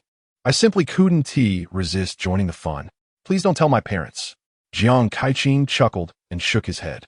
As his gaze fell upon Li Jigang, the latter hurriedly mustered the courage to greet him. "Team leader," he stammered, scratching his head, his face betraying a hint of embarrassment. "I'm just accompanying Hongwan. I worry about her being alone." Unlike Qi Hongxiu, who had entered the art troupe through Zhang's goodwill, Qi Hongwan's talent was undeniable. Coming from a privileged background, her parents had meticulously nurtured her artistic abilities. Initially, her aim in joining the county's art troupe was to use it as a stepping stone towards greater ambitions in the capital. In contrast, Li Jigang was merely seeking to enhance his own prospects, hoping to secure a stable position within the system. Yet his skills in dance and drama were decidedly lacking. Consequently, Jiang Kaiqing issued a stern directive. The drama troupe was scheduled to perform in the provincial capital in 2 weeks, and Li Jigang was required to hone his skills and dedicate himself fully. Unexpectedly encountering each other at the dance hall's entrance, Zhang's demeanor grew icy. Li Jigang, feeling increasingly uneasy, lowered his head and remained silent, striving to diminish his presence. Fortunately, Jiang Kaiqing spared him some dignity, offering a few words of advice before lapsing into silence. However, Li Jigang's anxiety lingered until he overheard Jiang Kaiqing cheerfully inform Qi Hongwan, "In 2 weeks, our art troupe will be heading to the provincial capital for a competition. The drama troupe is short on actors and cannot find suitable performers. I've heard there's a talented young man at the Golden Phoenix Dance Hall who excels in singing and dancing, so I came to take a look." Qi Hongxiu's eyes widened in excitement. "It must be Cheng Yi." Her cheeks flushed with admiration as she exclaimed, "Captain, I must tell you, his singing and dancing are truly remarkable. You should observe closely today. If he joins us, the ladies in our troupe will be utterly delighted." Jiang Wuqing, taken aback by her words, cast a glance at Qi Hongxiu, feeling a twinge of anticipation. In truth, Qi Hongwan, hailing from the provincial capital, possessed an air of superiority. It was not just Li Jigang who pursued her. Many young men in the troupe vied for her attention in various ways. Yet, this young lady seemed to navigate their advances with indifference, refusing to yield to any of them. Having been exposed to the refined circles of the provincial city, how could she be swayed by these rough suitors? Thus, witnessing her admiration for a youthful lad piqued Jiang Guoqing's curiosity. He nodded, his expression brightening, and began to inquire about Cheng Yi with Qi Hongwan in detail. Meanwhile, Li Jigang felt a pang of discomfort in his heart. As the two conversed and entered the Golden Phoenix Dance Hall, Li Jigang lingered at the entrance for a moment, preparing to follow, when his keen eyes spotted several familiar figures. There were 3 individuals squatting by the roadside. One, thin as a stick, rummaged through the ground for discarded cigarette butts. Occasionally, he would find one with a remnant of tobacco, pick it up, light it, and take a few puffs. The stoutest among them wore a tattered white tank top, appearing unkempt with a shaved head and a fierce countenance. The man of medium build sat at the edge, impassive, his gaze fixed on the passers-by. A scar running across his face, his eyes cold and menacing. "Wheezy," Li Jigang approached, his eyes brightening slightly. The medium-built man looked up, recognizing Li Jigang, and immediately broke into a grin, his teeth glinting as he said, "Jigang, what brings you here today? Skipping practice to enjoy some music and chase after girls?" The two companions erupted in laughter. Li Jigang's expression shifted. Wei Zi had grown up in the same alley as him. They had played together since childhood. But as they matured, their paths diverged due to Li Jigang's family's relatively better circumstances in the county. The bond of their childhood remained. though it was now merely a sense of familiarity. Taking a deep breath, Li Jigang forced a smile and approached Wei Zi. I need your help with something, if you're willing. He reached into his pocket, revealing a few large bills.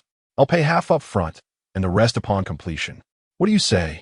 He understood the ways of these streetwise fellows. With money, anything could be arranged. Upon seeing the cash in Li Jigang's hand, Wei Zi immediately stood up, grinning, his gaze assessing Li Jigang's face. What kind of relationship do we have? Would I refuse you? He chuckled, accepting the money with a languid air. What is the matter? Li Jigang gritted his teeth, steeling himself, and leaned closer to whisper softly in Wei Zi's ear. Chapter 49. Brother Cheng, be cautious. At 6 o'clock in the evening, the anniversary celebration of the Golden Phoenix Dance Hall commenced. The influx of patrons exceeded Yang Shouxian's expectations. The crowd was densely packed together. Fortunate that the tables had been cleared from the dance hall in advance. Otherwise, it would have been impossible to squeeze in. The lights danced across the floor with the vibrant hues of the spinning disco ball, and soon a voice rang out, whistling and calling, "We want to hear Cantonese songs. Where's Cheng Yi? Yes, yes. Hurry up and sing a couple. I was here last night, and it was fantastic. I came to see the dancing. We still haven't mastered the moves." The crowd buzzed with excitement. Suddenly, the colorful lights dimmed. In the next moment, a deep and magnetic voice resonated. The curtain drew back, and Cheng Yi appeared in a crisp white shirt, 2 buttons casually undone. Though relaxed, the shirt accentuated his trim waist, subtly tapering into his lean figure. His hair had been cut slightly shorter, revealing his ears and perfectly sculpted jawline. His aura was both languid and commanding, his gaze sweeping over the audience as he swayed gently to the music, igniting a fervent atmosphere in the venue. Many young women had come specifically to see Cheng Yi. The fervor of fandom in this era was far more intense than in later generations. In a time when societal norms were still conservative and exposure to the outside world limited, people often developed fervent idolization. There were tales of individuals who pursued superstars to the point of financial ruin, or fathers who had jumped into the sea just for a chance to have their daughters meet a celebrity. Such was the nature of devotion. Thus, even knowing that Cheng Yi had a wife and child, the young women remained enamored, finding him irresistibly charming. He was simply too handsome. No matter how one looked at him, he was striking, and his singing was exquisite.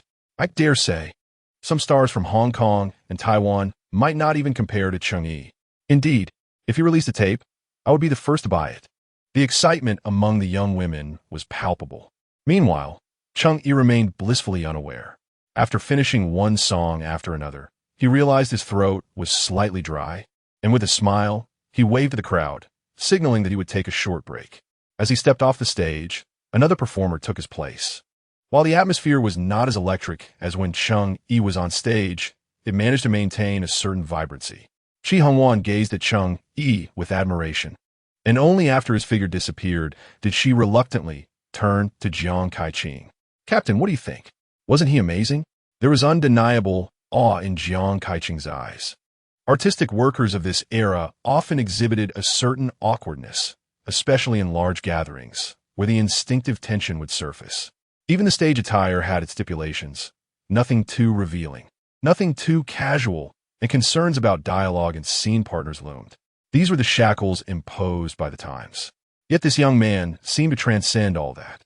Jiang Kaiqing had never witnessed someone command the stage so effortlessly. He was not merely performing for the audience, but genuinely reveling in the experience. Jiang Kaiqing stroked his chin, pondering for a moment, then remarked, "I wonder how he would fare in a play. After all, singing and dancing are quite different from acting. However, in a few days, I could have him give it a try.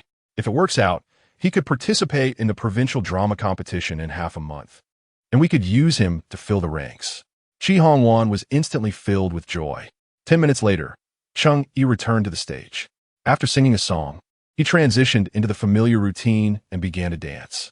The rhythmic music surged, and the colorful lights spun rapidly. The crowd, which had initially gathered at the periphery of the dance floor, surged forward, swaying their bodies in sync with Cheng Yi's movements. Unbeknownst to them, a man with a scarred face was edging closer to the center of the dance floor.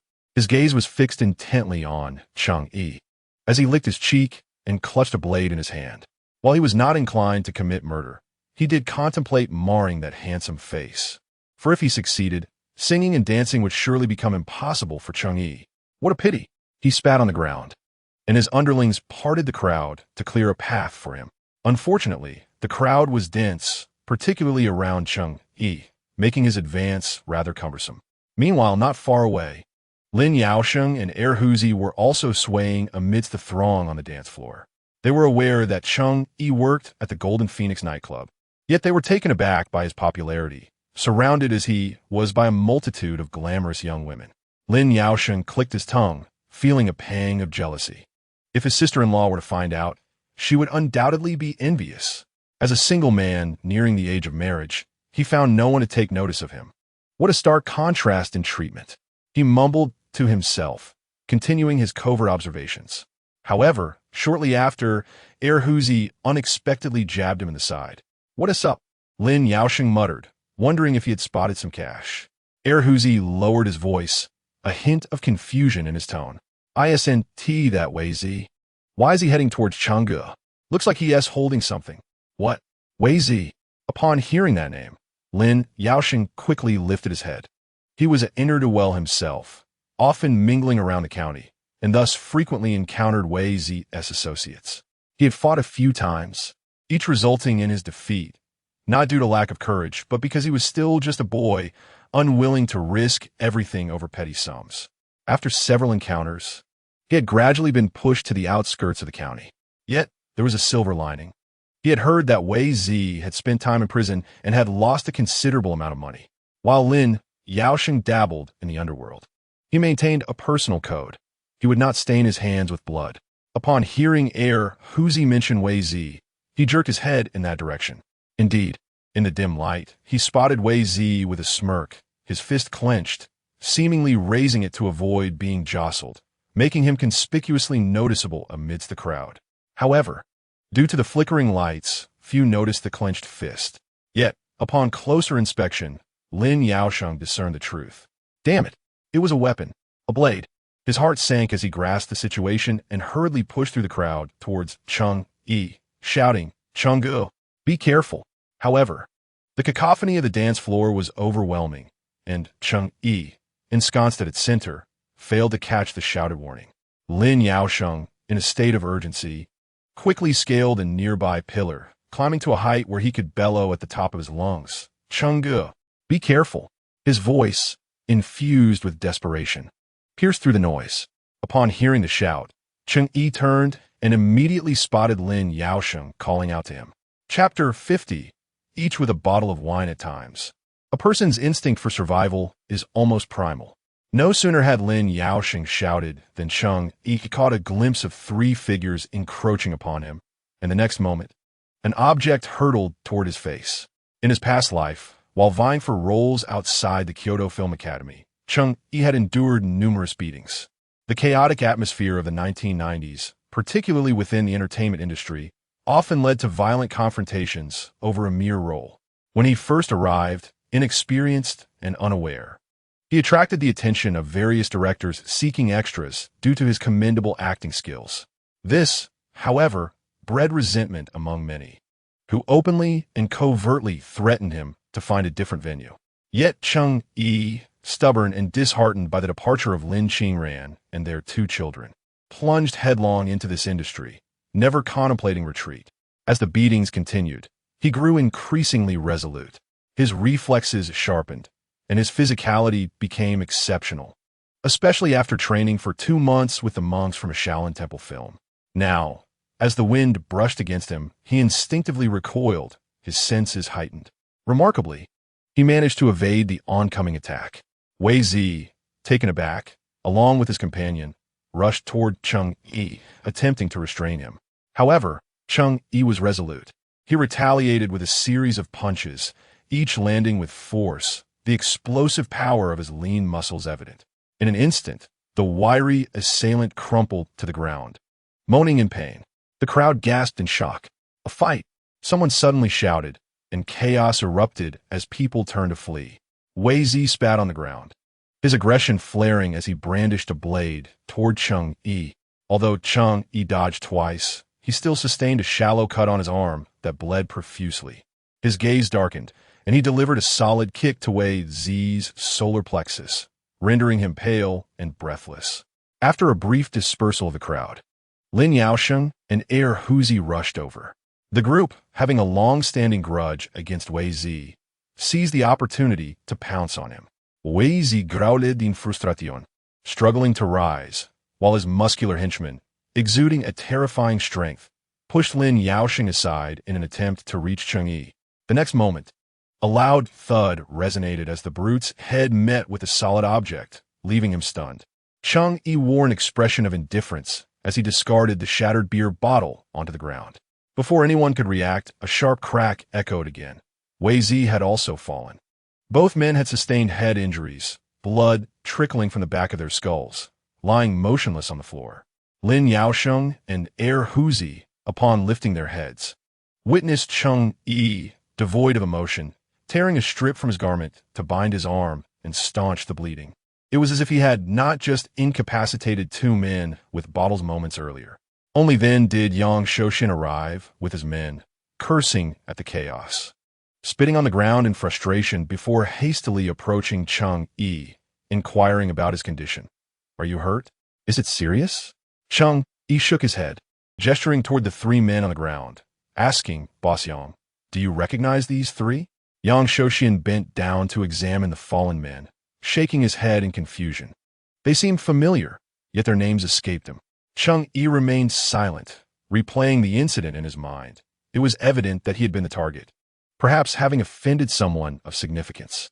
Yang Shoshin, incensed, surveyed the disarray and unleashed a tirade upon the onlookers. "What are you lot? You let armed individuals in here? Today no one was harmed, but if they had been, how would you explain yourselves?" The reprimanded men lowered their heads in silence, while some frightened women wept softly in the corner. With the situation spiraling out of control, the anniversary celebration was effectively ruined. A report had been made to the police, and soon they arrived on the scene. Upon seeing Wei Zi and the others sprawled on the ground, bleeding profusely from their heads, the officers swiftly transported them to the clinic. Yang Shoshin, evidently connected to the unfolding events, made a few calls and ensured that Cheng Yi and Lin Yaosheng followed the necessary protocols. It was around 10 o'clock when they finally emerged from the station. The night sky was dark and overcast, the moon obscured by clouds. Cheng Yi's arm bore a deep gash from the blade, and despite the bandaging, blood seeped through. Lin Yaosheng and Heir Huzi trailed behind him, enveloped in a heavy silence. "Thank you for today," Cheng Yi finally spoke, turning to Lin Yaosheng and raising his arm. "If it weren't for your warning, this wound might have marred my face." Lin Yaosheng scratched his head. "Cheng, have you offended someone? Wei Zi is known for being a mercenary. Someone must have paid him to target you. Could it be that another performer from the Golden Phoenix Lounge is behind this? Did you encroach upon their territory?" Cheng Yi shook his head. "Let's wait until the police finish their inquiries." He was reluctant to speculate, especially since Yang Shoshin had assured him that he would provide clarity. As Cheng Yi gazed into the night, memories of his past life surged in his mind. According to the timeline, trouble was brewing at the Golden Phoenix Lounge at the end of this month. During his tenure singing there, he had discerned the undercurrents of turmoil beneath the surface. The 1990s were a turbulent time, indeed, particularly concerning certain items that have been smuggled from Myanmar to Yuanan County. The levels of exploitation involved in their trade are staggering, with prices that are truly astonishing and profits to match. Such dealings necessitate a secure environment, and there is no better place than a nightclub, where the atmosphere is rife with vice. Cheng Yi recalls reading about a raid in the newspapers during a previous life, where several individuals were apprehended. Although Yang Shoshin was not directly involved, he was implicated for harboring others. The incident garnered significant attention, leaving no one willing to vouch for him. After spending several years behind bars, he emerged to find his wife had left him and all his money had vanished, subsequently fading into obscurity. This recent incident has erupted into a considerable scandal, marking the first strike against organized crime, and tragically, a life was lost. However, it appears the deceased was merely an unfortunate soul who inadvertently got caught up in the chaos. A certain Sandongzi, a petty criminal, who was stabbed twice by an enforcer in a private room and succumbed to his injuries. The reason for the newspaper coverage was that no one came forward to claim the body, as if he were an inconsequential figure. Beyond this, Cheng Yi lost interest. Chapter 51. Lin Xingran stood at the bridgehead with a lantern, awaiting his arrival. At that time, Cheng Yi had been preparing to venture into the provincial capital, and as a result, he seldom returned to Yuan County. Now entangled in the nightclub scene, memories of that past event began to resurface in his mind, albeit limited to what was reported in the newspapers. A few of them made their way back together. Huzi and his companions hailed from a neighboring village, while only Lin Yaodong and Cheng Yi walked side by side. Cheng Yi leaned on his bicycle as the two chatted, with Lin Yaodong animatedly recounting Cheng Yi's prowess during the earlier altercation, his face aglow with admiration. "Brother Cheng, who would have thought? You sing beautifully, excel in business, and are also formidable in a fight." He gestured excitedly, grinning. "Did you train for this? Teach me." Cheng Yi glanced at him and replied leisurely. "Teach you to fight?" Lin Yaodong, with a look of expectation, insisted, "If you teach me, I won't be bullied anymore. That way Z always takes advantage of my naivete. Once I learn, I'll reclaim my turf." Cheng Yi shot him an amused yet exasperated look. "And then what?" Lin Yaodong paused, perplexed. "What do you mean, and then what? Are you planning to fight forever? To always resort to underhanded means?" Cheng Yi's voice mingled with the wind, clear and pure. "While you are young, you may rely on strength to seize what you desire. Territory, money, followers, but what happens when you reach 30, 50, or even 80? You won't be able to move, nor will you be able to seize money, and your followers will abandon you. What will you do when the enemies you made in your youth come knocking? And which young woman would want to be with a good-for-nothing thug?"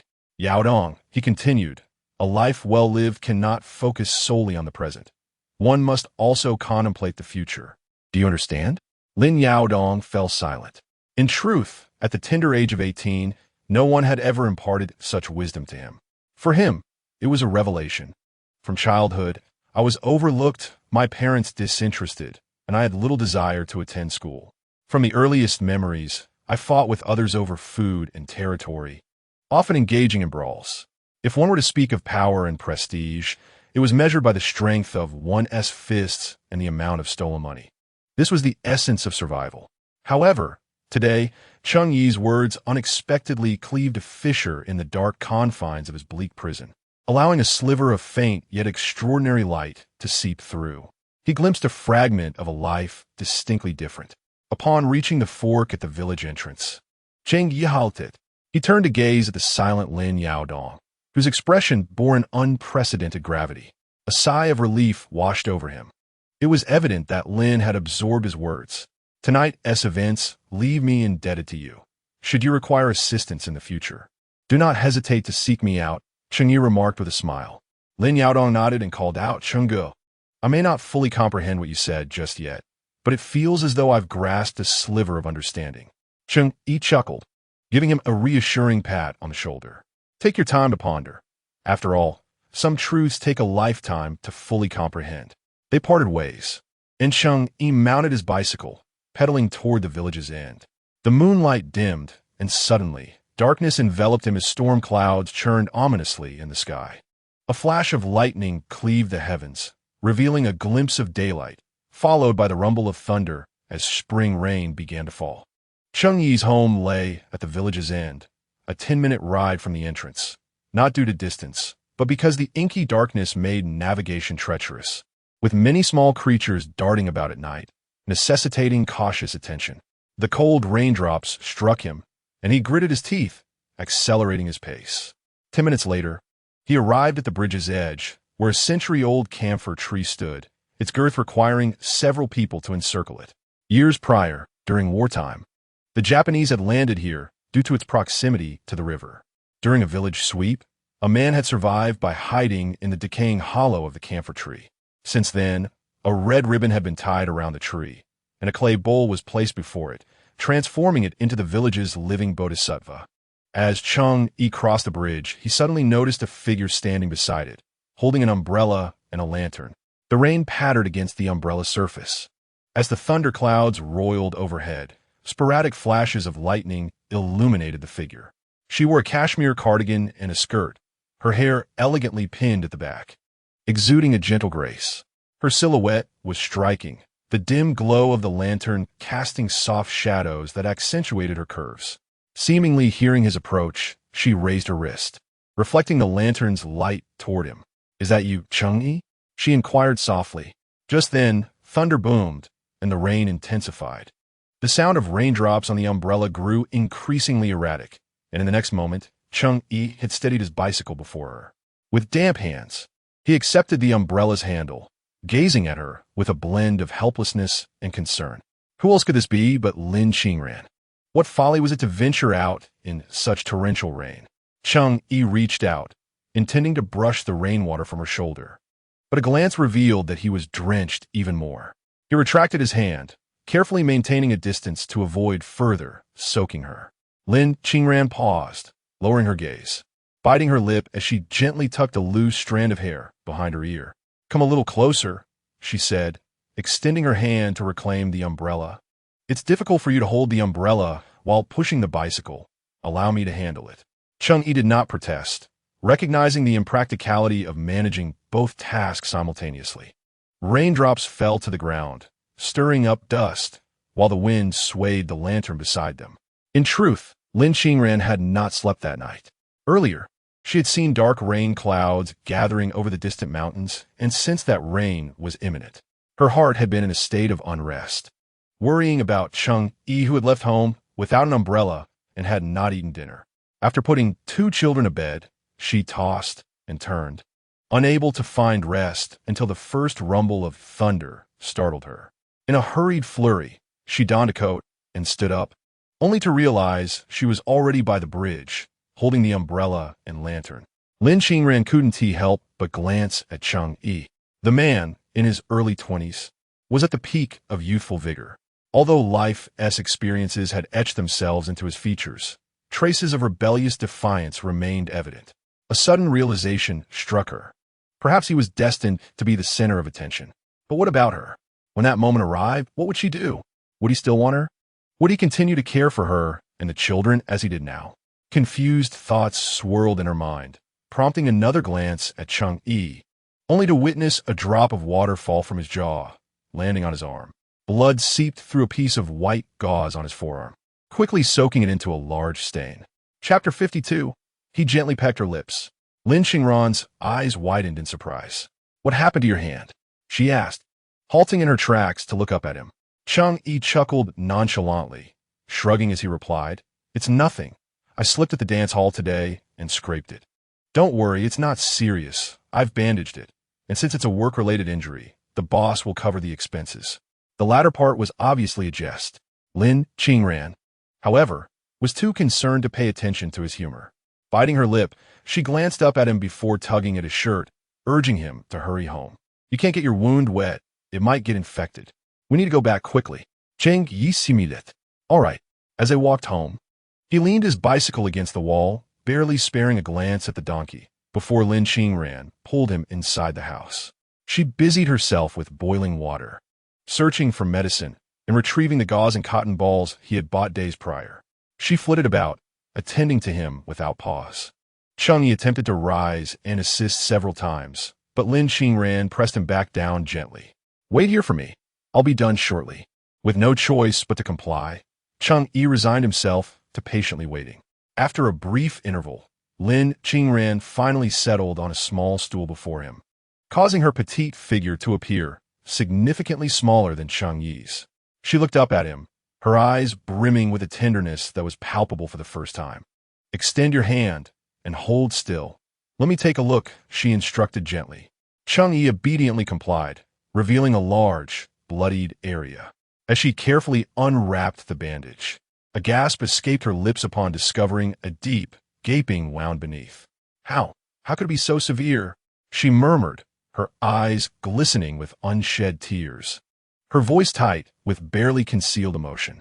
In truth, Lin Qingran had been acutely aware of Cheng Yi's condition over the past few days. Hearts are inherently tender, and how could she not be moved? He rose with the dawn, preparing breakfast, sweeping the floor, and cooking snails.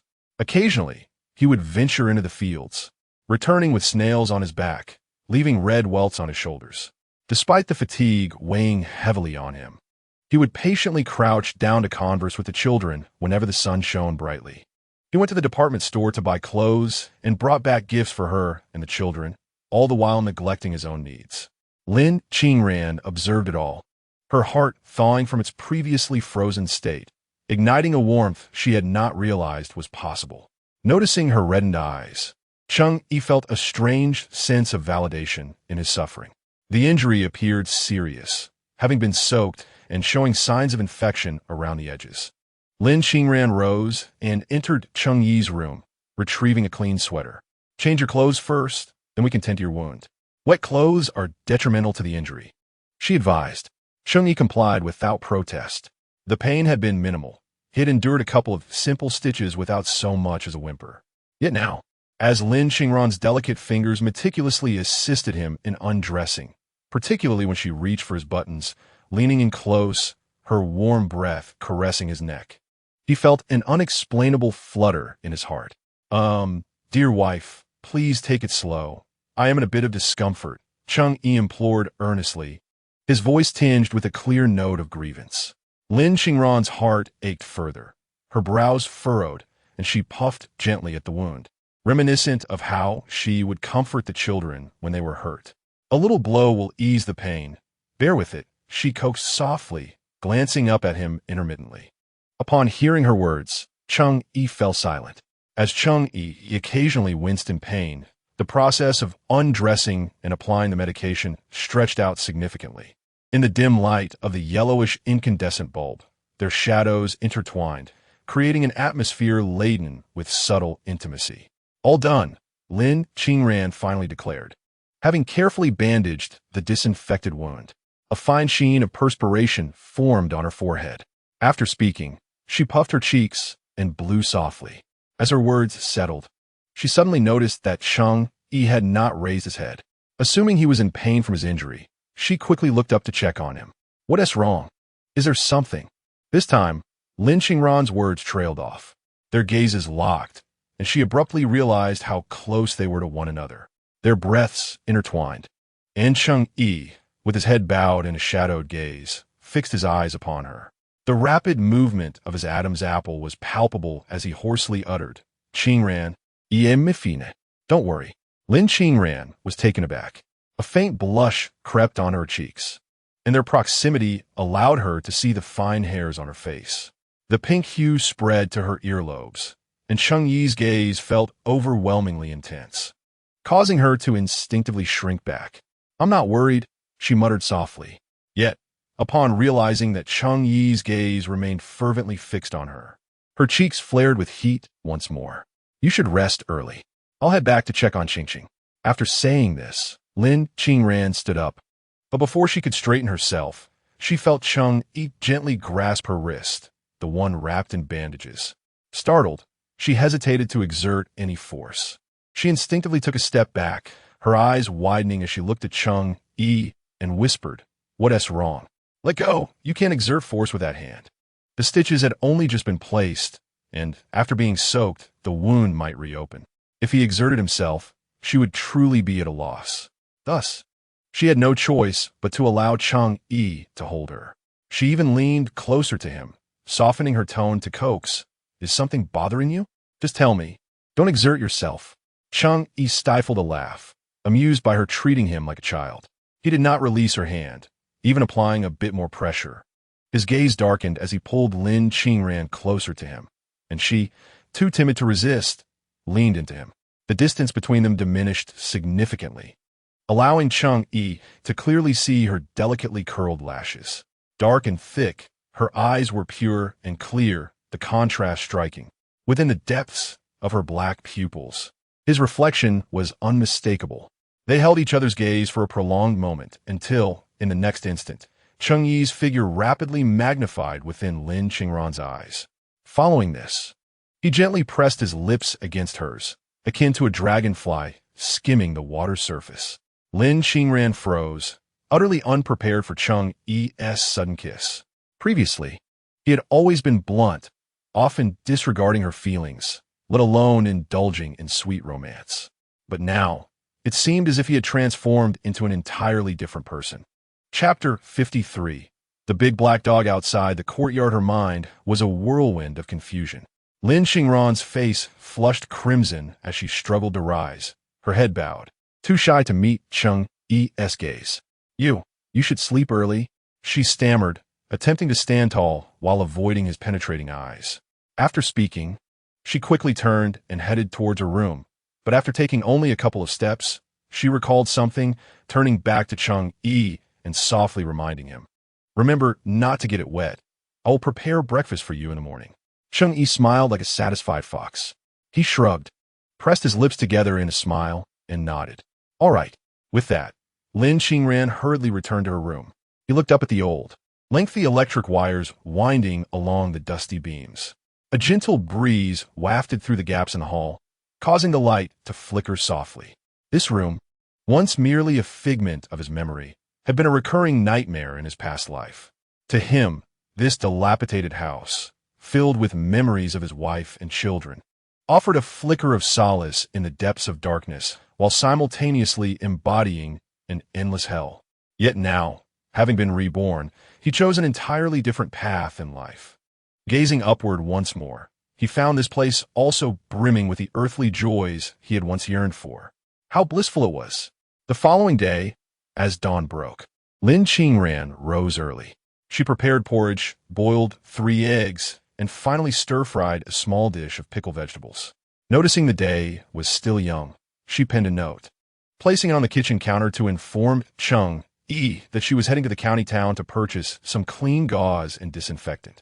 Cheng Yi's wound needed regular dressing changes, and the supplies at home were insufficient for his needs. When Cheng Yi awoke, he examined his wound, which, though deep from the blade, appeared more alarming than it truly was. A night of rest had nearly staunched the bleeding. However, the edges of the wound were slightly bruised, giving a rather frightening appearance. As he sipped his porridge and read the note, warmth blossomed in his heart. Where are Dad and Mom? Ching also awoke, scampering barefoot from her room, peeking her head into the courtyard, where she immediately spotted Cheng Yi. Her eyes sparkled brightly as she rushed over and tugged at the hem of Cheng Yi's pants. Daddy, are you not working today? Can you play with me? Seeing that Cheng Yi had yet to respond, she promptly wrapped her arms around his leg, pouting. Please? Please? Please? The little one, merely 3 years old, spoke like a repeating machine, her fluffy head nuzzling insistently against Cheng Yi. His palm was tickled, and he could not help but laugh. All right. After we finish breakfast, I will take you to play with Uncle, okay? He pondered for a moment and added, Uncle can catch fish, make grasshoppers, and play in the mud with you. With that, the originally distant Lang Lang blinked eagerly, clearly intrigued. He dashed back to his room, slipped on his shoes, and hurried back, presenting the shoes to Ching. Ching, put on your shoes. Mommy will worry if you get cold. Cheng Yi also finished his meal. Crouching down, he asked the 2 little ones to hold onto his head to steady themselves as he meticulously adjusted their clothes. Though Lang Lang was sensible, he was still just a 3-year-old. Early spring was chilly, and without wearing open-crotch pants, he often forgot to pull up the back of his trousers after tugging at the front, leaving his bare bottom exposed to the cold, turning it a bright red. After ensuring they brushed their teeth, washed their faces, and had breakfast, Cheng Yi affixed a note to the door, indicating that he would be collecting river snails in the afternoon. He then set out with Ching and Lang Lang to find Lin Yaodong. The events of the previous night replayed in his mind, yet he still struggled to comprehend the sequence of occurrences. With his injured hand temporarily incapacitated, he resolved to seek Lin Yaodong for clarification rather than waiting idly. As they reached a fork at the village entrance, Cheng Yi inquired for directions, ultimately guiding the 2 little ones to Lin Yaodong's residence. Situated beside the Yangtze River Dam at the village's edge, with summer flood season yet to arrive, the spring waters of the river remained shallow, revealing a broad expanse of dark sand. The sand along the riverbank was exceedingly fine. The harder one grasped it, the faster it slipped through their fingers. At that moment, numerous villagers were washing their clothes by the riverside. Once washed, they meticulously arranged their garments on the soft sand, covering them with clean, dry sand to absorb moisture. occasionally replacing the wet sand with a fresh basketful. This traditional method, particularly useful during the chilly days of early spring and winter, allowed families living by the river to expedite the drying process. Furthermore, those who grew up along the river possessed a profound affection for it. For instance, fish caught in Yuanan County were consistently sold at a higher price than those from other regions. Ching and Lang seldom played near the Yangtze River Dam. Upon spotting a gentle slope covered in soft sand, they were filled with excitement. Ching turned to Cheng Yi, eager to dive into the sand. She tugged at his hand, urging him to descend, exclaiming her desire to play in the sand. A glance back at Lang revealed that he had somehow gathered a handful of broken tiles and stones. His expression serious as he awaited Cheng Yi's command. How could Cheng Yi refuse? Suppressing a laugh, he nodded and said, "Play down there, but do not wander too far. Daddy will be there shortly." No sooner had he finished speaking than the two little ones dashed off at great speed, their short legs propelling them quickly down the slope, almost rolling in the sand. Numerous village women recognized Cheng Yi and greeted him with smiles. In recent times, many families in Cheng Family Village had sold river snails to him, and in this year of scarcity, earning even a few coins was a considerable blessing. Thus, Cheng Yi's standing among them had significantly risen. Sensing his preoccupation, several waved and cheerfully said, "Go on with your work. And Zhao will keep an eye on the children. This afternoon, when you're in your yard trimming the snail tails, remember to bring a new pair of scissors. The old ones are ineffective." Cheng Yi expressed his gratitude with a smile, reminding Ching and Lang not to run off before turning towards the other side of the dam. Lin Yaodong's home was a modest wooden house with 3 rooms, surrounded by a fence and home to several free-range chickens, the ground littered with chicken droppings. Beneath the persimmon tree outside, a black dog was tethered. Though lean, it appeared quite ferocious. As anyone approached the fence, it strained against its restraints, barking vigorously, causing the tree to sway. Woof, woof. The fierce dog bared its teeth at Cheng Yi, growling loudly. Moments later, a voice emerged from within the house, Lin Yaodong's. Chapter 54, Astonishment. "Are you Sandongzi? Big Black. What are you barking about? It's deafening." Lin Yaodong scolded, emerging from the house, grumbling. "Who would steal chickens in broad daylight? Can't you be a bit smarter? It's too noisy. I haven't even woken up yet." After the events of the previous night, Lin Yaodong was still somewhat disoriented. Despite it being nearly 9 in the morning, he lingered in bed. In rural areas, rising at 5 or 6 in the morning is customary, as the farmers rely on their meager crops for sustenance. Everything, food and resources, hinges on the harvest, demanding careful attention. Many in Qingjia village would rise early to work in the fields before returning for breakfast. Few, like Lin Yaodong, would sleep until the sun was high in the sky. His father had already gone to work in the fields, and his mother, Yingzi, had just returned, spotting someone standing at their doorstep, seemingly approaching their home. Upon stepping outside, Lin Yaodong scolded Big Black, rubbed his sleepy eyes, and focused on the figure before him. "Cheng Yi," he exclaimed in surprise, "what brings you here?" Noticing that the dog still wished to bark, Lin Yaodong gritted his teeth, stomped his foot, and commanded, "Go aside. Quiet." The dog, understanding the reprimand, whined and retreated to a corner. "I have no other purpose for coming," Cheng Yi began, "but to inquire about the events of yesterday. I don't recognize that man, yet I thought you might know him." Lin Yaodong nodded, recalling the conversation he had with Cheng Yi the night before. He had grasped the essence of it, and now, seeing Cheng Yi, he felt he appeared much taller. "That man is Wei Zi, a local thug.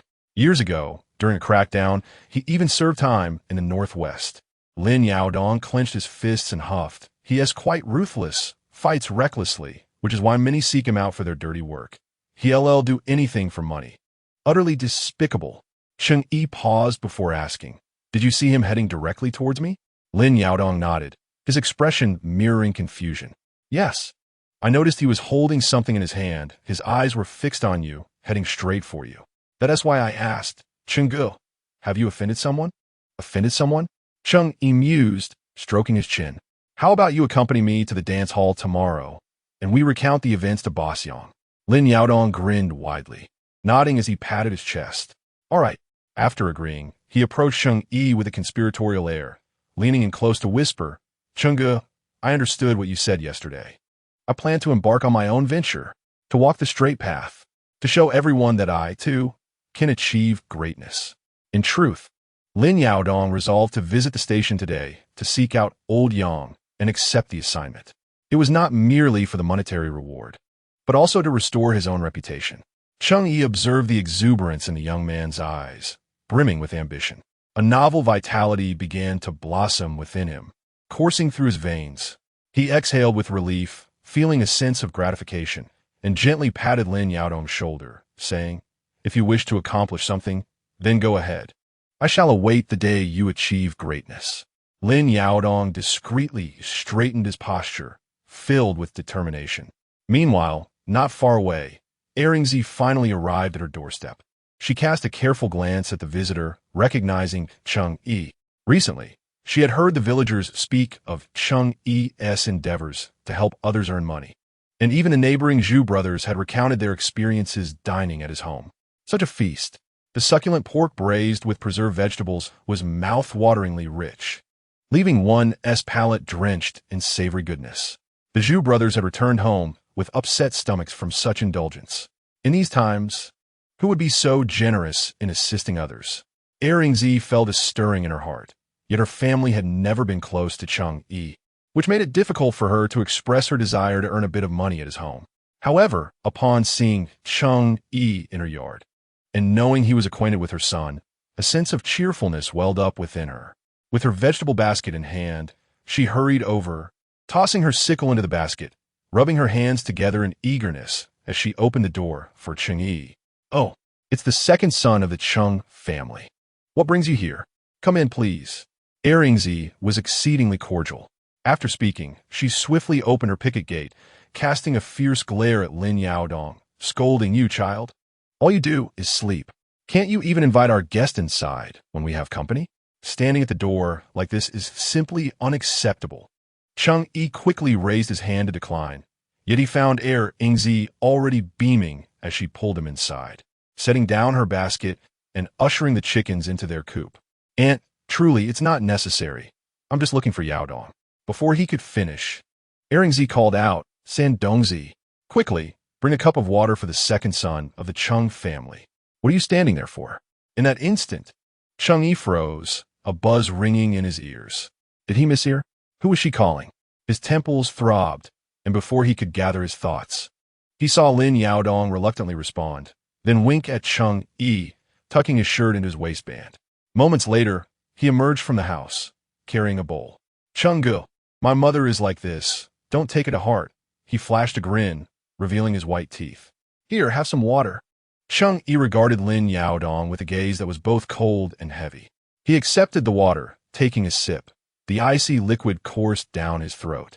Finally clearing his mind, "Sandongzi?" He paused, looking at Lin Yaodong, and tentatively called out, "Aren't you Lin Yaodong?" Lin Yaodong scratched his head, beaming brightly. "Brother Cheng." Lin Yaodong replied with a grin, "I am the third child of my family, hence the name Sandongzi. And look at my mother, she also calls Yu Qing's second son, doesn't she?" Noticing Cheng Yi's somber expression, he paused for a moment, then inquired, "What's the matter, Brother Cheng? Is the water too cold?" "Oh, my memory. Allow me to fetch you some hot water." With that, he hurried into the kitchen with the bowl. Seated on a bamboo chair in the courtyard, Cheng Yi felt as though something was threading through his mind. He was uncertain of the events that had transpired. Yet, he was acutely aware that Lin Yaodong was indeed the unidentified corpse that had appeared in the newspaper in a past life. Due to confidentiality measures, only the name Sandongzi was mentioned in the notice seeking identification. The memory lingered vividly in Cheng Yi's mind. At that moment, he felt a chill enveloping his limbs. In his previous life, he had no connection with Sandongzi. In fact, from a certain perspective, he was merely a stranger who had graced the pages of a newspaper. Chapter 55. Lin Xingran's Anomaly. She seemed to have wept, and now Lin Yaodong was inexplicably and vividly present before him. Just last night, he had even saved Cheng Yi. With a sigh, Cheng Yi reached out and pinched the bridge of his nose, questioning how he had found himself ensnared in such a quagmire. Lin Yaodong returned with the hot water, placing it before Cheng Yi. He then inquired if Cheng Yi still wished to collect snails. After sipping the water, Cheng Yi seized upon an excuse, greeting Lin Yaodong's mother, claiming he had matters to discuss with her son, and led Lin Yaodong outside. Upon reaching the banks of the Yangtze River, the two settled down, and Cheng Yi's gaze fell upon two young children joyfully playing nearby. "What plans do you have recently?" Cheng Yi asked. Lin Yaodong scratched his head in confusion. "Plans? What plans?" He extended his fingers, counting one by one. "I'm gathering snails to save money for a wife, buying my father some medicine for his throat, and my mother often envies others for their silver rings. So I want to get her one as well." He rambled on for quite some time before pausing, then mysteriously added, "Oh, and I'm preparing to do something significant." "Something significant?" Cheng Yi sensed a distinct shift in tone. "What kind of significant matter?" "There's an officer in the precinct who often pursues me, known as Old Yang. He mentioned that they need someone for a task, undercover work, to help catch criminals. If I succeed, I'll earn a big red flower and a commendation, plus a 500 yuan reward." Lin Yaodong exclaimed, brimming with excitement. 500 yuan was a substantial sum for him, enough to fulfill many of his aspirations. Cheng Yi's expression gradually darkened. Indeed, his instincts had not betrayed him. Taking a deep breath, he felt a wave of concern wash over him. He placed a hand on Lin Yaodong's shoulder, earnestly stating, "Being an undercover agent is a perilous endeavor. Have you considered that?" "What's danger?" Lin Yaodong shrugged. "Everything nowadays is dangerous. Last year, when I snuck into the factory to steal wires, I almost got beaten to death by the security guards. That was just as risky, and I received no reward for it. At least this way, there's money to be made, and my reputation will shine." Cheng Yi was a loss for words. Was he really supposed to bluntly convey that such a pursuit could cost him his life? After a moment of contemplation, Cheng Yi inquired, "Are you engaging in undercover work merely for monetary gain? What if you lose your life in the process?" "Brother Cheng," Lin Yaodong replied with a hint of self-deprecation, "for people like us, our lives hold little value. My parents never cared for me since childhood. I am well aware of that. When I operate in secrecy, the risks are manageable. At worst, I might receive a beating. However, should I attempt to steal something of worth and get caught, it is likely no one would even notice if I were beaten to death." With a glimmer of determination in his eyes, Lin Yaodong continued, "I aspire to be an undercover agent. Once I succeed, I will be exonerated, and thereafter I can seek honest employment, marry, have a healthy son, and lead a normal life. Isn't that what you wished to discuss with me yesterday? Walking the righteous path, earning honest money." Cheng Yi found himself at a loss for words, lowering his gaze to observe a patch of tender grass struggling to emerge from the cold earth. It embodied a vigorous and tenacious spirit, an unwillingness to succumb. After a long pause, Cheng Yi finally spoke again, smiling as he gazed at Lin Yaodong. "Would you like to join me in business? I can offer you a salary." Lin Yaodong was momentarily taken aback, then sprang to his feet in delight. "Really? Truly?" His hair was tousled by the wind, his eyes gleaming with excitement, and before Cheng Yi could respond, he abruptly knelt before him. Cheng Yi, bewildered, thought to himself, "What is this? Have I inadvertently acquired an apprentice?" 3 days later, Cheng Yi's hand had healed considerably. Holding a bowl of water, he directed Lin Yaodong in frying river snails. "Here, in our home as clay pot, 2 pieces of fatty pork are needed to render the oil. Lard has the richest flavor. Follow the proportions for the spices. 5 pounds of snails are just right for 1 pot, and all the spices should be added." Yet, Cheng Yi was not divulging all his business secrets. Having lived 2 lifetimes, he possessed a wealth of cunning. The secret recipe for the river snails was something he intended to keep for now, as it was crucial for generating his initial capital. Cheng Yi estimated that the river snail business could sustain itself for about another month. Such snack enterprises were heavily reliant on weather and circumstance. Recently, the foot traffic for buying snails had begun to dwindle, and even though people from neighboring villages were still coming, many were venturing to the river to gather their own. Additionally, Yuanan County was, after all, just a small county town. Ultimately, Cheng Yi's operation was limited to just those 2 pots. As the market approached saturation, profits began to stabilize. He calculated that the daily net profit at the state-run second store was around 400 yuan. This meant that, over the course of a month, He could potentially become a well-known 10,000 yuan household through selling river snails. Regrettably, the business had significant limitations. He anticipated that after a month, snails would become scarce, necessitating purchases from outside sources, which would inevitably increase costs and transportation risks and slice profits in half. Cheng Yi knew it was time to pivot. With this initial capital, he would have more options and access to a broader world. Lin Yaodong, drenched in sweat from the effort, had bright eyes, his youthful vigor evident as he wielded the spatula with ease. "Master, look, is it done yet?" Cheng Yi casually pinched a morsel and tossed it into his mouth, savoring the flavor before nodding in approval. "The taste is just right. Put in a basin and deliver it to the state-run second store this afternoon." Lin Yaodong chuckled in agreement. Feeling the heat, he removed his outer jacket and found an enamel basin to carefully package the food, wrapping it meticulously in oil paper. At this moment, Iruzi and the others arrived to assist, lifting the basin aside to cool, while also tending to feed the donkey. Qingqing and Lang Lang were playing with water in the courtyard. Lin Yaodong fashioned small water guns from bamboo for the two, filling them with water, which shot out with a satisfying spray. "Ha! I hit Daddy! I hit Daddy!" A spray of water shot forth, drenching Cheng Yi's pant leg. Qingqing stifled a giggle, while Lang Lang hurriedly concealed his water gun, a guilty expression crossing his face. Cheng Yi, somewhat exasperated, patted them and advised, "Be careful not to wet your clothes, otherwise Mama will be upset when she returns." "Okay," Qingqing sweetly replied, just as she prepared to raise her water gun, only to spot Lin Qingran entering through the door. "Mama!" she exclaimed joyfully, quickly hiding the water gun and running over to cling to Lin Qingran's arm, acting adorably. "Ook, ook, ook." The little girl's voice was soft and endearing. Lin Qingran knelt down, embracing the two little ones and playfully ruffling their hair, cooing to them for a moment. However, Cheng Yi, who was watching with a smile from a distance, keenly sensed that something was amiss with Lin Qingran. Her complexion appeared somewhat pale, and the cuffs of her cashmere coat were misshapen, as if they had been tugged at. Her eyes were slightly reddened, hinting at recent tears. Chapter 56. Ensnared in his embrace, the two little ones, being so young, remained oblivious to Lin Qingran's emotional state.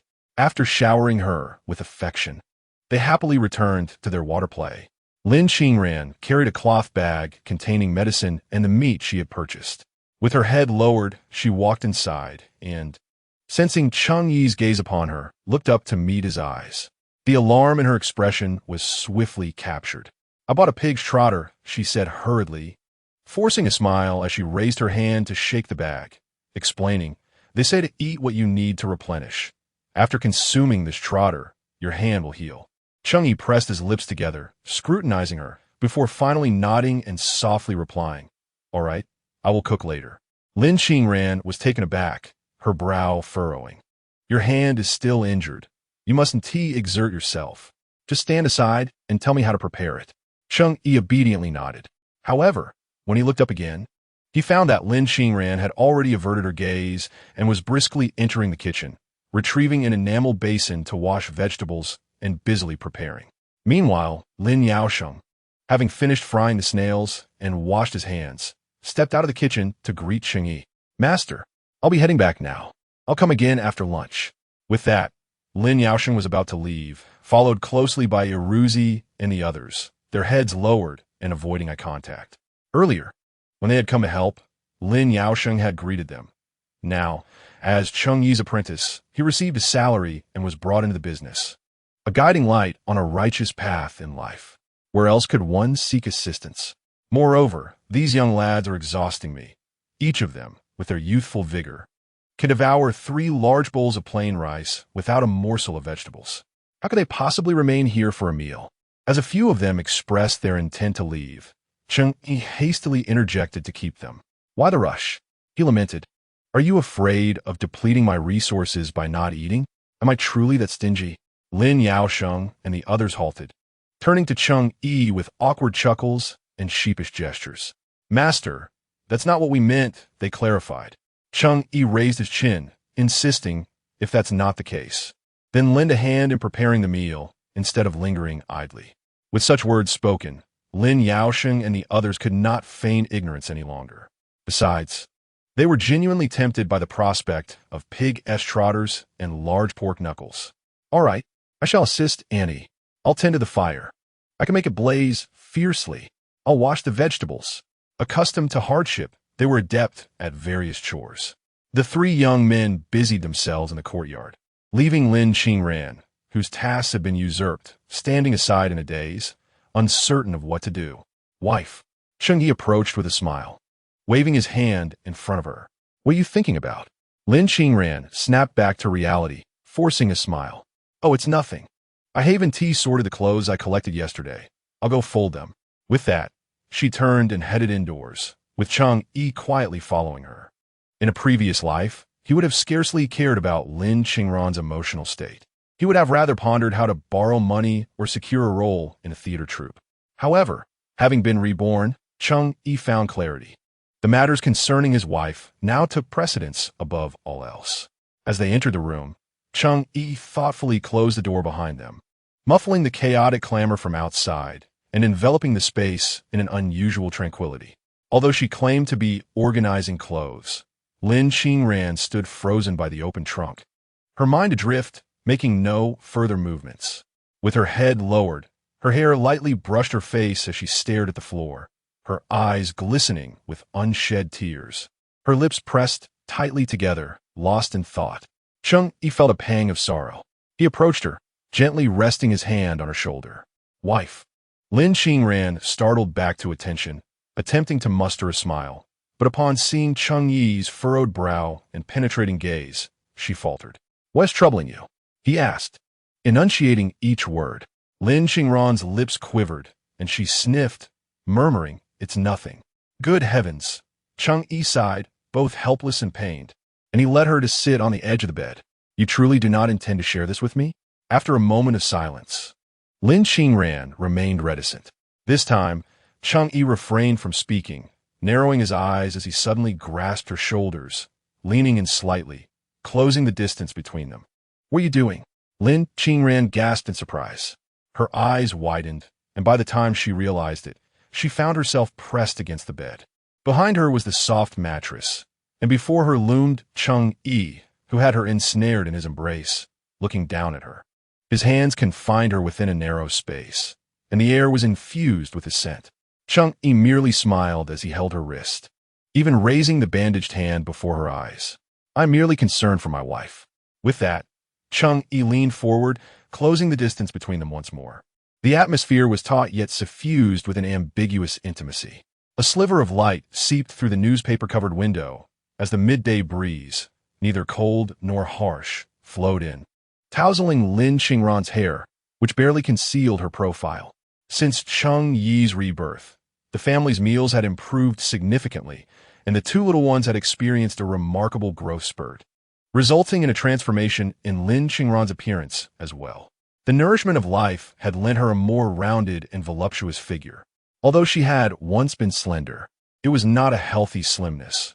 Now, with a little added weight, her skin had become more supple, and the unhealthy pallor had faded, revealing a fairer complexion. At first glance, she resembled a ripening peach, exuding an enchanting beauty with every graceful movement, rendering Cheng Yi utterly captivated. Now, as he pressed her against him, their skin inevitably brushed, with certain areas almost touching his chest, eliciting a reaction within him. Lin Qingran's face flushed suddenly. She stammered, attempting to push Cheng Yi away, but upon catching sight of the bandage on his hand, she hesitated to exert any force. They remained locked in a stalemate until, after a prolonged silence, she finally turned her gaze away, her eyes brimming with tears, and whispered, I encountered my parents at the hospital. Cheng Yi raised an eyebrow. Your in-laws? At the hospital? In truth, Lin Qingran had visited the county hospital that day and unexpectedly met her parents, Lin Minsheng and Zhao Chunjiao. Lin Minsheng's health had deteriorated, seemingly afflicted with a lung ailment, having coughed for half a month without the means to seek medical attention. Coincidentally, Lin Qingran crossed paths with them while they were at the hospital to procure medication. At first glance, neither of them could recognize her. That woman clad in a cashmere cardigan over a floral mid-length dress, with a fair complexion and striking beauty, was indeed their daughter, Lin Qingran. Goodness! Zhao Chunjiao could scarcely believe her eyes. The last time she had seen Lin Qingran was after the previous New Year, during a family visit in the first month of the lunar calendar, where she had caught a fleeting glimpse of her. Chapter 57. Married, we are now family. This girl, accompanied by two little ones, timidly walked down the street, her head bowed, seemingly inquiring about prices from a street vendor, clutching a stained blue handkerchief tightly in her hand, which likely contained a few coins, her expression reflecting a sense of impoverishment. At that time, Zhao Chunjiao had been carrying pork, and upon seeing Lin Qingran, she instinctively turned to leave, fearing that Lin Qingran might notice her. Upon returning home, she had deliberately avoided her, always apprehensive that Lin Qingran might ask to borrow money again. Thus, it had been several months since their last encounter, making this meeting at the hospital quite unexpected. What astonished Zhao Chunjiao even more was how Lin Qingran seemed to have transformed entirely. Why did she appear so radiant and beautiful? Particularly striking was the cloth bag she carried, bulging with items, evidently purchased from the department store, suggesting she had spent a considerable sum. Zhao Chunjiao was infuriated and, after informing Lin Minsheng, hurried over, grabbing Lin Qingran's arm. Mother? Lin Qingran was evidently taken aback to encounter Zhao Chunjiao in this place. She promptly inquired, "What brings you here? Are you unwell, or is my father ill? What seems to be the problem?" Zhao Chunjiao retorted with a sharp tone. "So you do remember to ask about me and your father? It has been months without a word. They say a married daughter is like spilled water. Raising you has truly been in vain for your father and me." Lin Qingran's face turned a shade of pale as she absorbed the words, bowing her head in silence. She wished to explain the hardships she had faced recently, compounded by her busy schedule, which had prevented her from visiting. Yet, Zhao Chunjiao was in no mood to listen. She seized Lin Qingran's arm, pulling her with increasing force, and began to wail, lamenting the difficulties of raising such an ungrateful daughter, all while drawing attention from passers-by in the bustling hospital. Lin Qingran, already sensitive, felt the heat of embarrassment wash over her as onlookers turned their heads, whispering and pointing. In that moment, she felt as if the world was closing in, her ears buzzing with noise, rendering her unable to hear anything clearly. Zhao Chunjiao seemed to realize her volume was excessive and muttered a few quieter phrases, wiping her tears before patting Lin Qingran's hand. "Your mother is pained for you. Why don't you come back to see your father? He is ill now and has not many years left. Even if you harbor grievances, you shouldn't direct them at your father." With her eyes swollen from crying, Zhao Chunjiao remained persistent. Yet, Lin Qingran chose silence. Eventually, it was Zhao Chunjiao who spoke again, requesting 10 yuan for medical expenses, which led her to finally release Lin Qingran. Before departing, she patted Lin Qingran's hand firmly, urging her to visit both her and Lin Minsheng. Feeling as if she were fleeing, Lin Qingran returned home in a daze, her mind replaying memories from her childhood. She was human too, a daughter who had once held deep gratitude for her parents' sacrifices. In her first year of marriage, when Cheng Yi was still disoriented, the newlywed couple had little money. Lin Qingran saved diligently, sewing 2 pairs of cotton shoes and preparing steamed buns, all neatly arranged in a basket, which she had Cheng Yi carry back to her parents' home. However, the reception was cold, met with derisive remarks that belittled her humble offerings, urging her to refrain from visiting again. During the festive season, she wept until her eyes were swollen. Only after securing a job making trousers did she finally gather enough money to show filial piety towards her parents, earning a semblance of approval. Life continued on. Day by day, she established her own household, bore children, and began to comprehend the reasons behind her parents' treatment of her. Ultimately, it boiled down to one word: favoritism. Among 3 siblings, she was the eldest and, consequently, the least favored. From an early age, she took on the responsibility of caring for her younger siblings, rationing food to ensure their growth, while opportunities for education eluded her. After completing elementary school, she remained at home to manage household chores. During the new year, Everyone else received new garments, while she was left wearing the cast-offs of Zhao Chunjiao, or perhaps a patched-up, tattered cotton jacket. Zhao Chunjiao often reminded herself that as the eldest, she ought to make sacrifices for her younger siblings. Yet as she matured, she came to realize that notions of obligation were mere illusions. It was simply a matter of their disdain for her. Now that her life was improving, they began to take an interest in her once more, desperately calling her back, likely motivated by financial gain. In times of hardship, they had not once come to check on her, but now, witnessing Cheng Yi's upward trajectory and her modest savings, they had returned to her life.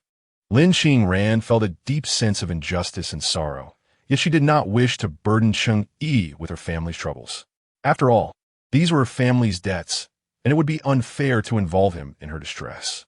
At this moment, pressed by Cheng Yi's insistence, she spoke hesitantly, her delicate face pale, turning her head away, stubbornly refusing to let her tears fall. Cheng Yi pursed his lips, brows furrowed in concern. He gently leaned down, tenderly kissing the tears from the corners of her eyes. "Is this what troubles you?" Cheng Yi inquired softly. Lin Qingran nodded and murmured, "Yes. Our lives have just started to improve, and I do not wish to distract you. Besides, this is a matter for my family. I cannot allow you to feel burdened by it." With a sigh, Cheng Yi turned to lie beside her on the bed, staring at the ceiling. His fingers reached out, gently clasping her hand. "What do you mean by your family and my family? Now that we are married, we are one," he interjected firmly. "When it comes to family matters, even the most impartial judge would struggle to resolve them. They merely seek money, and any issue solvable by money is not a true issue. Do not dwell on it. Do you hear me?" His voice resonated in her ear. In the next moment, Lin Qingran turned her head to gaze intently at him. Her eyes sparkled, still slightly red from crying, reflecting a glimmer of moisture that pierced into one's very soul. "I do not wish to solely support my family," she stated softly. Though she had not received formal education, her thoughts were direct and sincere. "I now have my own household to manage, and there are many expenses to contend with. I do not wish to return to the way things were." Fortunately, her thoughts were liberated. Perhaps on that snowy night when she was abruptly expelled by Zhao Chunjiao, and her basket of buns tumbled onto the ground, she had come to a realization. She was, after all, an outsider. Cheng Yi had not anticipated that Lin Qingran would express such sentiments. The shackles imposed upon women in this era were particularly unyielding, especially in terms of mindset. Suddenly, Cheng Yi felt a warm flutter in his heart. He reached out, gently tracing circles in her palm as he leaned in to place a quick kiss on her cheek. "Ah, truly, you are my wonderful wife," he praised. "But what if, just what if, my parents come looking for us?" This is precisely the aspect that Lin Qingran is concerned about. After finally attaining a semblance of tranquility in her life, she genuinely fears it may be disrupted once more. Cheng Yi chuckled softly, gesturing to his own nose. "What is your man doing?" He leaned in, tenderly embracing her, his chin gently brushing against her head. "Rest assured, I shall take care of everything." 2 days later, Cheng Yi's hand had nearly healed, and since the injury was on his left hand, it proved to be less of an inconvenience than anticipated. Moreover, the business of selling river snails had shown modest progress. Due to the booming trade at the state-run second store, other state-run restaurants had caught wind of it, eagerly inquiring for information and subsequently seeking partnerships. To forego profit is to act foolishly. Cheng Yi was not one to hesitate. He organized a small bidding process, securing a monthly entrance fee of 100 yuan and subsequently adding 2 more shops to his endeavors. The task of frying and delivering the river snails was delegated to Lin Yaosheng and his group of young subordinates, with monthly salaries established. With the production line established, Cheng Yi now needed only to monitor the accounts and collect payments. He arrived at the Jean Phoenix dance hall, where the doorman, Zhao Dahong, hurried over to greet him. "You've come. How is your injury? Is it any better?" During their time together, Zhao Dahong had come to genuinely appreciate Cheng Yi. This young man was not only capable, but also kind-hearted. He offered a cigarette, but Cheng Yi waved his hand in refusal. "Zhao Ge, there's nothing to worry about. Look, it hasn't hindered me at all," Cheng Yi said, raising his arm and waving it, indeed showing no signs of discomfort. Zhao Dahong grinned, engaging in light conversation before bringing up the events of the day. Rest assured, our boss is undoubtedly keeping this matter close to heart. You are now the mainstay of the Gene Phoenix dance hall. Your face represents the hall. He cursed, damn it. We'll make sure they can't escape unscathed. Cheng Yi nodded in agreement, glancing around before inquiring, where's Boss Yang? At this hour, the doors should be opening soon. Traditionally, Yang Shouxian would be at the entrance to greet the first guests, sharing cigarettes and casual conversation. However, today, he was conspicuously absent. Zhao Dahong lowered his voice, speaking mysteriously. I've heard that he is meeting a new client who wants to rent some of our seldom-used private rooms, and the offer price is quite high. He raised a finger, 100 yuan for a night. In an era where the average wage barely reached several dozen yuan. A rental fee of 100 yuan for a room in a single night was indeed a considerable sum. Zhao Dahong continued to marvel at the profitability of running a dance hall, engrossed in his musings, oblivious to the sudden change in Cheng Yi's countenance. It dawned on Cheng Yi that the dance hall was likely under scrutiny at this very moment. While Zhao Dahong rambled on about various gossip, Cheng Yi found himself increasingly disinterested. Moments later, Zhao Dahong, satisfied, moved to the entrance to begin collecting fees, while Cheng Yi squatted at the doorway, quietly observing the night descend, with a myriad of faces adorned with smiles, infused with the essence of spring as they entered the Gene Phoenix dance hall. The vibrant, flickering neon lights cast a kaleidoscope of colors, while the throngs of people surged like a tide, enveloping everything in an atmosphere of exuberance, as if every face was kissed by the warmth of spring. Yet, who could fathom that in just a fortnight, this place would be sealed, shuttered in dismal silence? In a previous life, Cheng Yi would have undoubtedly remained an indifferent bystander to such events. Humans, it seems, become increasingly apathetic with each experience they endure. With a keen awareness of the potential repercussions, why would he involve himself in matters that could be thankless and perilous? However, in this new life, Yang Shouxian had taken him in, even lending him a sum of money to navigate through the most critical and arduous times. How could Cheng Yi possibly stand idly by?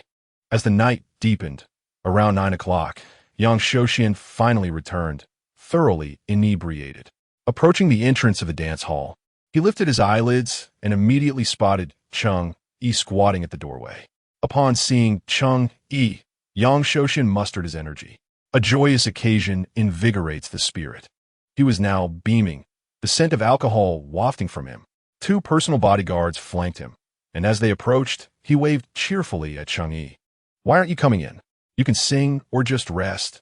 You're under my protection. Come on in. We won't charge you a dime. Cheng Yi stepped forward, noting that although Yang Shouxian was quite drunk, his eyes retained a semblance of clarity. I'm here to help you in, Boss Yang, Cheng Yi replied with a smile.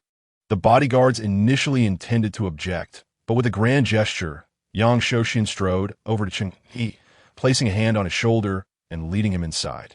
Go on, let us go enjoy the music and dancing. It's my territory. What is there to fear? I've given each of them a good talking to. Who would dare cause trouble? The previous incident had served as a wake-up call for Yang Shouxian. Today, with Cheng Yi's arrival, he planned to clarify matters from the last time, thus willingly followed Cheng Yi into the dance hall. Most importantly, Yang Shouxian was genuinely elated today. He had secured a substantial order. Someone from the provincial capital had expressed interest in renting a room in his dance hall, offering a staggering price of 100 yuan per day right off the bat, an astonishing windfall in his eyes. Earning money in such a straightforward manner was unparalleled. He immediately treated everyone to drinks, attempting to glean more about the purpose of their visit. Unfortunately, the other party remained tight-lipped, revealing not a single word. Having indulged in drink, Yang Shouxian decided not to press further. After all, in these times, the gray areas are rampant. What they did inside had no bearing on him. If trouble were to arise, he was confident that he had connections within the police system to manage the situation. Once the money was secured, he could discreetly smooth over relationships. This was the essence of a mutually beneficial alliance between the legitimate and the illicit. Little Cheng, Yang Shouxian belched contentedly, settling into his executive chair as he delightfully lit a cigarette for himself. The individual in question remained obstinate, asserting ignorance, merely stating that a letter had been delivered along with some money, but he could not reveal the identity of the sender. Ultimately, after exerting some pressure, he divulged that the letter had originated from a drama troupe, yet he remained resolute in withholding any further information, clearly a person of strong character. A drama troupe? Cheng Yi's eyelids twitched. That establishment was one he had once been quite familiar with. The number of individuals he may have offended there was neither few nor many, having engaged in a fair share of reckless escapades. However, he could not recall when he had angered someone to such a degree. Chapter 59. Only harsh words remain. Noticing Cheng Yi's grim expression, Yang Shouxian offered him a cigarette, reassuring him, "Rest assured, I have already made arrangements with my connections in the area. As long as you remain in Yuanan County, no one will dare to trouble you." His confidence was palpable, bolstered by the prosperous business he had enjoyed over the past 2 months, alongside some income from less legitimate ventures. His status in Yuanan County had soared. Who would dare disregard his influence? He asserted that as long as Cheng Yi stayed within Yuanan County, and as long as he, Yang Shouxian, was present, no one would dare to lay a finger on him. Cheng Yi sighed internally. He looked at Yang Shouxian and said, "Thank you, Boss Yang." After a brief pause, he scrutinized Yang Shouxian and ventured, "Did you strike a significant deal today, Boss Yang?" Yang Shouxian reclined casually in his chair, revealing a broad grin. "Indeed, someone from the provincial capital has come seeking to rent a space, and they have taken a liking to our dance hall. They considered both our good sisters and Golden Phoenix dance halls, but ultimately chose us. I must credit you. Had it not been for the numerous patrons you attracted, this opportunity might not have fallen into our laps. It is quite the fortune. 100 yuan for a single room per night is indeed a substantial windfall." Yang Shouxian's mind raced with calculations. With 3 private rooms, the net income for one night would total 300 yuan, not to mention the additional revenue from drinks and snacks. Roughly estimating, the monthly profit could reach 10,000 yuan. In these times, earning such an income in a month, even for someone like Yang Shouxian who had become a boss, was nothing short of a grand opportunity. "Boss Yang," Cheng Yi's voice suddenly broke through the reverie, like a shard of ice cast into boiling steam. His tone was grave, and his gaze fixed intently on Yang Shouxian, dark and piercing. 100 yuan for merely renting a room. Doesn't that seem excessively high? Cheng Yi market. As the old saying goes, unusual occurrences often indicate hidden troubles. Have you not considered this, Boss Yang? Yang Shouxian lit another cigarette, his demeanor notably more composed. He waved his hand dismissively, nodding in response, "Of course, I have considered it. I am no fool and understand that their intent in renting is likely not for anything legitimate. But so what? As long as we do not get involved, should we be summoned for questioning, we will firmly assert our disconnection from the matter. A little financial persuasion will ensure we face no consequences." Yang Shouxian spoke with a certain assurance that underscored his words. In truth, the Golden Phoenix Dance Hall serves a purpose far beyond mere singing. It harbors a plethora of unsavory activities. For instance, numerous women who rely on their physical charms can be found lingering within its confines year-round. As soon as the doors of the establishment swing open, these women adorn themselves in exquisite attire, ready to attract attention. Once the kaleidoscopic lights begin to swirl and gazes meet, it becomes akin to Jiang Taigong fishing, where only the willing are ensnared. Such a dim and intoxicating atmosphere easily stirs the desires lurking deep within one's heart. Once a liaison is established, they whisk their companions away. For each successful encounter, a portion of the earnings is offered as commission to the dance hall, with those attracting more clientele yielding greater sums. If one possesses the skill to entice patrons into purchasing copious amounts of beverages, Yang Shouxian is not one to be stingy. He even provides the women with a little extra each month. These schemes were all learned from the bustling port city of Yangqing. Yang Shouxian adopted them wholesale. He had also made inquiries a few times, but with connections thriving in this gray area, it all hinged on relationships. The age-old practice of consensual solicitation has persisted throughout history. No matter how stringent the crackdown, what difference does it make? Furthermore, as the proprietor of a dance hall, Yang welcomes all guests. Could he possibly eject everyone? Thus, after much back and forth, and with Yang Shouxian's ample financial backing, he has not suffered any losses over the past couple of years. This time, he assumed the same would hold true. even if illicit activities were indeed occurring within. What concern was it of his? Ignorance is bliss. Observing Yang Shouxian's demeanor, Cheng Yi resolved to take a firmer stance. Boss Yang, I genuinely regard you as a brother, which is why I am compelled to speak frankly. If my words are unpalatable, please do not take them to heart. However, I believe we both desire the prosperity of the dance hall, which is why I felt the need to mention this. Cheng Yi's voice lowered as he articulated, Brother Yang, are you aware that enabling others to engage in drug use is a criminal offense? Drug use? Yang Shouxian paused, his attention fixated on Cheng Yi, his posture straightening slightly, and his hands freezing in mid-motion. Are you implying he elongated the last word? Cheng Yi nodded, his expression growing grave. In recent years, there has been a stringent crackdown in Yunnan, resulting in the deaths of numerous law enforcement officers. The government has intensified its efforts. Trafficking over 50 grams of narcotics can lead to a death sentence. Cheng Yi's tone rose and fell with intensity. When he uttered the words death sentence, he deliberately slowed his pace, emphasizing his words, even raising his hand to form a gun gesture, his gaze icy as he pressed his index finger against his temple. In that cramped, dim office, his voice resonated like the sudden plucking of strings in a cold, dark place, piercing the silence with a chilling clarity. Yang Shouxian felt an indescribable chill wash over him. He moistened his parched lips, instinctively lowering his gaze to clutch the extinguished cigarette but between his fingers, taking a couple of desperate puffs. In truth, he was not entirely oblivious to the implications of drug use. One can deceive many, but not oneself. Over the past 2 years, a number of affluent young individuals from the provincial capital have taken to dabbling in this vice, and as the authorities have clamped down, the venues for such indulgence have dwindled significantly. Such matters carry severe penalties, and the rewards are particularly generous. Yang Shouxian, deep down, harbored an inkling of this reality, albeit with a hint of reckless optimism. After all, he had not engaged in drug trafficking. What the others were up to remained a mystery to him. Could they truly imprison him, or worse, execute him?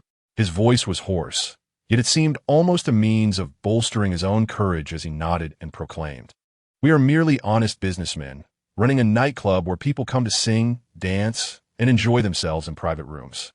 We know nothing. Surely we are safe. Is that so?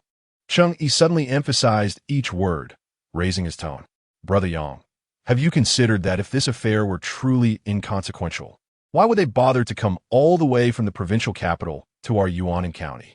Once the authorities start investigating, do you really believe those acquaintances of yours in Yuanan County will be of any help? Yang Shouxian fell silent, his lips parched as he licked them, ultimately saying nothing.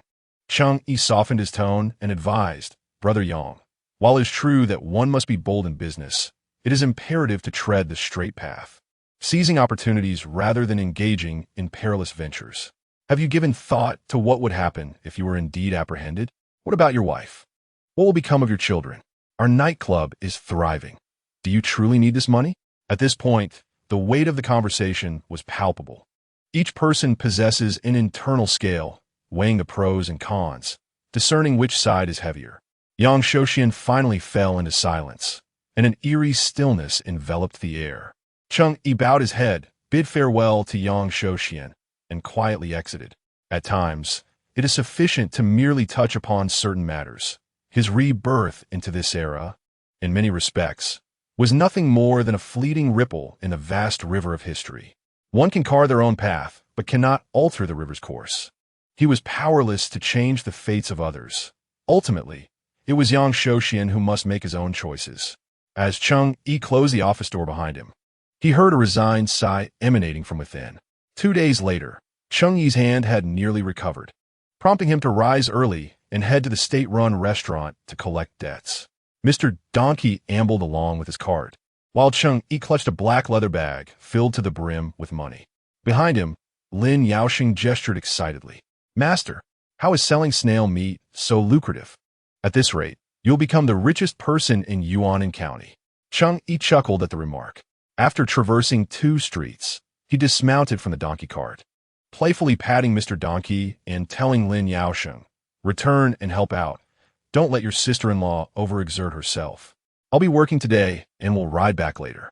The Golden Phoenix nightclub was eagerly awaiting his return. After a brief hiatus, a host of young men and women had written to the nightclub, expressing their desire for Cheng Yi to return to the stage, longing for the sound of his voice and wishing to offer him their support.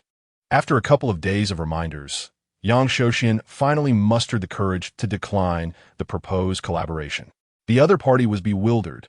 After all, they had already reached a consensus at the dining table, with only the final signing of the contract left to complete. Why the sudden change of heart? Yang Shouxian chuckled lightly, refraining from divulging the truth. At that moment, he was sober, having abstained from alcohol, and quickly returned to peruse legal texts and consult with others. Gradually regaining his composure, he was struck by a chill of realization.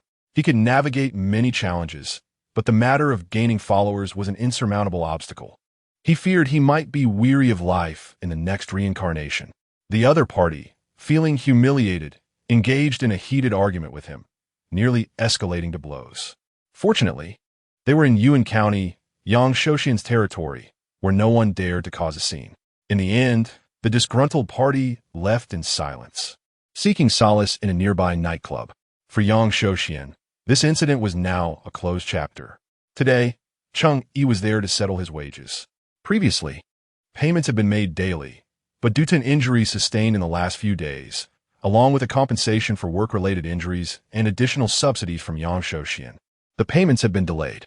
Although Cheng Yi was no longer in dire need of money, who would ever turn down a little extra? He entered the Golden Phoenix nightclub, approached the finance department, and upon seeing Cheng Yi, the accountant promptly retrieved an envelope from the drawer. It appeared quite thick, suggesting a substantial sum inside. The accountant smiled and remarked, "This is a supplement from our boss. You've endured some hardships these past few days. Look, our boss truly cares for you." Cheng Yi expressed his gratitude with a smile, accepted the envelope, discreetly tucked it into his pocket, and turned to leave. As he stepped outside, he greeted Lu Dahong. After sharing a cigarette, he spotted a middle-aged man approaching him with a warm smile. Dressed in a cashmere coat, straight-cut work pants, polished leather shoes, and a black bowler hat, the man looked impeccably neat and tidy. Upon seeing Cheng Yi, he extended his hand in greeting. "Cheng Yi? Cheng Yi nodded, scrutinizing the man for a moment, feeling a sense of familiarity as memories long buried surfaced. He finally recognized the individual. It was none other than Commander Jiang. "Ah, it is indeed me." Jiang Kaiqing felt a surge of pride upon realizing that Cheng Yi recognized him. He approached, shook Cheng Yi's hand gently, and patted the back of his hand, embodying the demeanor of an elder. "Does Commander Jiang have matters to discuss with me?" Cheng Yi inwitted, regaining his composure with a smile. His familiarity with Jiang Kaiqing was largely one-sided. In the past, Cheng Yi had aspired to join the drama troupe, but, lacking any real talent and unable to navigate the rigorous selection process, he had contemplated alternative means of entry. Such a path inevitably required gifts. Thus, he had set his sights on Jiang Kaiqing, the head of the drama troupe, believing that with the right gift, he could easily secure a position. In his quest to cater to Jiang's preferences, he had even gone to great lengths to inquire about his likes. Unfortunately, despite his efforts over the course of several months, Jiang had shown no willingness to even meet him. In his previous life, he was filled with anger and resentment, but as time passed, he gradually came to understand that others were not intentionally targeting him. Rather, they were simply indifferent. Unexpectedly, upon being reborn, the tides had turned, and it was now Jiang Kaiqing who sought him out. Jiang Kaiqing commenced the conversation by praising Cheng Yi's singing and dancing abilities, discussing recent television dramas, among other topics. Cheng Yi was taken aback. What had initially been a mere attempt to bridge the gap between them had evolved into a compelling dialogue, particularly in the realm of performance art, which left Jiang Kaiqing utterly astonished. The 6 major forms of performance included drama, which utilizes body language and vocal modulation to convey emotions and connect deeply with characters, creating a flawless stage effect that resonates with the audience. This is the hallmark of a skilled dramatic actor, and Cheng Yi spoke with eloquence on the subject. Although he had taken an unconventional path in his previous life, he had subsequently engaged private tutors to learn traditional acting methods. He retained a solid grasp of these fundamental concepts. Jiang Kaiqing's heart soared with excitement. He looked at Cheng Yi, feeling as though he had discovered a treasure, yet he pondered the differences between drama and dance. If he appeared too eager, it might backfire. After a brief silence, he cautiously glanced at Cheng Yi and, with a gentle cough, inquired, would you be interested in joining our drama troupe for a while? In 10 days, our Yuan County Drama Group will head to the provincial capital for a competition, and we are short 2 members. Although you haven't studied acting, you seem to possess some talent. Why not give it a try? We offer meals and accommodation, and you'll receive 20 yuan for the trip. While it's not a fortune, it could broaden your horizons. What do you think? Cheng Yi's eyelids flickered slightly. Chapter 61, Audition to the Provincial Capital. In truth, this was indeed the next step he had intended to take. By the end of the month, the profits from his river snail delicacies were likely to plummet. And in recent days, many had been discreetly inquiring about his recipe, with some even attempting to replicate it. Lin Yaosheng had once purchased from him. Although the taste was far inferior, it was cheaper. Moreover, the competitor had begun visiting nearby villages at dawn, knocking on doors and offering a price of 1 yuan and 50 cents per gene. If Cheng Yi bought it, prepared it, and sold it for 1 yuan and 50 cents, it would be a full 50% cheaper. This approach of thin profit margins and high sales volume, while it might not entirely usurp his business, would undoubtedly siphon off some customers lured by lower prices. With customer traffic diluted and fierce price competition, such a venture could not sustain itself. Cheng Yi was acutely aware of this. Therefore, he resolved to shift his focus to the provincial capital in search of opportunities. Remarkably, the timing coincided with the drama troupe's competition. After a moment of contemplation, he nodded in agreement. All right, it won't hurt to try. I have a keen interest in performance, he replied with a smile. The forthcoming 2 decades will herald an era of rapid development and stardom within the domestic entertainment industry. Having accumulated his initial wealth through commercial ventures, if he seizes this opportunity to join a drama troupe and make a name for himself in the provincial capital, he may indeed lay the cornerstone of his entertainment empire. Upon hearing Cheng Yi's response, Jiang Kaiqing immediately felt a wave of relief wash over him. He scrutinized Cheng Yi before glancing at the Golden Phoenix dance hall behind him and remarked, "The Golden Phoenix opens at 6, doesn't it? It's only 2 in the afternoon now. Instead of waiting for another day, why not accompany me for a quick visit? Let us give the audition a try and navigate through the process." Without much contemplation, Cheng Yi looked at the sky and realized it was indeed early. He nodded in agreement. All right, let us go for it. If it works out, that would be splendid. If not, I won't hinder you in your search for new talent, as the play is of utmost importance, Cheng Yi said with a smile. Observing how agreeable Cheng Yi was, Jiang Kaiqing found himself increasingly impressed. This young man was articulate, adept in handling situations, and consistently considerate of others, truly a remarkable individual. The Yuan County Drama Troupe is located at the northernmost part of the county. Constructed in the 1980s, it was once bustling with activity, as many children of officials were sent there not for any substantial reason, but merely to acquire a prestigious title. However, as the educated youth returned to the cities, those officials' children were called back, leaving the drama troupe gradually desolate. It was only in recent days that Jiang Kaiqing was transferred from the provincial capital, armed with an extensive network, particularly strong connections in the provincial city. He creatively brought over several key figures and arranged for them to perform in a few significant cultural events in Yuan County, which garnered some attention and acclaim. Cheng Yi had witnessed one such performance during a previous visit to a commune in the county.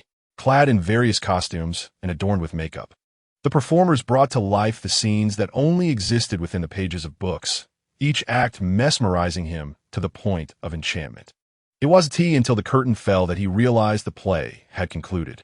Yet, the audience erupted in thunderous applause, their faces flushed with excitement, some even rising to fervently clap and whistle, calling for another performance. Caught in the fervor, Cheng Yi also stood up and clapped vigorously. In that moment, it felt as if a seed had been sown in the barren soil, igniting a vibrant life that stirred his heart. He pondered, if there exists a person who can stand on that stage, receiving applause and adoration from all, why couldn't that person be him? Thus, with a resolute step forward, he never looked back. As memories flooded back, Jiang Kaiqing led Cheng Yi through the iron gate into the courtyard, cheerfully waving at the gatekeeper, indicating that this was his guest. Turning to Cheng Yi, he said, "Here we are." The cultural compound boasted 3 stories and 6 rooms. The exterior was adorned with palm-sized white tiles, while the central 3 rooms on the second floor were constructed with gray bricks in a hollow design, exuding a modern and stylish aura. To the right of the courtyard stands a 2-story building, immediately noticeable for the myriad of women's garments and vibrant quilts that adorn its exterior. This is the dormitory. On the left side of the courtyard lies a smooth, shining concrete area that dazzles under the sun's rays. Here, Cheng Yi feels quite at home. This is the practice ground. The saying goes, 1 minute on stage requires 10 years of practice off stage. Within the art troupe, there is not only drama, but also dance and singing. Those who rise early often come here to vocalize, honing their voices. Others engage in morning runs and stretching exercises, a group of slender young ladies, a sight to behold. In a previous life, to gain entry, Cheng Yi had scaled walls numerous times, often startling the practicing girls, who would scatter in tears. Eventually, the security guards, exasperated, decided to teach him a lesson, and that matter was put to rest. This time, Cheng Yi enters in the company of Jiang Kaiqing. Many young ladies carrying basins and thermoses of water pause, astonished at the sight of Cheng Yi, unable to articulate their surprise. They huddled together, whispering and pointing, hesitant to approach him. What was he doing here? This scoundrel! How could he have been brought in by the troop leader? Li Jigang has just finished a shower. In the practice room, he has rehearsed his performance repeatedly, drenched in sweat. For the upcoming provincial competition, he is tentatively slated to play the male lead. This is a significant role. When Jiang Kaiqing's gaze flitted across several male colleagues before settling on him, Li Jigang felt a surge of emotion, nearly brought to tears on the spot. At 25, he finds himself at a crossroads. Many of his peers have already established families, and some are even chasing after children. Having been raised in a culturally progressive household, where television and music were cherished, he idolized the performers who garnered admiration wherever they went. Determined, he aspired to make a name for himself. Yet, after a year of twists and turns, he has only just entered the art troupe, thanks to familial connections, leaving him feeling underappreciated. The arrival of Qi Chunhong from the provincial capital stirs some questionable thoughts within him. Perhaps taking a shortcut is better than doing nothing at all.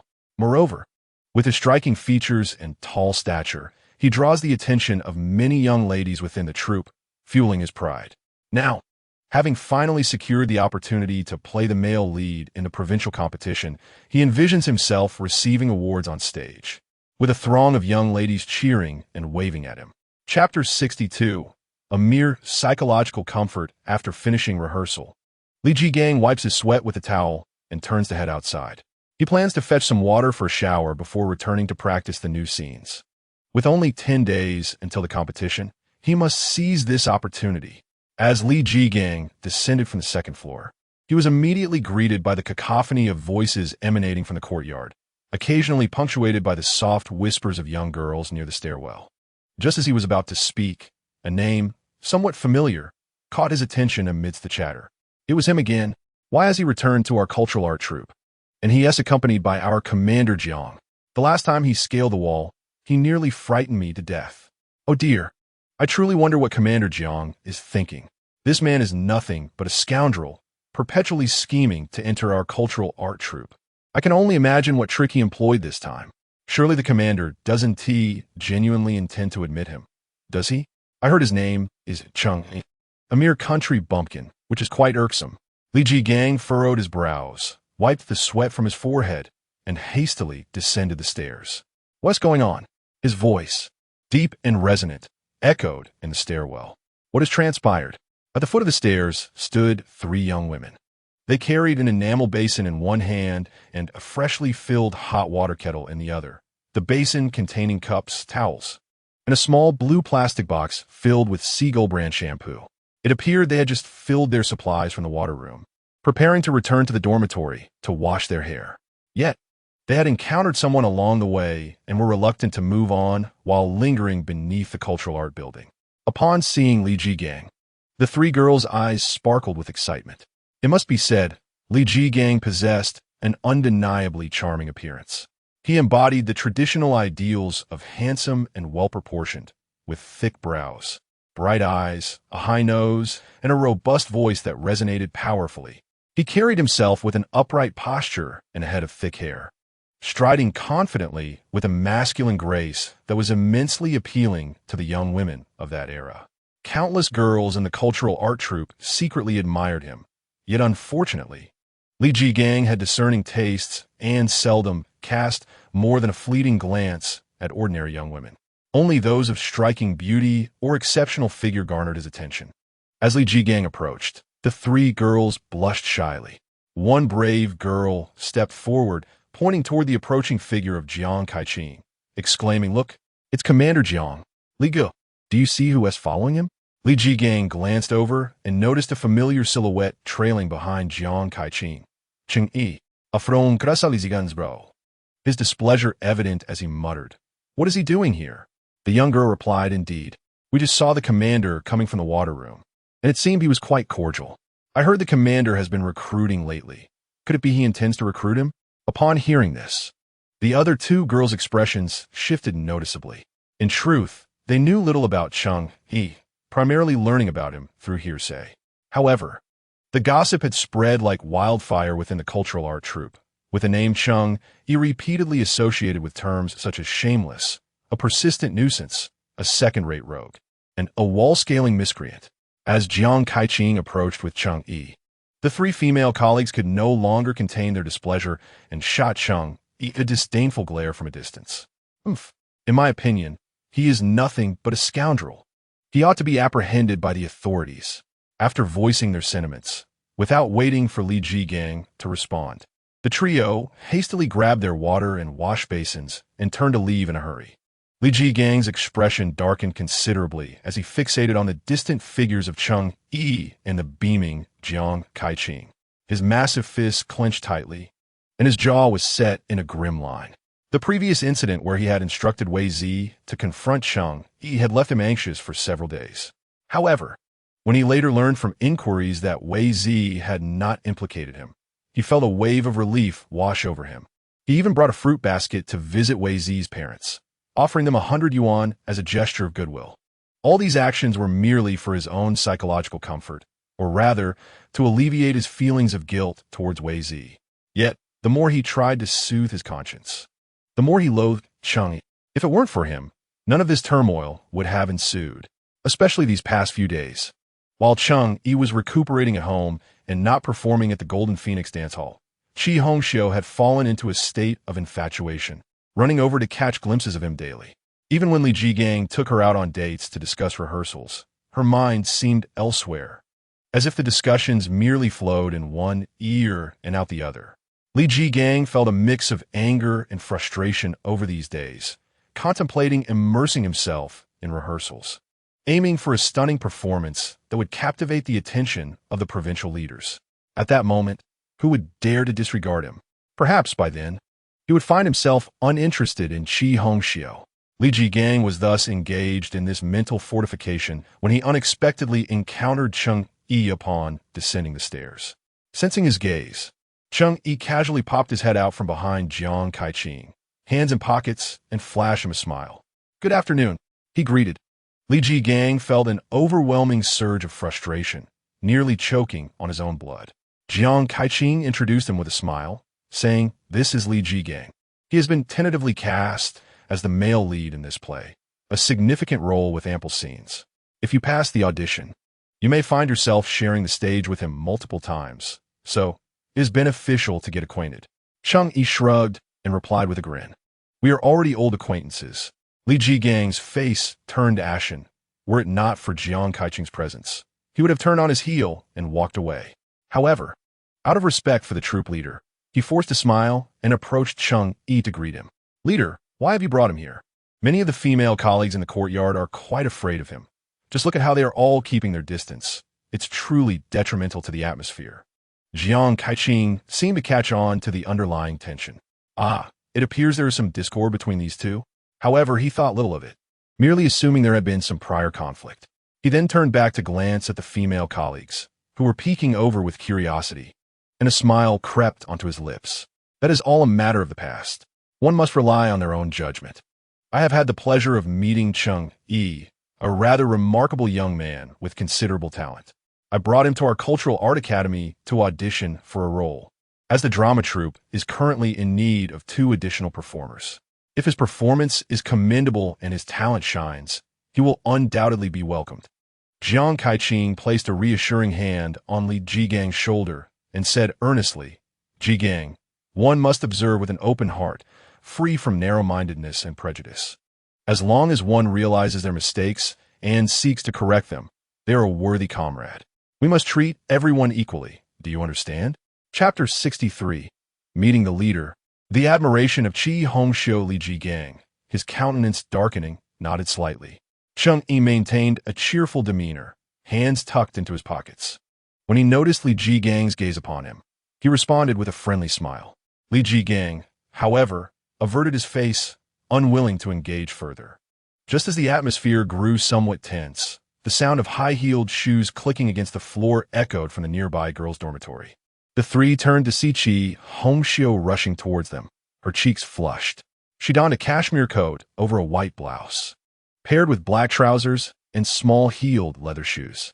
Having just styled her hair in soft curls that bounced as she ran, and with a touch of hair wax, she appeared exquisitely beautiful. Qi Hongxiu felt a surge of elation. She had just returned from the post office, where she collected a package sent by her parents, and had taken the time to apply some makeup. To her delight, upon returning, she heard that Captain Jiang had brought Cheng Yi along. Overjoyed, she hurried over, and upon seeing Cheng Yi, instinctively adjusted her hair and beamed at him. "Cheng Yi, greetings. I am Qi Hongxiu, your devoted admirer." In those days, the term fan was not yet in vogue. Most referred to themselves as loyal audience members or readers. Cheng Yi glanced at her and courteously expressed his gratitude. Qi Hongxiu's eyes sparkled with excitement. "Wow, such politeness. Even without singing, your voice is simply enchanting. No wonder you possess such a beautiful singing voice. Everything you sing sounds delightful." Qi Hongxiu gazed at Cheng Yi with sparkling eyes, embodying the essence of a starry-eyed youth. Meanwhile, Li Jigang's expression grew increasingly grim. A thought crossed his mind. Qi Hongxiu's interest in Cheng Yi stemmed from his singing and dancing skills. But what does that truly mean? Can one sustain a lifetime in the arts of song and dance? Can it compete with a steady job, such as his? Genuine theater. Portraying roles in front of a discerning audience and leadership can lead to embarrassment if one is not prepared. Does one truly believe they can just pick someone at random to act? It is folly. As these thoughts swirled in his mind, Li Jigang forced a smile. He glanced at Cheng Yi and said, "Since the captain has brought you to audition, you should certainly give it a try. A few actors and leaders from the troupe are on the 2nd floor. They're all professional artists. Whether you succeed or fail will be evident in no time." He then went on to flatter Cheng Yi. "With your exceptional singing and dancing, I have no doubt your acting will be equally impressive. I eagerly await your performance." If it were the previous life of Cheng Yi, he would be feeling quite pleased with himself at this moment, giving himself a metaphorical thumbs up, believing that the praise was truly sincere. However, having been reborn, the barbs hidden within those words struck his ears with particular sharpness. Cheng Yi cast a couple of scrutinizing glances at Li Jigang, choosing silence, yet the smile lingering at the corner of his mouth sent a chill down Li Jigang's spine. Why did it seem as though Cheng Yi could see right through him? Jiang Kaiqing, having lived for half a lifetime, was still capable of discerning certain chaotic matters. But as long as he refrained from openly confronting them, there was no significant issue. He chuckled, exchanged a few words, and with a light-hearted laugh, brushed the matter aside. Moreover, he indeed needed to seize the opportunity for Cheng Yi to have a trial. Time was of the essence for rehearsing lines, and if he failed, they would swiftly continue the search for new talent. Qi Hongxiu quickly rose to her feet, trotting ahead, and gestured with her finger, declaring, "I will lead you." With that, she dashed straight toward the 2nd floor. Behind her, Cheng Yi and Jiang Kaiqing followed closely, while Li Jigang trailed at the back, his expression grim, lost in his own thoughts. The 2nd floor was lined with practice rooms. At the far end was a large tiered classroom adjacent to the office. At this hour, It was a break period with people bustling in and out of the office, filling their cups with hot water from a row of dispensers by the door. Upon hearing footsteps, one individual instinctively looked up, and upon spotting Jiang Kaiqing, a smile instantly illuminated his face. "Old Jiang, you've been out the entire afternoon. The troupe is about to compete, and there's a mountain of tasks piling up, leaving me quite busy." The man, dressed in a black Zhongshan suit and holding a cup of tea, had hair that was half gray, and his voice resonated deeply, laced with mirth. At first glance, one could discern that he had once been a man of great decisiveness. This individual was the troupe's secretary, Cao Kaida. The two of them served as the right and left hands of the troupe, often managing affairs together, occasionally engaging in spirited debates. Yet at their core, they remained longtime friends. During their earlier days in the countryside, they had fortuitously found themselves in the same small village beneath Yuan County. This competition represented a significant opportunity for both of them to showcase the fruits of their labor. Over the past 2 years, Yuan County had been diligently cultivating its cultural endeavors, and it was essential to demonstrate both the spirit and tangible outcomes to the higher-ups. With a smile, Jiang Kaiqing approached, pointed to Cheng Yi, and said, "Old Chow, I wasn't merely out for leisure. A few days ago, I mentioned that we needed 2 more members for our performance troupe. You find one, and I will find one. Well, here's the person I sought."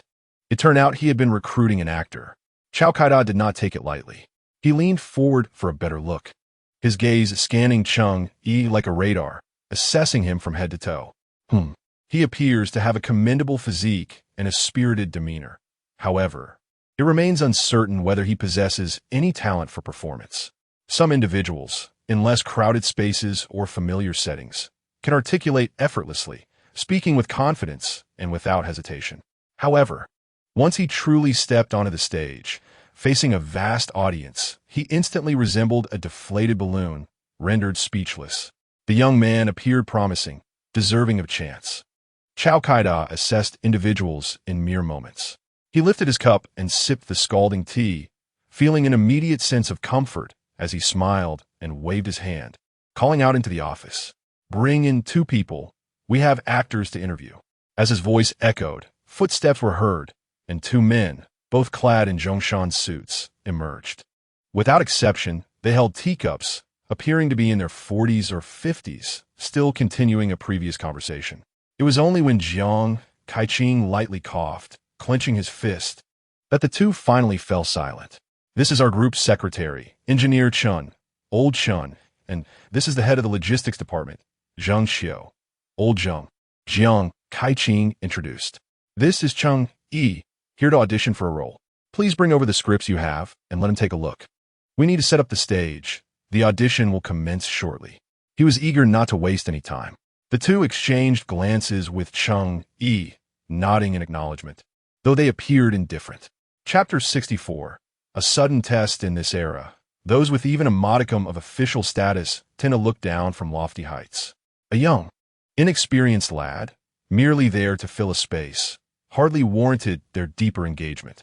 Li Jigang observed the entire scene, and seeing the dismissive attitudes towards Cheng Yi, he felt a slight alleviation in his heart. Meanwhile, Qi Hongxiu clenched her fist, her gaze unwaveringly fixed on Cheng Yi, offering him silent encouragement. "It's nothing. You simply need to recite your lines. You will surely succeed." Cheng Yi expressed his gratitude with a polite smile, revealing 8 gleaming teeth. In his previous life, he had been a superstar, boasting over 60 million followers on Weibo, all genuine fans, the kind who meticulously engage with data. He had once been pursued by obsessive fans to the point of hiding in hotels. He understood all too well the dynamics at play. Thus, he navigated the situation with ease. His polite yet distant demeanor only deepened Qi Hongxiu's favorable impression of him. When had she ever felt so disregarded? Cheng Yi followed into the office, where logistics department head Zheng Qiu handed him a sheet of paper, stating, "You have half an hour to memorize this section of lines. Once you've mastered it, perform it according to the scenario outlined." Zheng Qiu pondered for a moment before asking, "Imagine yourself as the character on this page. Have you seen a television drama before? Just perform it as you've seen, understand?" Cheng Yi nodded. The crowd in the room gradually dispersed, Cheng Yi glanced down at the script, where the four characters in silence were inscribed. He paused, a smile spreading across his face. The reason was simple. This play was, in fact, his formative work. Created in the 1970s, it had caused a nationwide sensation upon its release, leading to numerous tours and propelling countless theater troupes into the spotlight. The play was an ensemble piece, recounting events from long ago, resonating deeply with the contemporary youth who had experienced the challenges of the sent-down youth movement, prompting many to watch it repeatedly. The first play he ever attended was this very production. He was utterly captivated. Wherever the theater troupe performed, he would employ every possible means to infiltrate. Later, having ventured to Kyoto and navigated the entertainment industry to attain a modicum of fame, he contemplated pursuing formal education, which led him to become rooted in the National Theater. Within its walls, the distinction between major and minor stars ceased to exist, as all were esteemed cultural workers of a nation. Cheng Yi, being a newcomer, commenced his theatrical journey from the very bottom, accepting every small role that came his way. For instance, in one performance, he portrayed a minor character, and in the next, he would embody another. Cumulatively, he found himself in the role of the actor with the most characters portrayed. Take, for example, the play In Silence, as a seminal work of national drama. If Cheng Yi recalled correctly, he had played 6 or 7 minor roles in this single production. Upon opening the script and casting a glance, he was taken aback to discover he had indeed performed in Militia 2. This play comprises hundreds of scenes, and given the constraints of live performance, both the backdrop and the performers are limited. Consequently, during the drama's presentation, only a few scenes are enacted based on the varying settings. The script is fragmented, and Cheng Yi merely occupies a small, inconspicuous role in the third act. The principal characters in this play are few, depicting a tumultuous era where Mei Lin and her son Ouyang Ping, having fallen from grace, sought refuge in the home of He Shifei. Mei Lin, Ouyang Ping's mother, had once saved He Shifei's life, earning her the status of a benefactor. However, He Shifei was the very individual who had orchestrated Mei Lin's downfall. Faced with the arrival of Ouyang Ping and Mei Lin, He Shifei was initially filled with trepidation. Yet, after a few days of interaction, he realized that Mei Lin was unaware of his treachery. Relieved, he then began to disparage the individuals whom Ouyang Ping admired. Ironically, Ouyang Ping was among their staunch supporters and had even published a poetry collection titled The Sword Drawn in Defiance, which contained impassioned verses that were deemed forbidden at the time. The authorities were intent on capturing the poet behind these works. Unbeknownst to Ouyang Ping, He Shifei was the villain, and in an attempt to engage in dialectics, he even presented his poetry collection to him. Upon discovering that Ouyang Ping was the author, He Shifei made another phone call to report him covertly. During this period, Ouyang Ping had been in a 9-year romance with He Shifei's daughter, Hyun, which He Shifei ultimately severed, even offering his daughter as a gift to a more powerful official. Later, under Ouyang Ping's guidance, Hyun came to realize her father's true nature, and He Shifei's wife, Lu Xiaoying, also loathed her husband's ungratefulness, stepping forward to expose his past misdeeds against his benefactor. Ultimately, He Shifei's true character was revealed, leading him to a fate of betrayal and isolation. This drama comprises 4 acts, and in comparison to contemporary works, its scenes are notably simple, with a limited cast and a clear narrative, establishing it as an enlightening piece within the realm of domestic theater. The role that Cheng Yi secured is that of a militia member, a minor character who answers the phone during a scene where He Shifei discreetly makes a call. The lines are scant, rendering the character remarkably insignificant. Cheng Yi cast a fleeting glance, and a wave of ingrained memories surged within him. He gently closed his eyes, replaying the scene in his mind before stepping outside.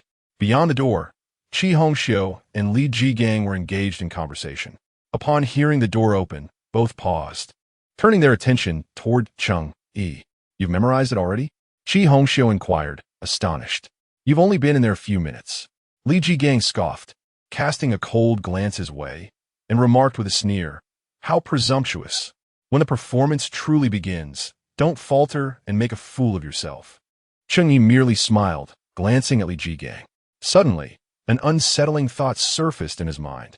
One cannot harbor malice toward another without reason. He recalled Yang Shoshin's warning about the letter from the theater troupe that incited Wei Zi to act against him.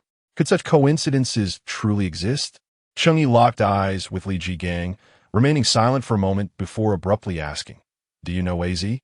The question emerged unexpectedly, leaving Qi Hongxiu bewildered and causing Li Jigang to freeze, his complexion paling instantaneously. He averted his gaze, stammering, "I don't know what you're talking about." Afterward, he turned and strode into the tiered classroom. Qi Hongxiu then looked at Cheng Yi, asking, Wei Zi, who is that?" Cheng Yi pursed his lips and shook his head. "It's nothing," he replied with a smile. Chapter 65. After the performance, silence envelopes the room after a brief pause. He turned to Qi Chunhong and inquired, "Are you playing Ouyang Ping?" Qi Chunhong nodded, responding, "Yes, Ouyang Ping is a significant role, and I am portraying Hiyun." As she spoke, her cheeks flushed, and she quickly clarified, "Our relationship is strictly professional. He is pursuing me, but I have yet to agree." Cheng Yi finally cast a glance at Qi Chunhong. He dismissed any inexplicable affection, recognizing that some feelings arise merely from physical attraction or admiration for another's brilliance on stage. For him, true life encompasses the mundane realities of Chengjia village, a bowl of congee in the morning, the playful tugging of two little ones at his legs, and the braying of an old donkey. It also includes his wife, Lin Qingran. Whether to accept his advances is a matter solely for her to decide. Cheng Yi smiled, offering Qi Chunhong a friendly gesture. "You are a good girl. I wish you happiness." Qi Chunhong bit her lip, stamped her foot lightly, and hurried after Cheng Yi into the tiered classroom. This room serves as a venue for performance presentations, akin to a modest stage. The red velvet curtain was drawn back, revealing a simple backdrop adorned with a table and various clutter. At that moment, a row of spectators was already seated below in the tiered classroom. Jiang Kaiqing, Chao Kaida, Zheng Xiu, and Chen Gong held enamel mugs, seated in the front row. Upon seeing Cheng Yi enter, they exhibited a hint of surprise and inquired, "Have you memorized everything?" Cheng Yi nodded. In truth, he possessed a natural aptitude for memorizing lines from his previous life, after merely reading them 2 or 3 times. They were firmly lodged in his memory, especially since he had previously performed in the play. He nodded, stepped forward, and graciously bowed before the assembled company. "Yes, I have memorized it, and we may begin." At that moment, Jiang Kaiqing felt a twinge of uncertainty. Could he really have memorized everything in such a short span of time? It hardly seemed sufficient even for a trip to the restroom. Memorizing lines was not merely a matter of rote learning. It required a level of familiarity and fluency. If he stumbled through the lines like a student reciting from a book, how could he hope to convey any genuine emotion? Originally intending to remind Cheng Yi to familiarize himself further, he noticed that the latter had already begun to stride toward the stage.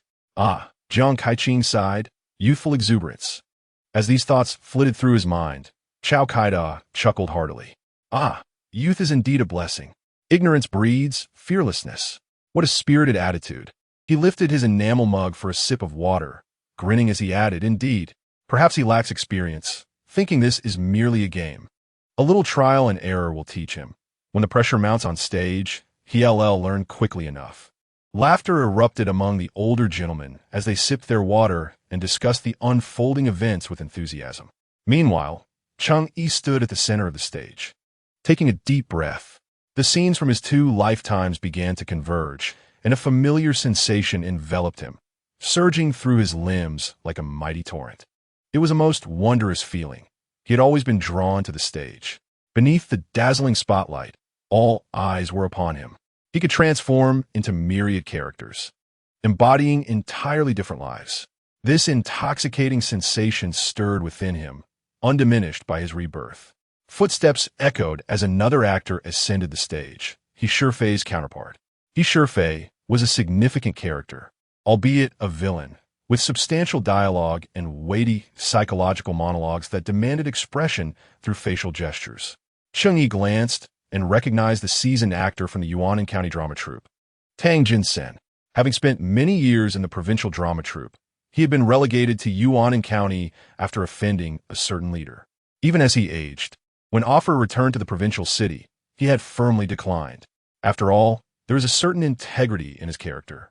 Tang Jinsen regarded Cheng Yi with a fleeting glance, then moved his lips to say, "If you falter on your lines, consider it over.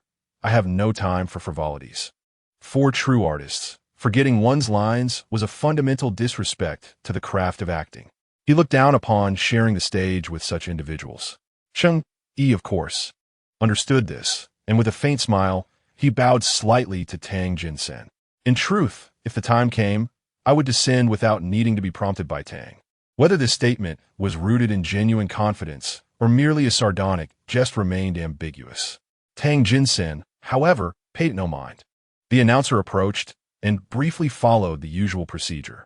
Then below, Cao Kaida waved his hand and called out, "Let us begin." As his words settled, a soundboard was struck, and an immediate hush enveloped the audience. Thus, the performance commenced. Tang Jinsen, a seasoned actor, initially bore an expression of righteous demeanor, but once the cue was given, he slightly hunched his back, his eyes darting, and made his way toward the study, an embodiment of a villain. Upon entering the room, he picked up the microphone, held it to his ear, and whispered, "Hello? Is a militia captain available? I have matters to discuss." The audition merely constituted a single scene. After Tang Jinsen's entrance was completed, it seemed the audience finally recalled that Cheng Yi stood at the opposite end of the stage. His role was that of a militia member answering the phone. As attention shifted toward Cheng Yi, a subtle pause gripped the audience for a fleeting moment. This sensation felt rather peculiar. The militia member appeared to be dozing off, one hand propping his head, his brow gently bobbing against the table's surface, murmuring incoherently, clearly fatigued. The telephone's ring disrupted his slumber, awakening him with evident displeasure. He spat on the floor, muttering curses, and leisurely lit a cigarette before answering the call. "Hello? Who is calling? Our captain? He is out. You can speak with me." After saying this, he impatiently inhaled from his cigarette, but the very next moment, upon hearing something from the other end, he abruptly straightened up, his eyes widening, the cigarette frozen between his lips. "Comrade, what did you say? You wish to report the author of the sword drawn? Do you know who it is? All right. We'll come right over." The militia member excitedly hung up the phone and began pacing within the room, his face alight with enthusiasm. As he reached a corner, he engaged in an internal monologue. His words were few, primarily expressing exhilaration over the prospect of earning merit.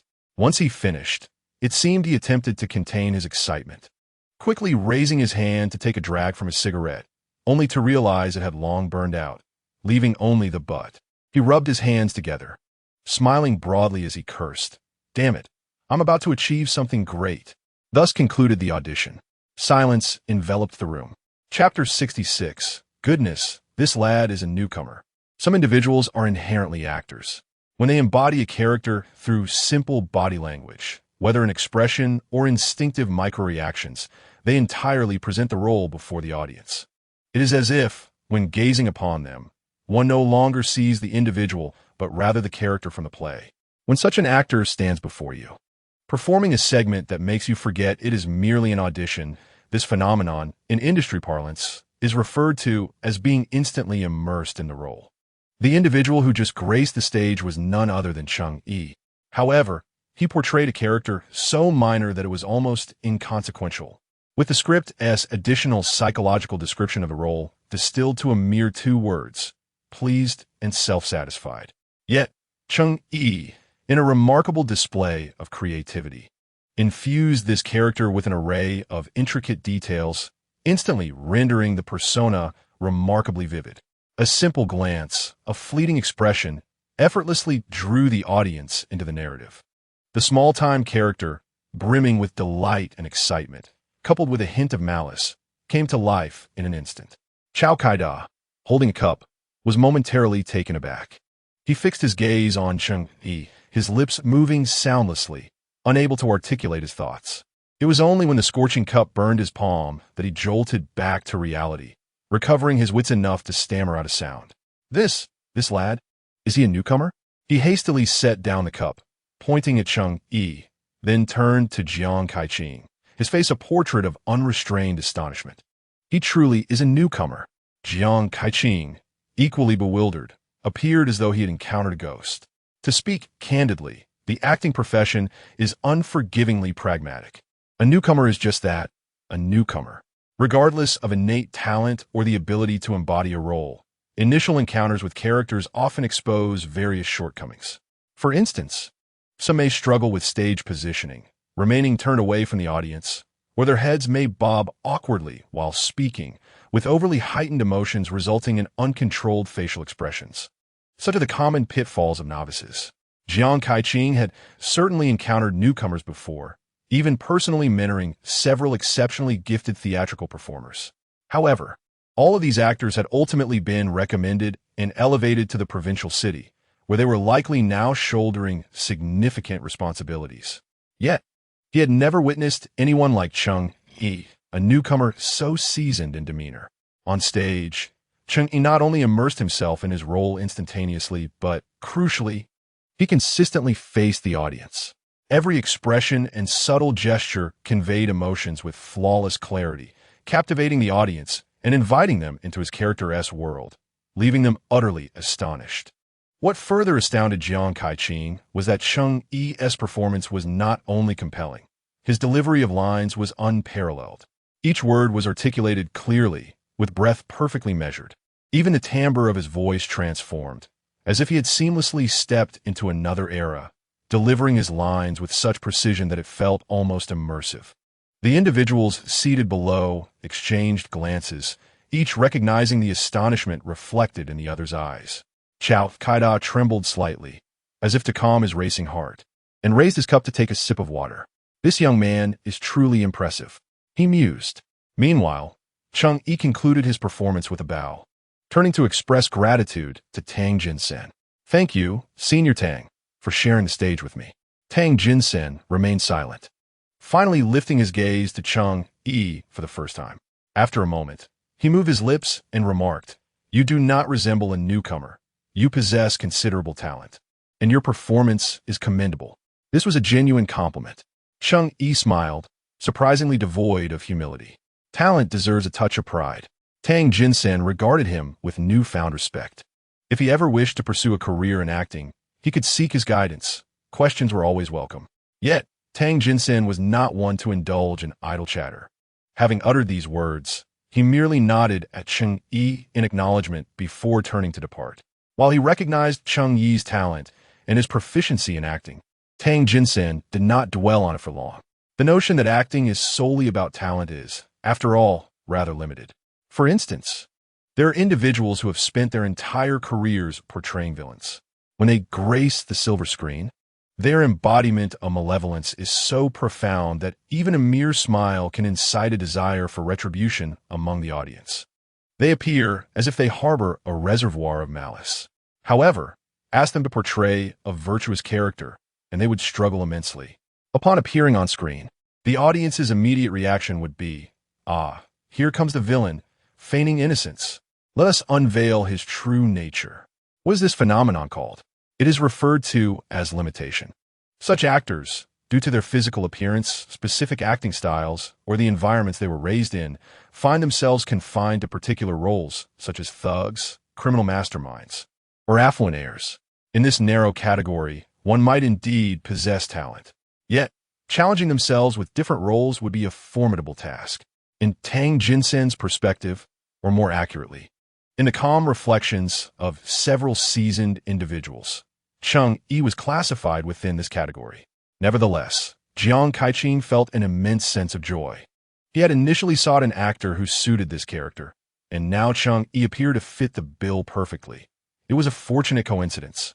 In the midst of silence, someone finally stood to applaud. Soon, a wave of applause erupted, with everyone rising to their feet and clapping vigorously, especially Chi Chun-hong, who was so elated that she stood on her toes, eagerly gazing at Cheng Yi, wishing to shower him with compliments. In stark contrast, Li Jigang wore a dark and brooding expression. He fixed his gaze on Cheng Yi, a torrent of malevolent thoughts surging through his mind. Jealousy often arises in the most inexplicable ways. He was indignant. Could this individual truly transform into someone entirely different in just a matter of months? Just last month, when Cheng Yi visited the Arts Academy, he had witnessed him being carefree and exuberant, feigning compliments and mockery, and he had been thoroughly pleased, oblivious to the underlying nuances of the conversation. How, then, had he suddenly acquired the ability to sing, dance, and act this month? Li Jigang was frustrated, but found himself at a loss for words to counter. Ultimately, he approached Cao Kaida with a sullen countenance, lowering his voice to say, "Leader, this person has been to our arts academy before, and many of the female colleagues there have a poor impression of him. I believe we should carefully consider whether to cast him in the play. After all, someone with a tainted past could potentially tarnish the image of our Yuan County arts troupe if the truth were to surface." Cao Kaida raised an eyebrow, unaware of this situation. However, he turned his head to cast a meaningful glance at Li Jigang, gently patting his shoulder. Chapter 67. Both the palm and the back of the hand are flesh, yet you, Jigang, are the one on the outside. You possess good looks and a modicum of talent.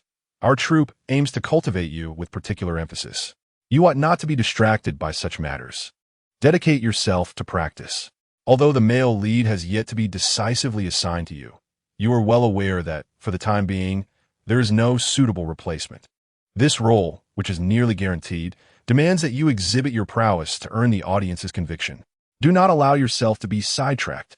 The last 4 words were elongated, delivered with an official tone, causing Li Jigang to shudder. This served as a self-reproach. Li Jigang finally regained his composure, nodding earnestly without uttering a word. Meanwhile, Cheng Yi descended, and Jiang Kaiqing greeted him with a smile. "The play is quite good. The character has 3 scenes in total. I will hand it to you shortly for your review. Tomorrow, our troupe will conduct a full rehearsal. You should come to participate and run through your parts so we can assess the overall effect and make any necessary improvements in a timely manner." Cheng Yi raised no objections. He nodded, exchanged a few more words with Jiang Kaiqing, then bid him farewell as he exited the Cultural and Arts Institute. By the time he finished this excursion, twilight was settling in. Having been reborn for over half a month, the weather had warmed considerably, with only the early morning and late evening remaining chilly. By midday, engaging in outdoor work brought about a profuse sweat that necessitated shedding layers. Cheng Yi strolled leisurely towards the Golden Phoenix Dance Hall, hands tucked into his pockets. In truth, since his rebirth, today marked the first occasion he stood upon a stage.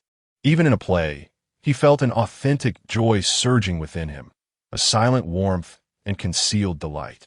He even hummed a nameless tune until he abruptly halted before the entrance of the Golden Phoenix Dance Hall. 2 figures stood outside, one slightly stooped, the other a half-head shorter, dressed in a white shirt and black straight-cut trousers, topped with a gray hand-knitted sweater adorned with a beautiful diamond pattern, exactly the kind he had adored in his younger years. The duo was none other than his elder brother Cheng Mingsheng and their father Cheng Zhaojian. They supported each other, standing beneath the dim glow of a fluorescent light, an image of paternal affection and filial piety. A sudden chill crept into Cheng Yi's heart, a smile playing at the corners of his lips as he approached and called out, "Elder brother? Father? Are you looking for me?" Cheng Zhaojian's expression was far from pleasant. Yet, he instinctively glanced at the bandaged area on Cheng Yi's hand. In truth, their visit was prompted by Cheng Mingsheng learning from a colleague about an incident at the Golden Phoenix Dance Hall, where a singer had been slashed with a blade, reportedly quite severely, necessitating stitches and several days away from work. Cheng Mingsheng's heart sank at the news, prompting him to inquire further, confirming it was indeed Cheng Yi. Only then did he inform Cheng Zhaojian. They had been asking daily until today, when they inquired with the gatekeeper Lu Dahong, who confirmed Cheng Yi would be at work today, leading them to come. Words meant to convey concern took on a different tone upon delivery. "I told you to find something proper to occupy yourself with, yet you disregarded my advice, engaging in such dubious activities. Look what has happened. You must learn your lesson." Cheng Zhaojian reprimanded. Cheng Mingsheng paused momentarily before speaking. "You should stop this. The dance hall is not a clean place, filled with unsavory characters. If you truly cannot find work, I can inquire through connections in the county for something suitable." It would surely be better than lingering here. Cheng Xiaojin nodded in agreement, arrogantly deciding for Cheng Yi. It's settled then. Starting tomorrow, you need not come here for work. Your brother will help you find a job that will sustain you and your family. There is no need to work in such a place. Cheng Xiaojin continued, glancing at Cheng Yi with a softened tone. Don't be willful. Your father and brother are acting in your best interest. Though the words appeared to convey concern and support, they only served to chill Cheng Yi's heart further. The cold wind swept in, immersing his heart in a frozen abyss. For your own good. Such phrases are indeed a universal salve.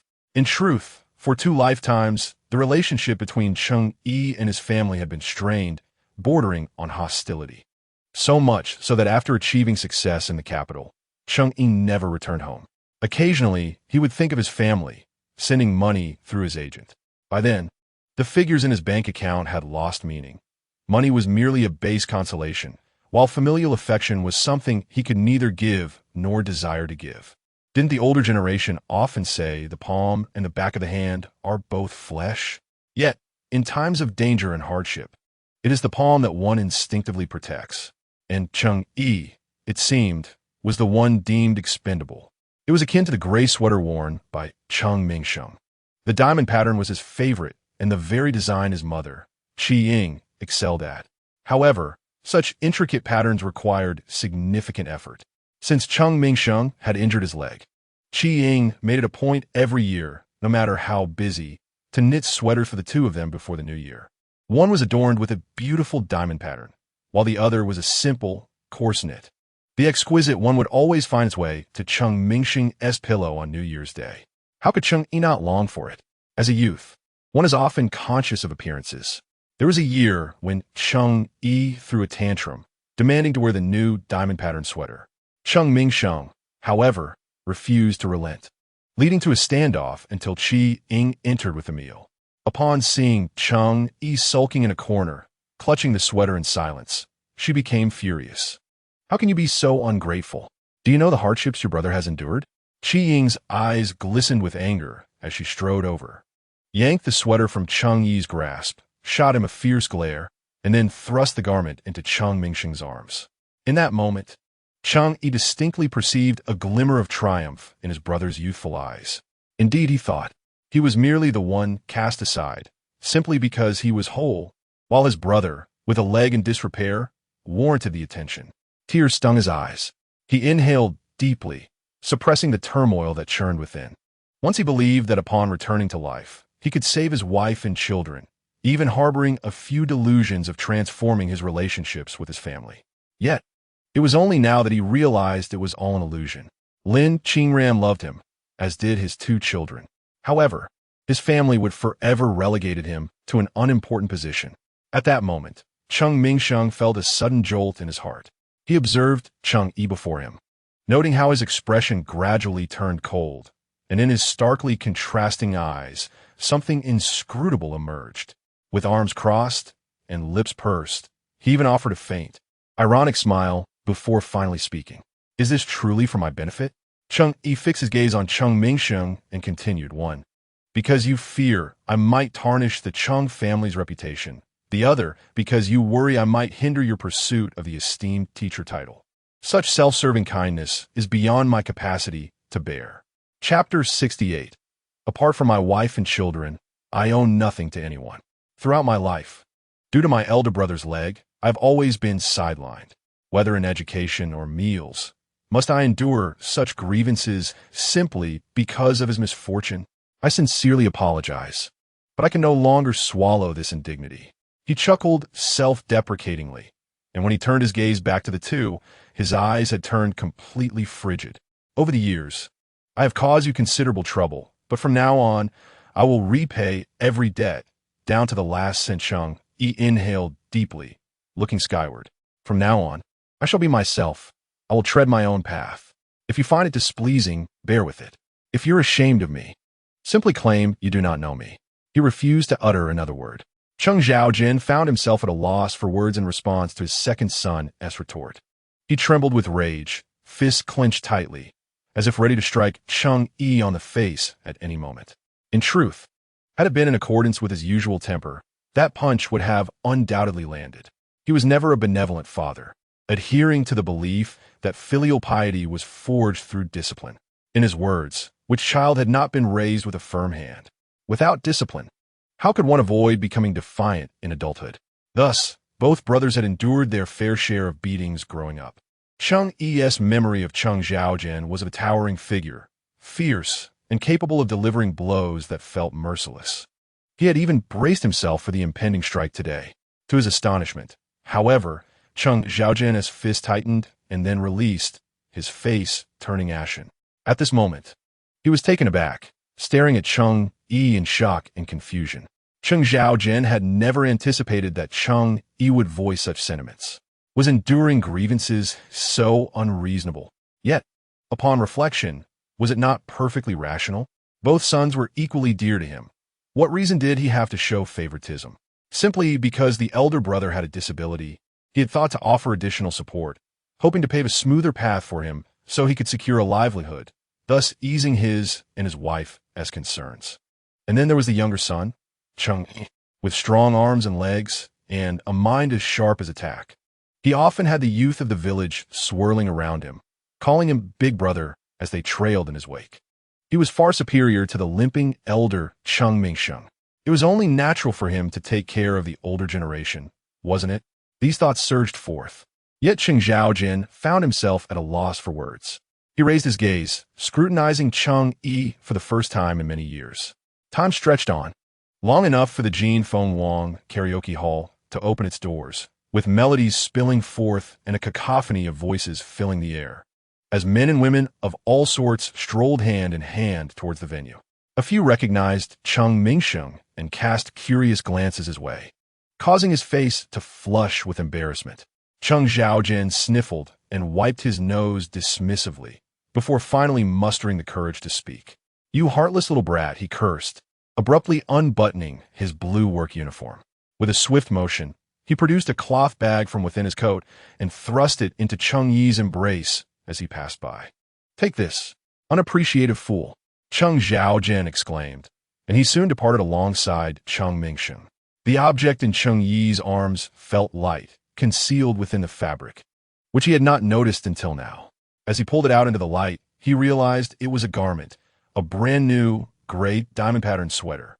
By the time he returned home, night had fully enveloped the sky. Cheng Yi pedaled into the courtyard, where the old donkey brayed hoarsely. Lin Qingran emerged swiftly, clad in a thin jacket and wielding a flashlight. "Is Cheng Yi back?" Upon entering, Cheng Yi parked his bicycle and, after a few steps, his eyes met hers. The moonlight was hazy, casting a soft glow upon her, rendering her exceptionally beautiful. She looked so slender. Despite having gained some weight recently, she still appeared delicate.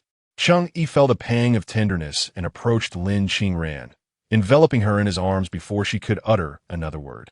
He arrived weary from his travels, a hint of damp chill clinging to him, but Lin Qingran found comfort in his embrace. "Cheng Yi?" she queried softly, sensing something amiss. This man rarely revealed his vulnerable side, yet at this moment, he held her tightly, resting his head on her shoulder, prompting Lin Qingran to perceive a subtle shift in the atmosphere. "Yes," Cheng Yi replied, his voice low and muffled. He leaned in closer, transferring most of his weight onto her. "I saw my father and brother," he said with a faint, self-deprecating smile, as if embarrassed, perhaps not wishing for her to engage in business or partake in singing and dancing. Lin Qingran's brow furrowed slightly, and just as she opened her mouth to speak, a sudden thought crossed her mind. She seemed to lack support throughout the process of singing and dancing, especially during a recent period when he had accrued a substantial amount of high-interest debt. In those moments when life's despair crushed her, she had once found herself helplessly seated on the ground, tears cascading down her face as she voiced her anguish. What grounds did she have to stand on? After a long pause, just as Cheng Yi gathered his emotions and prepared to rise, Lin Qingran suddenly extended her hand, standing on tiptoe to embrace him once more. "Do what you wish," she whispered softly. Then, after a brief moment of contemplation, she bit her lip and continued in a hushed tone. "As long as you take me and the children with you, don't abandon this family. I and the children will always stand by you, supporting you. She could not articulate profound philosophical insights, but her straightforward and earnest comfort proved remarkably effective on this cold, unjust night. The flicker of resentment and indignation that had burdened Cheng Yi seemed to dissipate in that instant. Indeed, what was there to fret about? If he could not tolerate their disdain, then so be it. At least today he had expressed his temper and made his stance clear, should they return seeking conflict. He would not spare any leniency in his retorts. He would earn his living through his own efforts, and apart from Lin Qingran and their children. He owed nothing to anyone. Wife, he called out with a smile. Lin Qingran paused and looked up at him. Her delicate face bore a slight flush, a soft layer of fine hair visible upon it. Her apricot-shaped eyes were large and round, sparkling beautifully as they gazed up at him, especially her lips, full and slightly upturned, coupled with the glimmer of tenderness in her gaze. All of this made Cheng Yi's breath grow heavy. In the next moment, his face magnified rapidly within the depths of Lin Qingran's eyes as he captured her lips with his own. Chapter 69. No More Snails. No longer was it a mere fleeting encounter. He pressed in gradually, even reaching out to cradle the back of Lin Qingran's head, drawing her closer.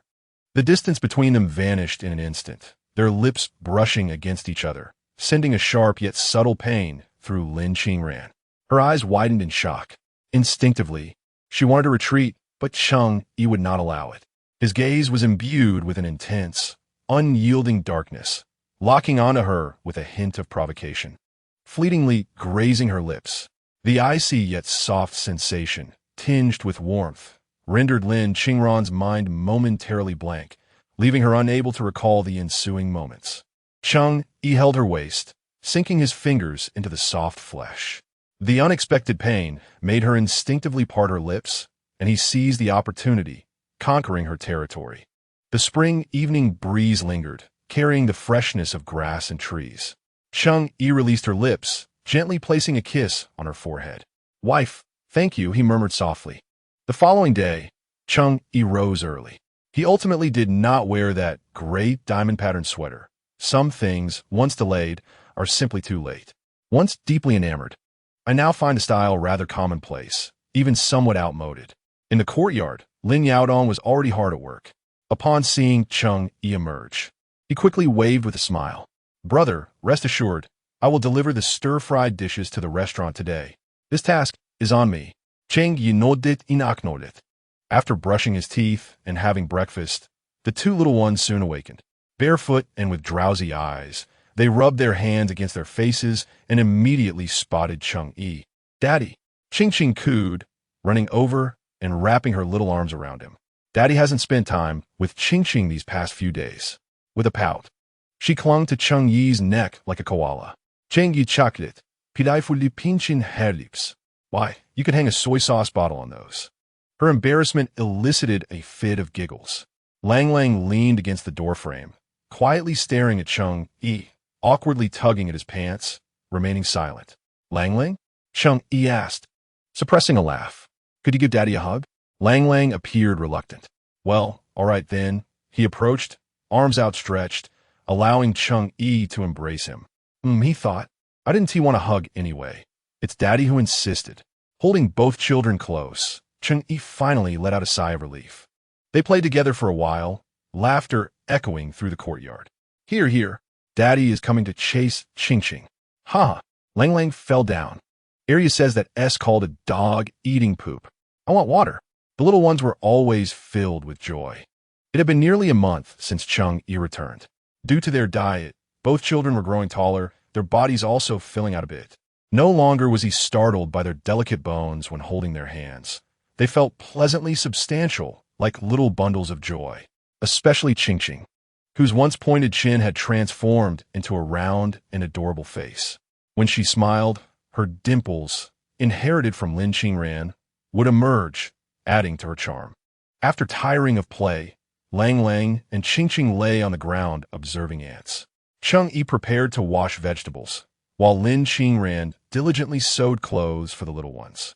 The fabric from last time remained untouched due to the busyness of collecting snails. The sun bathed the courtyard in warmth, creating a serene and beautiful atmosphere. At that moment, hurried footsteps echoed from outside the courtyard, urgent and anxious. The group instinctively turned to look, and soon after, Huzi rushed in, visibly agitated. Lin Yaodong paused, his spatula in midair, turning to Huzi and then glancing at the old donkey behind him. "What is wrong? Didn't Ti send you to collect the snails?" Lin Yaodong asked, puzzled. "Why are you back?" In truth, over the past few days, the number of snails had dwindled. After all, these creatures rely on nature. And no matter how abundant they might seem, after nearly a month of foraging, they would inevitably run out. Setting aside other places in Cheng Yi village alone, there have been consecutive days without anyone delivering snails. It is not that they do not wish to sell. Rather, the supply has genuinely run dry. Some individuals are even hoarding them, waiting until they accumulate a sufficient quantity to sell. With no alternative, they must collect them door to door. Fortunately, there is an old donkey available. Thus, Cheng Yi instructed Lin Yaodong and the others to send someone each morning to the neighboring village to gather snails, raising the unit purchase price from 20 cents to 30 cents. Although the collection has been scant in recent days, it is barely sufficient to maintain balance. Unexpectedly, today, as Huzi had just ventured out, he returned shortly thereafter. What happened? Cheng Yi rose and looked at Huzi, inquiring about the matter. Huzi, clenching his fists in anger, replied, "We can't collect snails anymore. As soon as I arrived at the outskirts of Shijia village, they chased me away with sticks." "Why?" Lin Yaodong's temper flared instantly. "Wasn't everything fine just a couple of days ago? Why were you denied entry?" Huzi shook his head. "I don't know. They didn't say anything. The moment I mentioned collecting snails, they wouldn't let me in. It's infuriating." Cheng Yi remained silent, having anticipated this development to some extent. In these times, opportunities for profit are keenly sought after. Snails can yield significant earnings, and they are not hidden away. Anyone from the village who visits the county town can easily learn that fried snails sell for 2 yuan per pound, an astounding tenfold profit. Others are not foolish. They recognize the potential for profit and will undoubtedly venture into this business. This explains the proliferation of snail stalls in the county. Although the prices are considerably lower and more convenient, eliminating the need to purchase from specific state-run restaurants, they have not managed to usurp Cheng Yi's clientele. After all, the unique recipe and flavor remain unmatched. Regardless of how cheap or convenient the alternatives may be, loyal customers will still prefer to buy from this establishment. As time passed, some began to conspire at the source. Cheng Yi's team had been collecting snails from neighboring villages, which the local vendors were undoubtedly aware, who would willingly sell snails to their own village. Coupled with this sentiment, a sense of solidarity emerged among the villages, under equal purchasing prices. They would never sell snails to outsiders. Cheng Yi pressed his lips together and raised his gaze to Huzi, asking, "Have you tried other villages?" Huzi nodded, cursing under his breath. "If it were just one village, I could accept it, but running into the same issue in other villages? If it weren't for my restraint, I would have confronted them." Indeed, it seemed they were being universally targeted. Lin Yaodong, equally perplexed, furrowed his brow and approached Cheng Yi. "Brother Cheng, what shall we do now? We can only hold on for another 2 days at most before we run out of snail supplies. Are we truly going to let this group of scoundrels put an end to our business?" Cheng Yi stood up, dusting off his trousers, and remarked, "Such is the nature of commerce. It cannot always be smooth sailing. However, if they have taken our snails, we can still explore other options." "Other options?"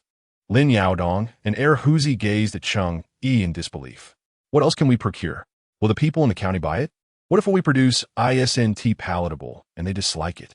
Lin Yaodong bombarded him with questions. Cheng Yi smiled gently and replied, "The secret recipe for snails can be applied to other delicacies as well. Crabs, spicy mixed fish. The flavors can be quite similar." He spoke the truth, as all these items hail from the water, and the secret ingredients remain consistent, whether for spicy mixed fish or spicy crabs. However, achieving the same level of success as with snails would be uncertain. Cheng Yi approached Lin Yaodong, patting him on the shoulder. In business, one must rely on intellect. With thoughtful consideration, solutions will reveal themselves. Lin Yaodong pursed his lips, nodding with a hint of skepticism. Huzi, invigorated by the conversation, promptly turned and dashed outside. I'll go catch a pound of small crabs for us to try out. Before long, Huzi returned, having discovered that the water along the riverbank was shallow and filled with large stones. By simply moving a few stones aside, he could spot various small crabs scuttling about. With deft hands, Huzi employed a pair of chopsticks to catch them, gathering quite a handful. After cleaning them thoroughly and stir-frying them with the previously used spices, the result indeed bore a resemblance to the flavor of snails. As he tasted the dish, Lin Yaodong's eyes sparkled with delight. To claim it tasted exactly like snails would be an exaggeration, considering the differences in texture and subtle flavors. Nevertheless, it was undeniably delicious. Lin Yaodong earnestly contemplated that if he were to purchase it, he would certainly be willing to pay. Cheng Yi sampled a crab as well, his mind beginning to align with the possibilities.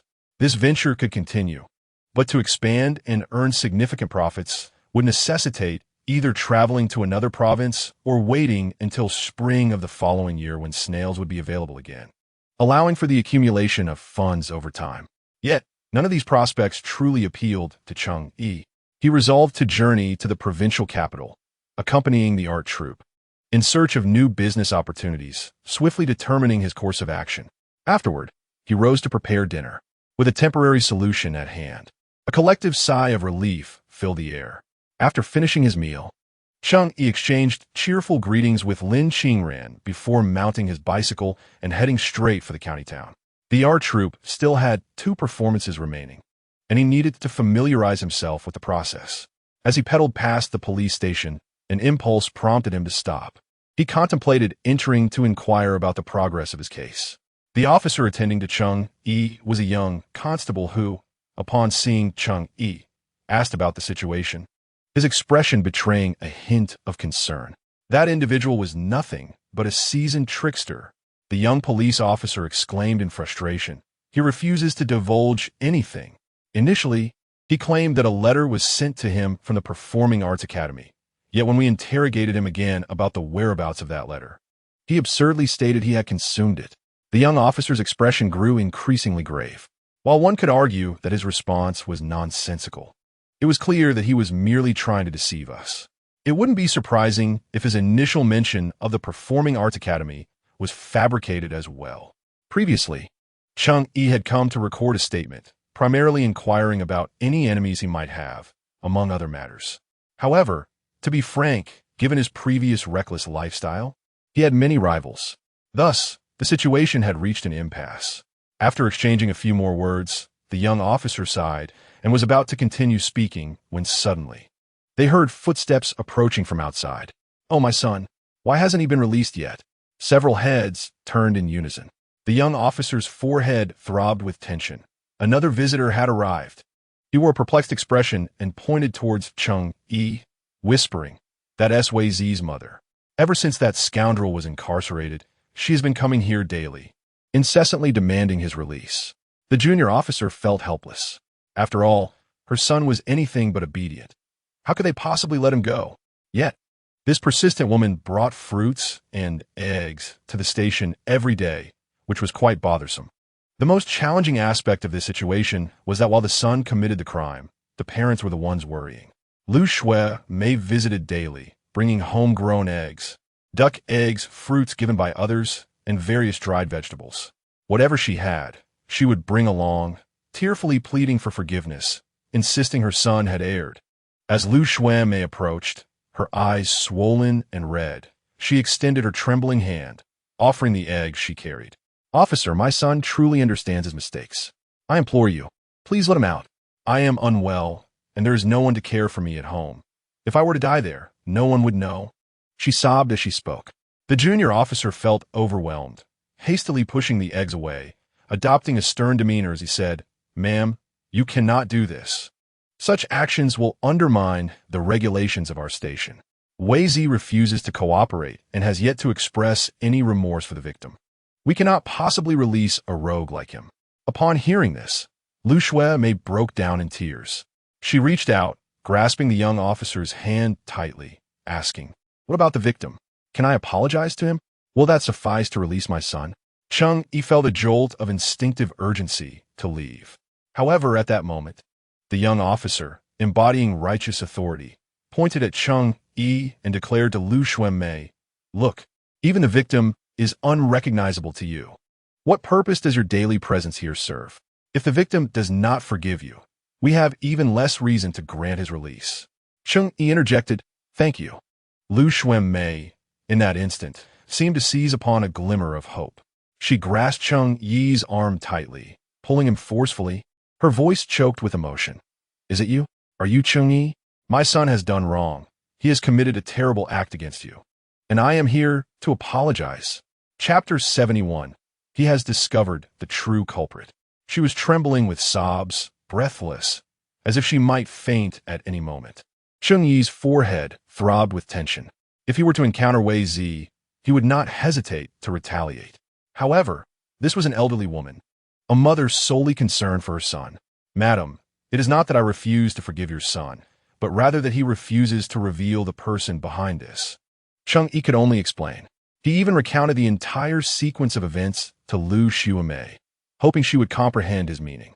Yet, upon finishing his explanation, Lu Xuanmei still clung to Cheng Yi's hand, unwilling to let go.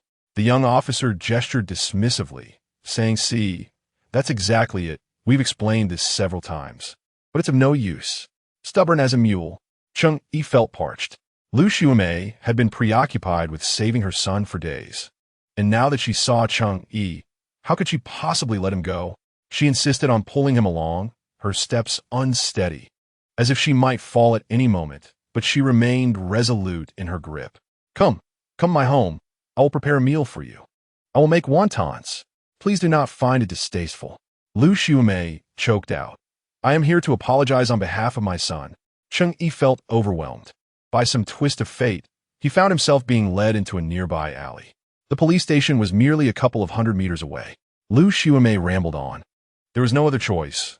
I moved several times to help Wei Zi stay on the right path, thinking that being close to the police station would keep him in line. But what happened?" Her voice was fragmented. Cheng Yi listened intently, absorbing every word. At the end of the alley stood a large iron gate, rusted and red, which was unlocked and swung open with a push. Lu Xuanmei's hands were speckled with brown age spots, covered in wrinkles. Fearing Cheng Yi might escape, she clung tightly, her knuckles whitening. "My noodles are delicious. Wei Zi loves them. You must try them, all right?" Lu Xuanmei glanced back at him, her eyes clouded and yellowed. Just a glimmer of innocence in her gaze struck Cheng Yi deeply. He sighed and glanced at the clock hanging in the main room. It was precisely 1 o'clock. The Arts Institute had yet to commence its working hours. A simple bowl of Yangshan noodles awaited him, a small spoonful of lard atop a fried egg glistening with oil, accompanied by a few strands of greens. When Lu Xuanmei timidly brought it over, she meticulously wiped the chopsticks on a clean cloth before handing them to him. Cheng Yi surveyed the room, which still bore the hallmarks of the 1980s. Old pear wood furniture, darkened with time and wear. The once bright cement floor was now a faded memory of its original color, while the walls were adorned with torn posters of glamorous women from dated calendars. In the hall stood an antique pendulum clock that chimed melodiously at every hour, resonating a crisp and pleasant sound. Lu Xuanmei sat across from Cheng Yi, savoring a bowl of noodles. However, the dish lacked a poached egg or even lard. It consisted merely of plain noodles, seasoned with a pinch of salt and accompanied by 2 blanched greens. Elders tend to be loquacious, and she chatted away as she ate, her words primarily revolving around Wei Zi. He was not inherently malevolent. Rather, he was a victim of circumstance. His father had abandoned him in his youth, leaving the family burdened with debts. After struggling academically, he chose to abandon his studies and fell in with a dubious crowd. Over the years, he managed to acquire a considerable sum, settling the family's debts, all while assuring her to spend wisely and worry not. Yet, tears streamed down Lu Xuanmei's cheeks. Cheng Yi remained silent, eating his noodles and listening intently. Half an hour later, having finished his meal, Cheng Yi rose to take his leave. "Andy, I have listened to your words, but I must inform you that since Wei Zi is not the mastermind behind this affair, I harbor no ill will towards him. If he can disclose who is truly responsible, I shall write a letter of understanding." Lu Xiaomei wiped her tears. You understand, Ido. I simply wish to make you a bowl of noodles to ease my own heart. After speaking, she turned and walked back into the house, shortly returning with a basket of fruit. Here, take this. It was sent by that boy, Ji Gang. They say it's all fine fruit. I couldn't bear to keep it. Lu Xiaomei remarked. Cheng Yi paused, instinctively inquiring, who sent it? Lu Xiaomei hesitated for a moment, replying, that boy Ji Gang. He came a couple of days ago, urging me to take care of my health, and mentioned that Wei Zi is a good child too. Cheng Yi's expression darkened immediately. He pressed her for more details and learned that this was the first time Li Ji Gang had brought her fruit. Previously, he had acted as if he did not recognize Lu Xiaomei or Wei Zi, fearing the repercussions of gossip. Yet this time he had delivered a fruit basket. The unusual act raised suspicions. Cheng Yi recalled Li Ji Gang's strange reaction when he had inquired about Wei Zi yesterday. Certain truths were beginning to surface.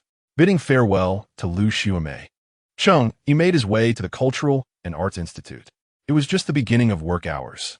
Female colleagues trickled into the practice building, while Qi Hongxiu had already adorned herself and awaited Cheng Yi at the base of the building. Following Jiang Kaiqing's earlier instructions, she no longer needed to intercept Cheng Yi, thus allowing him to enter smoothly today. A few women glanced at him, instinctively retreating to a distance, though they whispered among themselves. News of Cheng Yi's commendable performance in a scene with Tang Jinsen had spread throughout the institute. Cheng Yi chose to ignore their gazes, confidently striding towards Jiang Kaiqing's office. Upon reaching the ground floor, he spotted Qi Hongxiu joyfully running towards him, exclaiming, Cheng Yi, you've come. Cheng Yi subtly stepped aside, maintaining his composure. Qi Hongxiu appeared to be a person who had never truly experienced the hardships of life, radiating an innocent exuberance, seemingly indifferent to the thoughts of others. With the belief that personal preference reigned supreme. With a cheerful demeanor, she exclaimed, you must be here to see Commander Jiang. Allow me to escort you. Without waiting for Cheng Yi's response, she briskly ascended the staircase with a light heart. Today, Qi Hongxiu had made a special effort to present herself beautifully. She wore a long cardigan made of wool, paired with a blouse and a knee-length skirt that accentuated her graceful figure. Her hair cascaded down her shoulders, complemented by a delicate makeup application. In truth, she possessed a considerable confidence in her appearance and charm, having been raised in the provincial capital. Unlike those from humble backgrounds who often tread lightly, she could not fathom that Cheng Yi would not glance at her at least once. With this thought in mind, her steps grew increasingly buoyant. However, she was taken aback to realize that Cheng Yi indeed did not spare her a second glance. Having once navigated the entertainment industry, he had encountered all manner of beauty. In that realm, appearance was paramount. When he ascended to the status of best actor, he had access to both resources and connections. Countless aspiring actresses had sought to gain his favor, hoping for a chance to advance their careers. Upon arriving at Jiang Kaiqing's office, Cheng Yi was surprised to find several individuals present, including Chao Kaida and Chun Gong Zhengxiu, who appeared to be engaged in discussion. Upon noticing Cheng Yi's arrival, they all turned to look at him in unison. Ah, you've arrived. Jiang Kaiqing greeted him with a smile, then produced 2 sheets of paper, handing them to Cheng. These are your lines. Take a look. Shortly, we will rehearse on stage. If all goes well, we can sign the contract today. Cheng Yi nodded in acknowledgment. He accepted the papers, quickly scanning them and noting that they were largely unchanged from the previous script he had encountered. After tucking the papers away, he looked up at Jiang Kaiqing with a smile and inquired, Commander Jiang, might I see the complete script? I have yet to peruse it, and I am quite curious to explore it. Although Jiang Kaiqing was intrigued by this unusual request, he nonetheless opened his drawer and retrieved a script of approximately a dozen pages, handing it over. Here you go. It's always good to broaden your horizons. Cheng Yi expressed his gratitude, exited the office, and leaned against the corridor to delve into the script. Many elements were etched into his very being. The scenes unfolded vividly before his eyes, transforming into distinct and vibrant fragments within his mind. If it were he in this role, how would he interpret it? Yes, here he should inject a subtle expression. There, a furtive glance at Yun. Here, a passionate delivery, brimming with emotion, culminating in a small yet powerful outburst. The scenes replayed in his mind like a revolving lantern. After a brief moment, Cheng Yi closed the script, the corners of his lips curling into a slight smile. He was not inherently a virtuous person. His sense of retribution was, in fact, rather pronounced. He harbored a mental note of this reckoning, knowing that Wei Zi's time would eventually come. However, grievances have their roots and debts their owners. Wei Zi is merely a subordinate, and I bear him no ill will. His assault upon me is merely a consequence of Li Jigang's orders. Money can indeed move mountains. If one were to truly seek resolution, it must be addressed at its source. Thus, I shall first resolve the matter at its origin. As for Li Jigang, confronting him directly seems futile. After all, Wei Zi has yet to reveal his connection to him. Should I act rashly and be caught, I would find myself ensnared, a most undesirable outcome. Nevertheless, having overheard Li Jigang and Qi Hongxiu's conversation yesterday, it appears he views himself as the protagonist, Ouyang Ping, in this narrative. He seems to hold this role in high regard. Cheng Yi tapped his fingers against the script, a broader smile gracing his lips, striking the serpent at its most vulnerable point. If he were to secure the role of the male lead, how would Li Jigang respond? Would he resort to violence against me once more? If I were prepared, capturing him in the act would simplify matters significantly. After mulling over these thoughts, Cheng Yi made a decision. Moments later, the office door swung open, and Jiang Kaiqing, along with Chao Kaida and others, emerged, holding enamel mugs, engaged in cheerful conversation. Spotting Cheng Yi standing outside, Jiang Kaiqing inquired, "Are you ready?" Cheng Yi nodded, responding with a smile. "Shall we proceed now?" Jiang Kaiqing agreed, "Absolutely. We are just heading to the trapezoidal classroom for rehearsal. Jigang and Hongxiu are both rehearsing today, so you may have to wait for a spot. But it won't be long." Cheng Yi nodded in silence, following the group into the trapezoidal classroom. Indeed, the rehearsal was underway, focusing on the climactic scene. Ouyang Ping passionately defended himself against He Shifei, and in a moment of fervor, revealed his collection of poetry. He Shifei appeared astonished, as if uncovering a secret, his expression shifting to one of secret glee and quiet malice. One must concede that Tang Jinsen's performance was truly commendable. He embodied the character with remarkable depth. In the play in silence, although Ouyang Ping is technically the male lead, it should be noted that He Shifei holds an equally significant role. Cheng Yi, arms crossed, observed Li Jigang's portrayal on stage with deliberate calm. One cannot deny that his appearance aligns closely with that of Ouyang Ping, thick brows and bright eyes. Unmistakably the visage of a righteous character, dressed in a tank top beneath a white shirt, paired with black trousers and layered with cloth shoes. He completed the look with a belt cinching his pants. His performance, too, revealed that he had practiced earnestly. Yet, there remained an air of incongruity. Especially during the more intense scenes, it seemed as if the commanding presence of veteran actor Tang Jinsen overshadowed him. Ouyang Ping's impassioned indignation and fervent defiance were not fully realized. In fact, as the scene progressed, he appeared somewhat diminished. Tang Jinsen evidently recognized this disparity. After the performance concluded, Tang Jinsen wiped his forehead with a towel and then glanced at Li Jigang, whose expression was far from pleasant. "The performance is still lacking. We must continue rehearsing. Such a portrayal won't even make it to the provincial stage," he remarked. Li Jigang's face turned ashen at once. He nodded, about to voice something, when he suddenly noticed Cheng Yi standing a short distance away, arms crossed, wearing an enigmatic smile. A chill unexpectedly coursed down his spine, as if he perceived something unsettling in Cheng Yi's gaze. "Enough. If the performance is subpar, practice harder. We have only a few days left." Chao Kaida's displeasure was evident as he shouted at Li Jigang. Without a moment to ponder, Li Jigang lowered his head and descended the stage.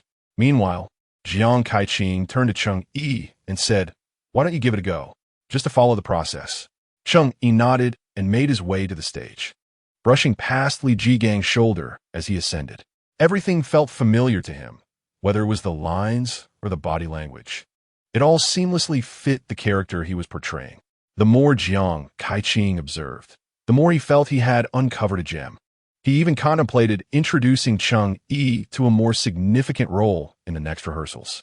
As Cheng Yi descended from the stage, Tang Jinsen, who was drinking water, looked up at him with admiration gleaming in his eyes. Jiang Kaiqing was smiling broadly. Another actor has joined us yesterday, and from now on, we will rehearse daily. However, your role is not crucial. Just attend and perform a couple of times, Jiang Kaiqing announced, preparing to call someone to bring the contract for Cheng Yi to sign. Unexpectedly, Cheng Yi turned to him with a smile. Director, I would like to try a different role. Jiang Kaiqing was taken aback. What? He held his teacup, unsure if he had heard correctly, and asked, What role do you want to try? Cheng Yi raised the script he was holding and said, A different role. I think I'd like to give it a shot. Is that all right? His voice was loud enough for everyone to hear, including Tang Jinsen, who was sipping water nearby. And he became curious. This young man had indeed portrayed the minor role with remarkable depth. Chapter 73. A shot at the leading role. Ouyang Ping. Was it that the role naturally suited him, or did he possess genuine talent? Jiang Kaiqing hesitated, feeling somewhat conflicted. However, Chao Kaida, holding his teacup, nodded as he skimmed the foam and said, Then let us give it a try. If he performs well, we would have struck gold, gaining another fine actor. With the Secretary's endorsement, there was little room for refusal. Jiang Kaiqing nodded and said to Cheng Yi, Then give it a shot. Which role do you wish to try? Will half an hour to memorize lines suffice? Cheng Yi smiled and shrugged.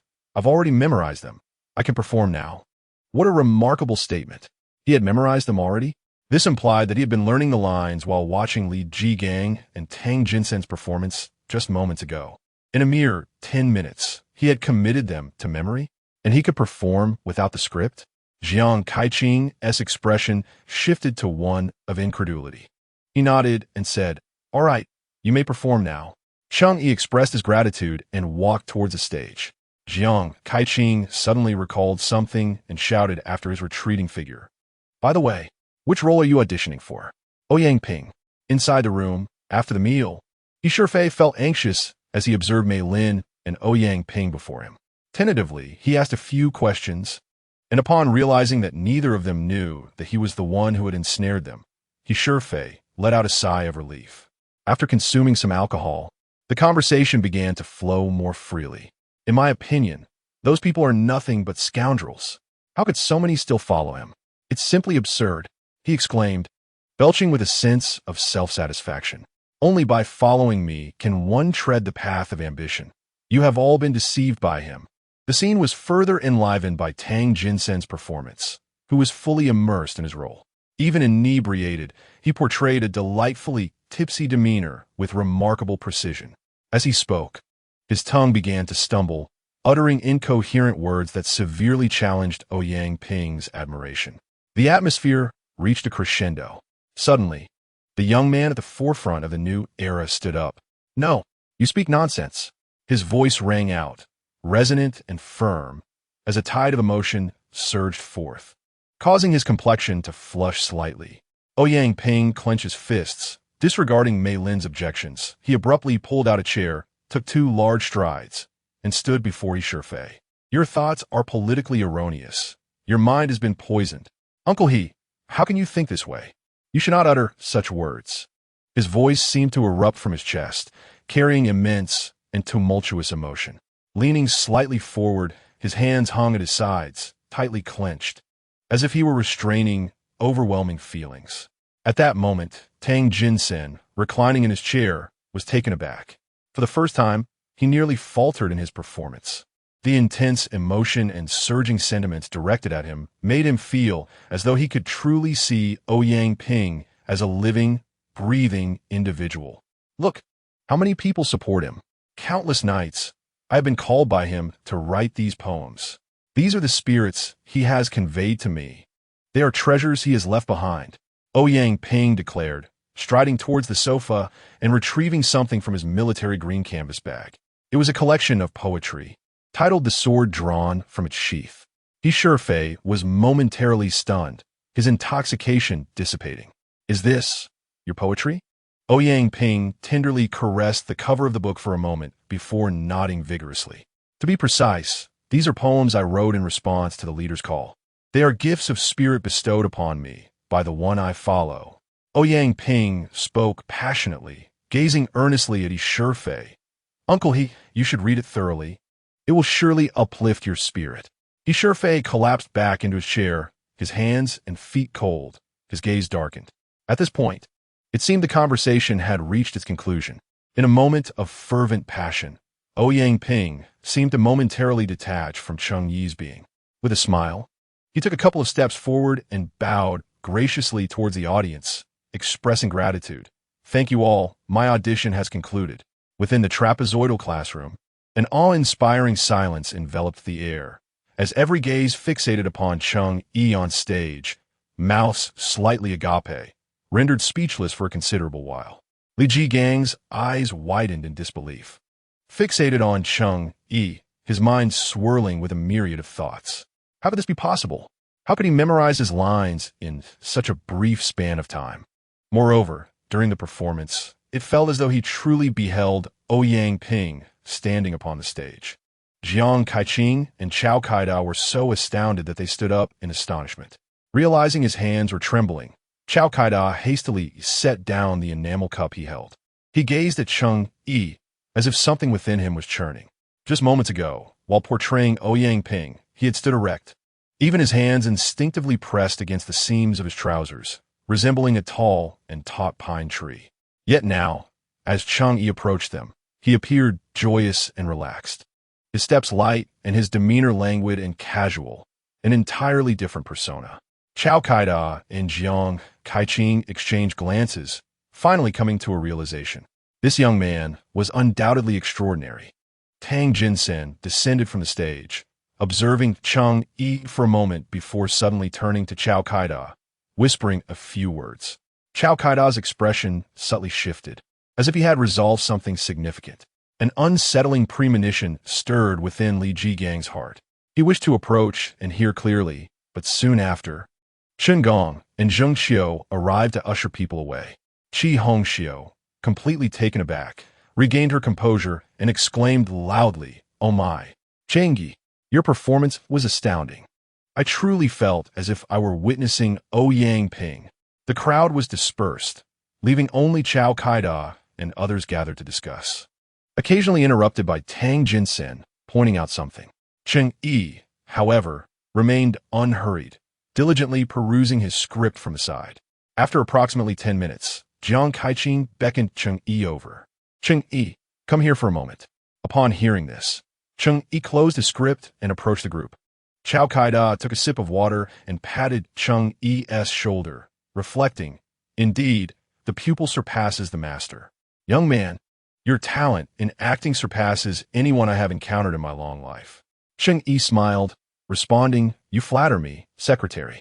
I have merely nurtured a passion for this craft and have worked diligently behind the scenes. Today was simply an opportunity to showcase my efforts. It hardly speaks to any innate talent." His words were somewhat ambiguous. Indeed, he had worked hard, perhaps having played roles in a past life. As for talent, he possessed a measure of that as well. In the realm of acting, with genuine dedication, one could attain considerable heights. Chapter 74. They are a couple, weathering storms together. To truly earn accolades and become an esteemed figure revered by all, one must possess talent. Otherwise, it is mere rhetoric. Cheng Yi happened to embody both qualities. Jiang Kaiqing, trembling with excitement, exhaled deeply. He pushed the script towards Cheng Yi and tentatively inquired if given the opportunity to portray the male lead. "I wonder if you could truly seize it?" After a moment's hesitation, he added, "In just 7 days, we shall depart for the provincial capital.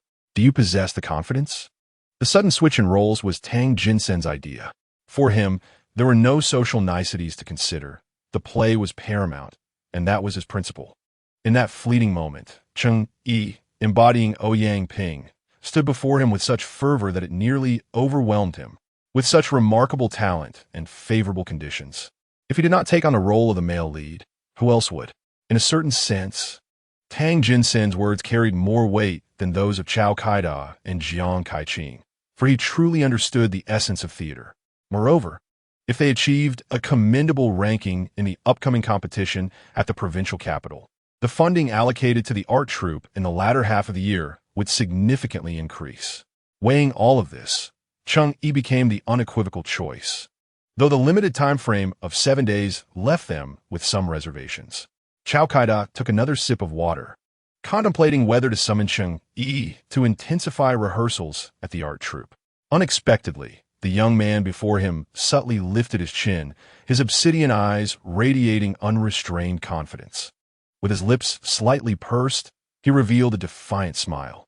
"Of course, I am confident," Cheng Yi replied calmly. "Perhaps we could commence rehearsals right away." This was the pride and assurance derived from his prowess. In that instant, the others gazed at the young man, suddenly harboring a rather absurd notion. Perhaps one day, he would ascend to a position beyond their reach. Time passed swiftly, and the chill of early spring finally dissipated, giving way to a warmth that seemed to envelop both morning and evening. Throughout these days, Cheng Yi diligently earned money, singing and rehearsing as usual, until the night before their journey to the provincial capital. Lin Qingran was assisting him with his clothing. "This garment is for close wear, should it grow cold. You can simply layer a sweater or jacket over it." She retrieved a small leather suitcase, a purchase made that day from the department store in Xi'an. "Imported goods. 100 yuan. She neatly folded the clothes, rolling pairs of socks into tight balls to tuck into the corners of the suitcase. "These are thick socks for the morning. These are thin ones, made of pure cotton, excellent for moisture absorption, suitable for wearing with leather shoes," Lin Qingran murmured softly. In the dim light of the room, her silhouette swayed gently, casting elongated shadows against the mottled earthen wall. Cheng Yi sat on the bed, meticulously grooming his nails. Once finished, he tidied up and rose, gliding around her and embracing her gently from behind. The warmth against her back caused Lin Qingran to pause momentarily. "Wife," Cheng Yi softly called out, the warmth of his breath cascading over her shoulders, momentarily stunning her. "What is it?" Lin Qingran replied, and after a brief pause, seeing he made no further move, she resumed her task of organizing the clothing. Cheng Yi did not press his entire weight down. He merely leaned in gently, allowing her movements to bring him closer to her with each subtle sway. His absence could last 5 or 6 days, and he acknowledged her hard work in taking care of the children at home. Cheng Yi remarked, "I have organized our finances. Over the past month, we've earned a substantial amount. After deducting expenses and the costs of collecting snails, I've calculated that we have a total of 8,300, all secure in the box." Lin Qingran nodded in understanding, as she had always managed the household accounts. "It's quite a lot. I never imagined we could earn so much in this lifetime." Qingqing has also grown taller.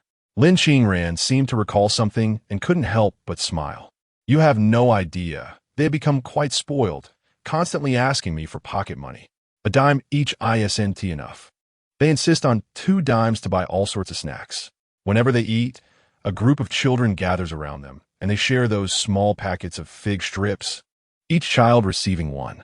Lin Qingran spoke with a laugh, her gentle and serene voice resonating through Cheng Yi's chest and reaching his ears. Unable to resist, he rubbed his chin against her shoulder. "My dear, there is something I wish to discuss with you." Cheng Yi spoke softly. "I must take most of this money. Perhaps I can leave you with only 1,000. My trip to the provincial city is not solely for acting. I also intend to seek business opportunities. You have seen the snail trade. If we wish to earn more significantly, we must wait until next year." He paused, propping himself up, and turned her to face him, gazing intently into her eyes. "I want to take a risk. What do you think?" In his previous life, Cheng Yi would never have confided his decisions to Lin Qingran. However, having been reborn, he gradually grasped the essence of family. With a wife and children, facing challenges no longer felt like a solitary burden. They formed a small collective, advancing and retreating together, negotiating as one. That is what family truly means. Lin Qingran looked at him in surprise, then covered her mouth with a smile, her eyes curving beautifully and gently. "Didn't I say that as long as you take me and the children along, you can do anything?" She added quickly, "But not by taking the wrong path. Whether in business or manual labor, she felt it was commendable. Even if we incur losses, we can always start anew. As long as Qingqing and Lang Lang have enough to eat and are by our side, they will be happy. Cheng Yi, I have no other demands of you." Lin Qingran gazed at him with fervor, stating earnestly, stay on the right path, and live with integrity. At that moment, Cheng Yi's heart seemed to sink into warm, gentle waters. He was momentarily stunned, staring at Lin Qingran, his lips moving without knowing what to say. In his previous life, he had always sought ways to escape. Indeed, what talents did he possess to offer his wife and children? Perhaps it was better to go all in, chasing elusive dreams, to numb and deceive himself. You see, I have not been without effort. I have dreams too. It's just that the path I tread is one you do not understand, and therefore you do not support. However, in this rebirth, upon hearing Lin Qingran's words, he felt a sudden awakening accompanied by a sense of shame. What did Lin Qingran demand of him? Merely to live earnestly, to work diligently, and to walk the righteous path. Cheng Yi reached out and embraced her tightly. Lin Qingran paused for a moment before reciprocating his embrace. They were husband and wife, weathering life's storms together. Chapter 75. Departure to the provincial city the next day. As dawn broke, Cheng Yi stepped out of his home, carrying a small suitcase. A fine drizzle fell from the sky, and he chose not to use an umbrella. When he reached the village entrance to wait for a vehicle, several villagers from Cheng family village hurriedly offered him their hats. Cheng Yi was taken aback and instinctively shook his head in refusal, but he was met with the broad smile of one villager revealing a set of bright white teeth. Come on, Cheng family's second son, just take it. If it weren't for the money I earned from you, I wouldn't be able to afford a hat. I have plastic sheeting too. Just wrap it around my head. Don't worry about me. With that, the man grabbed the plastic sheet draped over his shoulders and fashioned it over his head. Cheng Yi expressed his gratitude. Before long, a vehicle arrived. Cheng Yi assisted the man in loading his belongings onto the bus, and they chatted amiably during the journey, which soon brought them to the county town. The cultural troupe had its own dedicated bus.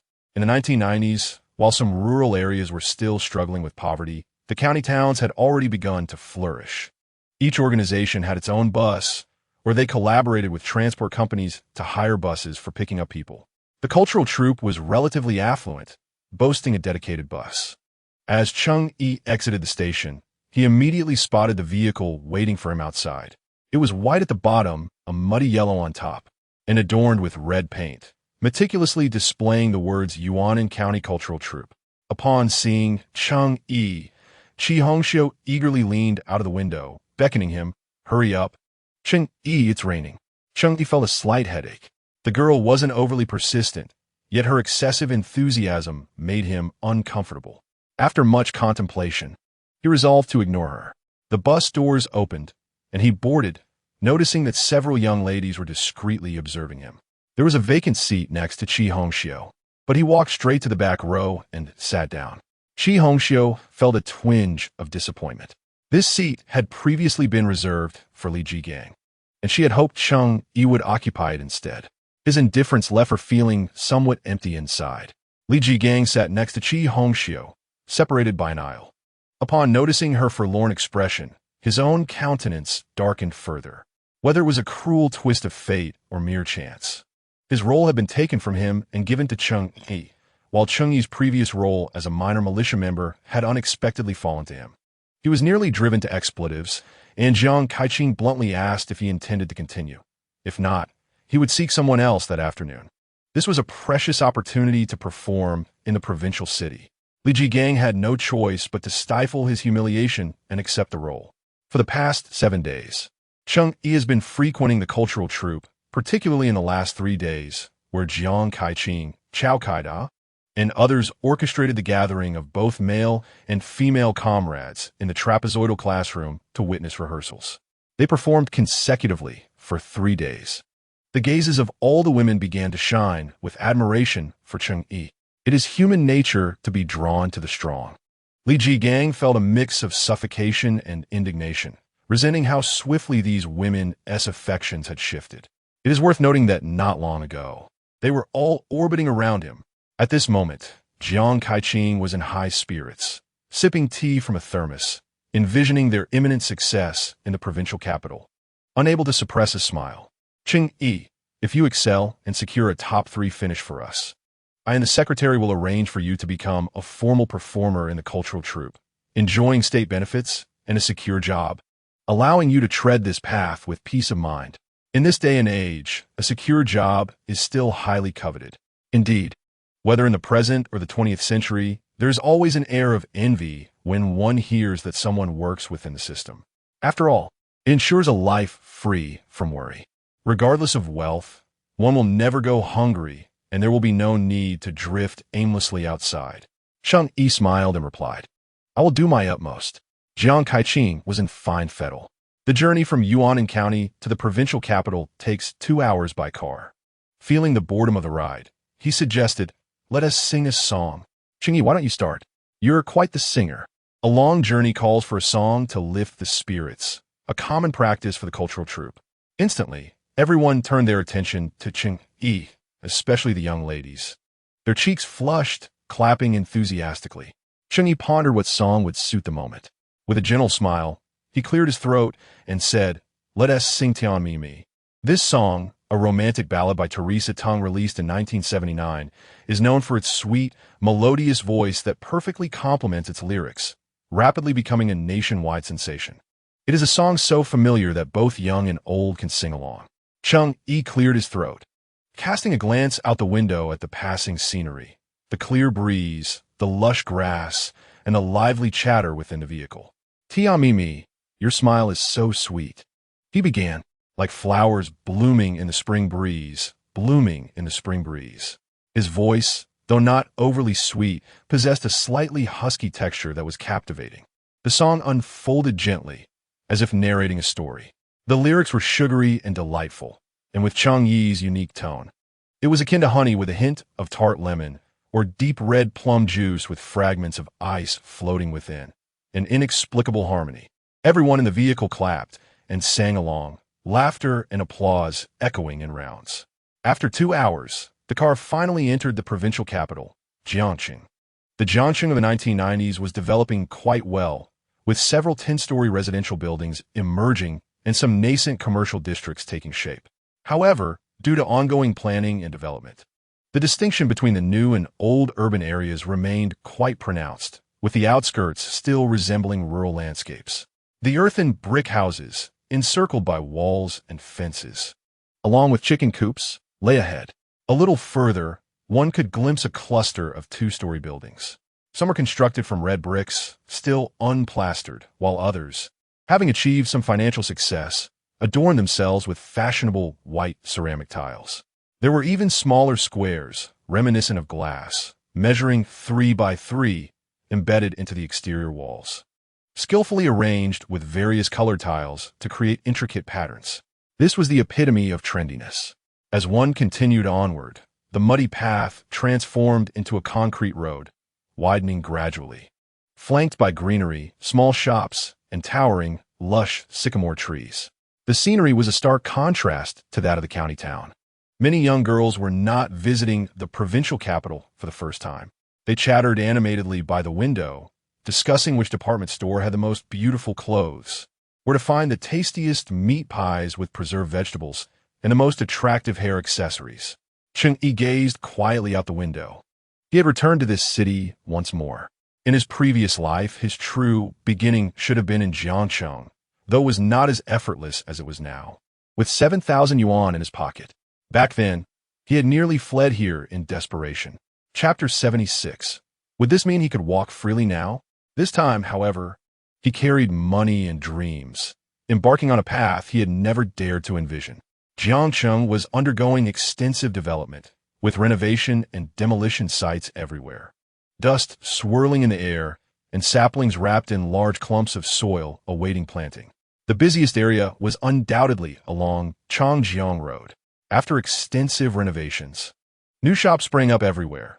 Wu Yankai S Eyewear, Xin Hair Salon, Xiaohong S Meibiang, and Meisher Ji Jewelry, among others.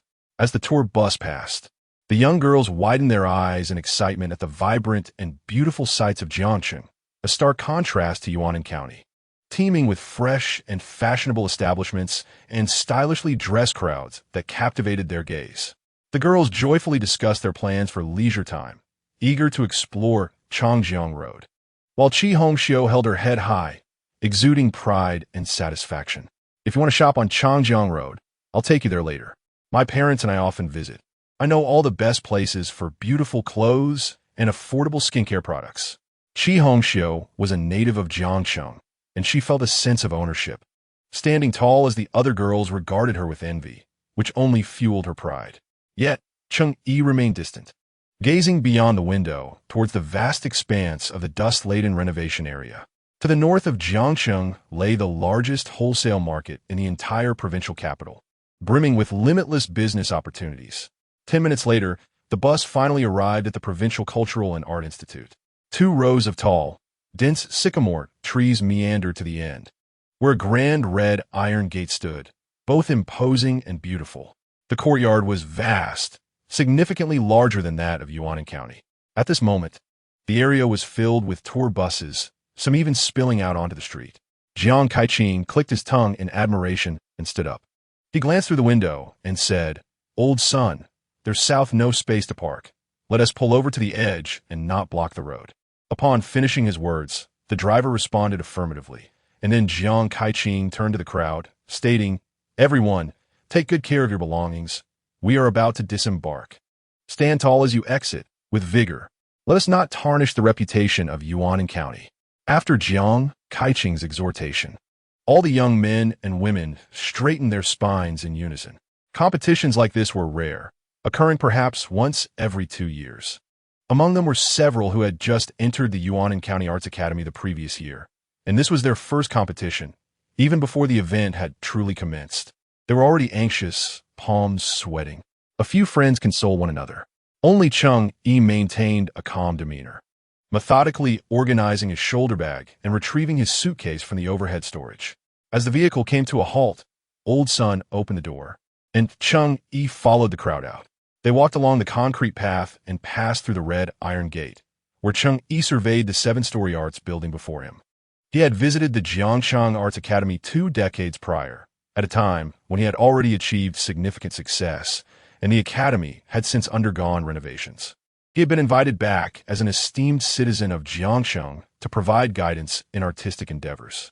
Now, however, he found himself as the most inconspicuous newcomer, merely a temporary addition to the group, a stark contrast to his previous standing.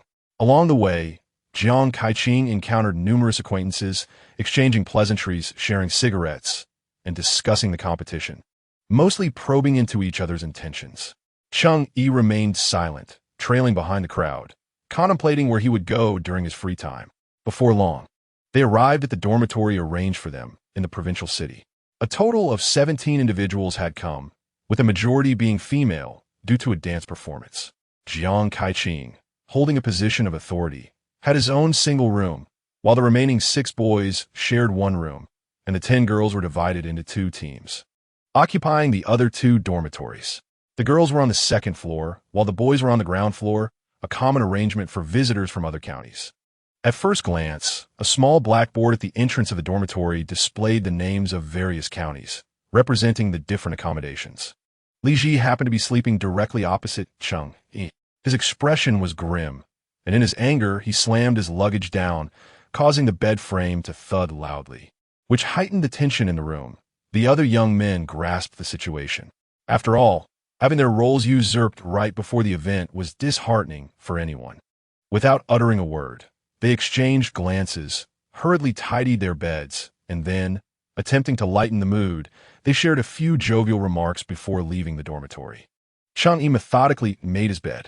As he unfolded the sheets, he discovered some steamed buns his wife had packed for him, which were still warm, having been wrapped in the sheets since he left that morning.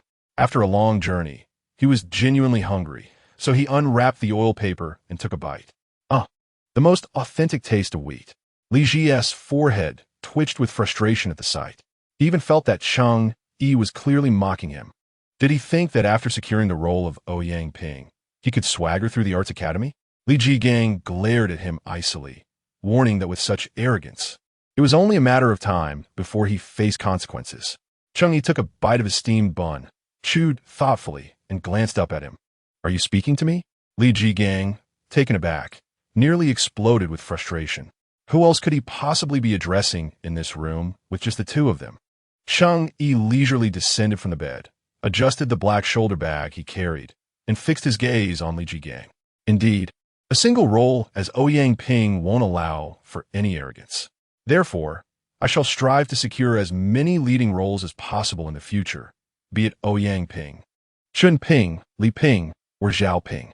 If one role is unattainable, I shall go for two. If two are out of reach, then three. Eventually, I might just claim all the leading roles. Then perhaps I could indeed stride with confidence. Cheng Yi's words were laced with a sardonic smile. Yet he noticed Li Jigang's complexion growing increasingly pale. Damn it, Li Jigang cursed under his breath, nearly losing his composure. Was this man out of his mind? If everything unfolded as Cheng Yi suggested, and he snatched every leading role, what would become of Li Jigang? Would he be relegated to a lifetime of supporting roles? Forever a nameless character? The throbbing at his temples intensified. Clenching his fists, he fixed a fierce stare on Cheng Yi and spat. "You lunatic." Cheng Yi merely shrugged, dismissing him entirely as he strode away. Unbeknownst to him, behind him, Li Jigang's expression darkened with malice. This was how people often behaved. Once they crossed a line, the first time was a struggle, but subsequent offenses came without hesitation. He mused, it was better to confront Cheng Yi all at once than to be perpetually overshadowed. At that moment, the leading role would still belong to him.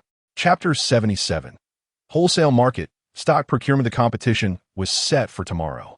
As the group leader, Jiang Kaiqing had been inundated with endless meetings since arriving in the provincial capital. Most discussions revolved around the details for tomorrow's competition and a report on the troops' activities since the start of the year. Thus, the afternoon was free time. Many young ladies ventured together to Jiangbei Road to shop for clothes, debating the latest trends and the most fashionable hairstyles. The 1990s, in many ways, were the most liberated generation. Freedom of dress and speech prevailed. With the internet still in its infancy, negative sentiments were less pervasive, and the populace felt a profound sense of satisfaction. Cheng Yi stepped out of the Arts Academy and spotted, not far away under the trees, a university student playing an accordion while a girl in a red skirt sang earnestly across from him. The song was a Soviet piece, its lyrics complex, yet the melody was enchanting. As Cheng Yi approached the intersection, the crowd thickened, and he hailed a rickshaw. "Where to?" the driver inquired. Cheng Yi smiled and replied, "To Jiangbei Wholesale Market." "All right, please hold on tight." 40 minutes later, the rickshaw came to a halt at the wholesale market. 2 yuan. The coachman wiped the sweat from his brow with the towel hanging around his neck and grinned broadly. Cheng Yi, not one to hesitate, pulled 2 yuan from his pocket and handed it over before leaping from the vehicle. Jiangbei Wholesale Market stands as the largest wholesale market in Jiangcheng, thriving since the 1980s. During the early days of the market economy in the 1980s, many engaged in wholesale business clandestinely. Goods were smuggled from Yangcheng to Jiangcheng, with transactions taking place in narrow alleys, all in fear of being caught and accused of promoting capitalism. However, the 1990s ushered in a different era, particularly in provincial capitals. The influx of information began to expand horizons, leading to an unprecedented liberation of thought. While there remained a stigma against commerce in rural areas, this mindset was seldom found in the provincial cities. The streets were filled with entrepreneurs who would dare feel shame in such an environment. The true embarrassment lay in failing to earn a living. Cheng Yi adjusted his clothing, secured his satchel to his chest, and tucked it into his belt, ensuring he could keep a watchful eye on it as he merged into the throng. On either side of the road, a myriad of shops lined the way, with many vendors setting up long benches topped with planks laden with garments. "Hey, come take a look.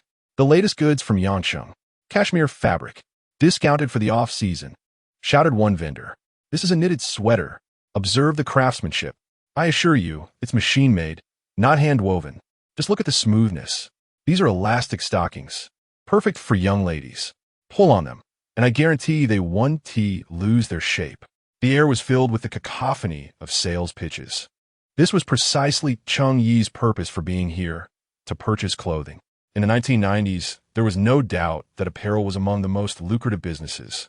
With the slogan proclaiming that women could hold up half the sky, female empowerment had reached new heights. Coupled with the cultural influx from coastal cities, clothing styles in the interior began to diversify and liberalize.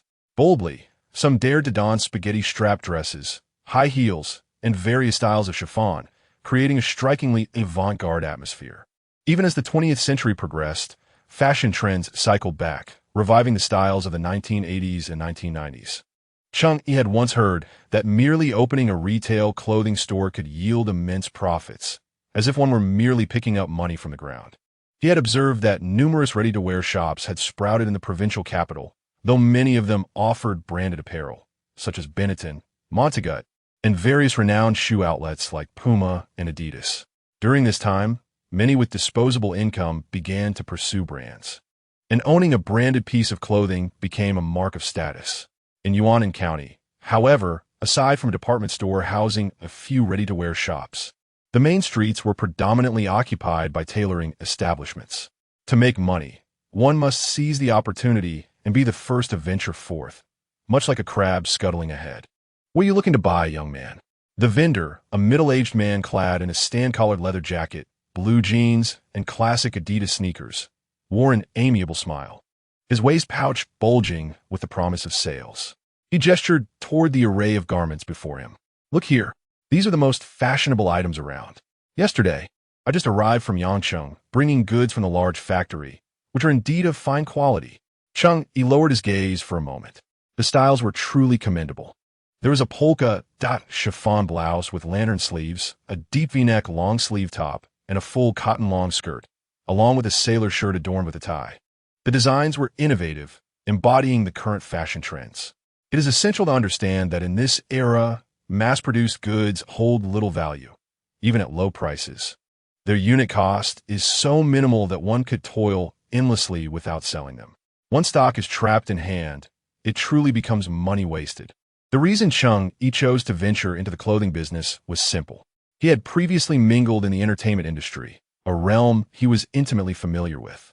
Occasionally, while shooting for magazines, he would stay up 2 nights, scrutinizing popular styles to win the favor of brand representatives, all to gain a slight advantage during negotiations. Furthermore, while filming period dramas, he paid particular attention to costumes. Thus, fashion was the least error-prone field for Cheng Yi.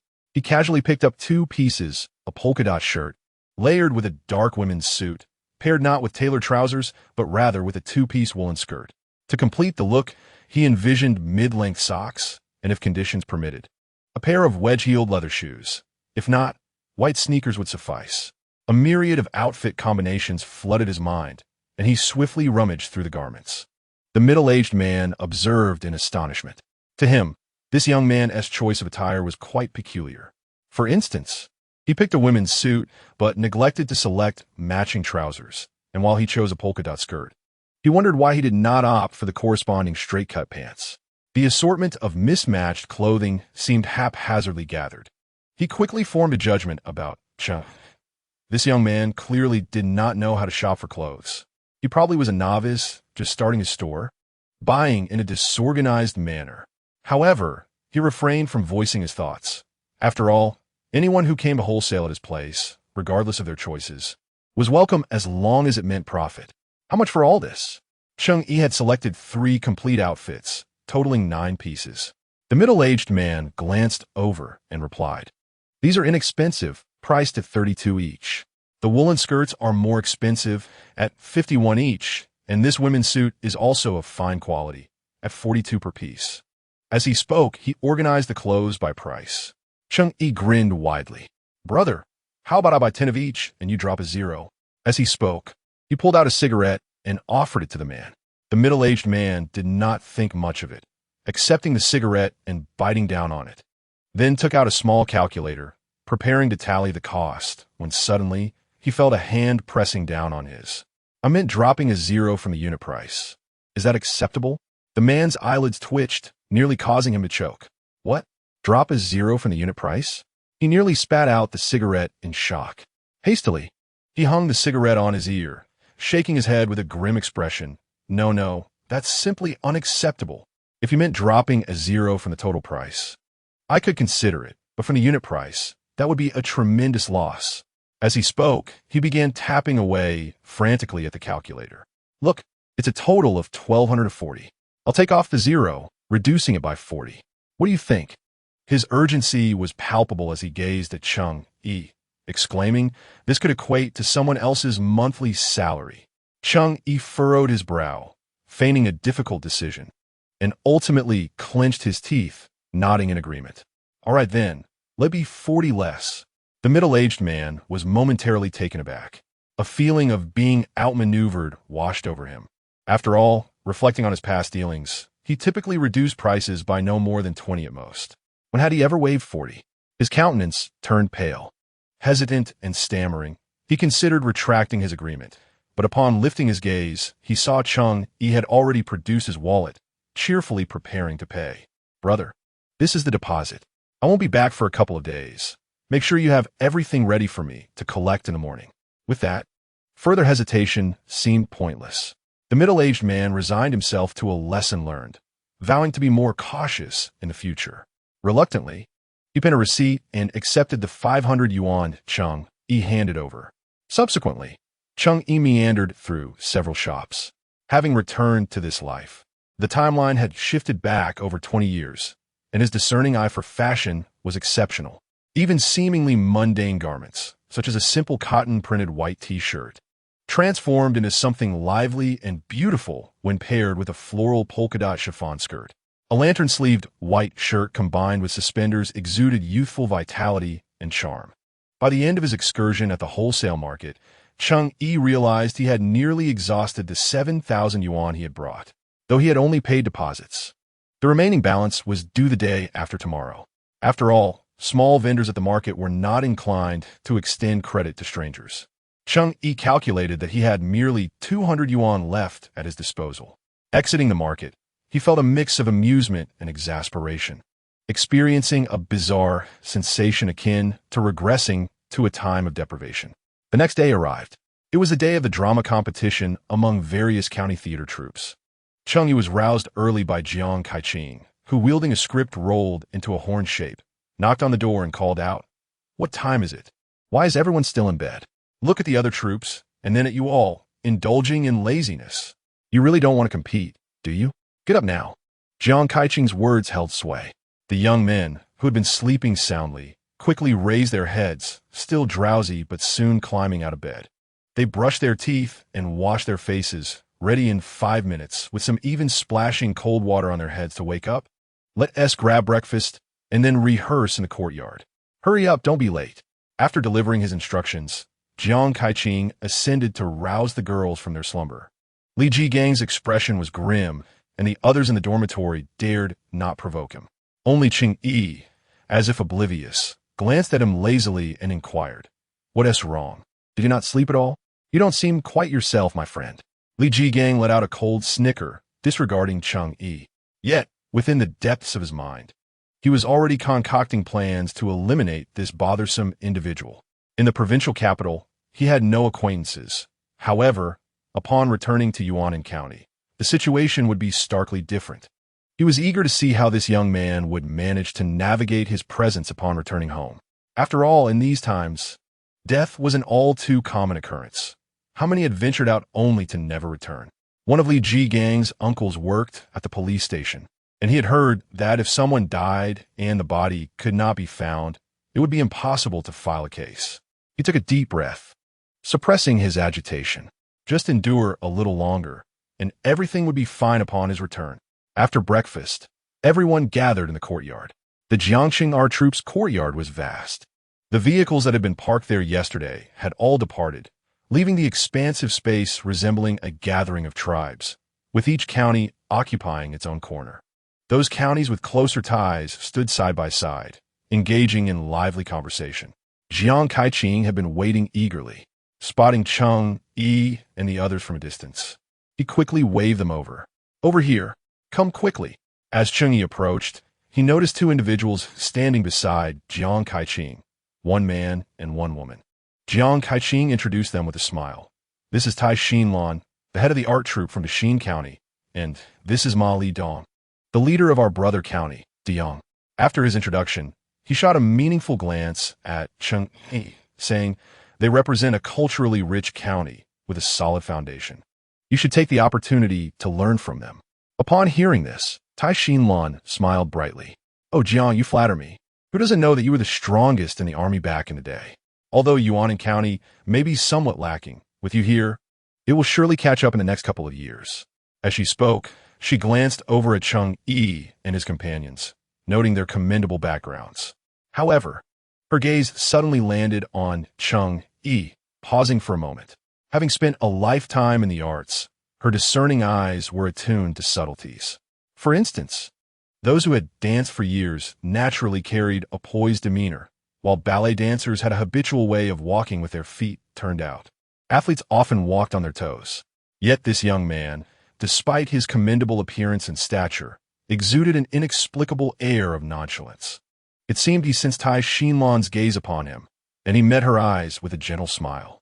Tai Xinlan's expression deepened. This young man displayed no signs of nervousness or fear. From the moment he arrived, he had remained composed, quietly observing, devoid of the restlessness typical of his peers. Molly Dong, standing nearby, had also taken notice. With a playful raise of his eyebrow, he remarked to Cheng Yi, "Who is this? A fresh face? Surely, he isn't the lead actor in his first year." Jiang Kaiqing chuckled, patting Cheng Yi on the shoulder without reservation. "Indeed, he's a newcomer we just recruited. Let's give him some training. If you have the time, lend him your guidance." Chapter 79. The competition begins a newcomer? How intriguing. Cheng Yi glanced up at Jiang Kaiqing, a mixture of restraint and rising excitement in his expression. Molly Dong and Tai Xinlan exchanged incredulous looks, each reflecting astonishment in their eyes. A newcomer? What was the meaning of this? It was imperative to note that this competition was pivotal for securing funding allocations for the upcoming year in Jiangxing. Each county was eager to showcase their finest talents, so why had Jiang Kaiqing opted for a novice? The two wished to inquire, but hesitated to voice their curiosity. The three drama troupes, all hailing from brother counties, soon engaged in lively conversation. Li Jigang, with his striking brows and eyes and tall stature, stood out amidst the crowd, embodying the essence of a leading man. Many young ladies gravitated towards him, whispering inquisitively. Li Jigang felt a sense of relief wash over him. He smiled and shared amusing anecdotes, eliciting peals of laughter from the girls. In stark contrast, Cheng Yi found a secluded corner, crouching down with a stone he had picked up from the ground, meticulously inscribing something in the dirt. Soon after, Jiang Kaiqing had quietly settled beside him, unscrewing the lid of his teacup, blowing away the tea leaves, and taking a sip. Cheng Yi looked up, offering him a cheerful glance. The last time they had faced defeat, Jiang Kaiqing quickly recalled the context of Cheng Yi's words, letting out a scoff. "Had I participated myself, I would have undoubtedly secured first place. However, Yuan County is at a disadvantage, and such matters often hinge on innate talent. Losing is no disgrace." Though he spoke with bravado, the hint of indignation in his tone and the displeasure etched on his face revealed his inner turmoil. Cheng Yi discerned the underlying frustration. Indeed, Jiang Kaiqing could not easily subdue his discontent. Years ago, the three had enlisted together, with Jiang serving as the captain. He had always been the one to endure the most hardships and excel in various aspects. After their discharge, he had longed to return to Yuan County, resolutely committing himself to that goal. Yet, the cultural foundation of Yuan County was alarmingly fragile, lacking promising talent. Despite the relentless efforts of Cao Kaida and Jiang Kaiqing over the past 2 years, they had still faced defeat in the previous competition, failing to secure a place in the top 3. Meanwhile, Molly Dong and Tai Xinlan had claimed the first and second prizes respectively. Witnessing their ascent to the stage for awards left Jiang Kaiqing with a bitter taste in his mouth, for that had once been his rightful position. Since that fateful competition, Jiang Kaiqing had devoted himself fervently to drama, even going to the lengths of recruiting talent, conducting group classes, and participating in the learning process himself. This year, they were finally ready to present a complete play, a culmination of Jiang Kaiqing's painstaking efforts. After all, it was merely a minor role that warranted his personal search for actors. The two remained crouched in silence. After a considerable pause, Cheng Yi finally recited the entirety of the lines in his mind, then stood up with a smile, addressing Jiang Kaiqing, who had been gazing up at him. "What is just a first place? I shall earn it for you. Jiang Kaiqing was taken aback, only to see Cheng Yi striding away with determination. A subtle sensation surged within his heart in that fleeting moment. This young man was quite commendable. The venue for the competition was located at the far right of the courtyard, in the newly constructed grand auditorium. Ascending several steps, 3 grand doors stood wide open, allowing a steady stream of spectators to enter. These attendees had been organized by various units, each possessing a ticket, which would permit them to cast their votes after the performance concluded. A total of 10 counties were participating in the competition. It was not that the other counties lacked eligibility. Rather, some places did not prioritize the arts, thus opting out of participation entirely. At precisely 10 o'clock, as the audience completed their entry, a middle-aged man clad in a black suit waved from a distance. Prepare yourselves. We will enter sequentially according to our numbers. Let's aim to wrap this up today. To ensure fairness, all spectators watching the play belong to the same group. A meal would be provided at noon, facilitated by a collaborating dining hall, and each individual received a printed red meal ticket prior to arrival, entitling them to a serving. The middle-aged man, named Li Ji, served as the host, responsible for announcements and the proceedings. He shouted into a loudspeaker as he hurried into the grand auditorium. The sequence numbers were distributed to the group leaders, and Jiang Kaiqing's troupe had drawn number 10, the last to perform. This number weighed heavily on his mind. Regardless of the competition, the order of performance held significant importance. The first to perform often faced lower scores, as the audience would reserve their enthusiasm for subsequent acts. The optimal positions were those towards the middle or later in the lineup. The audience was typically vibrant and fully engaged, often awarding higher scores influenced by the atmosphere. Conversely, the final act faced a starkly different scenario. Imagine sitting for an entire day. Even the most splendid performance could become tiresome. Enthusiasm waned, leading to apathy, and some might even score indiscriminately. Jiang Kaiqing clutched the entry number he had just drawn, his palms slick with sweat. This luck was unparalleled. Qi Hongxiu, feeling the tension as well, cautiously approached, peering over to inquire, "Captain, is the performance order particularly unfavorable?" Jiang Kaiqing nodded in resignation. Indeed, being last means by that time, everyone will be fatigued, which will undoubtedly affect our performance. He continued, shifting the topic. However, let us bring forth our utmost enthusiasm, project our voices louder, and embrace the moment with fervor. We can surely inspire the audience. His motivational words were met with a chorus of encouragement from a group. Though Jiang Kaiqing felt helpless, he realized he could only hope for the best in the situation. Let fate decide. Meanwhile, Ma Li Dong and Tai Xinlan had drawn comparatively favorable positions, 5th and 6th, respectively. The auditorium had reserved seating for the actors from each troupe, allowing them to watch the performances below, albeit without voting rights. As the first theatrical troupe entered, Jiang Kaiqing raised the small flag in his hand, waved it, and proclaimed with a booming voice, "Come, come, everyone follow me. Let us step inside and observe the performances of others. We must learn from their strengths and rectify our weaknesses. What does it matter if we are the last to take the stage? Our goal is to secure first place." Upon hearing his words, the collective spirit of the group was ignited. They lined up neatly, following Jiang Kaiqing up the staircase and into the grand auditorium. Suddenly, the light dimmed. Cheng Yi entered through the back door, adjusting to the low lighting before finally discerning the vastness of the auditorium. It was indeed immense, capable of accommodating 500 to 600 individuals. The chairs were draped in red velvet, and overhead lights illuminated the space. Directly ahead lay a spacious stepped stage. The velvet curtain hung down, flanked by concealed stairs, with 4 powerful lights shining above. At that moment, several staff members hurried onto the stage, swiftly preparing the set. As the audience settled, the air buzzed with chatter, while the host perused the script, readying for the upcoming performance.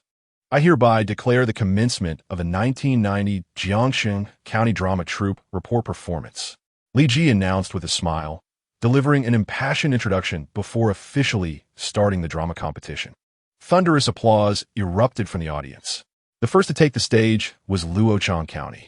The county had flourished in recent years due to its embrace of a market economy. with numerous pig farms springing up, supplying the majority of pork in Jiangxing. With economic growth came the financial means to support the arts. Last year, the county allocated funds specifically for theatrical endeavors. Though the actors displayed some stage fright and their performances were average, they exuded the confidence of newfound wealth. After their performance, the actors bowed, eliciting vigorous applause. A designated staff member with a metal box traversed the aisles, collecting tickets from appreciative audience members who deemed the performance commendable. The curtain then fell, and Li Ji returned to enliven the atmosphere with witty remarks. Behind the curtain, the crew hurriedly transformed the set for the next county's presentation. The competition proceeded swiftly, with each county allotted approximately 30 minutes. Some performances varied in length and quality. A few counties faltered in their preparation, leading to mistakes in dialogue and hurried performances due to nerves. Yuanan County was slated to perform last, and having observed the previous acts, the performers felt a measure of composure. However, the atmosphere shifted dramatically with the appearances of Dexin County and Dian County, both esteemed for their cultural prowess. As they performed consecutively, the audience's engagement intensified. Even those who had been dozing were now alert, captivated by the unfolding drama. "What part are we at? Quickly tell me," exclaimed a young girl. "She's performing splendidly. I'm quite taken with her." Indeed, she was. The previous performances were rather mediocre, leaving one with a sense of dissatisfaction. However, the drama troupe from Dexin County is truly remarkable. The sight of it nearly brings tears to my eyes. Enough said, let's simply observe. The hushed murmurs fell upon attentive ears. The Yuanan County drama troupe was mentioned in whispers. "What shall we do?" Li Shi cast a glance of concern towards Cheng Yi, feeling that their performance was indeed exceptional, leaving him to wonder whether they could still emerge victorious. Shi Hongxiu's gaze was fixed on the stage, her palms beginning to sweat. Indeed, they initially believed their performance to be commendable, yet now uncertainty gnawed at their hearts. How could they excel when even a minor character was portrayed so brilliantly? Jiang Kaiqing shot her a disapproving look. "Why must you bolster others' spirits while undermining your own? What is lacking in our play? Each of you falters before even taking the stage. How can we compete?" Jiang Kaiqing's voice was low and firm. The group fell silent, sensing his irritation. Upon completing their performance, the applause for Dexin County resounded for a full minute. However, as the troupe from Dian County took the stage, Shi Hongxiu could no longer remain seated. They seemed to be performing the same piece. It was also silent in the silence. What? Suddenly, everyone lost their composure, craning their necks to catch a glimpse of the stage, eager to scrutinize every detail. At this moment, Li Ji had yet to announce the curtain. But from their vantage point, they could already see the meticulously crafted set behind the curtain. A table, a hospital bed, a telephone, and various props. They were all too familiar with this setup. Was it possible they were performing the same play? Indeed, before they could discuss this further, they saw Li Ji approaching the stage with a beaming smile, bowing to the audience and waving his hand. The curtain behind him was drawn back, revealing the stage. Next was the final performance of the morning, a drama presented by Dian County, one of the most renowned plays in our nation, Silent in the Silence. Let's give them a warm welcome. The audience erupted into thunderous applause once more. Yet this time, none of the actors from Yuanan County clapped. Shi Hongxiu was on the verge of tears, but dared not voice her fears to Jiang Kaiqing. Instead, she instinctively turned her gaze towards Cheng Yi. Upon doing so, she found herself momentarily transfixed. Cheng Yi sat in his chair, legs extended, hands resting on his knees, his gaze fixed intently on the actors making their entrance. He appeared utterly earnest. His eyes were calm and discerning, focused on the unfolding performance, with one finger seemingly tapping lightly in a rhythmic motion. There was no panic, no fear, not even a trace of tension. He seemed to inhabit a world of his own, untouched by the surrounding commotion. Observers found themselves unwittingly calming in his presence. Only those who had closely followed Cheng Yi in his previous life would recognize this demeanor as a sign of his contemplation and analysis. He was not an arrogant individual. When faced with formidable opponents, he would meticulously analyze their weaknesses in performance, as well as the audience's reactions. It is precisely for this reason that he is able to make incremental progress, portraying each character with remarkable fidelity. There are no inherently gifted actors, only naturally astute observers. And Cheng Yi happens to belong to the latter category. The Yang County is indeed formidable. This play was not rehearsed solely for the competition. In fact, they began preparing the drama last year, performing in various village halls and communes, garnering unanimous acclaim. Their performances were already polished and deeply ingrained. After a flawless presentation, even the smiles and bows as they took their leave from the stage were etched into their very being. The thunderous applause from the audience was palpable, with some even rising in excitement to applaud and give a thumbs up from afar. Previously, I thought the performance by the Xian County was quite commendable, but now it is evident that the top position is indeed well-deserved. Their acting is truly exceptional. I have seen this play before, and this is undoubtedly the finest rendition. It left me utterly captivated. What a tangled web of morality this is. How can it unfold in such a manner? In my opinion, he ought to be thrown into the fray. Ouyang Ping is quite remarkable as well. He is indeed fortunate to be with him. Molly Dong smiled as he stepped onto the stage, waving to the crowd before leading his troupe off. Chapter 81. He is no longer Cheng Yi, but Ouyang Ping. In no time, the actors for Yang County followed Molly Dong back to their seats, conveniently positioned just in front of Yuan County. The crowd continued to murmur softly about the earlier performance. Molly Dong, holding a teacup, took a sip and upon turning around, noticed Jiang Kaiching's rather grim countenance. Old Jiang, I hear we crossed paths in our performances. How fortuitous.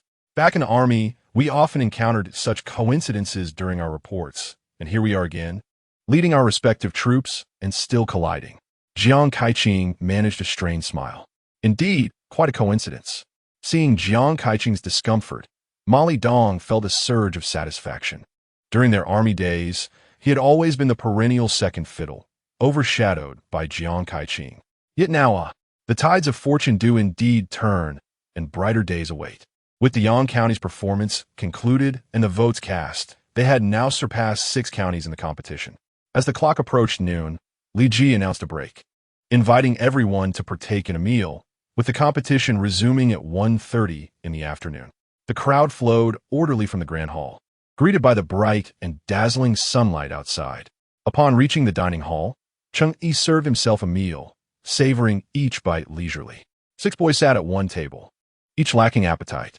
They were engrossed in discussions about the Yang County's performance. While Li Jigang absent-mindedly shoveled food into his mouth, his gaze involuntarily drifting toward Cheng Yi. Damn it, what is this kid's game? Is he genuinely indifferent, or is he merely feigning nonchalance? After all, that was the Yang County, the reigning champion from last year. During the performance, the audience had risen in applause, while Commander Zhang's expression remained dark and brooding. Yet here was this boy, maintaining an air of serene composure. Li Jigang felt a deep sense of frustration within. In truth, after he took on this minor role, an unsettling imbalance lingered within him.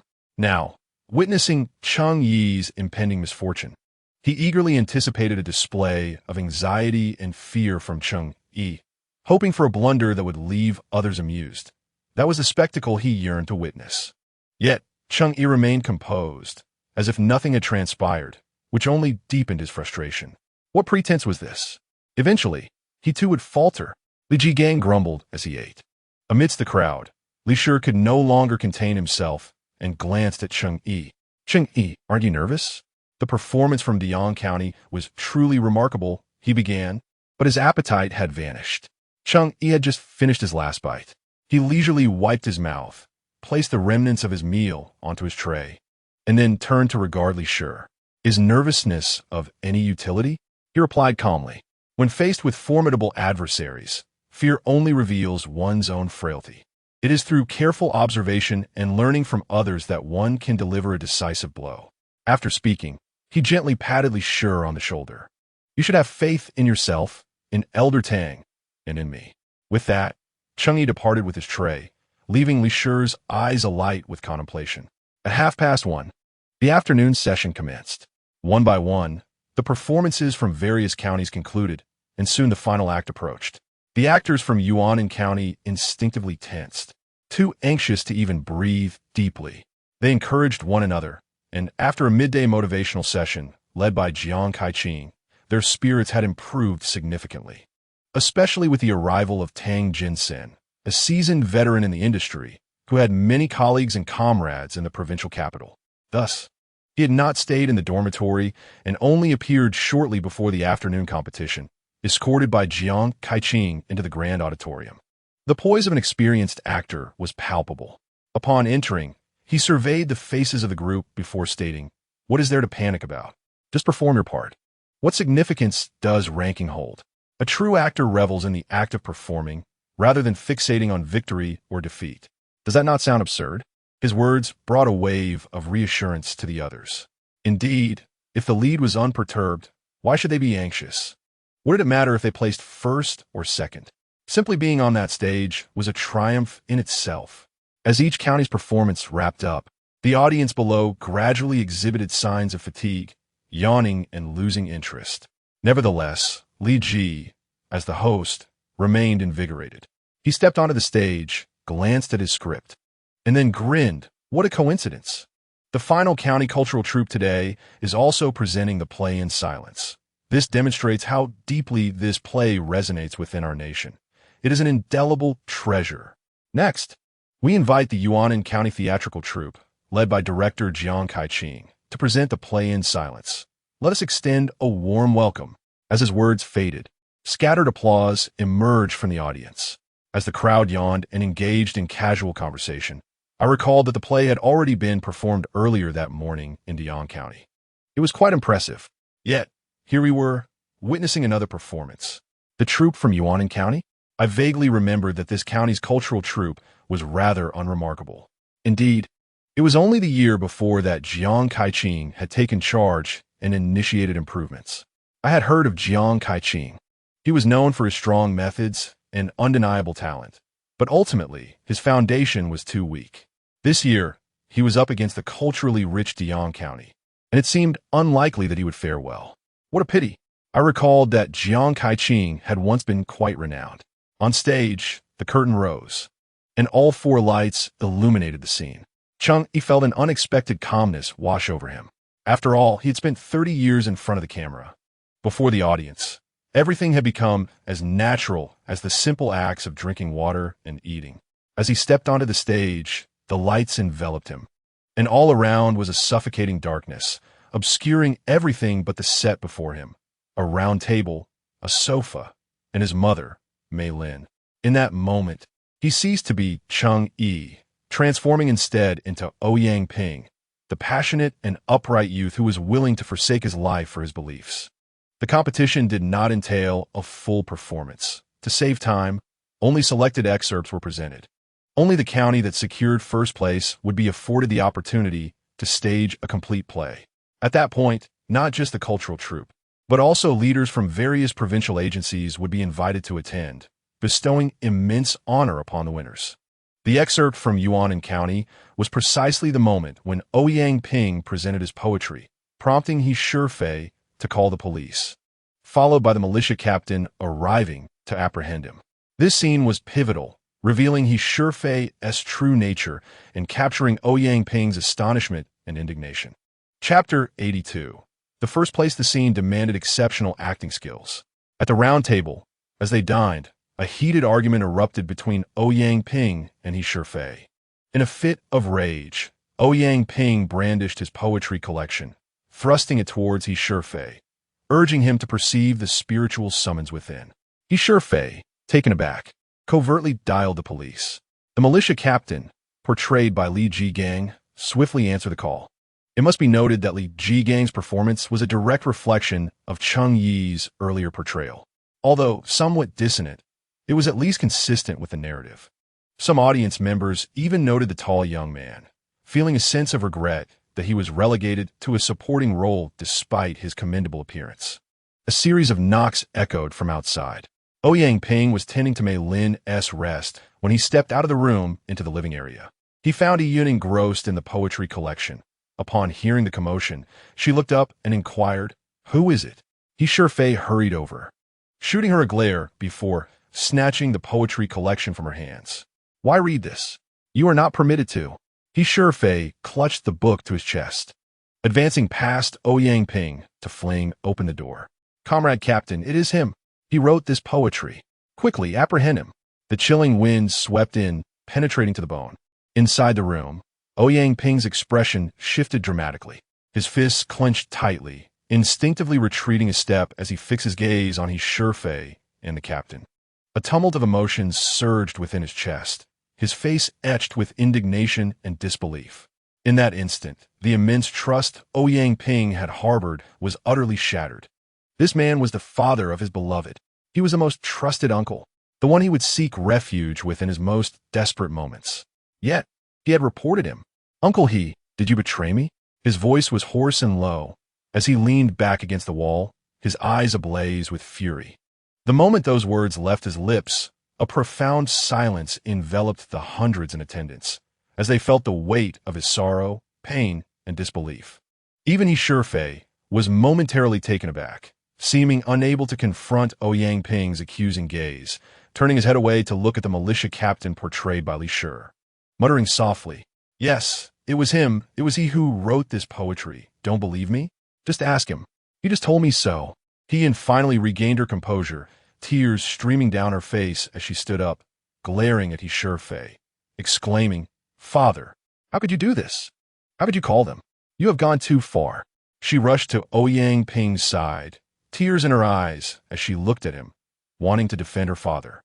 "Ouyang Ping, it's not like this. There must be a misunderstanding. I didn't know my father would call the militia. Please don't be angry, all right?" She choked out. However, her former lover, Ouyang Ping, took a step back, his lips pressed into a thin line, coldly gazing at her. "What misunderstanding could there be?" Ouyang Ping stated, "Nevertheless, I believe this matter has nothing to do with you. I will not think of you as being in cahoots with him." After saying this, he straightened up, his gaze unwavering as he faced the militia that had encircled him. "If you wish to arrest me, then do so. A pitiful bunch of lost souls without a spiritual leader," he proclaimed loudly, his voice filled with fervor, as if a multitude of emotions stirred within him, desperately seeking release. "Come and seize me if you dare. What of it if I am imprisoned? What does it matter if I lose my life? Behind me stand countless others like me, countless Ouyang Pings." He took a bold step forward, raising his hands high, his face resolute with the determination to sacrifice for justice.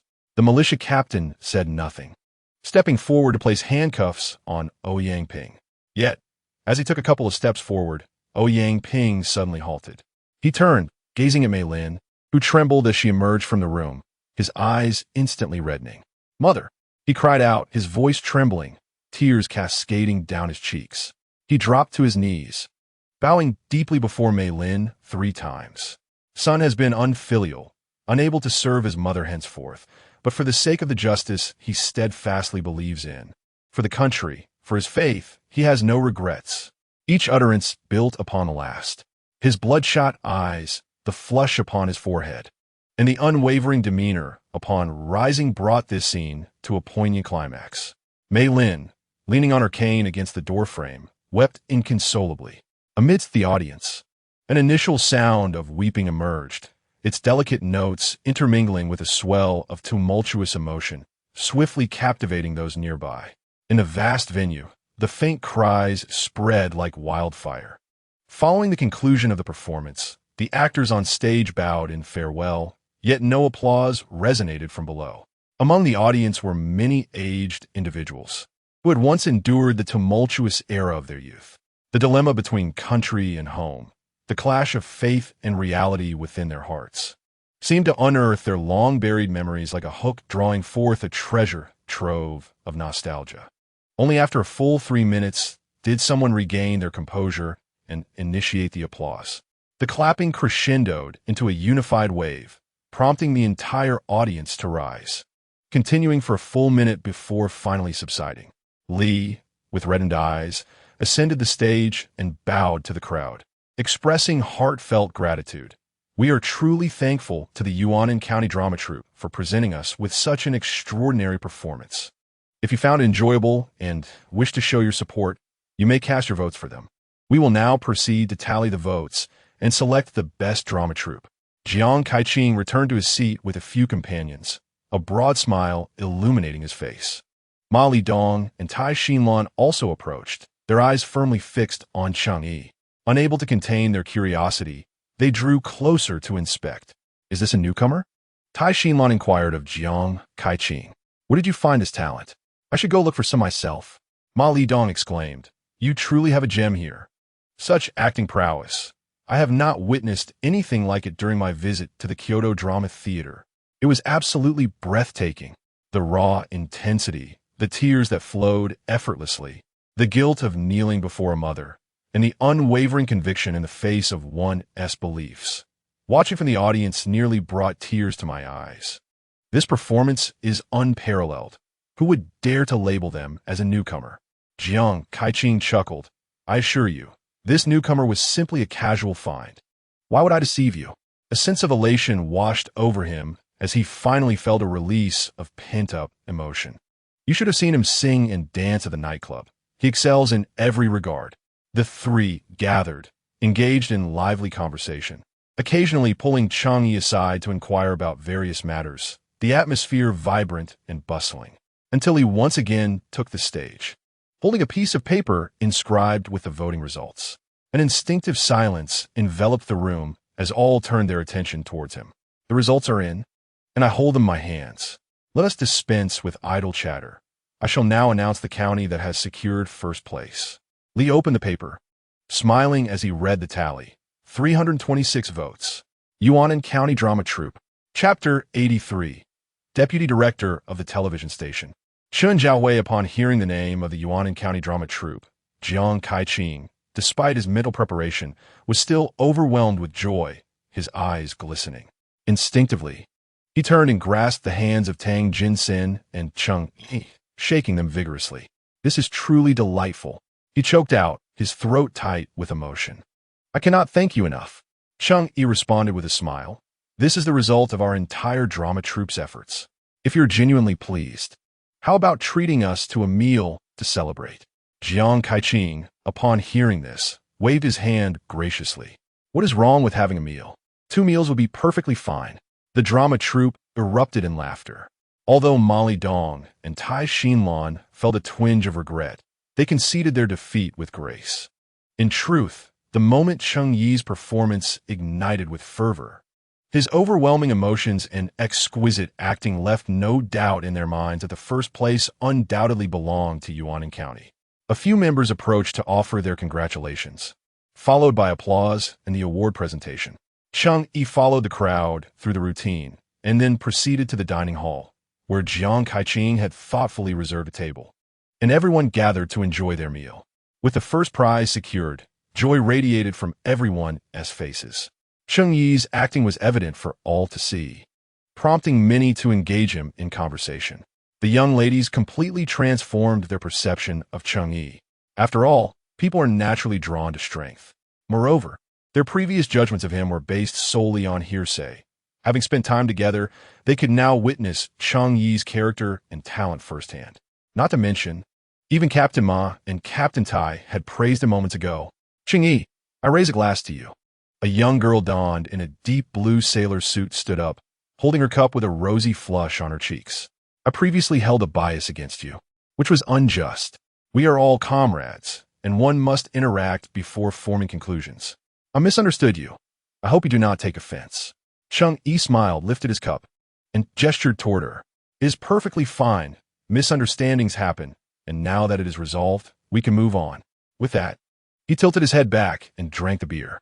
The girl's eyes sparkled with delight as she raised her cup and took a sip, her cheeks flushed, embodying the charm of youth. The atmosphere grew lively, and some men began to laugh heartily, even sharing past misunderstandings about Cheng Yi. Glass after glass was filled, and even Cheng Yi found it a bit overwhelming. All right, let us not go overboard." Jiang Kaiqing chuckled, waving his hand at the crowd. "There's a full performance tomorrow. We can drink and bond after the show. Everyone should eat their fill and rest up to bring forth the spirit of our Yuanan County Drama Troupe. Do you hear me?" "We hear you." A harmonious chorus rang out, and laughter filled the room once more. The meal continued until dusk before the troupe finally exited the dining hall. Cheng Yi returned to his dormitory to rest, while Molly Dong, Tai Xinlan, and a few familiar leaders from the provincial city insisted on dragging Jiang Kaiqing to continue dining and chatting in a smaller gathering. They were determined to extract some insights about the newcomer Cheng Yi. The following day, at 10 in the morning, the grand auditorium was filled with leaders from various provincial units. On stage, the report performance of In Silence was underway, showcasing the nearly flawless collaboration between Cheng Yi and Tang Jinsen, prompting waves of applause from the audience. After the performance, many approached the stage to shake hands with Cheng Yi and Tang Jinsen. When a man dressed in a Zhongshan suit approached Cheng Yi, he momentarily froze in recognition. The man seemed familiar, and it took Cheng Yi half a minute to regain his composure and recall who he was. The deputy director of the broadcasting station, Chen Xiaowei, can be described as a tragic figure. He once graced the front pages of local newspapers and was even reported by the television station. Chen Xiaowei was also involved in the arts. Later, he became the deputy director of the Jiangshan television station, but unfortunately, he chose the wrong side and was marginalized, ultimately resigning and leaving the station. This occurred around 1995, a time when the entertainment industry began to flourish, particularly the record industry, with numerous albums being produced by companies like Rolling Stone, Emperor, and Polygram, reaping substantial profits. There was hardly any company in the mainland capable of competing. Ambitious, Chen Xiaohui invested all his savings and even borrowed a high-interest loan to establish a record company. Regrettably, fortune did not favor him. Lacking quality songs and a comprehensive, mature system, the company struggled for over a year before ultimately collapsing. He was cornered by loan sharks, and his wife and children severed all ties with him. On New Year's Eve of 1996, creditors came knocking, splattering pig's blood and paint across the walls and floor. The sound of persistent knocking echoed from outside. Inside the darkened room, he took his life by hanging himself from a beam with a hemp rope. At that time, Cheng Yi was preparing to leave the provincial capital for Kyoto. He came across the newspaper at the train station, where there was no pixelation or censorship, revealing the solitary figure hanging lifelessly, eyes wide open, refusing to close. How could Cheng Yi ever forget? Ouyang Ping? Chen Xiaowei chuckled and raised his voice again. He did not know Cheng Yi's name, only that the character he portrayed was named Ouyang Ping. Cheng Yi was jolted awake and quickly extended his hand to grasp Chen Xiaohui's. Hello, my name is Cheng Yi. After introducing himself, Jiang Kaiqing hurriedly approached with a knowing glance. This is our deputy director Chen from Jiangxing television station, Jiang Kaiqing announced. Many of our programs were proposed by him. And last year, a comrade from the Yuan County Art Troupe also went to the television station, thanks to Deputy Director Chen's support. Jiang Kaiqing seemed somewhat excited, noting that the opportunity for this competition was also granted by Deputy Director Chen. Cheng Yi, be sure to thank Deputy Director Chen, otherwise, how would you have had the chance to perform? Despite the significance of the opportunity, the allocation of slots and the comrade who went to the television station had little to do with Cheng Yi. Yet, Jiang Kaiqing insisted on linking the two, even giving Cheng Yi knowing looks, which he understood well. It was a clear attempt to pave the way for him. Cheng Yi was determined not to disappoint Jiang Kaiqing's goodwill. He smiled and extended his other hand, intertwining it with Chen Xiaohui's, expressing, "Thank you, Deputy Director Chen. If the opportunity arises, I would love to sing a song for you as a token of my gratitude." Chen Xiaohui looked at Cheng Yi in surprise. "You can sing?" Cheng Yi nodded, teasingly replying, "If I didn't sing well, perhaps Commander Jiang wouldn't even look my way." Chapter 84. The broadcast station upon hearing these words. Both Jiang Kaiqing and Chen Xiaohui burst into laughter. Jiang Kaiqing remarked, "Deputy Station Master Chen, he certainly speaks the truth." Initially, it was his impressive performances in the dance hall that prompted me to invite him to try his hand at acting. To my surprise, this young man possesses remarkable talent in performance as well. Chen Xiaohui finally regarded Cheng Yi with a more serious demeanor. He released his grip and fixed his gaze on Cheng Yi, seemingly intrigued. "I wonder how well you sing?" The director of the radio station was asking me for talents yesterday.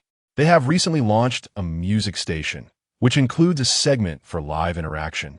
Yet they have struggled to find suitable candidates. If your singing is commendable, I could recommend you for an audition at the radio station.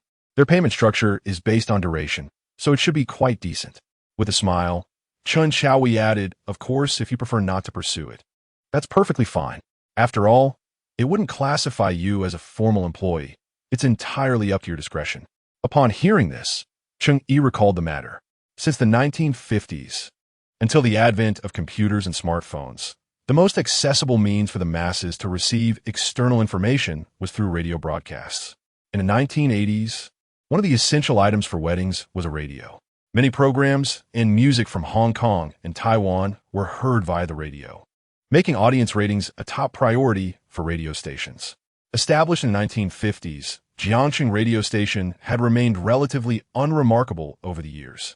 However, with the recent rapid economic growth and a new leadership team, the station director issued an edict upon taking office to enhance programming and secure audience ratings. Consequently, 6 months ago, the music station was introduced. At its inception, the program garnered considerable attention, featuring music from Hong Kong and Taiwan, which appealed to the youth. However, as time progressed, problems began to surface. A radio station cannot solely play music indefinitely, and listeners inevitably grow weary of the same tunes. Additionally, as other segments began to intermingle with music broadcasts, the audience ratings plummeted at a noticeable rate over the past month. In response, the station devised a plan for live interaction, primarily consisting of phone calls. Listeners could call in during designated times to sing, while the host provided light-hearted banter to enhance the program's entertainment value. Most of these callers were tone-deaf, belting out songs with uninhibited enthusiasm, often leaving the host in fits of laughter, which temporarily boosted the ratings. Yet, this effect lasted only a week or so before decline set in.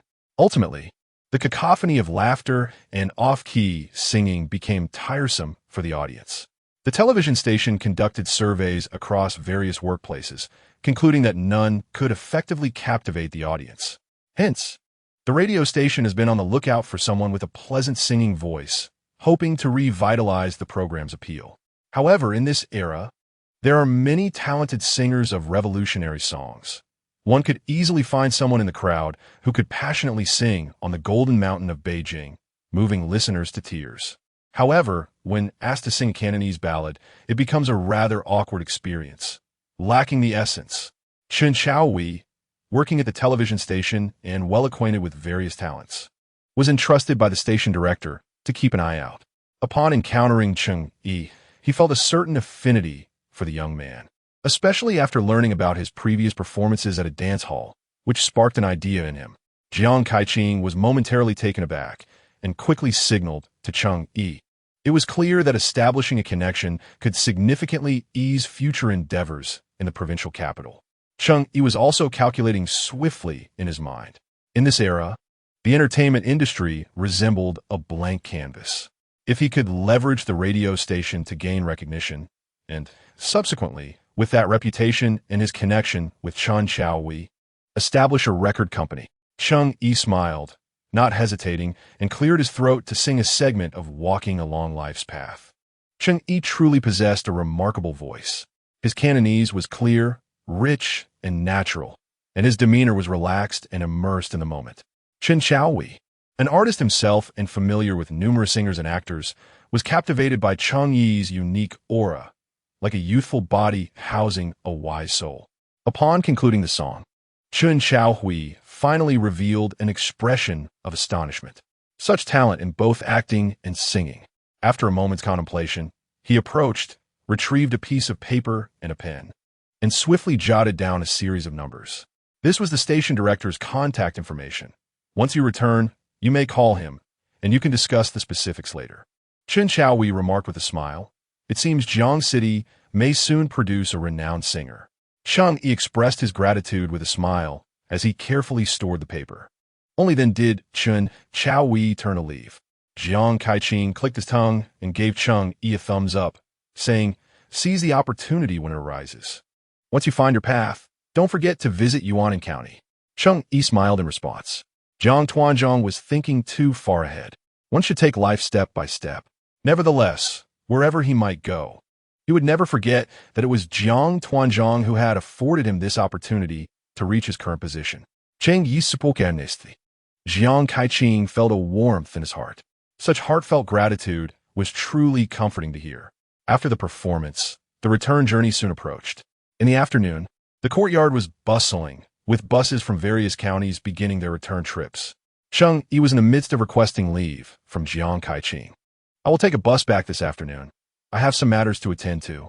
Cheng Yi needed to retrieve his belongings, and it wouldn't be fair to keep an entire busload of people waiting for him. Jiang Kaiqing furrowed his brow. In fact, such an action was not permitted. This situation was rather troublesome. Jiang Kaiqing said with a frown, I brought each of you out. I must return everyone in the same manner. Your unilateral decision is against regulations. And what if something happens? Jiang Tuanzhang, Cheng Yi interjected with a grin. I'm not part of the art troupe. So it shouldn't count as a violation, right? If you're concerned, I could write a note. As the conversation reached this point, Jiang Kaiqing found it inappropriate to say anything further. The crux of the matter was that he noticed Cheng Yi seemed to be fond of various things. After all, it was not a significant issue. He nodded and said, all right, write a note, and I will approve it. Cheng Yi promptly wrote a note, which essentially stated that he was leaving the cultural troupe and acting independently, returning to Yuanan County, and that any incidents occurring en route were unrelated to the troupe or Jiang Kaiqing. Once the note was completed and signed by Jiang Kaiqing, the matter was settled. Chapter 84. My father is back. Cheng Yi waved goodbye to everyone, hardly having time to hear Jiang Kaiqing's few words of advice. Jiang Kaiqing, with a bemused chuckle, scolded. This rascal, though it was a reprimand, the degree of favoritism was evident even to a fool. Among the crowd, Li Jigang's expression was one of extreme displeasure. He could not help but exclaim, Captain, you are being too partial. This is clearly a violation of regulations. How can you agree to this? Jiang Kaiqing leisurely glanced in Li Jigang's direction and replied, What? If you possess his abilities, I would favor you too. If you cannot even maintain your own role and are constantly fixated on others' shortcomings, how do you expect to progress? Li Jigang's face turned crimson from the reprimand, and he lowered his head in silence. Cheng Yi headed straight to the wholesale market. Upon seeing him, the middle-aged man felt a mix of joy and sorrow. The joy was due to the fact that this was indeed a large order, while the sorrow stemmed from the realization that he had to deduct 40 yuan from the total, which was quite a loss. Have the clothes arrived? Cheng Yi inquired. The middle-aged man nodded, reluctantly pulling out a large woven bag from beneath his feet. Here, take a look. Is it right? Cheng Yi wasted no time, taking the bag and squatting down to inspect each piece of clothing thoroughly, checking the threads, the overlocking, and the smoothness of the zippers, among other details. His meticulous approach surprised the middle-aged man. This young fellow doesn't seem like a novice at all.